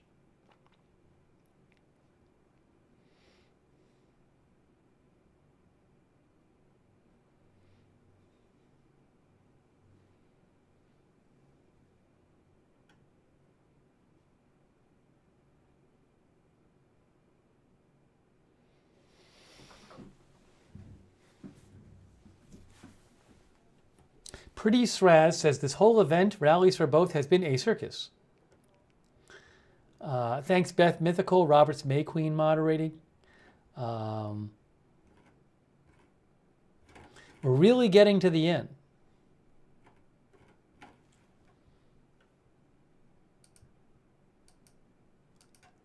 Good luck, Duck. I got that fire. Nick Bridges, Sarah Surly Dev, thanks for modding. We had to restart the Facebook stream. Sorry for the delay, Facebook viewers. I'd forgotten that the first 8 hours ended. Kay Lowry Body moderating, Margaret Riley, Ronald Egnor. Thanks to all of our moderators there. Linda Belk and Larry moderate on X. It is 11:02 p.m. Eastern Time. We're waiting for Kamala Harris to speak at her rally and Trump to speak at his rally. Who will speak first? So I don't have, that's the only angle I can show you of the Harris rally. A better angle would actually show you the speaker up close, but I do not have the rights to that angle. But I do have the rights to this angle, and at least you can hear the speaker.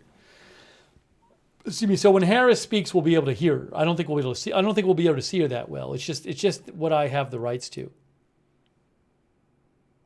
Oh wait, hold on a second. I think a better shot of it. Hold on. I think I have a better shot for Harris. I do. I have a better Harris shot for you. All right. How am I going to do this now? I'm going to get rid of this.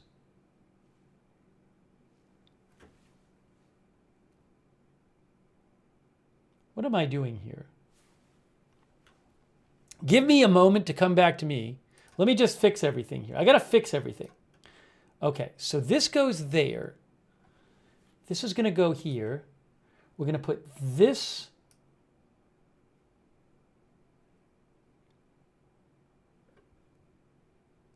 here. We're going to put this over here. Okay, I like where this is going. I like where this is going.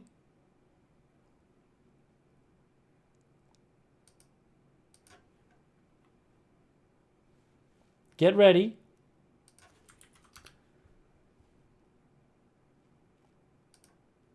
There's somebody singing there. Let me get that on the screen for you. So we need to put this up. Wonderful. That's good. We're going to have both events here. I think we actually might be able to see Harris now. Now that I have this angle, I think you're going to be able to see her. Reuters came through. Reuters came through in the end with both rallies. I didn't think they were going to, but it looks like they did.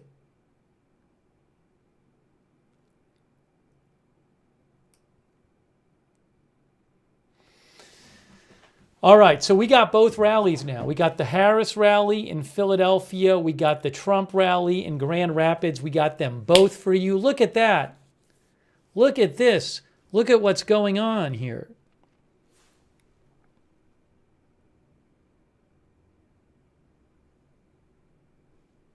Thanks, Don Coe, for watching on X.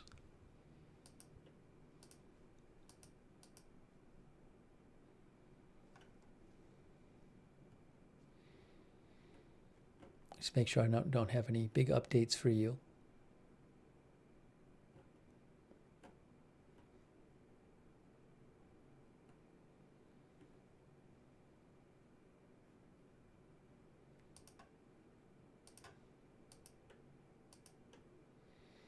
We'll see who speaks first. We'll see who speaks first.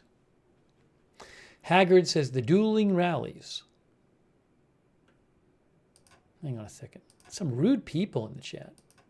What a surprise, some rude people in the chat.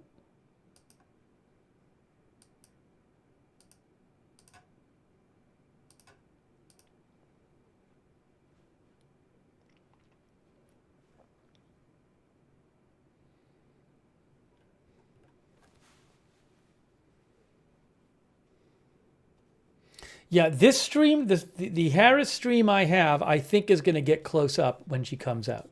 See, it's zooming in right now. Is that her? Who's there? Who's at the Harris stream? It's not her. We do have a speaker, though. Hang on. Hang on a moment. Hang on a moment.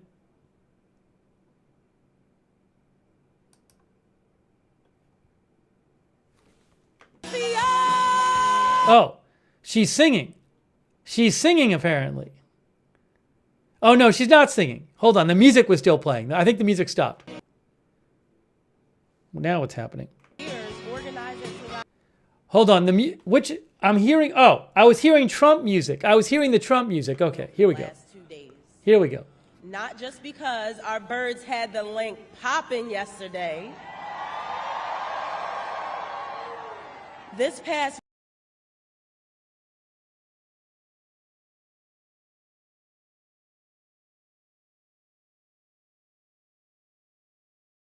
Can you guys hear me? Can you hear me? I had a little like weird. All right, I had kind of a reset thing. I have to reset my computer. Hold on a second. The computer's got to reset, so hang on a moment here. We will get to it. Give me a moment. I got to reset everything. Everything. This is messed up. Now the headline's messed up because I didn't fix the headline from before. Hold on. Give me about a minute to get everything set up again. This is what happens when you're on the air for too long. People can hear me. All right, that's important. Sorry. Give me a second. We'll get this back for you. We'll get everything back for you. We'll get everything back for you, I promise.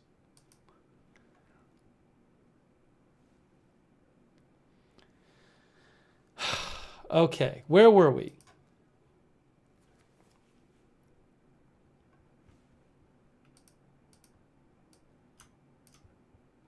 I was showing you two things. We're almost back. I know the headline's wrong. I know the headline is wrong. I'll fix it. Just hold on a moment. Hang on one moment.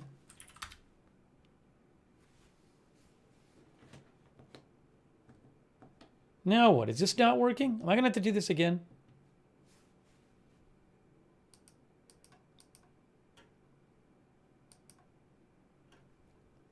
Sorry.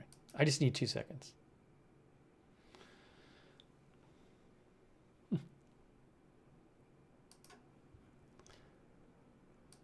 Little technical issue. Fixing a technical issue. Okay, now we're back. Now I think we're back. Hold on. Hold on, folks. Just hold on. We're making some progress. I think we're making progress.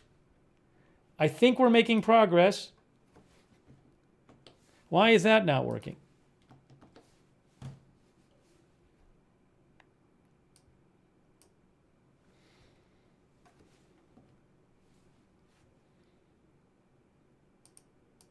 I'll just have to do this myself.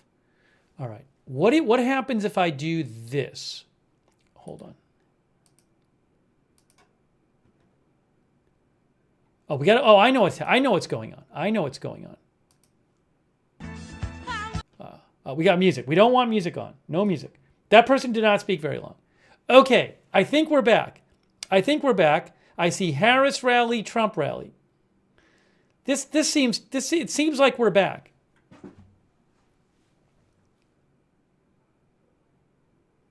Why am I hearing two of myself? I'm hearing two of myself. Hold on. I need to disappear for about 10 seconds. Hold on.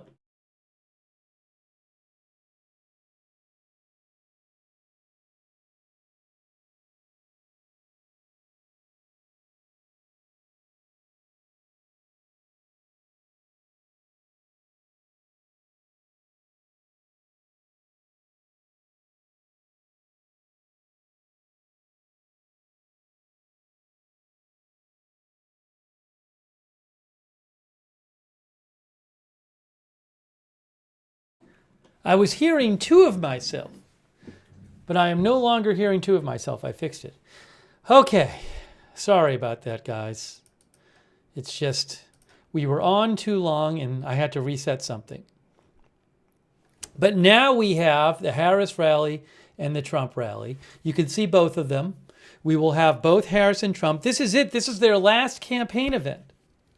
And then in 49 minutes, we're going to have coverage from Dicksville Notch, New Hampshire, for those who are still around.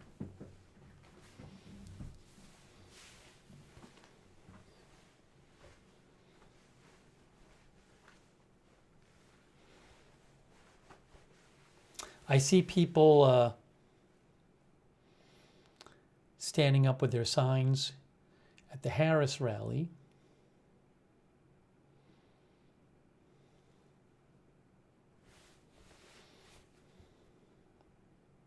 What did I do here? Oh, hold on 1 second. Shaft says we need more events. We need more events.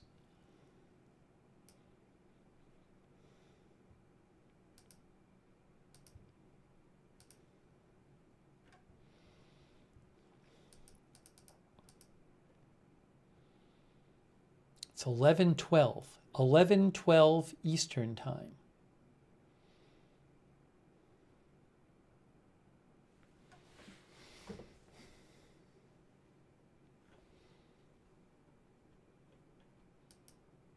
Dicksville Notch is live. Well, my feed from there is not live. That's what matters.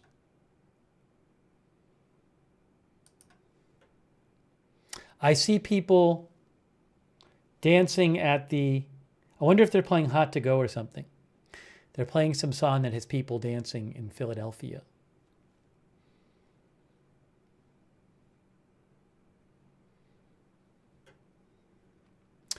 Yeah, I believe the Philadelphia event is a concert of some sort. I mean, she's appearing, but she's like a small part of it. The Philadelphia event is, let's see.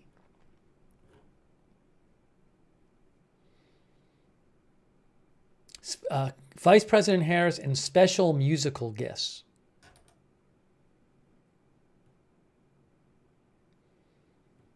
I don't know who's at that one, though. Oh, isn't Lady Gaga at this one? For all I know, Lady Gaga's already performed. I don't even know who's performed there so far. Lady Gaga, I think, is at that one. We saw Ricky Martin was performing before, so it's been a whole event. Hey, thanks, Gringo, for the gift membership. So nice of you, Gringo. I really appreciate that. Thanks.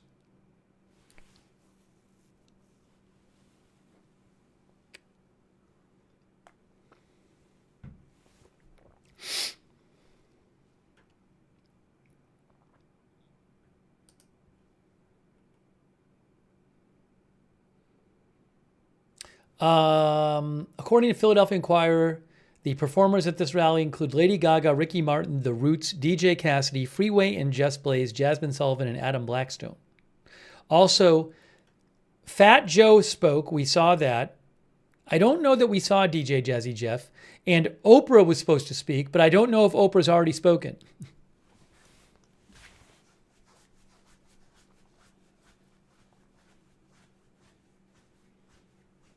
Oh, no, CNN says that both Oprah and Lady Gaga have not spoken yet. Well, I think we're going to have two things going on at once. We might have three things going on at once. We might have two rallies and Dicksville Notch, New Hampshire votes going on at the same time. I kid you not. Which could prevent. I'll do the best I can.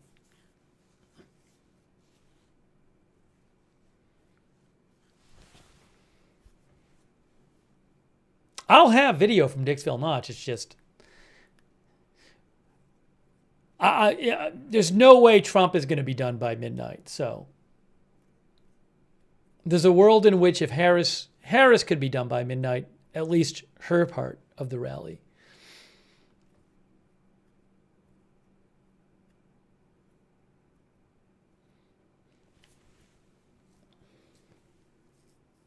I got to make sure I'm going to try to get some sleep tonight too. I'll sleep a little late because we're going to be up late tomorrow, I'm sure.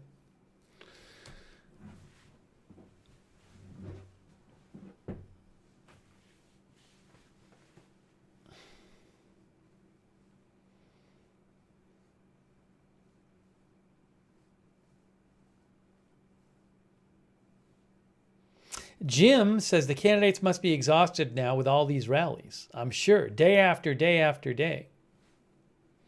And just events and traveling and all that stuff.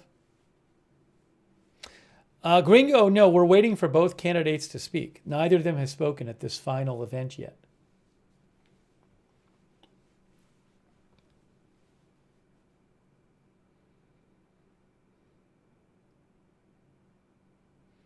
I can't play the music, which is why it's silent right now, because I don't have the rights to it.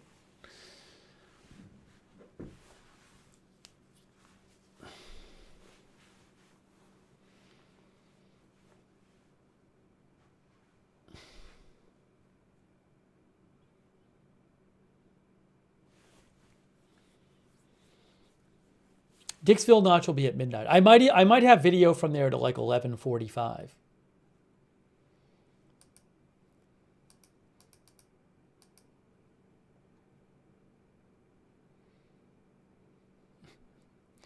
Bebop and Rocksteady says Libertarian Party of New Hampshire endorses Trump. Could this lead to a New Hampshire flip? I'm not aware that happened. If it happened, is it so unexpected? And are there so many people in New Hampshire that were who are like, I don't know who I'm going to vote for. Let me wait till the night before the election to see who the Libertarian Party endorses. So that'll determine who I vote for. I have a hard time thinking that will mean flip the state. I don't even know if that happened, but even if it did tonight, I don't. My guess is that it won't matter, although who knows? You never know.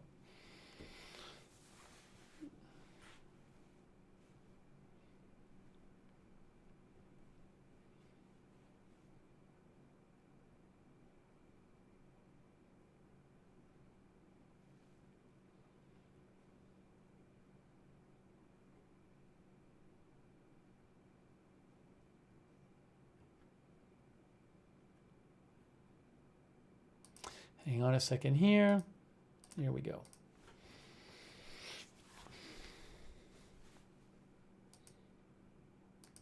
Uh-oh, something's happening. Something is happening. Somebody's coming to speak. Oh, it's a performance. It's Lady Gaga. Lady Gaga is performing, but I can't play the music. But that is Lady Gaga, for whatever it's worth. You can see her in the corner.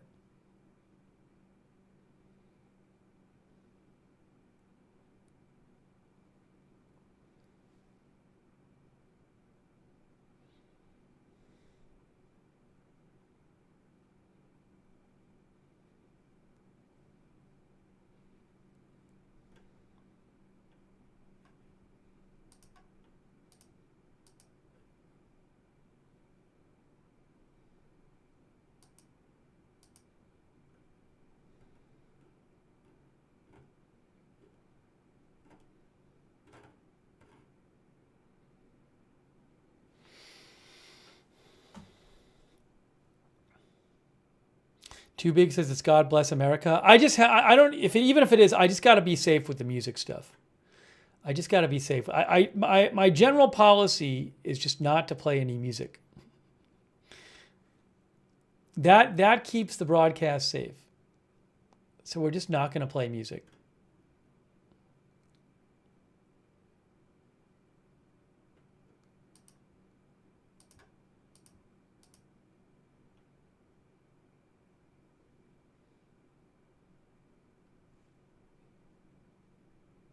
It is God Bless America. That's what she's singing.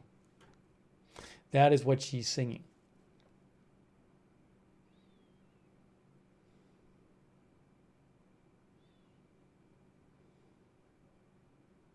Oh, thanks so much, Gringo, for the gift memberships. Thanks, Gringo. Thank you to Bebop and Rocksteady as well. Bebop and Rocksteady. I think Bebop, well, anyways. I know Bebop and Rocksteady might have been joking. But thank you, Bebop and Rocksteady.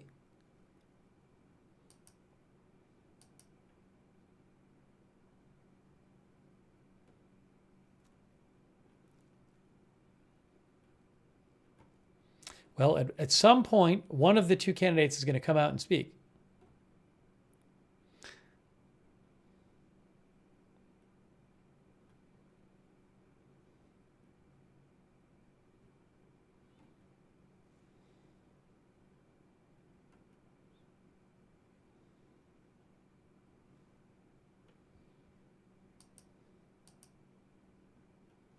Is she talking? Hold on. Is she talking? Let's make sure all your voices are heard. Come on, let's go! Now it's my privilege to introduce someone who knows how to support a powerful woman, the soon-to-be first gentleman of the United States, Doug Emhoff. Oh, Doug Emhoff. I can't play the walkout music, but Doug Emhoff is going to speak right now, so we'll listen to that. Let's check out what Doug Emhoff has to say. He's coming out right now. There he is. It's Doug Emhoff, husband of Kamala Harris. Oh, hold on. Philadelphia! Thank you, Lady Gaga. She was awesome, right? All right, here we are. Over these 15 weeks, America has gotten to know, admire, and trust the Kamala that I love. You've seen her step up. That's what she does. Wherever she's needed, however she's needed. I saw it when I trusted Kamala with our family's future, and it was the best decision I ever made. Now, tomorrow, America will choose who to trust with our nation's future. Now, Kamala was the right person for me at an important time in my life, and she is the right president for this moment in our nation's history. She brings joy and toughness to every task with that laugh and that look. She brings her deep experience to every decision, always disciplined, always focused. And Kamala also brings empathy to every challenge. And as president, she's never going to stop thinking about you and your family. Now, every night of this journey over just 15 weeks, She and I talk about the people we met and the stories they shared, their struggles and their dreams. So as you consider your vote, maybe it's that simple. My wife cares about what you're going through. She understands what's in your way, and she has concrete plans to help us keep moving forward. Now, isn't that what we want for the next 4 years? A president who respects us, a leader with a positive, inclusive vision of America where everyone belongs, everyone has a place. So before we hear from Kamala, I'm incredibly honored to introduce someone who knows something about listening to others and lifting them up. Please welcome Oprah Winfrey. All right, it's Oprah. Can't play the music, but we got some Oprah for you. We got Oprah, guys. Get ready for Oprah as we wait for Trump and the other rally. Maybe they'll all be done and then Trump will come out. She's speaking. I can't play the music. I gotta wait. I can't play the music. Philadelphia, I am here with 10 first-time voters for Philadelphia. So Phoenix, I hear you did research before voting. I did. It was really important to me that the policies that Kamala Harris has proposed for women's reproductive rights and education equality are what led me to cast my ballot for her. Fantastic. And Eddie, I heard you stood in line because honestly, it was an honor as an African American to exercise my right to vote, which my ancestors fought so hard for. And as a professional soccer player for the Philadelphia Union, I know that God, He gave me the opportunity to be a leader in this platform to encourage my peers and all of you out here to stand for what's right. Go Kamala. And Sophia, you haven't voted yet, but you're getting up at what time tomorrow to go vote? 7 a.m. 7 a.m. when it's open, okay? And my family's from Puerto Rico, so voting. Puerto Rico! So voting this election just means so much to me, and I plan to become a future OBGYN, and I'm so excited to vote for Kamala Harris to ensure my future patients' freedom. That's fantastic. We need more female OBGYNs. And so all of you are voting tomorrow morning, getting up early, voting tomorrow morning. Thank you for exercising your freedom of expression and your power as citizens of this country. How many first-time voters? Raise your hand, first-time voters. Beautiful to see you.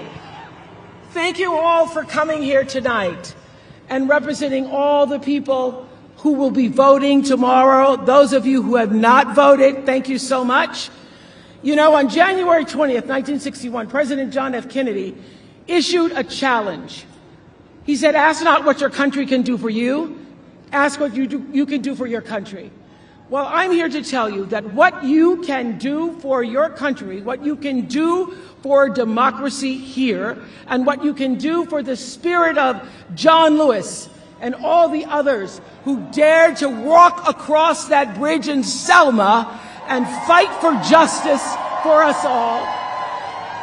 What you can do for every pregnant young woman who has died because she was not eligible to receive the emergency medical care she desperately needed because of an abortion ban. What you can do for yourself and what you can do for everyone and everything you cherish is vote. And if you are watching or hearing me right now and you haven't already, you have got to vote. And listen, I know that some of you are feeling burnt out and bruised and maybe inconsequential. Nothing could be further from the truth. Every single vote, every one is going to matter. That's why I've come to Philadelphia tonight. And yesterday I was all the way across the country and I was hiking on a Sunday afternoon and I met a woman named Angela who told me that she was going to sit this one out. Now, I know she was immediately sorry she told me that. because I would not let up. So I said, sit this one out. We don't get to sit this one out. If we don't show up tomorrow, it is entirely possible that we will not have the opportunity to ever cast a ballot again. And let me be very clear. If you do not make sure that the people in your life can get to the polls, that is a mistake. Deciding not to decide, that is most definitely a vote to let other people control your future. Now, we all know what we're voting against. So I want to end by reminding you about a few things that we're voting for. We are voting to defend and protect the Constitution of the United States. We are voting for values. We are voting for values and integrity. We are voting for the right to choose what happens to our own bodies. We are voting to save ourselves from this precipice of danger where we now stand. All the anxiety and the fear you're feeling that because you sense the danger, and you change that with your vote. We are voting for healing over hate. Now, I believe in this promise of America. America has been the greatest country in the world for me. I believe that if you and I and the voters you see on this stage show up for our country tomorrow, if we answer that call that President Kennedy made more than 6 decades ago, then we have the power to choose a leader who will see us. She sees us, and she will do her mighty best to serve all of us. I believe we can do that, and I know she can do that. Yes, she can. Yes, she can. Yes, she can. And to say it and sing it and drive that message home, put your hands together for Will I Am. Okay, I cannot play the music by Will I Am. That is Oprah Winfrey. So we have 2 rallies, competing rallies. Last event of the campaign for Trump and for Harris. I think they're playing music right now. Let me just be sure. But I think they are, which means it's a no-no for me. Hold on. Let's see here. Yes, they're all singing. They're singing.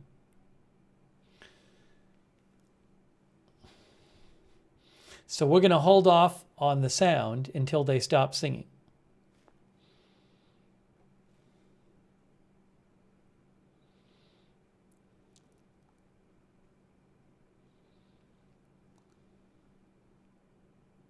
Trump's been running kind of late all day. I mean, it's not surprising. A lot of his rallies run late, and he's been running late all day. And then also at the previous rally, he was on stage for 1 hour and 45 minutes. I talked about this at the start of the stream.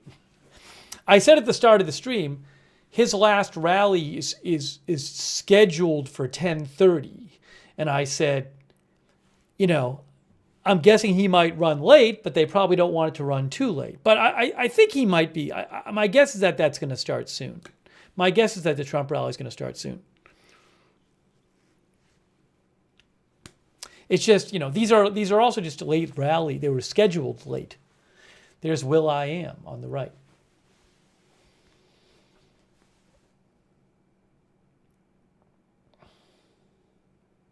Tyler says the Trump plane landed 15 or 20 minutes ago. That sounds right. That sounds right from where it was on flight radar. Maybe he needs to eat something. I don't know, you know. But him and Kamala might be speaking at the same time. And then in about 25 minutes, we got the first votes from Dicksville Notch, New Hampshire, which is a whole other thing.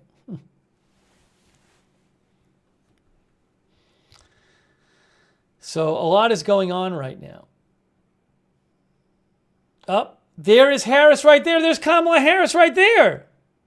We got Kamala Harris there. All right, well, we're going to hear from Kamala Harris right now. There you go, guys. I have to get this thing off the screen. Where is that thing on the screen that I got to get off the screen? There she is. There. Okay. Okay. We're going to hear from Kamala Harris right now. Right now. Let me just make sure we don't have... I assume we have music playing. Yes, we do. There's music playing. All right, here we go. Philadelphia! Good evening, everyone. First of all, can we hear it for Oprah, please? And the first, second gentleman of the United States, my husband. Oh, it's good to be back. It's good to be back and to be with so many incredible leaders, including Bob Casey. Let's send him back to the United States Senate. I want to thank all the outstanding artists and performers who are here tonight and sharing the gift that they have with all of us. I thank you all so very much. And to everyone here, thank you for taking time out of your busy lives to be here, for us to all be here together, showing who America is, that we are all in this together. We are all in this together. So Philadelphia, you ready to do this? Are we ready to vote? Are we ready to win? Oh, it's good to be back in the city of brotherly love, where the foundation of our democracy was forged. And here at these famous steps, a tribute to those who start as the underdog and climb to victory.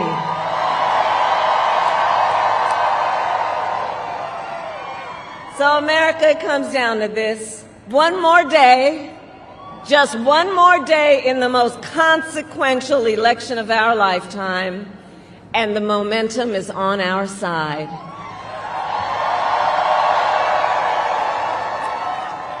Our campaign has tapped into the ambitions and the aspirations and the dreams of the American people. We are optimistic and we are excited about what we can do together.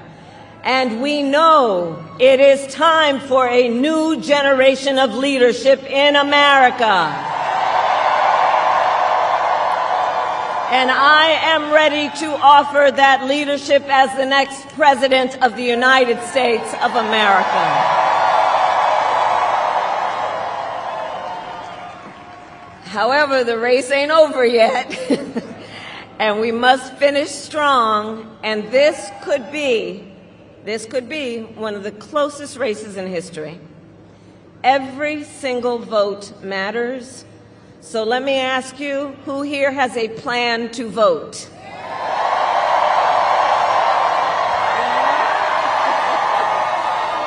All right, well, help spread the word. Here in Pennsylvania, polls are open tomorrow morning from 7 a.m. to 8 p.m., 7 a.m. to 8 p.m., and no matter what state you live in, if you are watching this, please go to iwillvote.com for all the information you need, including when and where to vote and where to drop off your mail-in ballot. And I also ask you to please talk with your friends and your family and your neighbors. Share your perspective on why you took the time to be here this evening and why this election is important to you. Encourage folks to make their voices heard, because we need everyone to vote in Pennsylvania, and you will decide the outcome of this election, Pennsylvania.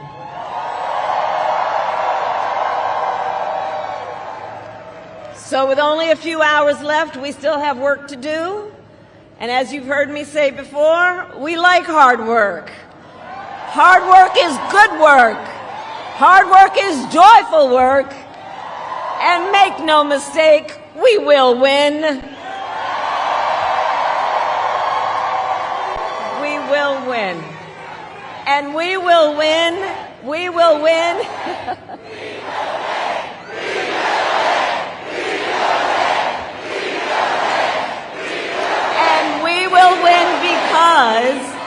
And we will win because when you know what you stand for, you know what to fight for. And we have an opportunity in this election to finally turn the page on a decade of politics that has been driven by fear and division. We are done with that. We're done. We're exhausted with it. America is ready for a fresh start, ready for a new way forward where we see our fellow American not as an enemy, but as a neighbor.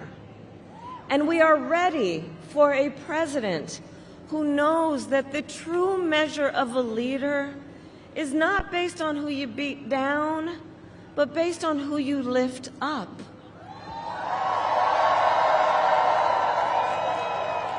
And Pennsylvania, you know me. I'm not afraid of tough fights. For decades, as a prosecutor and the top law enforcement officer of the biggest state in this country, I won fights. I won fights against the big banks when they ripped off homeowners. I won fights against for-profit colleges that scammed veterans and students, against predators who abused women, children, and seniors, against cartels that trafficked in guns and drugs and human beings. My entire career has been driven by a singular purpose: to fight on behalf of the people. On behalf of the people. And it is my pledge to you that if you give me a chance to fight on your behalf as president, there is nothing in the world that will stand in my way.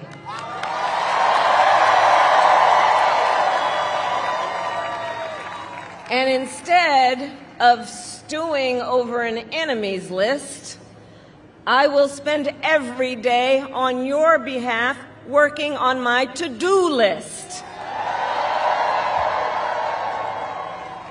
full of priorities to improve your lives. Together, we will build an economy where we bring down the cost of living. We will ban corporate price gouging on groceries. We will make housing and childcare more affordable.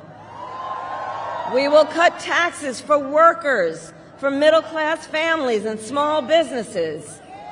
We will lower health care costs, including the cost of home care for seniors.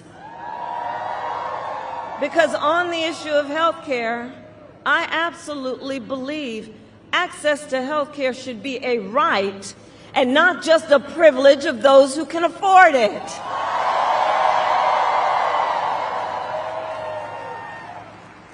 And to anyone out there watching this while we're here who still is trying to get rid of the Affordable Care Act and take us back to the days when insurance companies could deny people with pre-existing conditions, well, Billy, you know what I'm about to say. We are not going back. We are not going back. We're not going back. And we are not going back because ours is a fight for the future and ours is a fight for freedom, including the most fundamental freedom of a woman to make decisions about her own body and not have her government tell her what to do.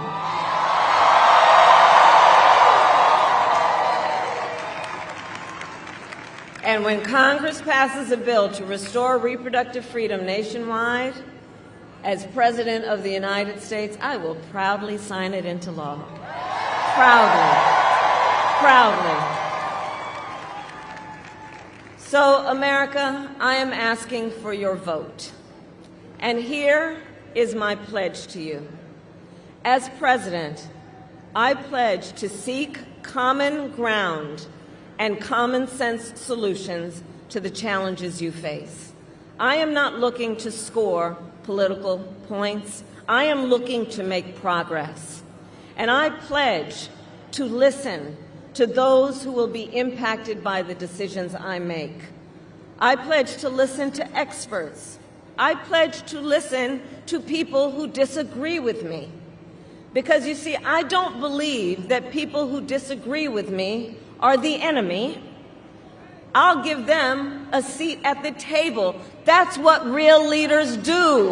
That's what strong leaders do.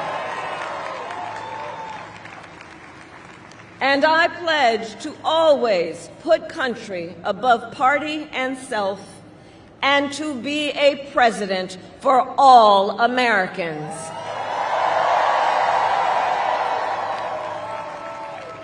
So Philadelphia, we are here together for many reasons, but probably one of the most important, because we love our country. We love our country.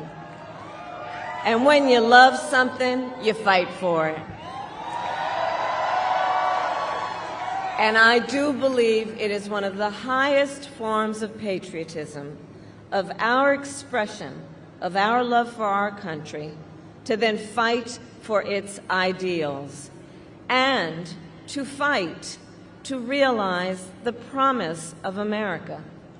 I have always believed in our nation's promise because I have lived it. I grew up as a child of the Civil Rights Movement. My parents would take me to the marches when I was in a stroller.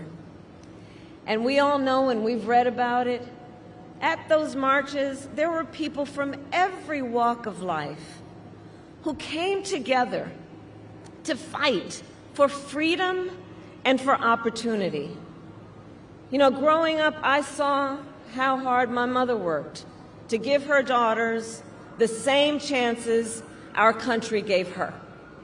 And I was blessed growing up to have family by blood and to have family by love, who instilled in me the values of community, of compassion, and faith. I've spent my life fighting for people who have been hurt and counted out, but who never stop believing that in our country anything is possible.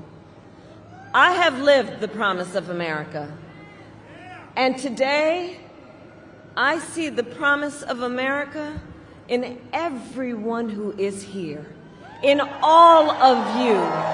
We are the promise of America. We are the promise of America. I see its promise in the fathers and the mothers and the grandparents across our nation who work so hard every day for our children's future. I see it in the women who refuse to accept a future without reproductive freedom, and in the men who support them.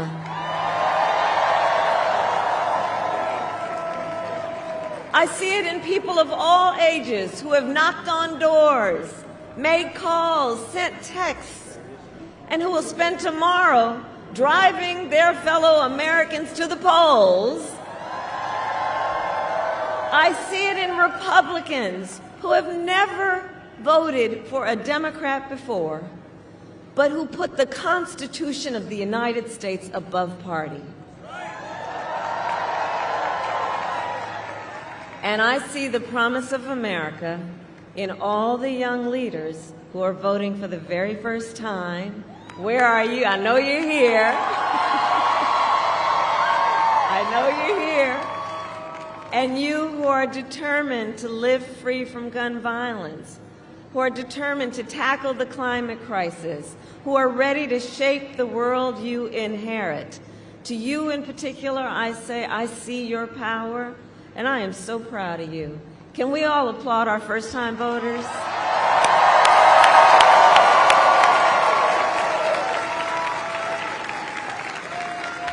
So, America, we started this campaign 107 days ago. And from the beginning, ours has not been a fight against something, it has been a fight for something. A fight for a future with freedom, with opportunity, and with dignity for all Americans. Our campaign has brought together people from all corners of this nation and from all walks of life, united by our love for our country and our faith in a brighter, stronger, and more hopeful future that we will build together. And tonight, then we finish as we started, with optimism, with energy, with joy, knowing that we, the people, have the power to shape our future, and that we can confront any challenge we face when we do it together. Generations of Americans before us led the fight for freedom. And now, the baton is in our hands. And to everyone who continues to pour so much of yourselves into this campaign as an extension of your love for our country, I thank you for your time, your effort, and the heart you are putting into this. And together I know that together we are also intentional about, in this process, building community and building coalitions. And because of you, each of you, and collectively, our people-powered movement reflects a simple and undeniable truth: that we are all in this together. We are all in this together. So we have one day to get this done, which means now we need to get to work and get out the vote. So let's reach out once again to our family members, friends, classmates, neighbors, co-workers, knowing and reminding them that we all have so much more in common than what separates us. And let us please remind everyone that your vote is your voice, and your voice is your power.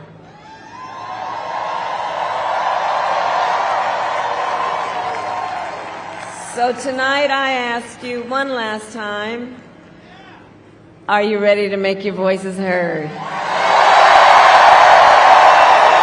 Do we believe in freedom?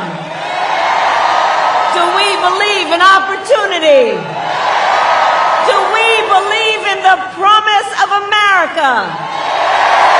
And are we ready to fight for it? And when we fight, we win! God bless you, and God bless the United States of America.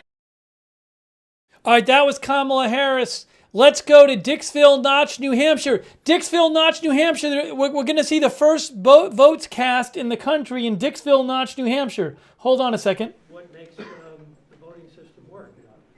And we, even though there's only 6 of us in a little tiny town here doing something very special, we follow all the rules. So the Attorney General's office is here looking over our shoulder, making sure that we're set up correctly, and we will actually open the polls and start the whole process at midnight. So the first vote will probably be a minute or two after. Before we get started tonight, the first vote will be, we will a minute or two after hear from our guest accordionist. Not a poker. All right, so Kamala Harris is making her way with her husband, Doug Emhoff. They are making their way off stage there in Philadelphia. So we just heard her final speech before Election Day. So we're watching her go off, and then in Dicksville Notch, just a handful of people live there. They're going to have the first votes of the campaign as we watch Kamala Harris leave. When they wake up in the morning, people have already voted. People have voted at polls already that day.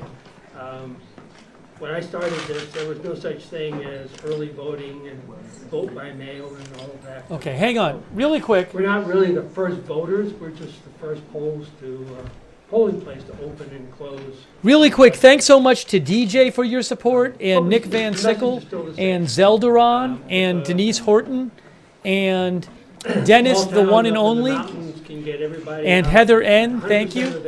All right, let me just, hold on, I got to do this. Let me just get everything maybe you can get up a little earlier or take a little figured time out in here. your Give me day a and vote moment. as well. Okay, we'll get rid of that. Get rid of that. If the person you really don't want to win wins and you don't vote, how are you going to feel the next 4 years? Kind of the theme that we're picking up. And our guard dog here will make sure that everybody is. There you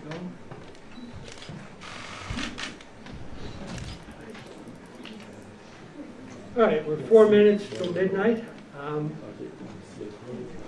A little bit about the process. Les will be our first voter with only last election we only had well, we had 6, but it's the last minute. But prior to that we only had 5. So even with 6 people, we have to switch some roles. So I play the role of ballot clerk as well as town moderator, and in order to manage the process for all the elected officials here. And in order to manage the process, a selectman has to go first, and that's Les. So Les will go first, then he and I will switch places, and I will vote, and then as soon as I get my ballot and start voting, then the rest of the voters will line up, go through the process, check in, get their ballots, and do their voting. Thanks to OKB Dog and Samuel Helzer too. Thank you. We will close the polls and start the counting. We'll do the counting right here. If we make a mistake, I'm sure you'll tell us. But we'll do the counting right here, and as soon as we're finished, we will post the results on the board over there. Simple, straightforward process. That's what we're going to do, and just make sure everybody's comfortable.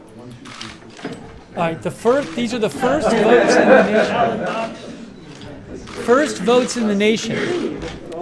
Now, just so you guys know, Dicksville Notch, it's very small. They vote first in the nation. In 2020, there were 5 votes in 2020. And this is not really seen as predictive as to what will happen in the country. But their midnight vote in 2020 was 5 people voted for Biden and 0 for Trump. In 2016, it was 4 for Hillary Clinton, 2 for Trump, 1 for Gary Johnson, and 1 for Romney. I don't know if the same people live there or not still now. By a very special guest, 3-time world champion accordion player, Corey Pesatore. While he's playing, I'm going to talk while he's playing. All right, so again, this is Dicksville Notch, New Hampshire, and they are traditionally the first place in the U.S. that votes, okay? So again, in 2020, they also do the primaries there too, but in 2020, in the presidential vote, they had 5 voters and everybody voted for Biden. Again, this is not, now back in 2004, they had 26 votes and 19 voted for Bush and 7 for Kerry. Back in 2012, they had 10 votes and 5 Obama, 5 Romney. And in 2016, it was 4 Hillary, 2 Donald Trump, 1 Gary Johnson, 1 Romney. So I guess it might be strange if it turned out it was 5-0 for Trump. That would be interesting if it's the same people who live there, because it was 5-0 for Biden in 2020. But again, I don't even know if the same people are voting this time. So I would not really draw too big conclusions from this. It's this you wouldn't have wanted to. It certainly it was a very close election in 2020, and it was 5-0 in Dicksville Notch in 2020. So, yeah, it's just some fun, quirky thing. It's kind of a neat thing they do. And just so you guys know, in 2024, there are 6 voting age residents who voted in the primaries, and Nikki Haley got the vote of all 6 over Trump. So in 2024, in their primary vote there, it was 6-0 for Haley. So they're not going to be voting for Haley this time. So I assume that's going to be 6 people voting this time. So we'll see what happens.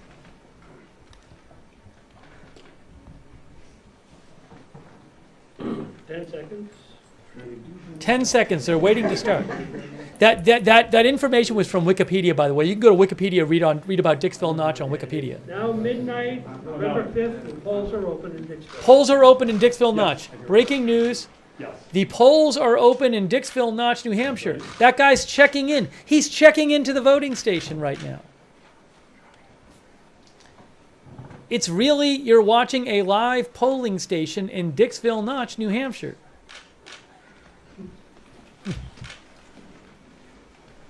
It's an unincorporated community. All right, there goes the guy. He's going in. He's voting now.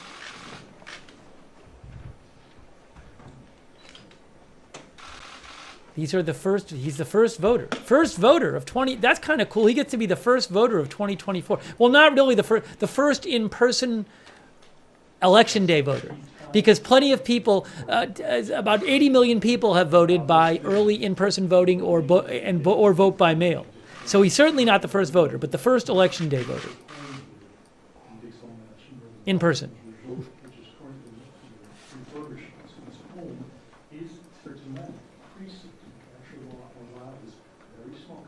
Now, I don't even know, his ballot might be a long ballot. I don't know how many, are they voting for one person, or do they have like other questions they vote on? I don't know. There it is. One vote is done.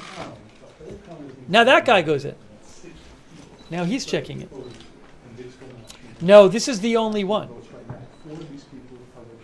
Wikipedia says, Dicksville Notch is best known in connection with its long-standing midnight vote in the U.S. presidential election, including during their New Hampshire primary, the first primary in the U.S. It started in the 1960 election, this tradition. All the eligible voters there gather at midnight. It's a quick process. I believe there will be 6 of them. Oh, I think there might be other places that have midnight voting. I don't know for sure that they're the only one. Hart's location and Millsfield also vote at midnight too, according to Wikipedia, in New Hampshire. So there are 3 communities that vote at midnight.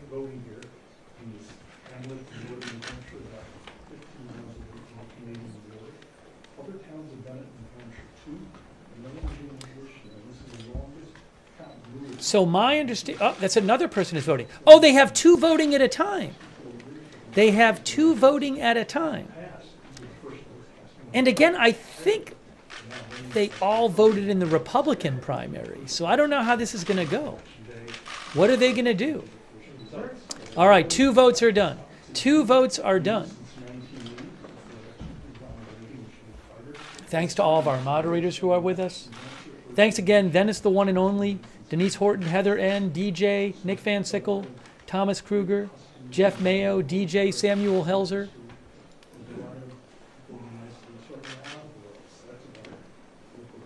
Breed 1982, Hectate 27, Tech Slug, Little Nerdo 07, thanks for your support on Twitch. Bonzilla versus MAGA 2. Thank you. All right, I think this is I lost track. Is that the 4th voter in there? Is that the 4th voter? Or no, there's 2 in there. I don't even know how many. No, there's 1. Or no, I don't even know. Is this number 4? Someone help me out. Is this the 4th person? Or the 3rd? Is that the third or the fourth? Hold it, that's two. I think there's only one left. I think there's only one left. Remember, this is not something which is seen as predictive. Elections experts do not look to Dicksville Notch to determine how the election is going to go. So I would not draw strong conclusions from this.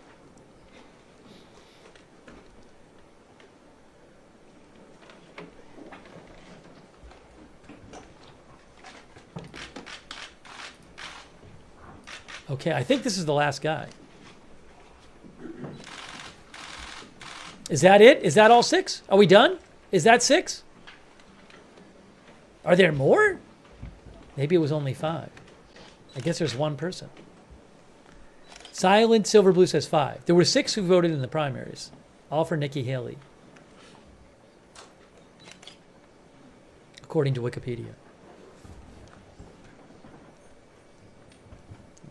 Number 6 voting now. There's so much pride in the Chamber members. I just know the 6 people who live in the village of Dicksville Notch. What about members of the New Studio?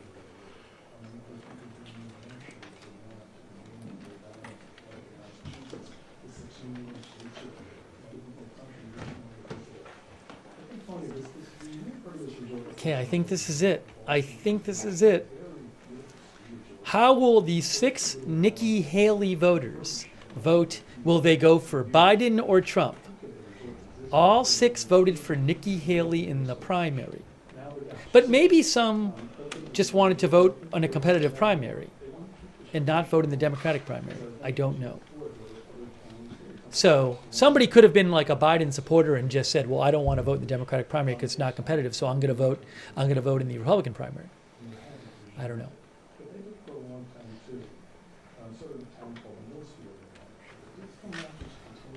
But they did go 5-0 for Biden in 2020. All right, I don't know. Here we go, guys.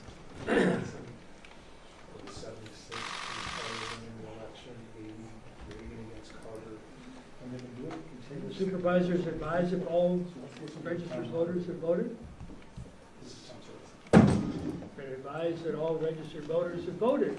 And according to New Hampshire law, we are now able to close the polls if the town so chooses. Do I hear a motion? Yes. So moved. And all those in favor? I declare the polls are closed. The polls are closed in Dicksville Notch. The polls are closed there. The first votes are being... Oops. They're being counted. My caption is incorrect. It's the first election day votes. First election day votes, not first votes overall. Sorry about that. I forgot that was posted as my caption. The first election day votes. There are no more in there, in that big ballot box. Don't drop the box. Try not to. It'll hurt somebody. Won't hurt the box, that's for sure. 1 for Donald Trump, J.D. Vance. Trump and Vance has one. 1 for Trump and Vance has one vote. 1 for Lily Tang Williams. Lily Tang Williams? For Joseph D. Kenny. Oh, these are other people. 1 okay. for David Roquefort. There's multiple offices. 1 for Arnold G. Davis. There's so remember, L. Roberge. 6 people live there. They all voted for Nikki Haley in the primary. None voted in the Democratic primary, and none voted for Trump. So we have 1 vote for Trump. 1 for Terry L. Peterson. 1 for Ray Gorman. And yes on the constitutional amendment question. I'm not familiar with the other ones. So, vote number 2. Who do they go for? 1 for Donald Trump and J. 2 for Trump now. 2 for Trump. 1 for Lily Tang Williams. 1 for Joseph D. Kenny.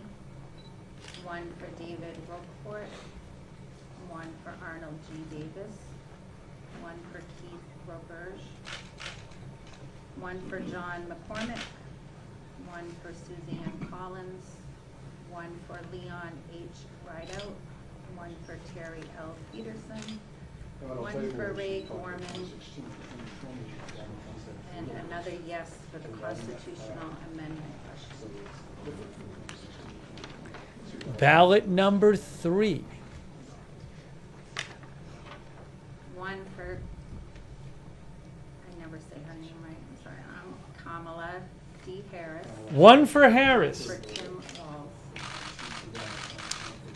It will not be a shutout. It will not be unanimous, guys. One for Maggie Goodlander.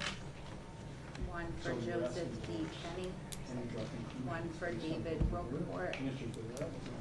We are at 2-1 Trump of the 6 people who voted.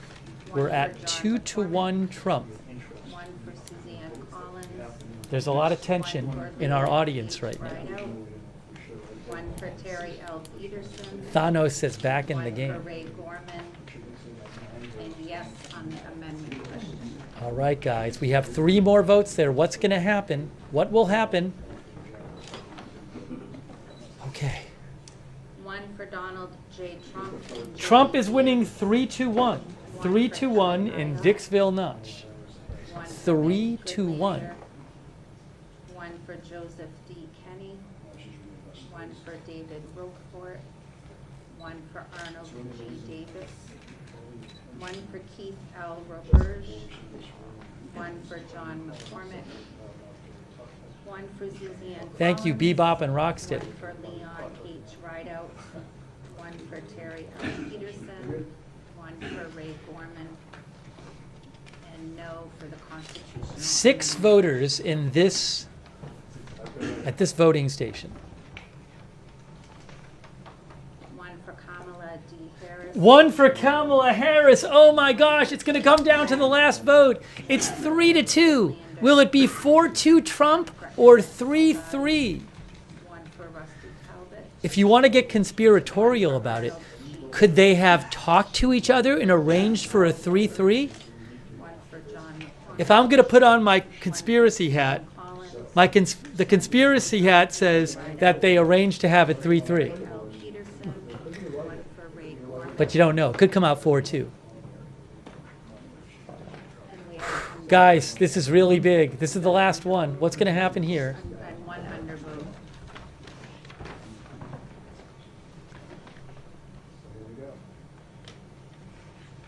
One for Kamala D. Harris. 3-3! Oh, it's 3-3. It finished 3-3. Breaking news. Breaking news. Joseph D. Kenny. One for David Roquefort. One for Arnold G. Davis. One for Keith L. Roberge. One for John McCormick. One for Suzanne Collins. One for Leon H. Rideout. One for Terry L. Peterson. One for Ray Gorman. And yes on the amendment question.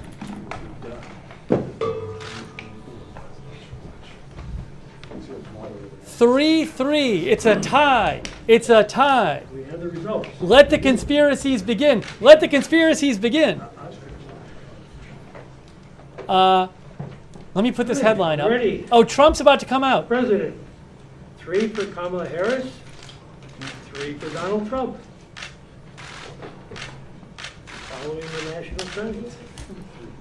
For governor, 1 for George Craig and 5 for Terry Ayotte.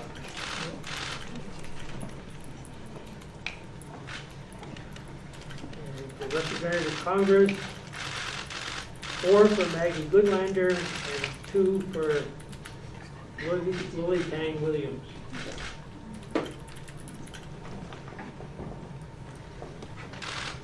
Three. Look, it's 3-3.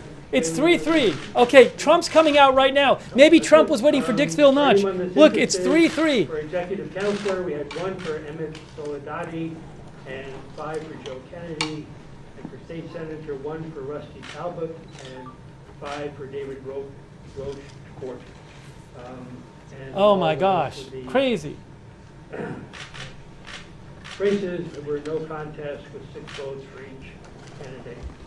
And the constitutional question, yes, 4, and no, 1. Wow, that was a lot of drama. That was a lot of drama, and we got Trump coming out. Hooray!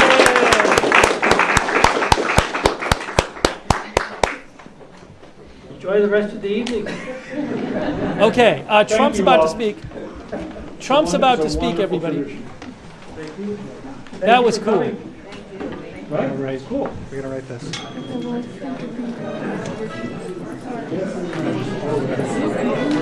All right, hold on. Hang on, everyone. Oh my gosh, everything's falling apart. All right, you can see Harris 3, Trump 3 in Dicksville Notch. Trump is about to speak at final rally. Live. Trump speaks at final rally before Election Day. Oh my gosh, that was very dramatic.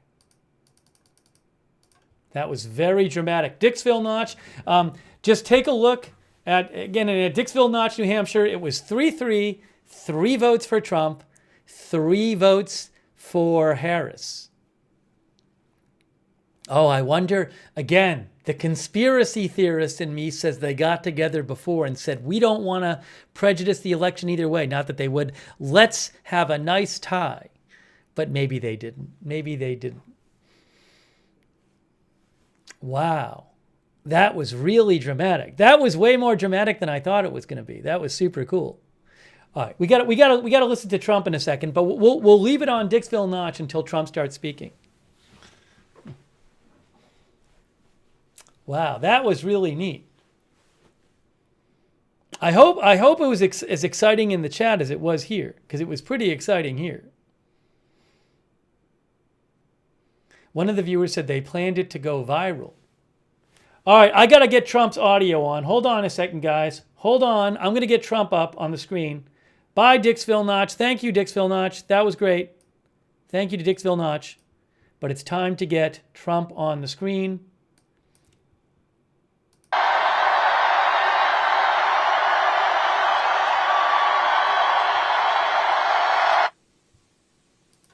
Hold on. You'll get the sound back. Sound will come back. The sound will come back.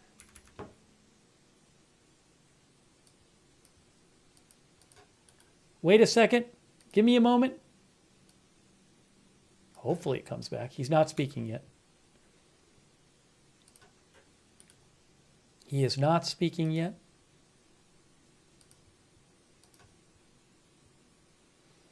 Okay, there he is. We're in Grand Rapids, Michigan. Okay, there we go. Thank you very much. This is unbelievable. It's unbelievable. Think of it. This is it. This is the last one that we're going to have to do.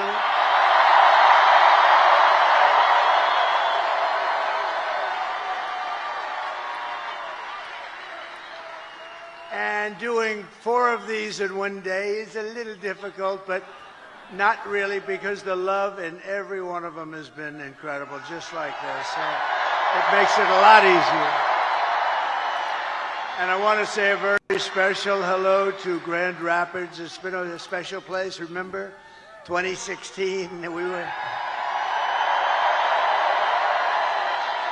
were given a 3% chance. You remember we came to Grand Rapids, I said, how the hell are we going to lose? It was just like this.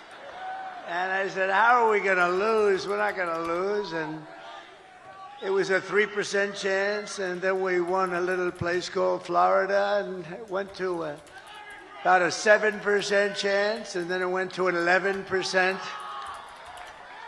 And then it went to 17%, you remember? And went that way. And then it went to about a 62% chance. And they had somebody in there going totally crazy. The woman, she became a fan. She was going crazy. Not on our side, on the other side, she was going crazy. But we're in very good shape. I have to tell you, we're way up in terms of the vote. You know, the Republicans are never up like that.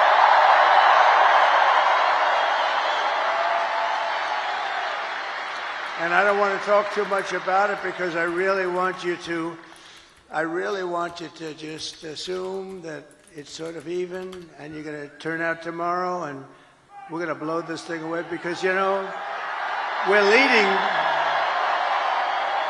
leading going in by hundreds of thousands of votes, but just pretend we're tied or losing by a little bit because we want to put on a display tomorrow of unity and everything. The progress that this party has made is incredible. It's very inclusive. It's inclusive of everybody, including our great mayor right back there. That is our great mayor, and he came through for us.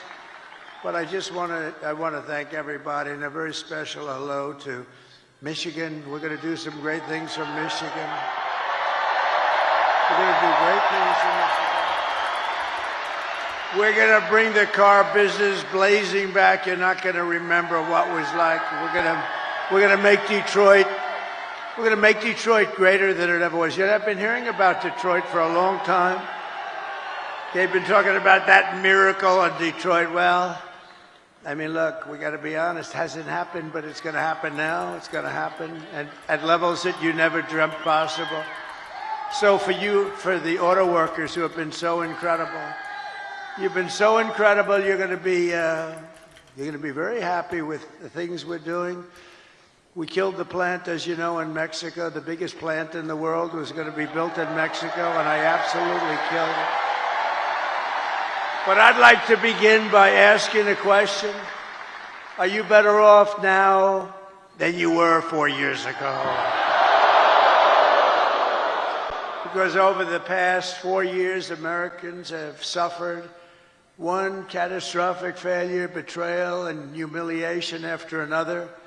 Kamala has delivered soaring prices and true economic anguish at home, war and chaos abroad, and a nation-destroying invasion on our southern border, invasion of some of the greatest criminals in the world that are pouring into our country. And we're not going to take that. We're going to end that, like, immediately. And I happen to think it's bigger than the economy. And I think, you know, every poll shows the economy and inflation and then the border and the horrible things that are going on. And I don't agree with it. I think we have to focus on all of it. We do it all one time. But to me, when you allow thousands of murderers into our country, to me, when you allowed the drug kingpins of the world into and terrorists into our country at levels that we've never seen before, to me, that's the bigger problem. We're going to solve it all, but that's the bigger problem. And we're going to have it taken care of very quickly. But my message to you and to all Americans tonight is very simple. We do not have to live this way. We don't have to live this way. We're not living good. 4 years, what did they do that was good? Can you name one thing? I said to a group of people, what have they done? Everything's a disaster, including nobody even knows how to. Supposing President Xi of China wanted to call to ask a little question about war or Taiwan or anything, who the hell does he call? We got a little problem in America. There's nobody to call. You know, they'll probably end up calling me. Maybe they'll call me. But, no. But who do you call? And remember, they ripped that presidency away from Joe Biden. Say what you want. We're not fans of Joe Biden.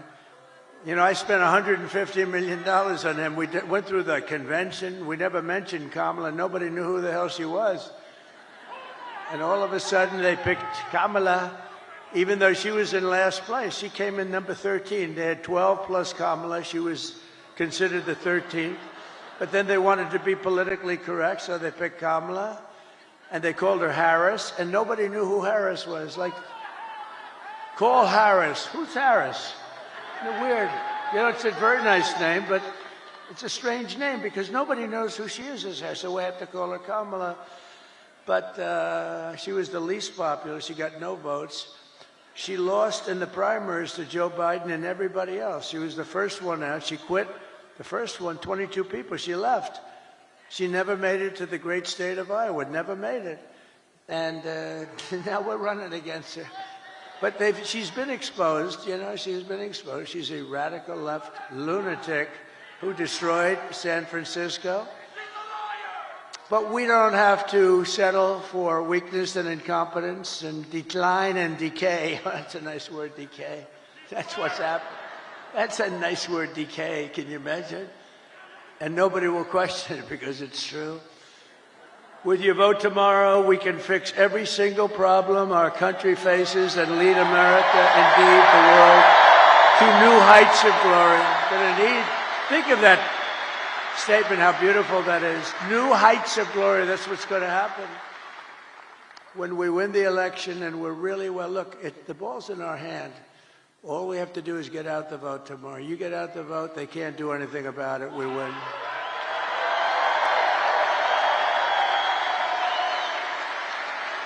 One of their top people just got on television. I was coming in and they said, these are not looking good, these numbers for them.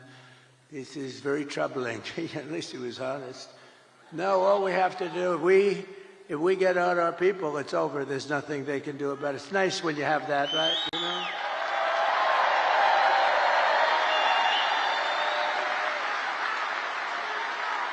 In other words, to make you feel a little guilty, we would only have you to blame.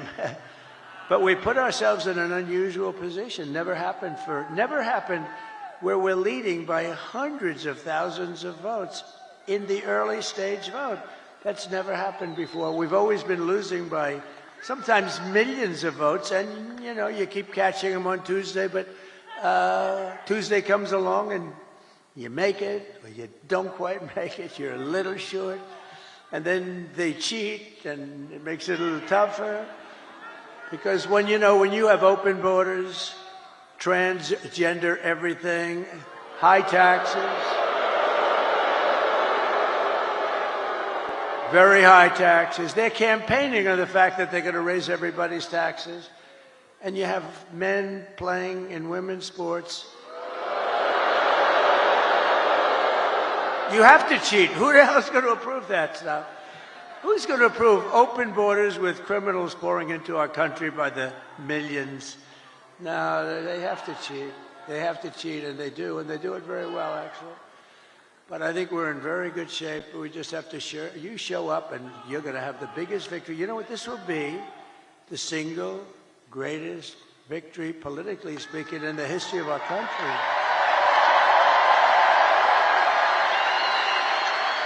And when we win the election, only one day from now, do you know how that sounds?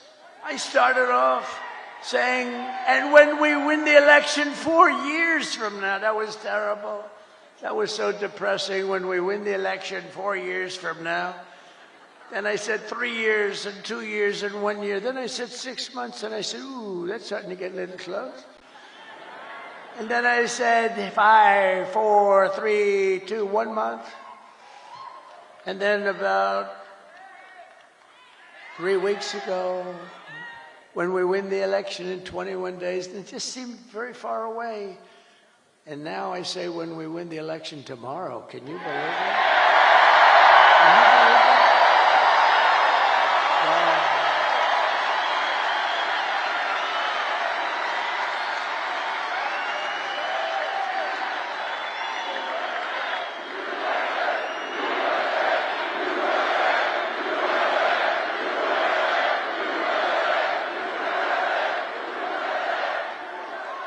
And what we've done, this is a sad occasion in certain ways, because I think we did like 930 rallies from the very beginning. That's a lot of rallies. And remember, if you make one slip up, and I'm a person, as you probably noticed, I have this beautiful speech. I haven't really even gotten to it yet. One of these moments, I'll start giving you some beautiful things to listen to, and honestly, some terrible things to listen to. Terrible. What's happened, what they've done to our country is horrible. Horrible. And by the way, don't you like a president that doesn't need to use a teleprompter? Isn't there something refreshing?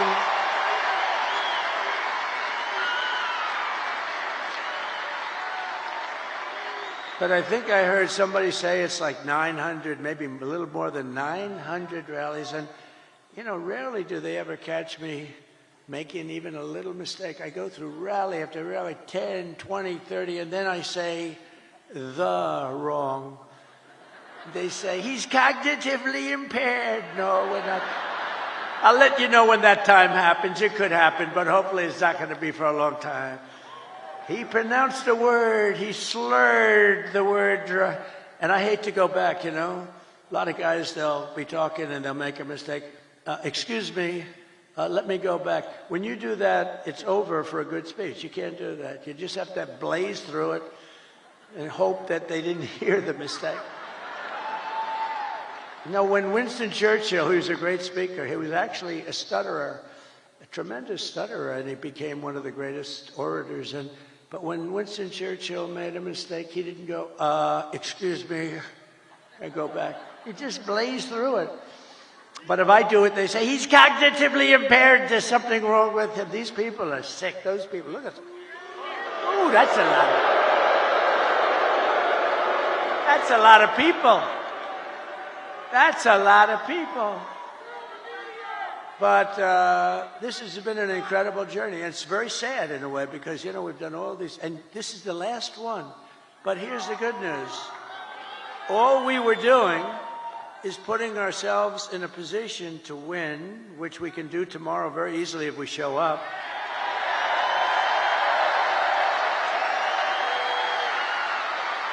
Just so you know, if we show up, they can't win. They can't. They mathematically can't win because they're so far behind. If you don't show up, I guess. But here's the one thing I will say. Show up anyway, but they have no enthusiasm. She had a rally today. She couldn't have had more than 100 people there. And I had all 4 stadiums were full, but she had a rally, and she was screaming, we're going to win, we're going to win. And they wouldn't follow her. They wouldn't say it. Did you see that clip? I'd like to put it up. The problem is I don't put up too many clips. I have the most beautiful clips. The problem is the press won't follow them. I had a friend a couple of weeks ago. We made these gorgeous clips, and actually gorgeous in one way, but horrible in another, showing the death of children and all the damage that they've caused with the open border. And all they have to do is take those cameras, look at all those cameras, and all they have to do is move them like an inch over and an inch up. I have oftentimes, well, not too many. I have oftentimes screens right behind me. All they have to do is just move it up 2 inches like this. And they don't do it because they're fake news. They don't want to show what's on the screen. It's so shallow.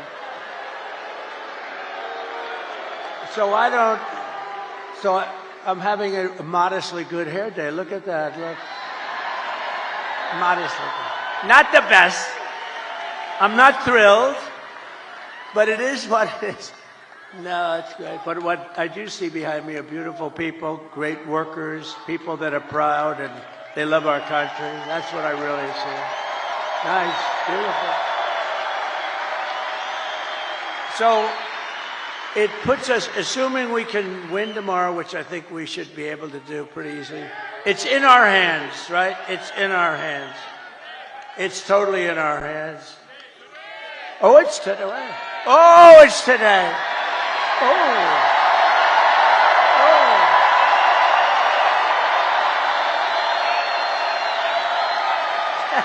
Thank you.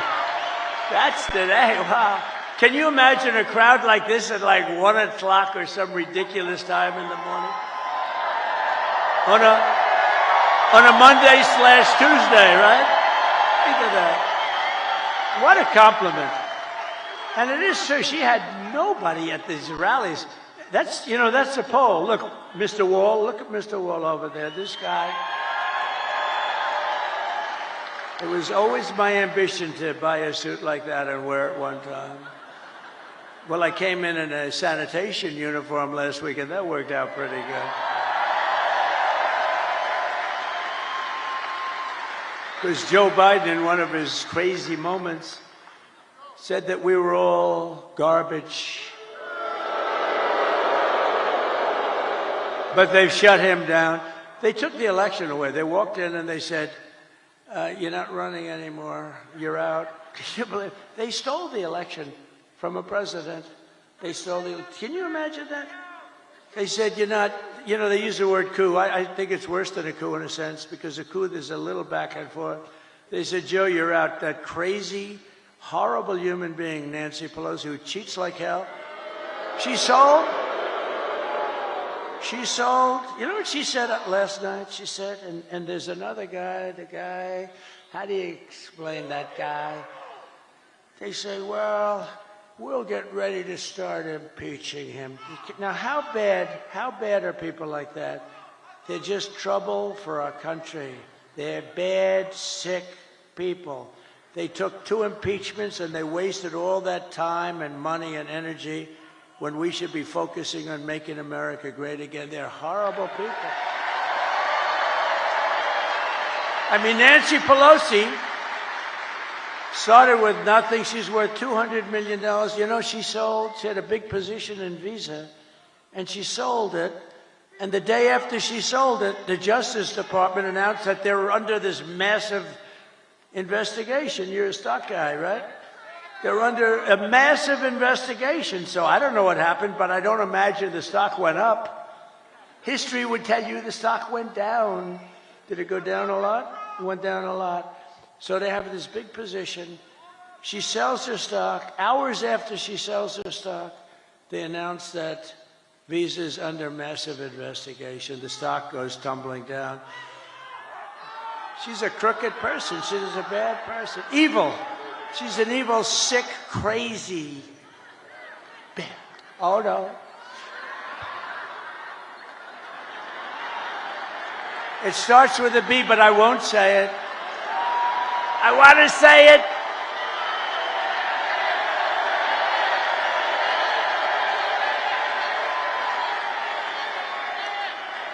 I want to say it, but Franklin Graham said, sir, I love your speaking ability and I love your storytelling, but honestly, it would be even better if you wouldn't use foul language. And I don't use much, you know, every once in a while. And it's never a real bad word. It's, you know, it's like never bad. And so I try to adhere, but he's wrong about one thing. It is a little better when you use the foul language because there's more emphasis. No, but these are bad people. These are bad. Adam Shifty Schiff. I call him pencil neck.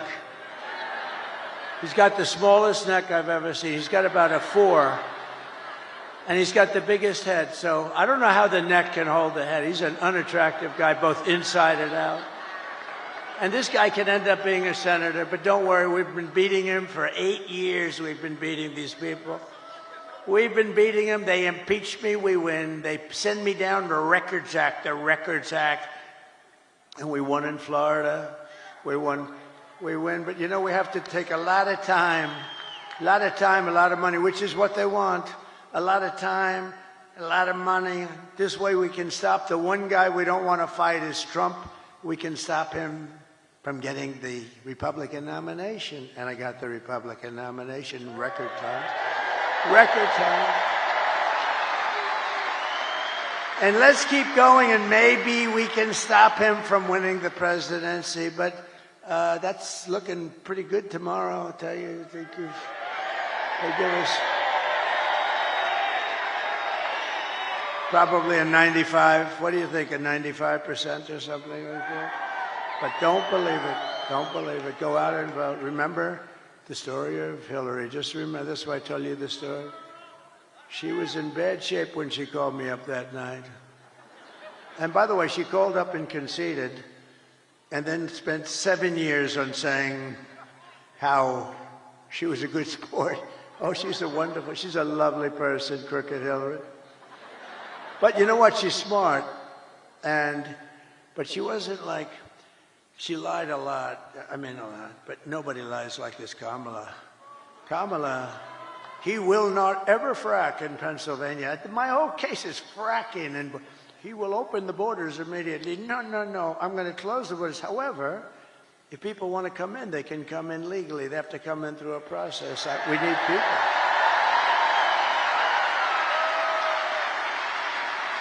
But Kamala is, I mean, this is known. She's a very low IQ person. And we don't need a low IQ individual. We've had that for 4 years. And our country's going down the drain. We're going to turn our country around. I will end inflation very quickly. You know how we're going to end it? By drilling and drilling and drill. Energy is going to bring everything down. Energy is going to bring it down. And I will stop the invasion of criminals coming across our border. I will strengthen our military. I will restore peace in the world. And I will rescue the American dream. We're going to have the American dream back soon. Together, we will begin the 4 greatest years in the history of our country, and we will launch the most extraordinary economic boom the world has ever seen. If you vote for Lion Kamala, you will have 4 more years of misery, failure, and disaster our country may never recover from. I don't believe that our country can take any more of this without just gone. I don't believe it can take any more. It's going to be, can't take this. This is abnormal abuse, And I heard somebody said the wall. I built 571 miles of wall, which is much more than I said I was going to build. And, you know, it really worked. Walls work. 2 things work. What are the 2 things? Walls and wheel. They're the only 2 things that never get obsolete, right? Walls and wheels. A wall and a wheel. It's always going to be around. Other things, they have the beautiful computers. You know, you buy a computer. Oh, this is the greatest. 2 weeks later, it's obsolete. That goes on. I don't know how people do it. We have the king of computers. We have the king of everything endorsed me, Elon Musk.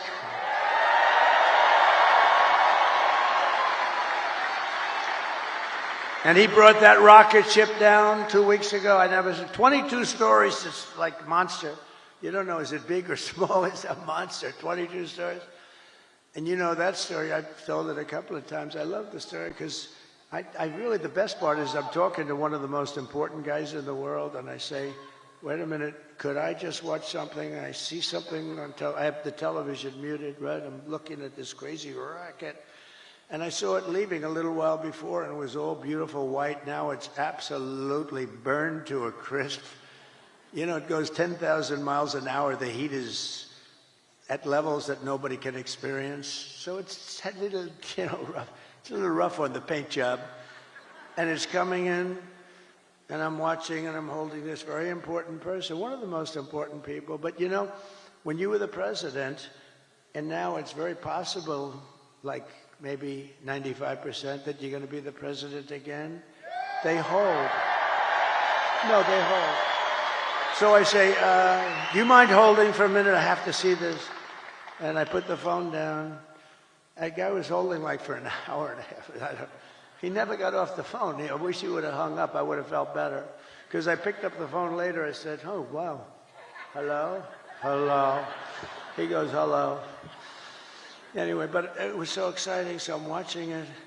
And this monstrous thing is going down, right? And it's coming down. It's, first of all, it's doing all sorts of flips up in the air. I would not want to be on that sucker. I don't care how good Elon is. I said, Elon, you wouldn't get me in that ship under any circumstances. But it's coming down, it's a little rough, and now all of a sudden it starts to slow down as it gets to the ground. Then it starts to move over. Then it gets a little bit out of control, it looks like. A little out of, and the left part of the bottom is going to just rip that big gantry. That's this, you know, whatever the hell it is that holds it. And it's coming in. Oh, and I didn't know it was Elon's. I just assumed, you know, he loves this stuff. He's in a class. But it's coming in, and it's going to rip the gantry. I say, oh, this is bad. This is going to be bad. I close my eyes. All of a sudden, wow, you have this massive flame coming out of the left-hand side of the bottom. It was this big jet engine. It pushes it away, and it's coming down, and then it settles into a plate, and then those arms, grab it like you grab your baby, just like you grab your little baby. And it hugged it and just put it down, and there it was. There it was.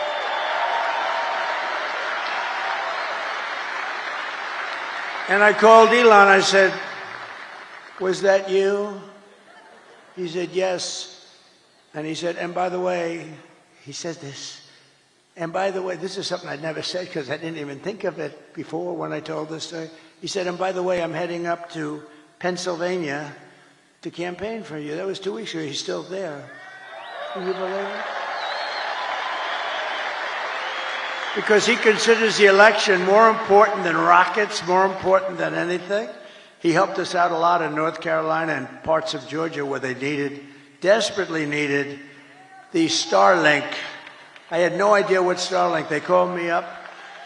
They called me up in Georgia. Elon's incredible. He has Starlink. He's got everything has to do with stars and stuff. Very complex stuff. No, he's amazing. But, sir, I know that you know Elon Musk because I read your endorsement. You know, he says the most important endorsement he'll ever make. It was such a nice thing. And he said he wants to help. And I didn't know he was going to help to this extent. He went up. He won the big case today, too. He won the case. Huh? Because I don't know, he did something that I don't know what he was doing, but he did something with lotteries. And, you know, he's in a different, he's amazing. He's going to do lotteries and this and that and make your life fun. And he's having a good time. You know, he usually is in a lab and he's happy there. All of a sudden, he's escaped the lab and now he's out. And the public adores him. He's a great guy. The public absolutely adores him. But the man from North Carolina, great guy. You know, North Carolina was hit so hard with the water. The hurricane was essentially a massive pile of water. It was a big water hurricane, the biggest we've ever had. And they were so flooded. Areas that had never virtually seen water would turn out to be lakes. They ripped houses, trees. Everything was ripped down by the power of the tides that were going back and forth. It was terrible. And this man said, if you could ask him for help with Starlink, we cannot get it. It's very hard to get. And I called Elon, and he got it immediately for them. He got it so much that he had it there immediately, so much that you know, they couldn't even believe it. He said, this has saved a lot of lives. They had no communication in North Carolina, which, by the way, we're leading. In fact, somebody said, they picked up stakes. There's no more ads. There's no more. That's usually a good sign. That's usually a sign that they're not going to win. But one of the reasons they're not going to win is because FEMA did such a bad job. So FEMA, you know, we had a great FEMA. We did good. But they spent most of their money, as you know, on illegal migrants coming in. They spent so much money that they didn't have the money to take care of the people from North Carolina. But we will be there on January 20th, because on January 20th, that's when you assume it. But they pulled up stakes.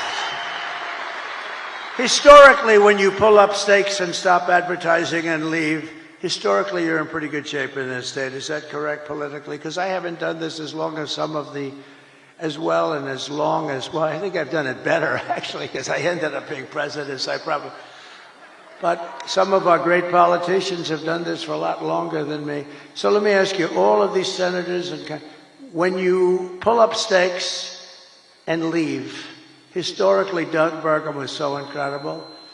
He really is, isn't he? Is he a class act? His wife is much better. She blows him away, right? Catherine is much better. But, Doug, when you pull up stakes and you stop advertising, doesn't that generally mean that it's over, right? It's over. Doug is cautious. He doesn't want to, he thinks it's a trick question. No, it means it's over. And I think it's over in a lot of places. I think we're going to see some incredible stuff tomorrow. But it won't matter. It won't matter. As long as you go out and vote, nothing's going to matter, because it's in our, you know the expression, the ball is in their hands, the ball is in our hands. They can't do a thing about it. And now you're going to go out there later today.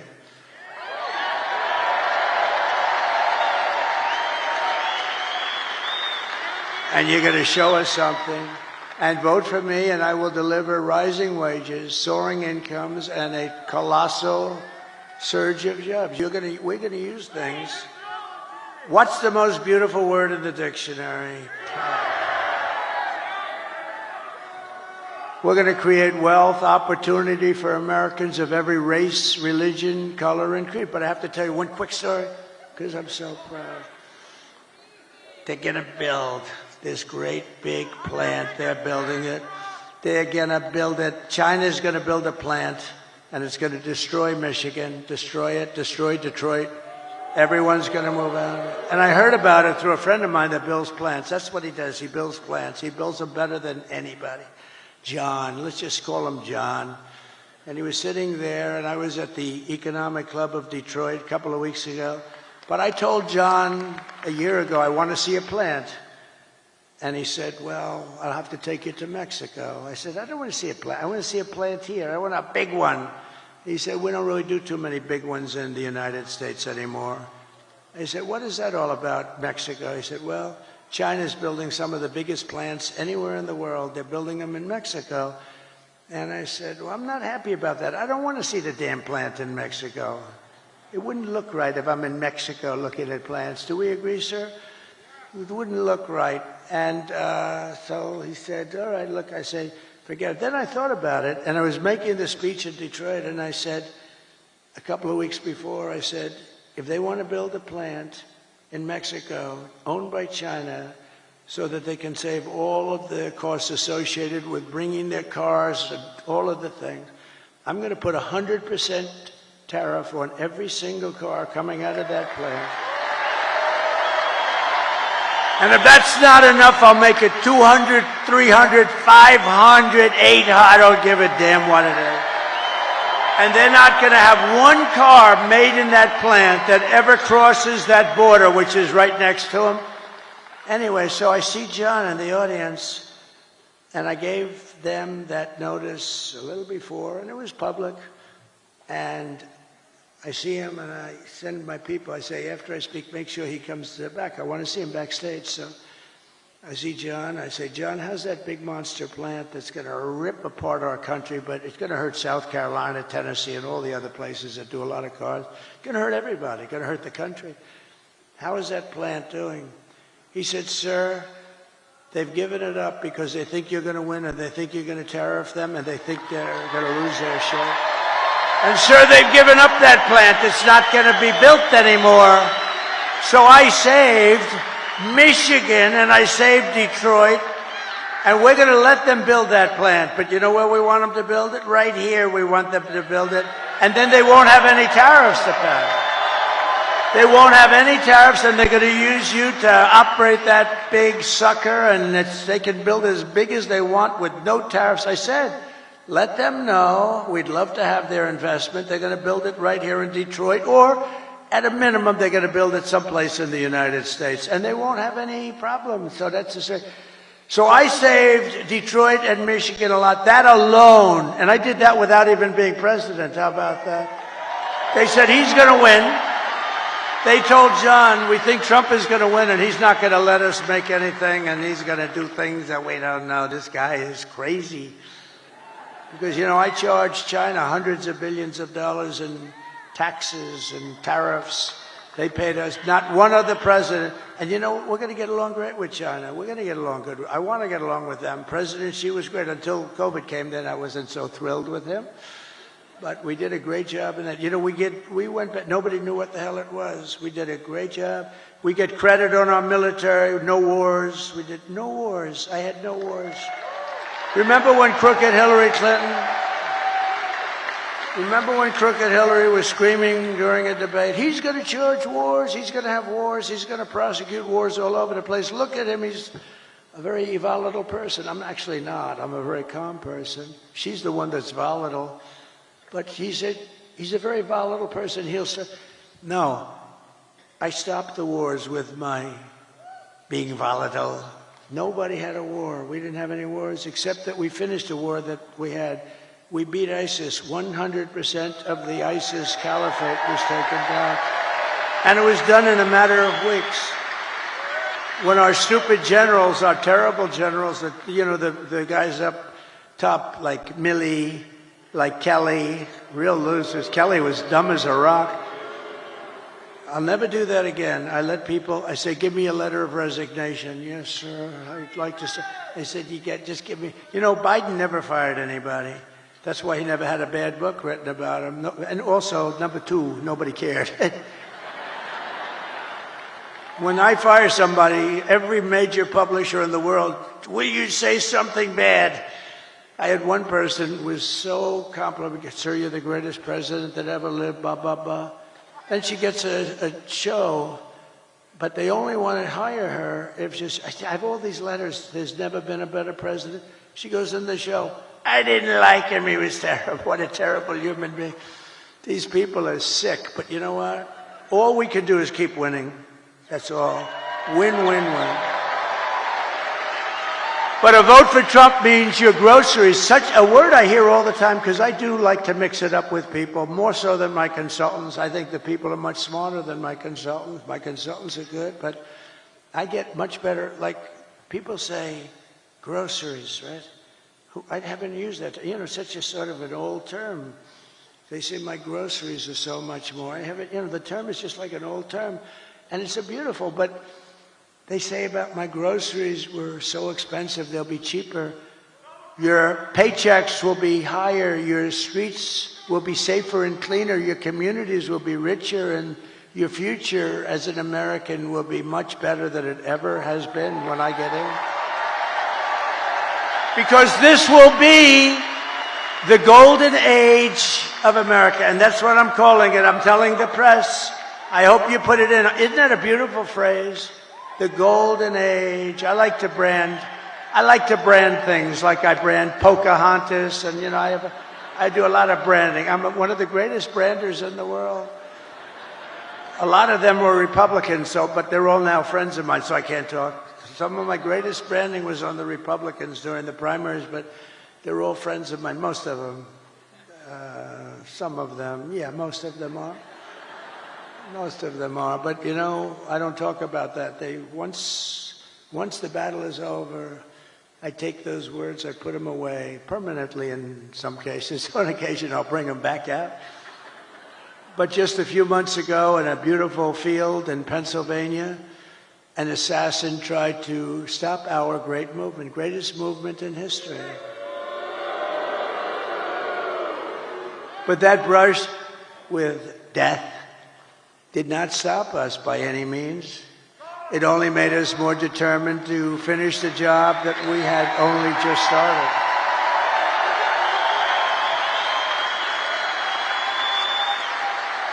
That was not a pleasant day, I will tell you. That was not a pleasant day. But many people say that God saved me in order to save America. Many people, I've seen it so many times.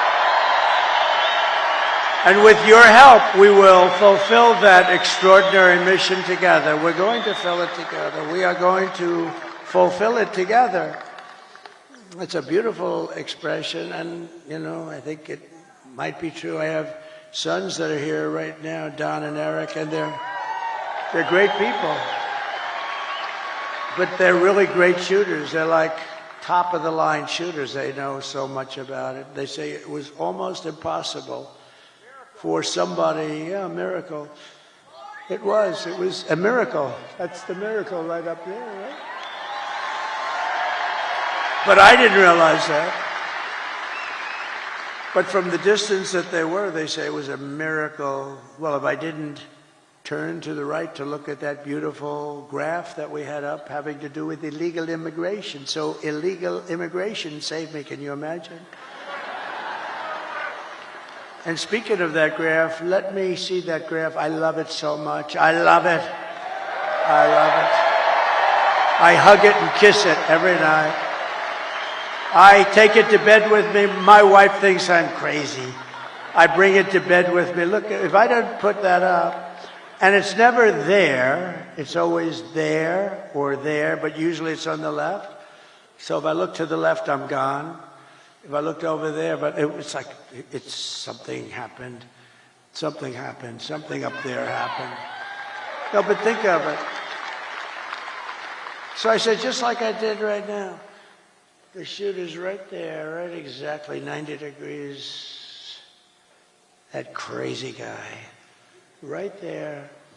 And I said, let me see the graph. I said, what the hell was that?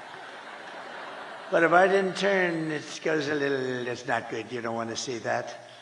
So it was a miracle or a gift from God, maybe.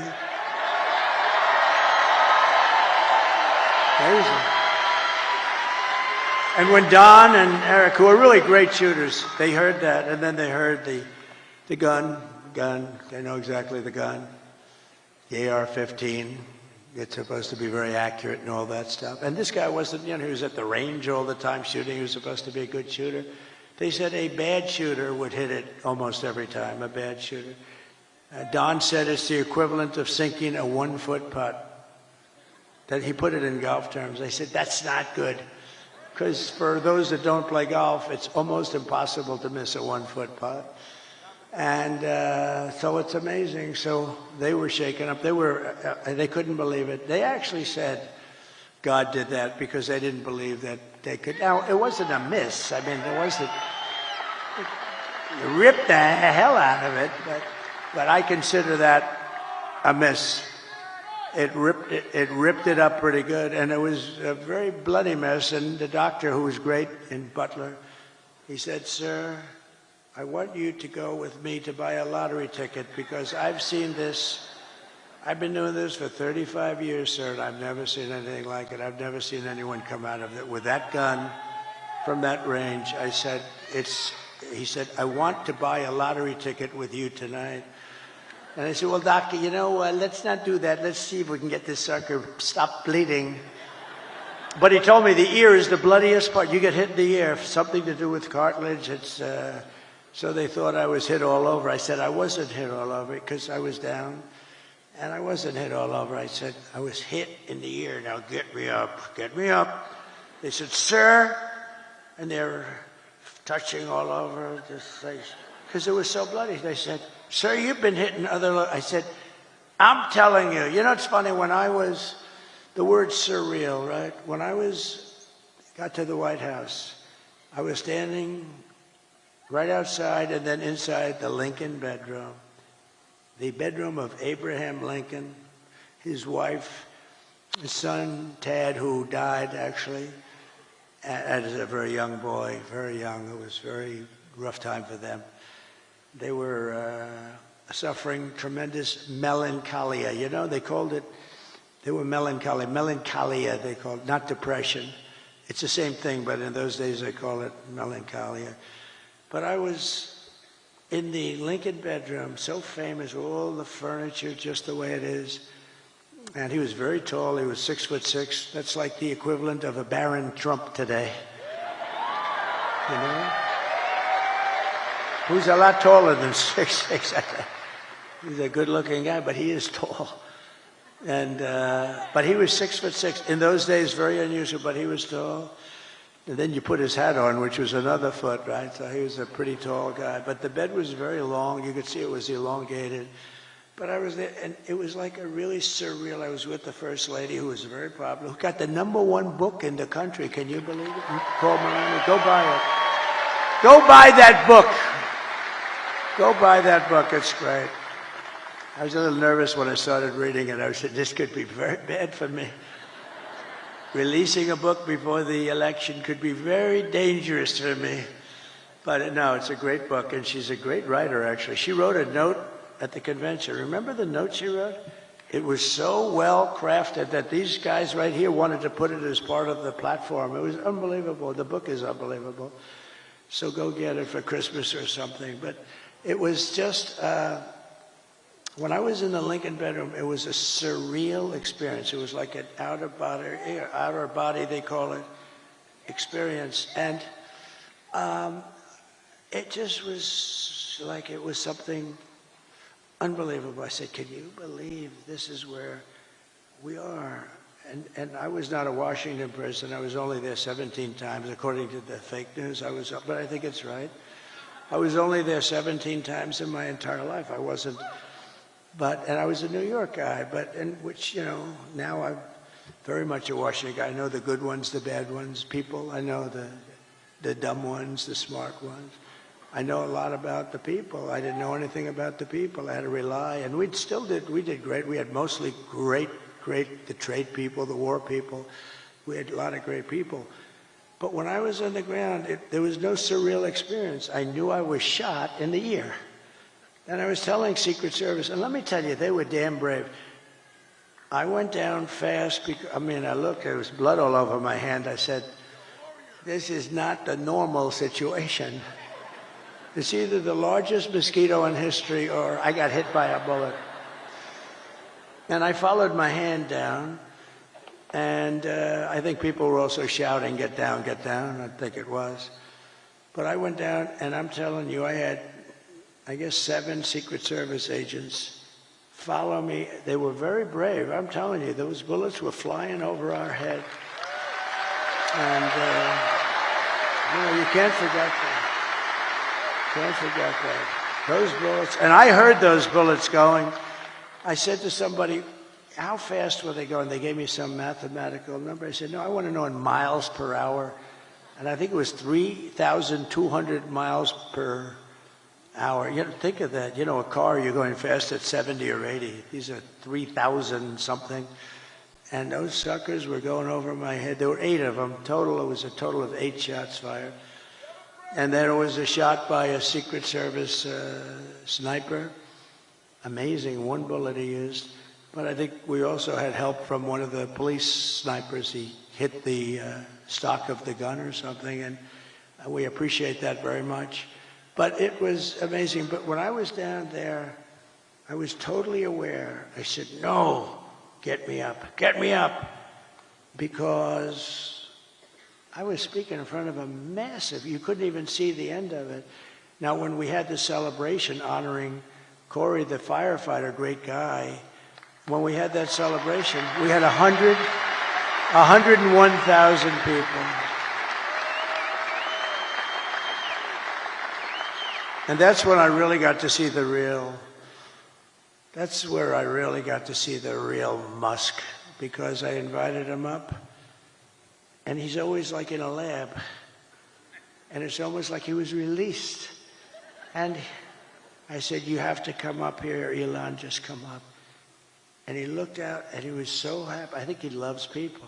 And he started doing jumping jacks and stuff behind me, right? He was so happy. I think he's going to run for office against me. I'm very concerned.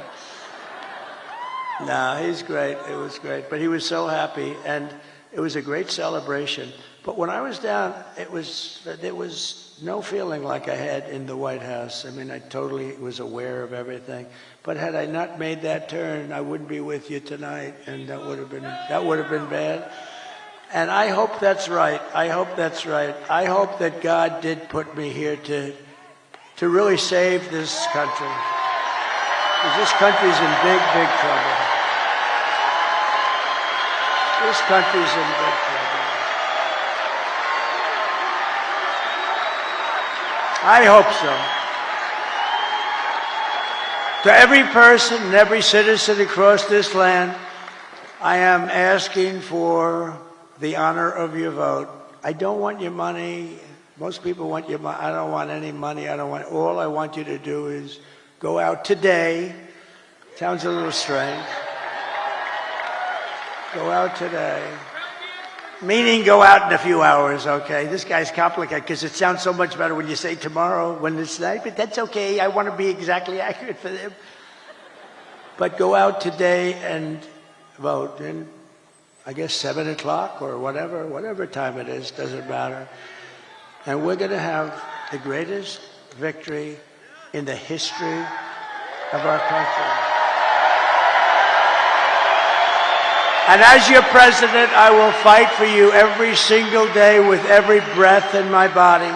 Together we will save this country, this great country that we love. We will defeat the corrupt system in Washington. Because I'm not running against Kamala. I'm running against an evil Democrat system. These are evil people. I wasn't running against Biden either. He was stuck in a basement. I didn't even run against him. I mean, no, we're running against a very evil system, and we have to defeat that system. And America's future will be an absolutely incredible one. As we stand on the brink of rescuing our country, I want to take a moment to thank the millions of hardworking men and women who are the heart and soul of this, the greatest movement of all time.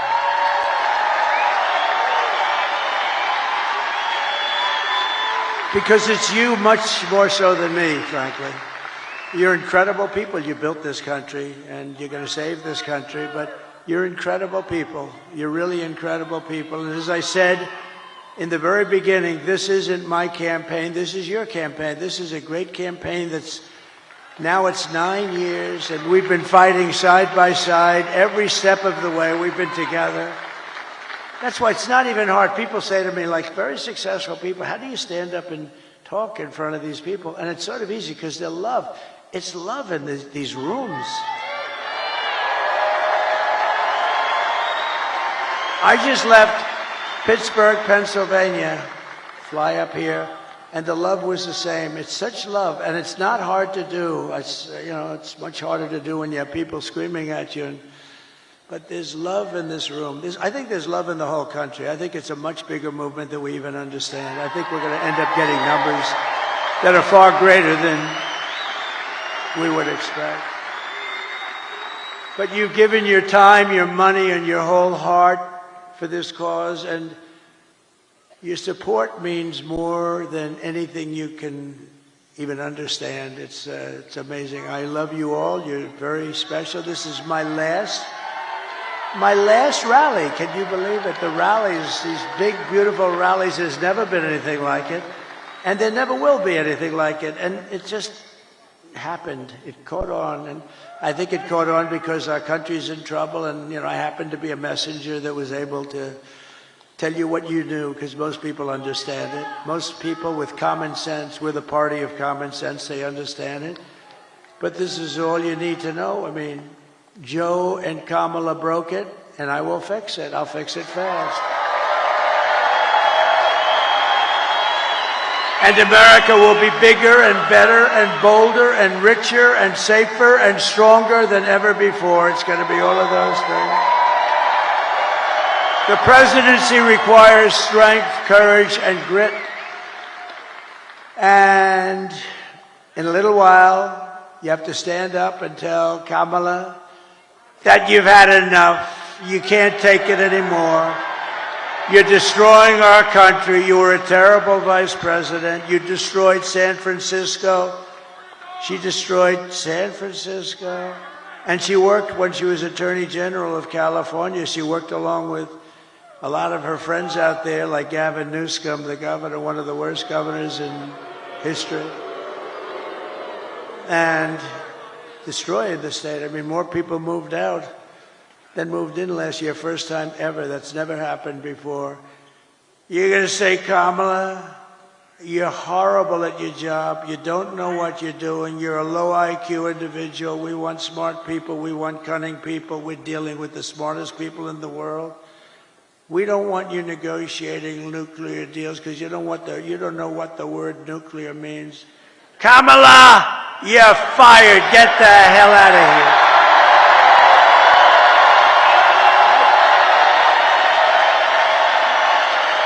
You're fired. Get the hell out of here. You want to ruin our country. If we win Michigan, we win the whole thing. The whole thing. Over the past 4 years, Kamala has orchestrated the most egregious betrayal that any leader in American history has ever inflicted on our people. She was given the authority to run the border by Sleepy Joe because he wanted to go to bed and he wanted to sleep. He had only one thing he wanted to do, and that's sleep. So he made her the border czar. Now she's trying to deny it. By the way, the Border Patrol 2 weeks ago gave us the strongest endorsement you've ever heard. They said he's the greatest president in history, and the best president on the border by a factor of 10. And I said to them, does that mean I'm better than Abraham Lincoln and George? What? Yes, sir, you're better than both of them. I had one problem. I had one of the guys that came up, and, they all, like 10 guys, they all made speeches. He's like 36. He said, sir, you're the greatest president in my lifetime. I said, I like the first guy better. I like Lincoln and Washington better than 36 years, right? But he meant well. But you know what? in terms of the border, what we did, we built all that wall. We built an extra 200 miles. They could have flipped it up in 3 weeks. You know that. It was all built. They sold it for scrap metal for 5 cents on the dollar, so much. And that's when I realized they actually want open borders. She has violated her oath, eradicated our sovereign border, and unleashed an army of gangs and criminal migrants from prisons and jails, insane asylums and mental institutions. And these people are all coming into our country. Are you okay down there? Is somebody hurt? Oh. Is somebody hurt? Oh. I saw you looking on the floor. I thought somebody was hurt. Oh, okay. We don't want our people to be hurt, right? We don't want that.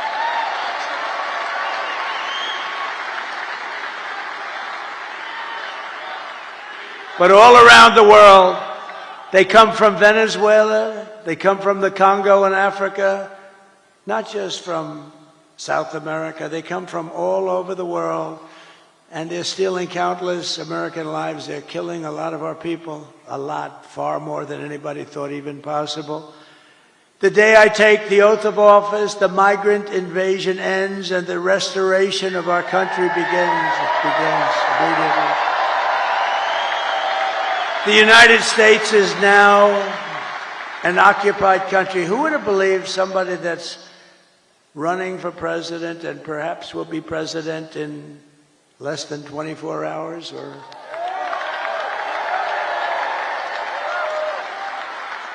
maybe it will take these machines that we pay so much for 2 weeks? Can you believe it? If you used very highly sophisticated watermark papers, it's more sophisticated than the machines. Paper, highly sophisticated. Okay, if you used paper, and if you used voter ID, and if you had 1 day, and you, in addition to voter ID, you have a proof of the fact that you're a citizen of our country, which would be nice, you would have the results tabulated like in France. They had 37 million people. The results were tabulated at 9:30 in the evening. They had a winner, they had a loser, and they went home. And here's the other thing. I know nobody's very cost conscious anymore. 8% would be the cost compared to the cost of these very highly complex machines. And Elon Musk told me, he probably knows more about computers than any man in the world. He said that machines don't work because they're easily violated. Now, this is the smartest guy in the world, the guy that runs rockets with computers, and saying the computers are far more important than the engines. I mean, nobody knows anything like this. But if you used paper, it's 8% the cost of the other. It's more accurate. And you don't have 12-day waits. And then what the hell's happening in the inside of those machines if you wait? We want the answer tomorrow, tonight.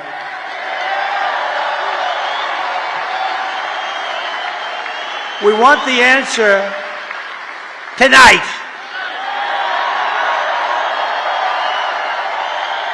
They spend all this money. They spend all this money, and old-fashioned paper is much less expensive. And you know what? It's more accurate. It's much better. Something's going on with this. I mean, what the hell are they doing? But we don't want to wait 10 days, 12 days, 3 days, 2 days, or 2 hours. We want the answer tonight.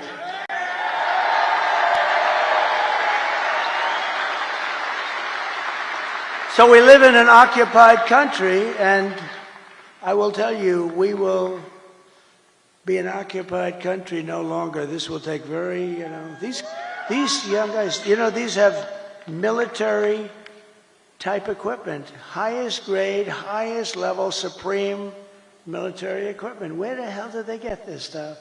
They've taken over large parts of Colorado. They've taken over parts of numerous states, and a lot of people don't want to talk about it because they think it's going to destroy their city or town. They're all over the place. And when they're not, those people running those towns, when they're not, they are going to, they're petrified. They don't want them coming in. In one town in Ohio, as you know, they have a beautiful town of, think of this, 50,000 people, and they dumped 30,000 migrants into the town. So you have 50,000, now you have 30,000 migrants. Springfield, Ohio. It's a beautiful place, gorgeous place. And now if you want to go to the hospital, you can't. If you want to get a checkup, you can't. If you want to find a doctor, you can't. If you want to get your kid into school, you can't. It's a whole different world. It can't be, we can't allow this to happen. They're destroying our country. November 5th, 2024 will be Liberation Day in America. On day one, I will launch the largest deportation program of criminals in American history. I will rescue every city and town that has been invaded and conquered. Can you believe I'm running for this great office and I'm talking about rescuing cities and towns that have been invaded and conquered? Can you imagine 10 years ago? Can you imagine 10 years ago using language like that? Or saying, we will not allow men to play in women's sport. You know, if you go back just 10 years and you move yourself forward and you heard a politician saying, we will not allow men to play in women's sports, they'll think, is this guy crazy? Of course they're not going to pay. To expedite removals of Trende, Aragua, and other savage gangs like MS-13. Trende is from Venezuela prison system, and they are rough, they are rough. I will invoke the Alien Enemies Act of 1798 to target and dismantle every migrant criminal network operating on American soil. And if they come back into our country, it's an automatic 10 years in jail with no possibility of parole, because we don't want them back. And I'm hereby calling for the death penalty for any migrant that kills an American citizen or a law enforcement officer. And I will ban all sanctuary cities in the United States of America. They're sanctuary for criminals. 4 years of Kamala have delivered nothing but economic hell for American workers. The workers are getting destroyed. Her inflation disaster has made life unaffordable and cost families over $30,000 in higher prices. Think of that. Who can afford that? Just days ago, we had the worst jobs report in modern history. I never wanted to be Herbert Hoover, and I'm glad these numbers are coming out now. I'll fix it, but boy, it's getting bad. 12,000 jobs were announced. Now, usually you hear 200, 250, you know, and you hear it for years and years. 12,000 jobs. And then they became frauds. It was a fraud on the country because they made up numbers. 30,000 private sector jobs were killed in a single month, and nearly 100,000 manufacturing jobs have been wiped out since just the start of the year. You don't hear these numbers from the fake news. 150,000 Americans joined the unemployment rolls in October. 150,000. These are depression-type numbers. And nearly 250,000 people dropped out of the labor force. Just think, a few months ago, they fraudulently claimed 818,000 jobs were created, when in fact there were none. They said 818,000 jobs were created in our country, which kept us, and what that did is it kept us like okay. It wasn't great, but it was like not record-shattering or anything, but it was a lie. And they thought they'd be able to get away with it until after the election, and then announce after the election that they made a mistake. These are bad people. Fortunately, there was a whistleblower who I think should be entitled to an award. Could you imagine if it were me and we lost the election and then a few days later they say that the job numbers are being revised by almost 1 million people? And now they've just revised it again. On top of the 818,000, 112,000 fake jobs were just announced. So you add that up and it's almost 1 million fraudulent jobs were announced. And nothing happens. These guys don't report about it. If I was talking about 2 jobs, it would be like front page on every newspaper. They cheated, and it's fraud. You know, when they make mistakes, they make them for 2,000, 3,000.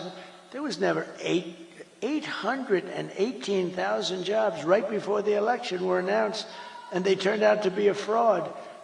And they were going to announce the revision after the election was over. What the hell kind of an election would that have been? So I want to thank this whistleblower.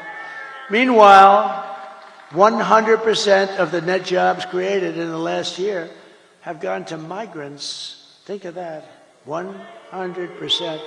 100% of the jobs that were created went to migrants, not to people. And I'll tell you what, your black population is being devastated by these people. They're taking all the black population jobs away, and they should announce those numbers before the election also, because frankly, what's happening there, you're going to see some bad things happen. They're taking their jobs, and the Hispanic population is going to be next. You watch. It's horrible. But if I win, it's going to be not so horrible because we'll fix it. These are depression-type numbers, and that's where we're heading if she's elected. And if she's elected, we're talking about a 1929-style depression. Under my leadership, we are quickly going to turn this economic nightmare into an economic miracle. We're going to make it a miracle. We will make America wealthy again, and we will make America affordable again. And we're just one day, meaning a half a day, sir, away from the best jobs, the biggest paychecks, and the brightest economic future the world has ever seen. But you must vote. Gotta vote. You gotta vote. Kamala's plan will impose the largest tax hike in American history. I've never heard anybody campaign. I've done this stuff for a long time, but I've been involved for a very long time supporting candidates. And candidates are always saying, we will reduce your taxes, efficiency, all this stuff. They're running on the fact that they're going to raise taxes substantially. I've never heard that. This is the craziest campaign I've ever seen. We will raise your taxes. Vote for us. Mondale, he says Mondale. I think you're right. We're going to raise your taxes. But they're going to do that on the typical family, American family. They're raising the taxes more than $3,000 a year.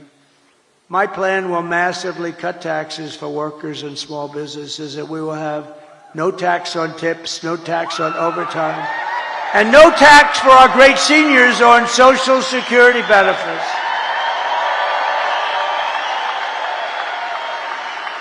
To rapidly reduce inflation, I will end Kamala's war on American energy, and we will drill, baby, drill. We're going to drill, baby, drill. And I will cut your energy prices in half within 12 months, okay? When that happens, everything's coming down. The donuts are going to come down. The food is going to come down. As we say, the groceries. I just told the story in Pittsburgh. A woman, elderly, goes to a supermarket and takes 3 apples and brings the apples to the counter, and then she realizes that the price went up yet again, and she doesn't have the money for them, and she excuses herself, she walks back to the refrigerator, puts the apple back in refrigeration, and walks back and buys the 2 apples. That shouldn't be happening in our country. That should not be happening, and we're not going to have it happen long. I will cancel Kamala's insane electric vehicle mandate.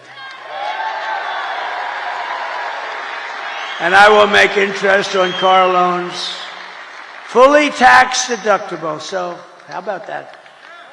Nobody, people, the most brilliant people, is that Scott Bessent over there? Where's Scott? Scott, stand up. He said he's one of the most brilliant people on Wall Street. Do you agree, Scott, that you're one of the most brilliant people on Wall Street? Because everybody else says it. He's too shy to say it. But he's a genius. You know what his theory is? The stock market is the only sign of life. And it's only going up because everyone thinks Trump is going to win the election. And others too. Others too. I'm seeing it a lot. I think they're following your lead. But I appreciate that confidence. It's very nice. He's a brilliant guy. But so they call up and they say, brilliant guys are calling me up. And they say, where'd you come up? Want a car loan? We're going to give people, we want to develop the car business of this country. In a car loan, we're going to give people the right to deduct the interest. Deduct interest, but only if the car is made in the USA. What the hell do I care if a car is going to be made in? If a car is going to be made in Japan or China or someplace else, what the hell? I don't care if they buy it. I want them to buy cars. So think of that, what that's going to do for Michigan. So if a car is made in Michigan, you get a big deduction. That's like, that's going to be somebody. So I started just with the deduction. Then I thought to myself, you know, why should I give them a deduction to buy a car that's made in China or Japan or South Korea? Well, I don't, you know, look, I mean, they're wonderful people. Everyone's wonderful, but I want them to be built here. So then I came in with that little extra tip, and it says, but you only get the deduction if the car is made in America. Isn't that like cool? And hopefully right here in Detroit and Michigan would be great. We're thrilled to be joined by your next senator, Mike Rogers. Mike, thank you very much. Thank you. You're doing great. This guy is doing great. He is amazing. I think you're, I'll tell you, you know, it's hard to beat some of these people because they lie. I heard she's another one. She's going around saying she's very close to Trump. She agrees with Donald Trump on the tariffs and the wall and the this, but she never agreed until about 2 weeks ago when she was losing, right? No, she's doing, but I have about 6 of them that are doing that. They're doing that against Bernie Moreno. They got a guy running against him, Brown, Sherrod Brown. I love President Trump very much. He's great. You know, we're leading. I'm leading, you know how, by like almost 20 points or something. So all of a sudden they love me. They all love me. And the day after the election, he'll be calling for my impeachment. Let's impeach him. These people are sick. But we have great members, and Mike is really a talented guy, respected all over Washington. He was there, he was very successful. And I hope he can represent you because he's going to be one of the stalwarts. He'll be a leader. Thank you very much. And also members of Congress, John Joyce, Bill Heisinger, Tim Walberg, John Molinaire. I saw you guys. Very good speech you guys made. Boy, you really were rocking them, huh? You guys, very different styles, but tremendous talents and really good. Thank you very much. They really are tremendous. You have a great bunch here.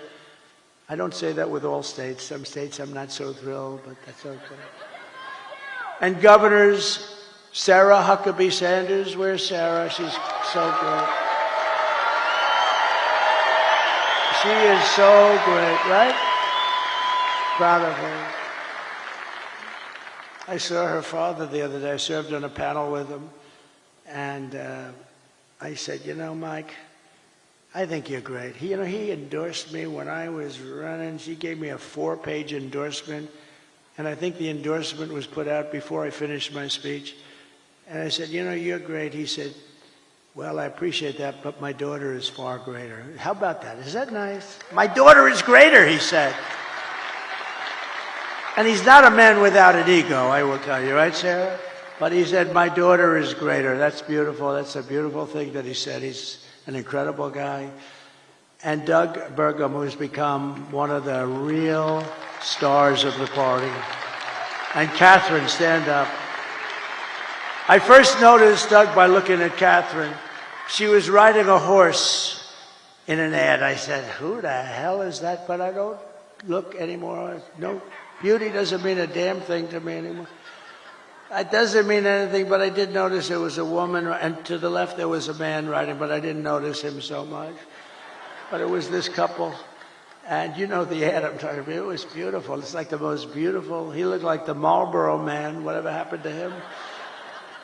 But what a combination. And he's become one of the most successful governors. What he's done with the fracking and with the oil and gas and everything, he's become something special. He's done a great job. Thank you both very much for being here. Appreciate it. And former Congresswoman and Democrat candidate for president who did very well. I've watched her for a long time. She's a woman of incredible intelligence, but maybe more than anything else, unbelievable common sense and very, very special. She just joined the Republican Party, by the way. She was an independent for years. Tulsi Gabbard. Tulsi, thank you.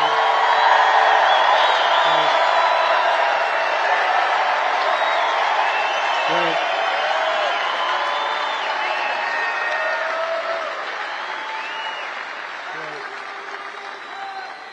And a man who's very special with a great talent. He was the ambassador to Germany. And I'll never forget when I took him out, the happiest person in the world was Angela Merkel. When Rick Grinnell was taken out, this was the best day in Angela's life. He was not your typical ambassador. He was somebody who would say, this is no good, what's happening? And actually it was a love-hate. They really loved him, but they said he's a smart one. He was wise to what they were doing. Rick Grinnell, where's Rick? Thank you. Thank you, Rick. And a woman who ran a very good race. It was a hard race because, you know, she believes in things and she believes in them very strongly. And I say you always have to stick with your beliefs. It's very tough. I told her it's very tough. But she's a hell of a woman. She had a father who I knew. He was a steelman. He was in the steel business. He was thankful when I put the tariffs on because we saved the steel industry. And he was a real pro. He passed away, but he was a great guy. But he'd be very proud of his daughter. His daughter's an incredible woman. Tudor Dixon. Thank you, Tudor. Thank you. We miss your father, right? What a great guy he was. And then we have a woman who drives extremely fast. She can drive a car and, you know, just very successful, won races, but she's very successful. It takes tremendous courage and strength and everything else. It takes everything. I think driving those cars at 220 and 240 miles an hour, boy, you got to be brave. Probably have to be a little bit crazy, Danica Bradrick, right? You have to be a little crazy, right? But it's Danica. Such an honor to have you involved, Danica. Such an honor. She's so smart. We were talking about, I just can't believe it how I was asking her questions on the plane over about, how do you do it? How do you do it? Because, you know, they had me in one of these cars that start the race, and I'm sitting in the car, and we're going like 60 miles less than what you travel at. And I'm saying to the driver, you okay? He was okay. But it's an honor to have you involved. You're really special, a really incredible athlete. She's an incredible athlete. And another person that was very honest and very talented and doing an incredible job, but she was extremely honest. And sometimes you can be honest and it doesn't work out, but it's actually worked out really well because she's doing phenomenally well, better than before. Sage Steele, thank you very much, sir.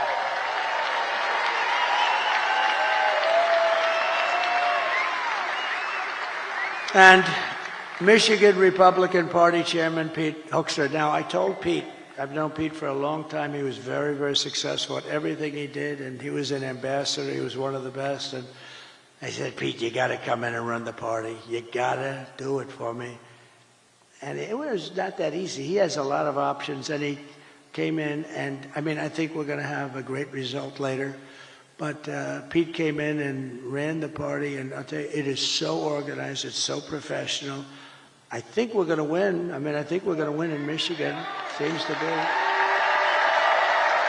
We can't let them forget that I stopped that big Chinese plant in Mexico, Pete.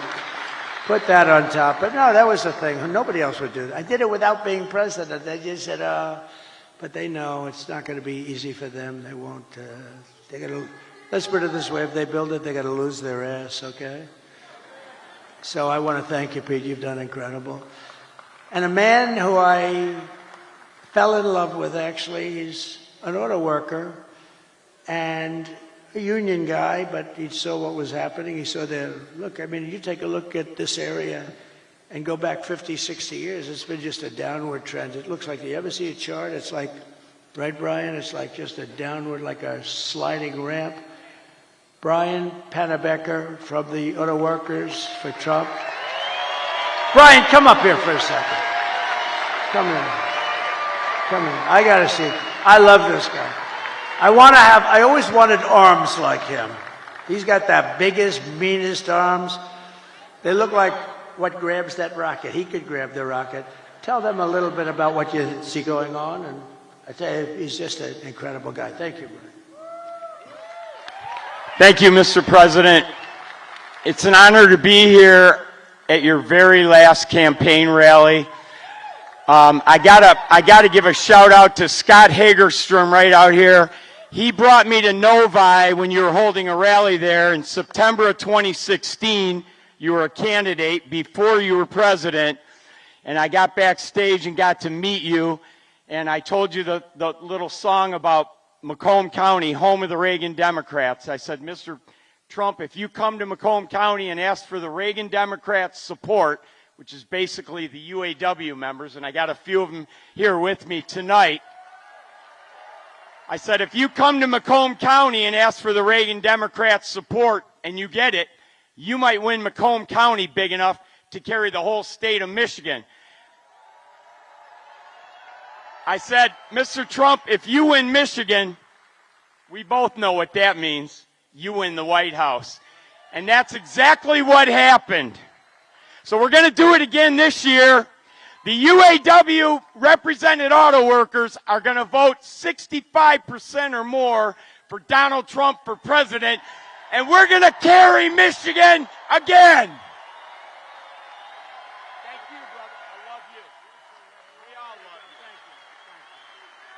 Thank you, Brian. Great guy. Great guy. And you're a great guy. I appreciate that support. I appreciate that support. Thank you very much. It's terrific. You gave us a beauty there, didn't you, huh? He's a worker. Michigan Senate Republican leader, Eric Nesbitt. Eric, thank you very much. Great job. You're doing beautifully. And Michigan House Republican leader, Matt Hall. Tremendous guy. The great Steve Witkoff, great businessman, the most generous person I know. He gives a lot of money. Every time there's a hurricane, he wants to give money, and he's just great. And Howard Lutnick, he's working along with my children and Linda McMahon, who's fantastic, and they're working on transition. But I said, don't worry about transition. Let's win this thing first. Okay, we'll work on transition. But he's one of the most respected people on Wall Street. Rebuilt his firm after it was taken out of the World Trade Center by that horror show act. Long ago now, but it's still very emblazoned in all of our minds. But so Howard, thank you very much. Howard Lutnick, thank you very much. And my great children, should I have them come up real fast? Okay. Don, Eric, Tiffany, Laura, Michael, come on up here.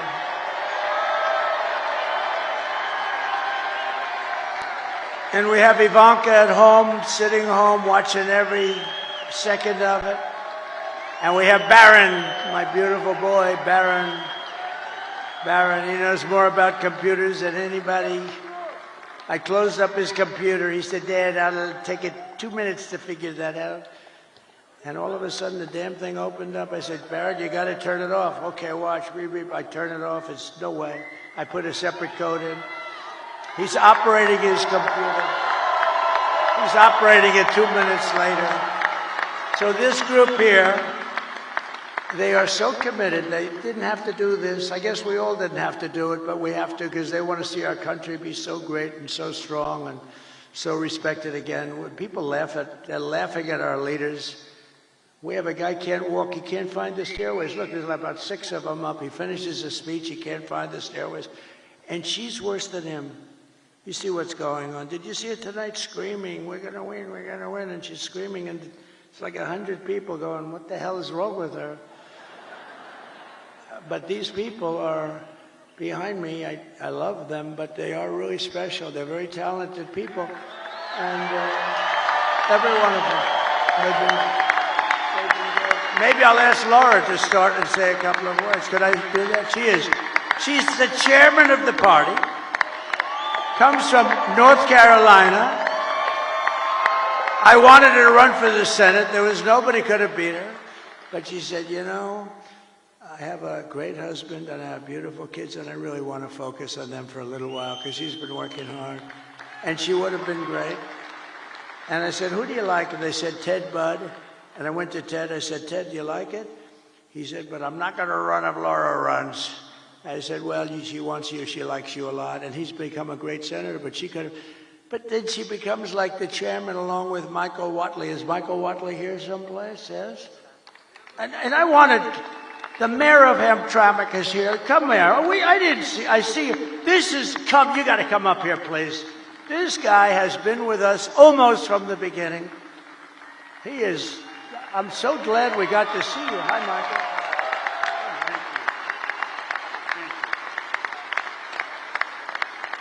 Come here. He has been an unbelievable unifier. This is one of the greatest men in your state, and I want to just thank you. Come here, say a couple of words. Thank you so much. Well, good morning. It's another day.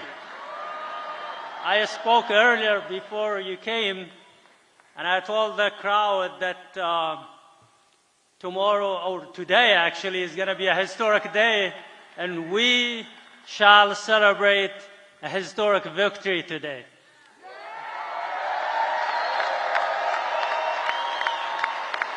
I'm very proud that I endorsed President Trump, and I broke the wall of fear among the Arab American and Muslim Americans, and I destroyed that wall of isolation and the wall of silence and the wall of hesitance among the Arab Americans. And now, today, we had a survey that was posted among the Arab Americans in the Metro Detroit, and it shows that President Trump is leading by 76%.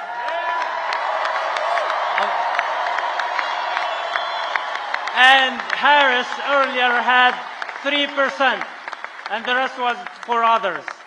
So we are in a mission to end that disconnect between the minorities and the Republican Party and to make it the party of inclusion. And we are in a mission, which is the priority for us today, to send President Trump back to the White House. So like I said earlier, he has done everything possible to gain your support.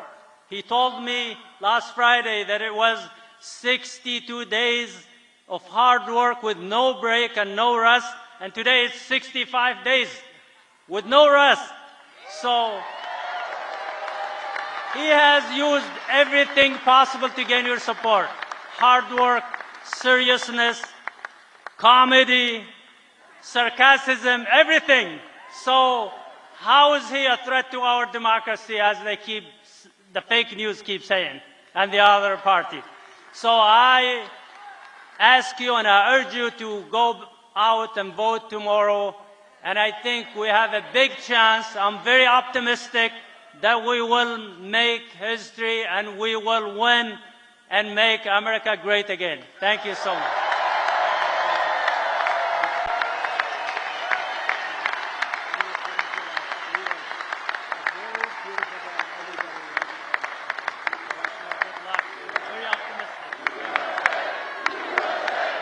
Great guy.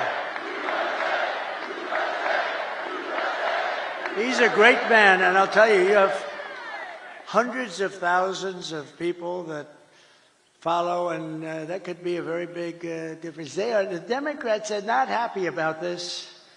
This was supposed to be their vote, and they're not at all happy. But really, great young guy. He's a young guy, and wow, what a leader. So thank you very much. If we win this state, you're going to be very responsible for it, too, and I think we will.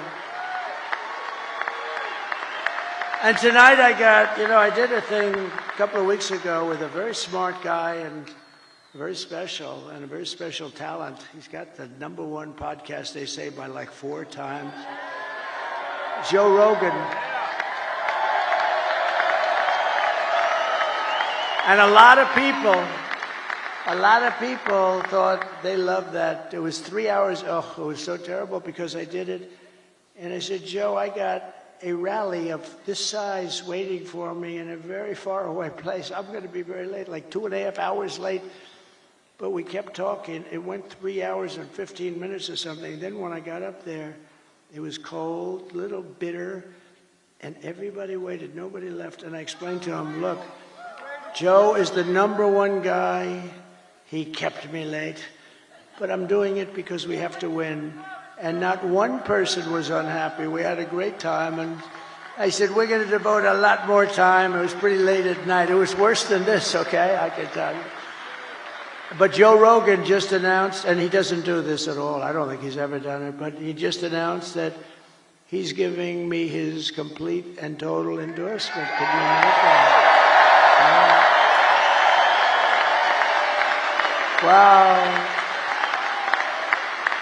So, Laura, would you say a few words, please?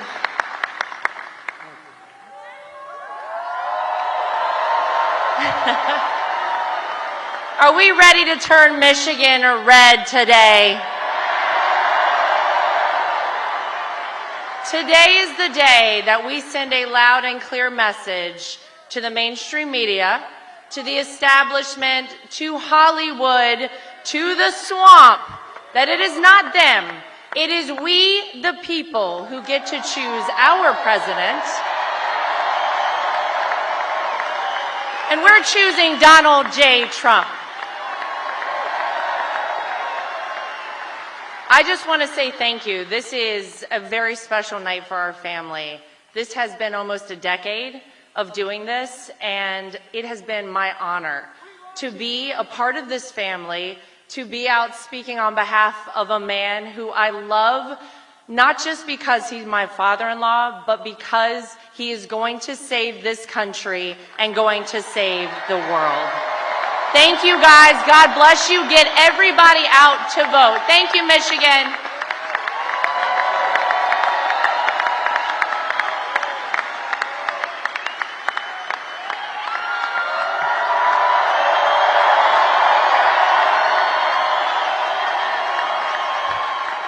Thank you, guys. Today, when you wake up with not very much sleep, you gotta get to the polls. You gotta bring your friends and your families and your loved ones, and we have to make it too big to rig.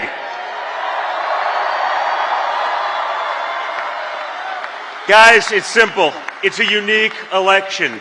You've lived under both candidates. People like to pretend like it's not the Harris-Biden regime that has destroyed your American dream, our country, our economy, the entire world, and Western civilization. Well, you guys, starting right now, it's on you to reclaim what is yours, your country.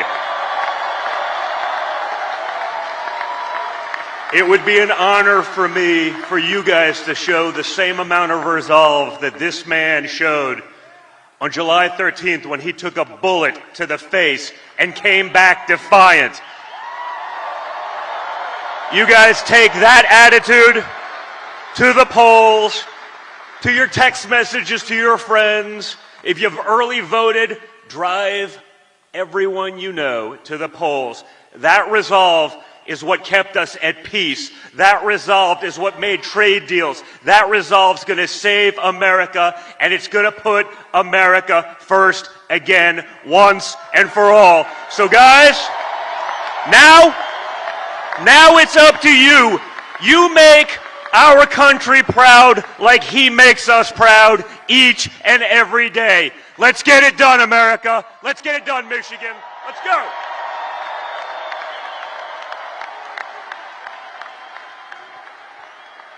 Well, good morning, Michigan. Who else could have this many people at 2 a.m.? Only Donald Trump.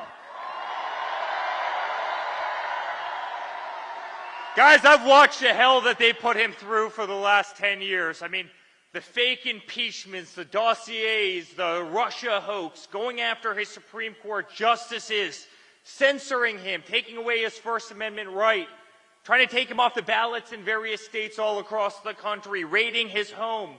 And yet he comes out every single day and he fights and he fights and he fights. And when other candidates have packed it in for the night, you know who's standing on the stage at 2 a.m.? It's Donald Trump.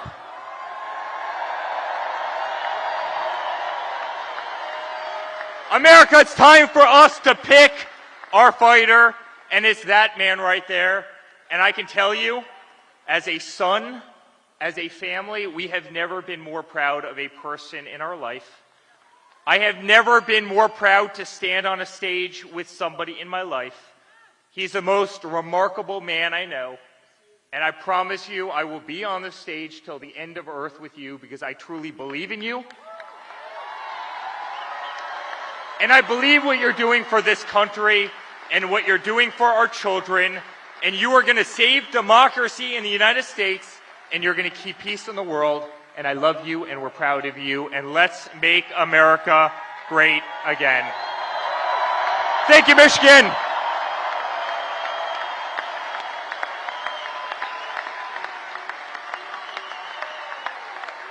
Hello. So my father has never stopped, and he will never stop working for you guys. So let's get out there, let's vote for prosperity, let's vote for the future that we want to have for our children and for our future generations. Thank you.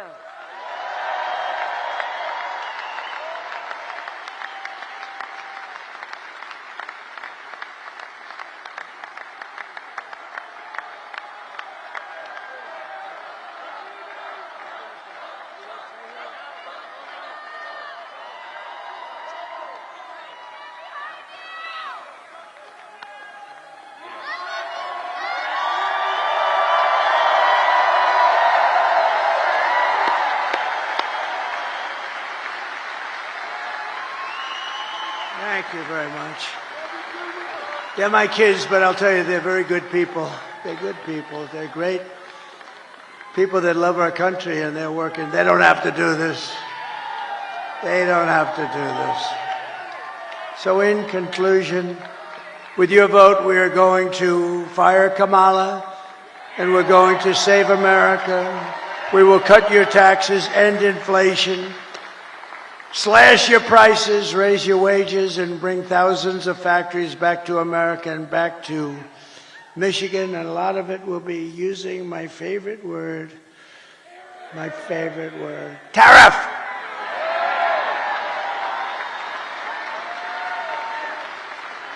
And one of the things I'm going to do, I'll give you this as a little insight. I just announced it in Pittsburgh. I didn't think it's become a very big story already, so.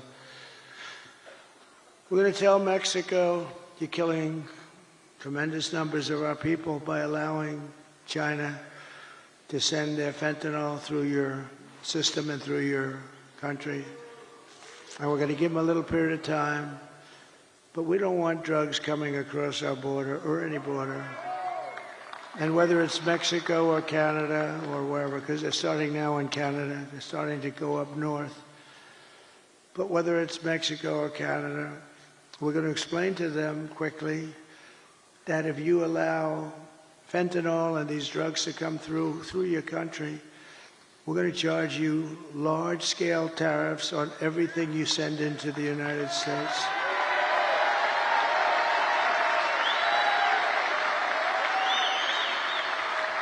And they're making a lot of money in the United States. They couldn't exist without us. So we're going to do that.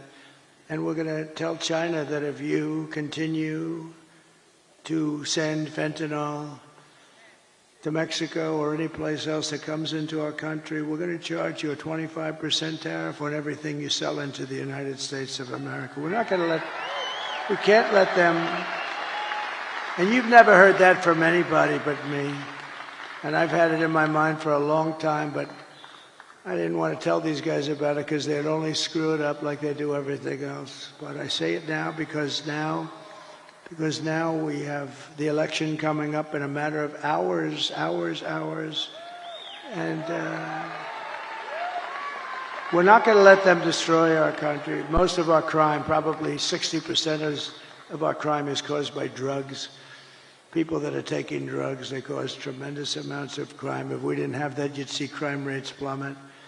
But, you know, the sad thing is that crime is plummeting all over the world because they're sending their criminals, they're sending their gang members, they're sending their drug dealers, they're sending their mental patients from all of these institutions. They're sending them into our country, and then they're opening up. Oh, we're sending them back. Don't worry about it.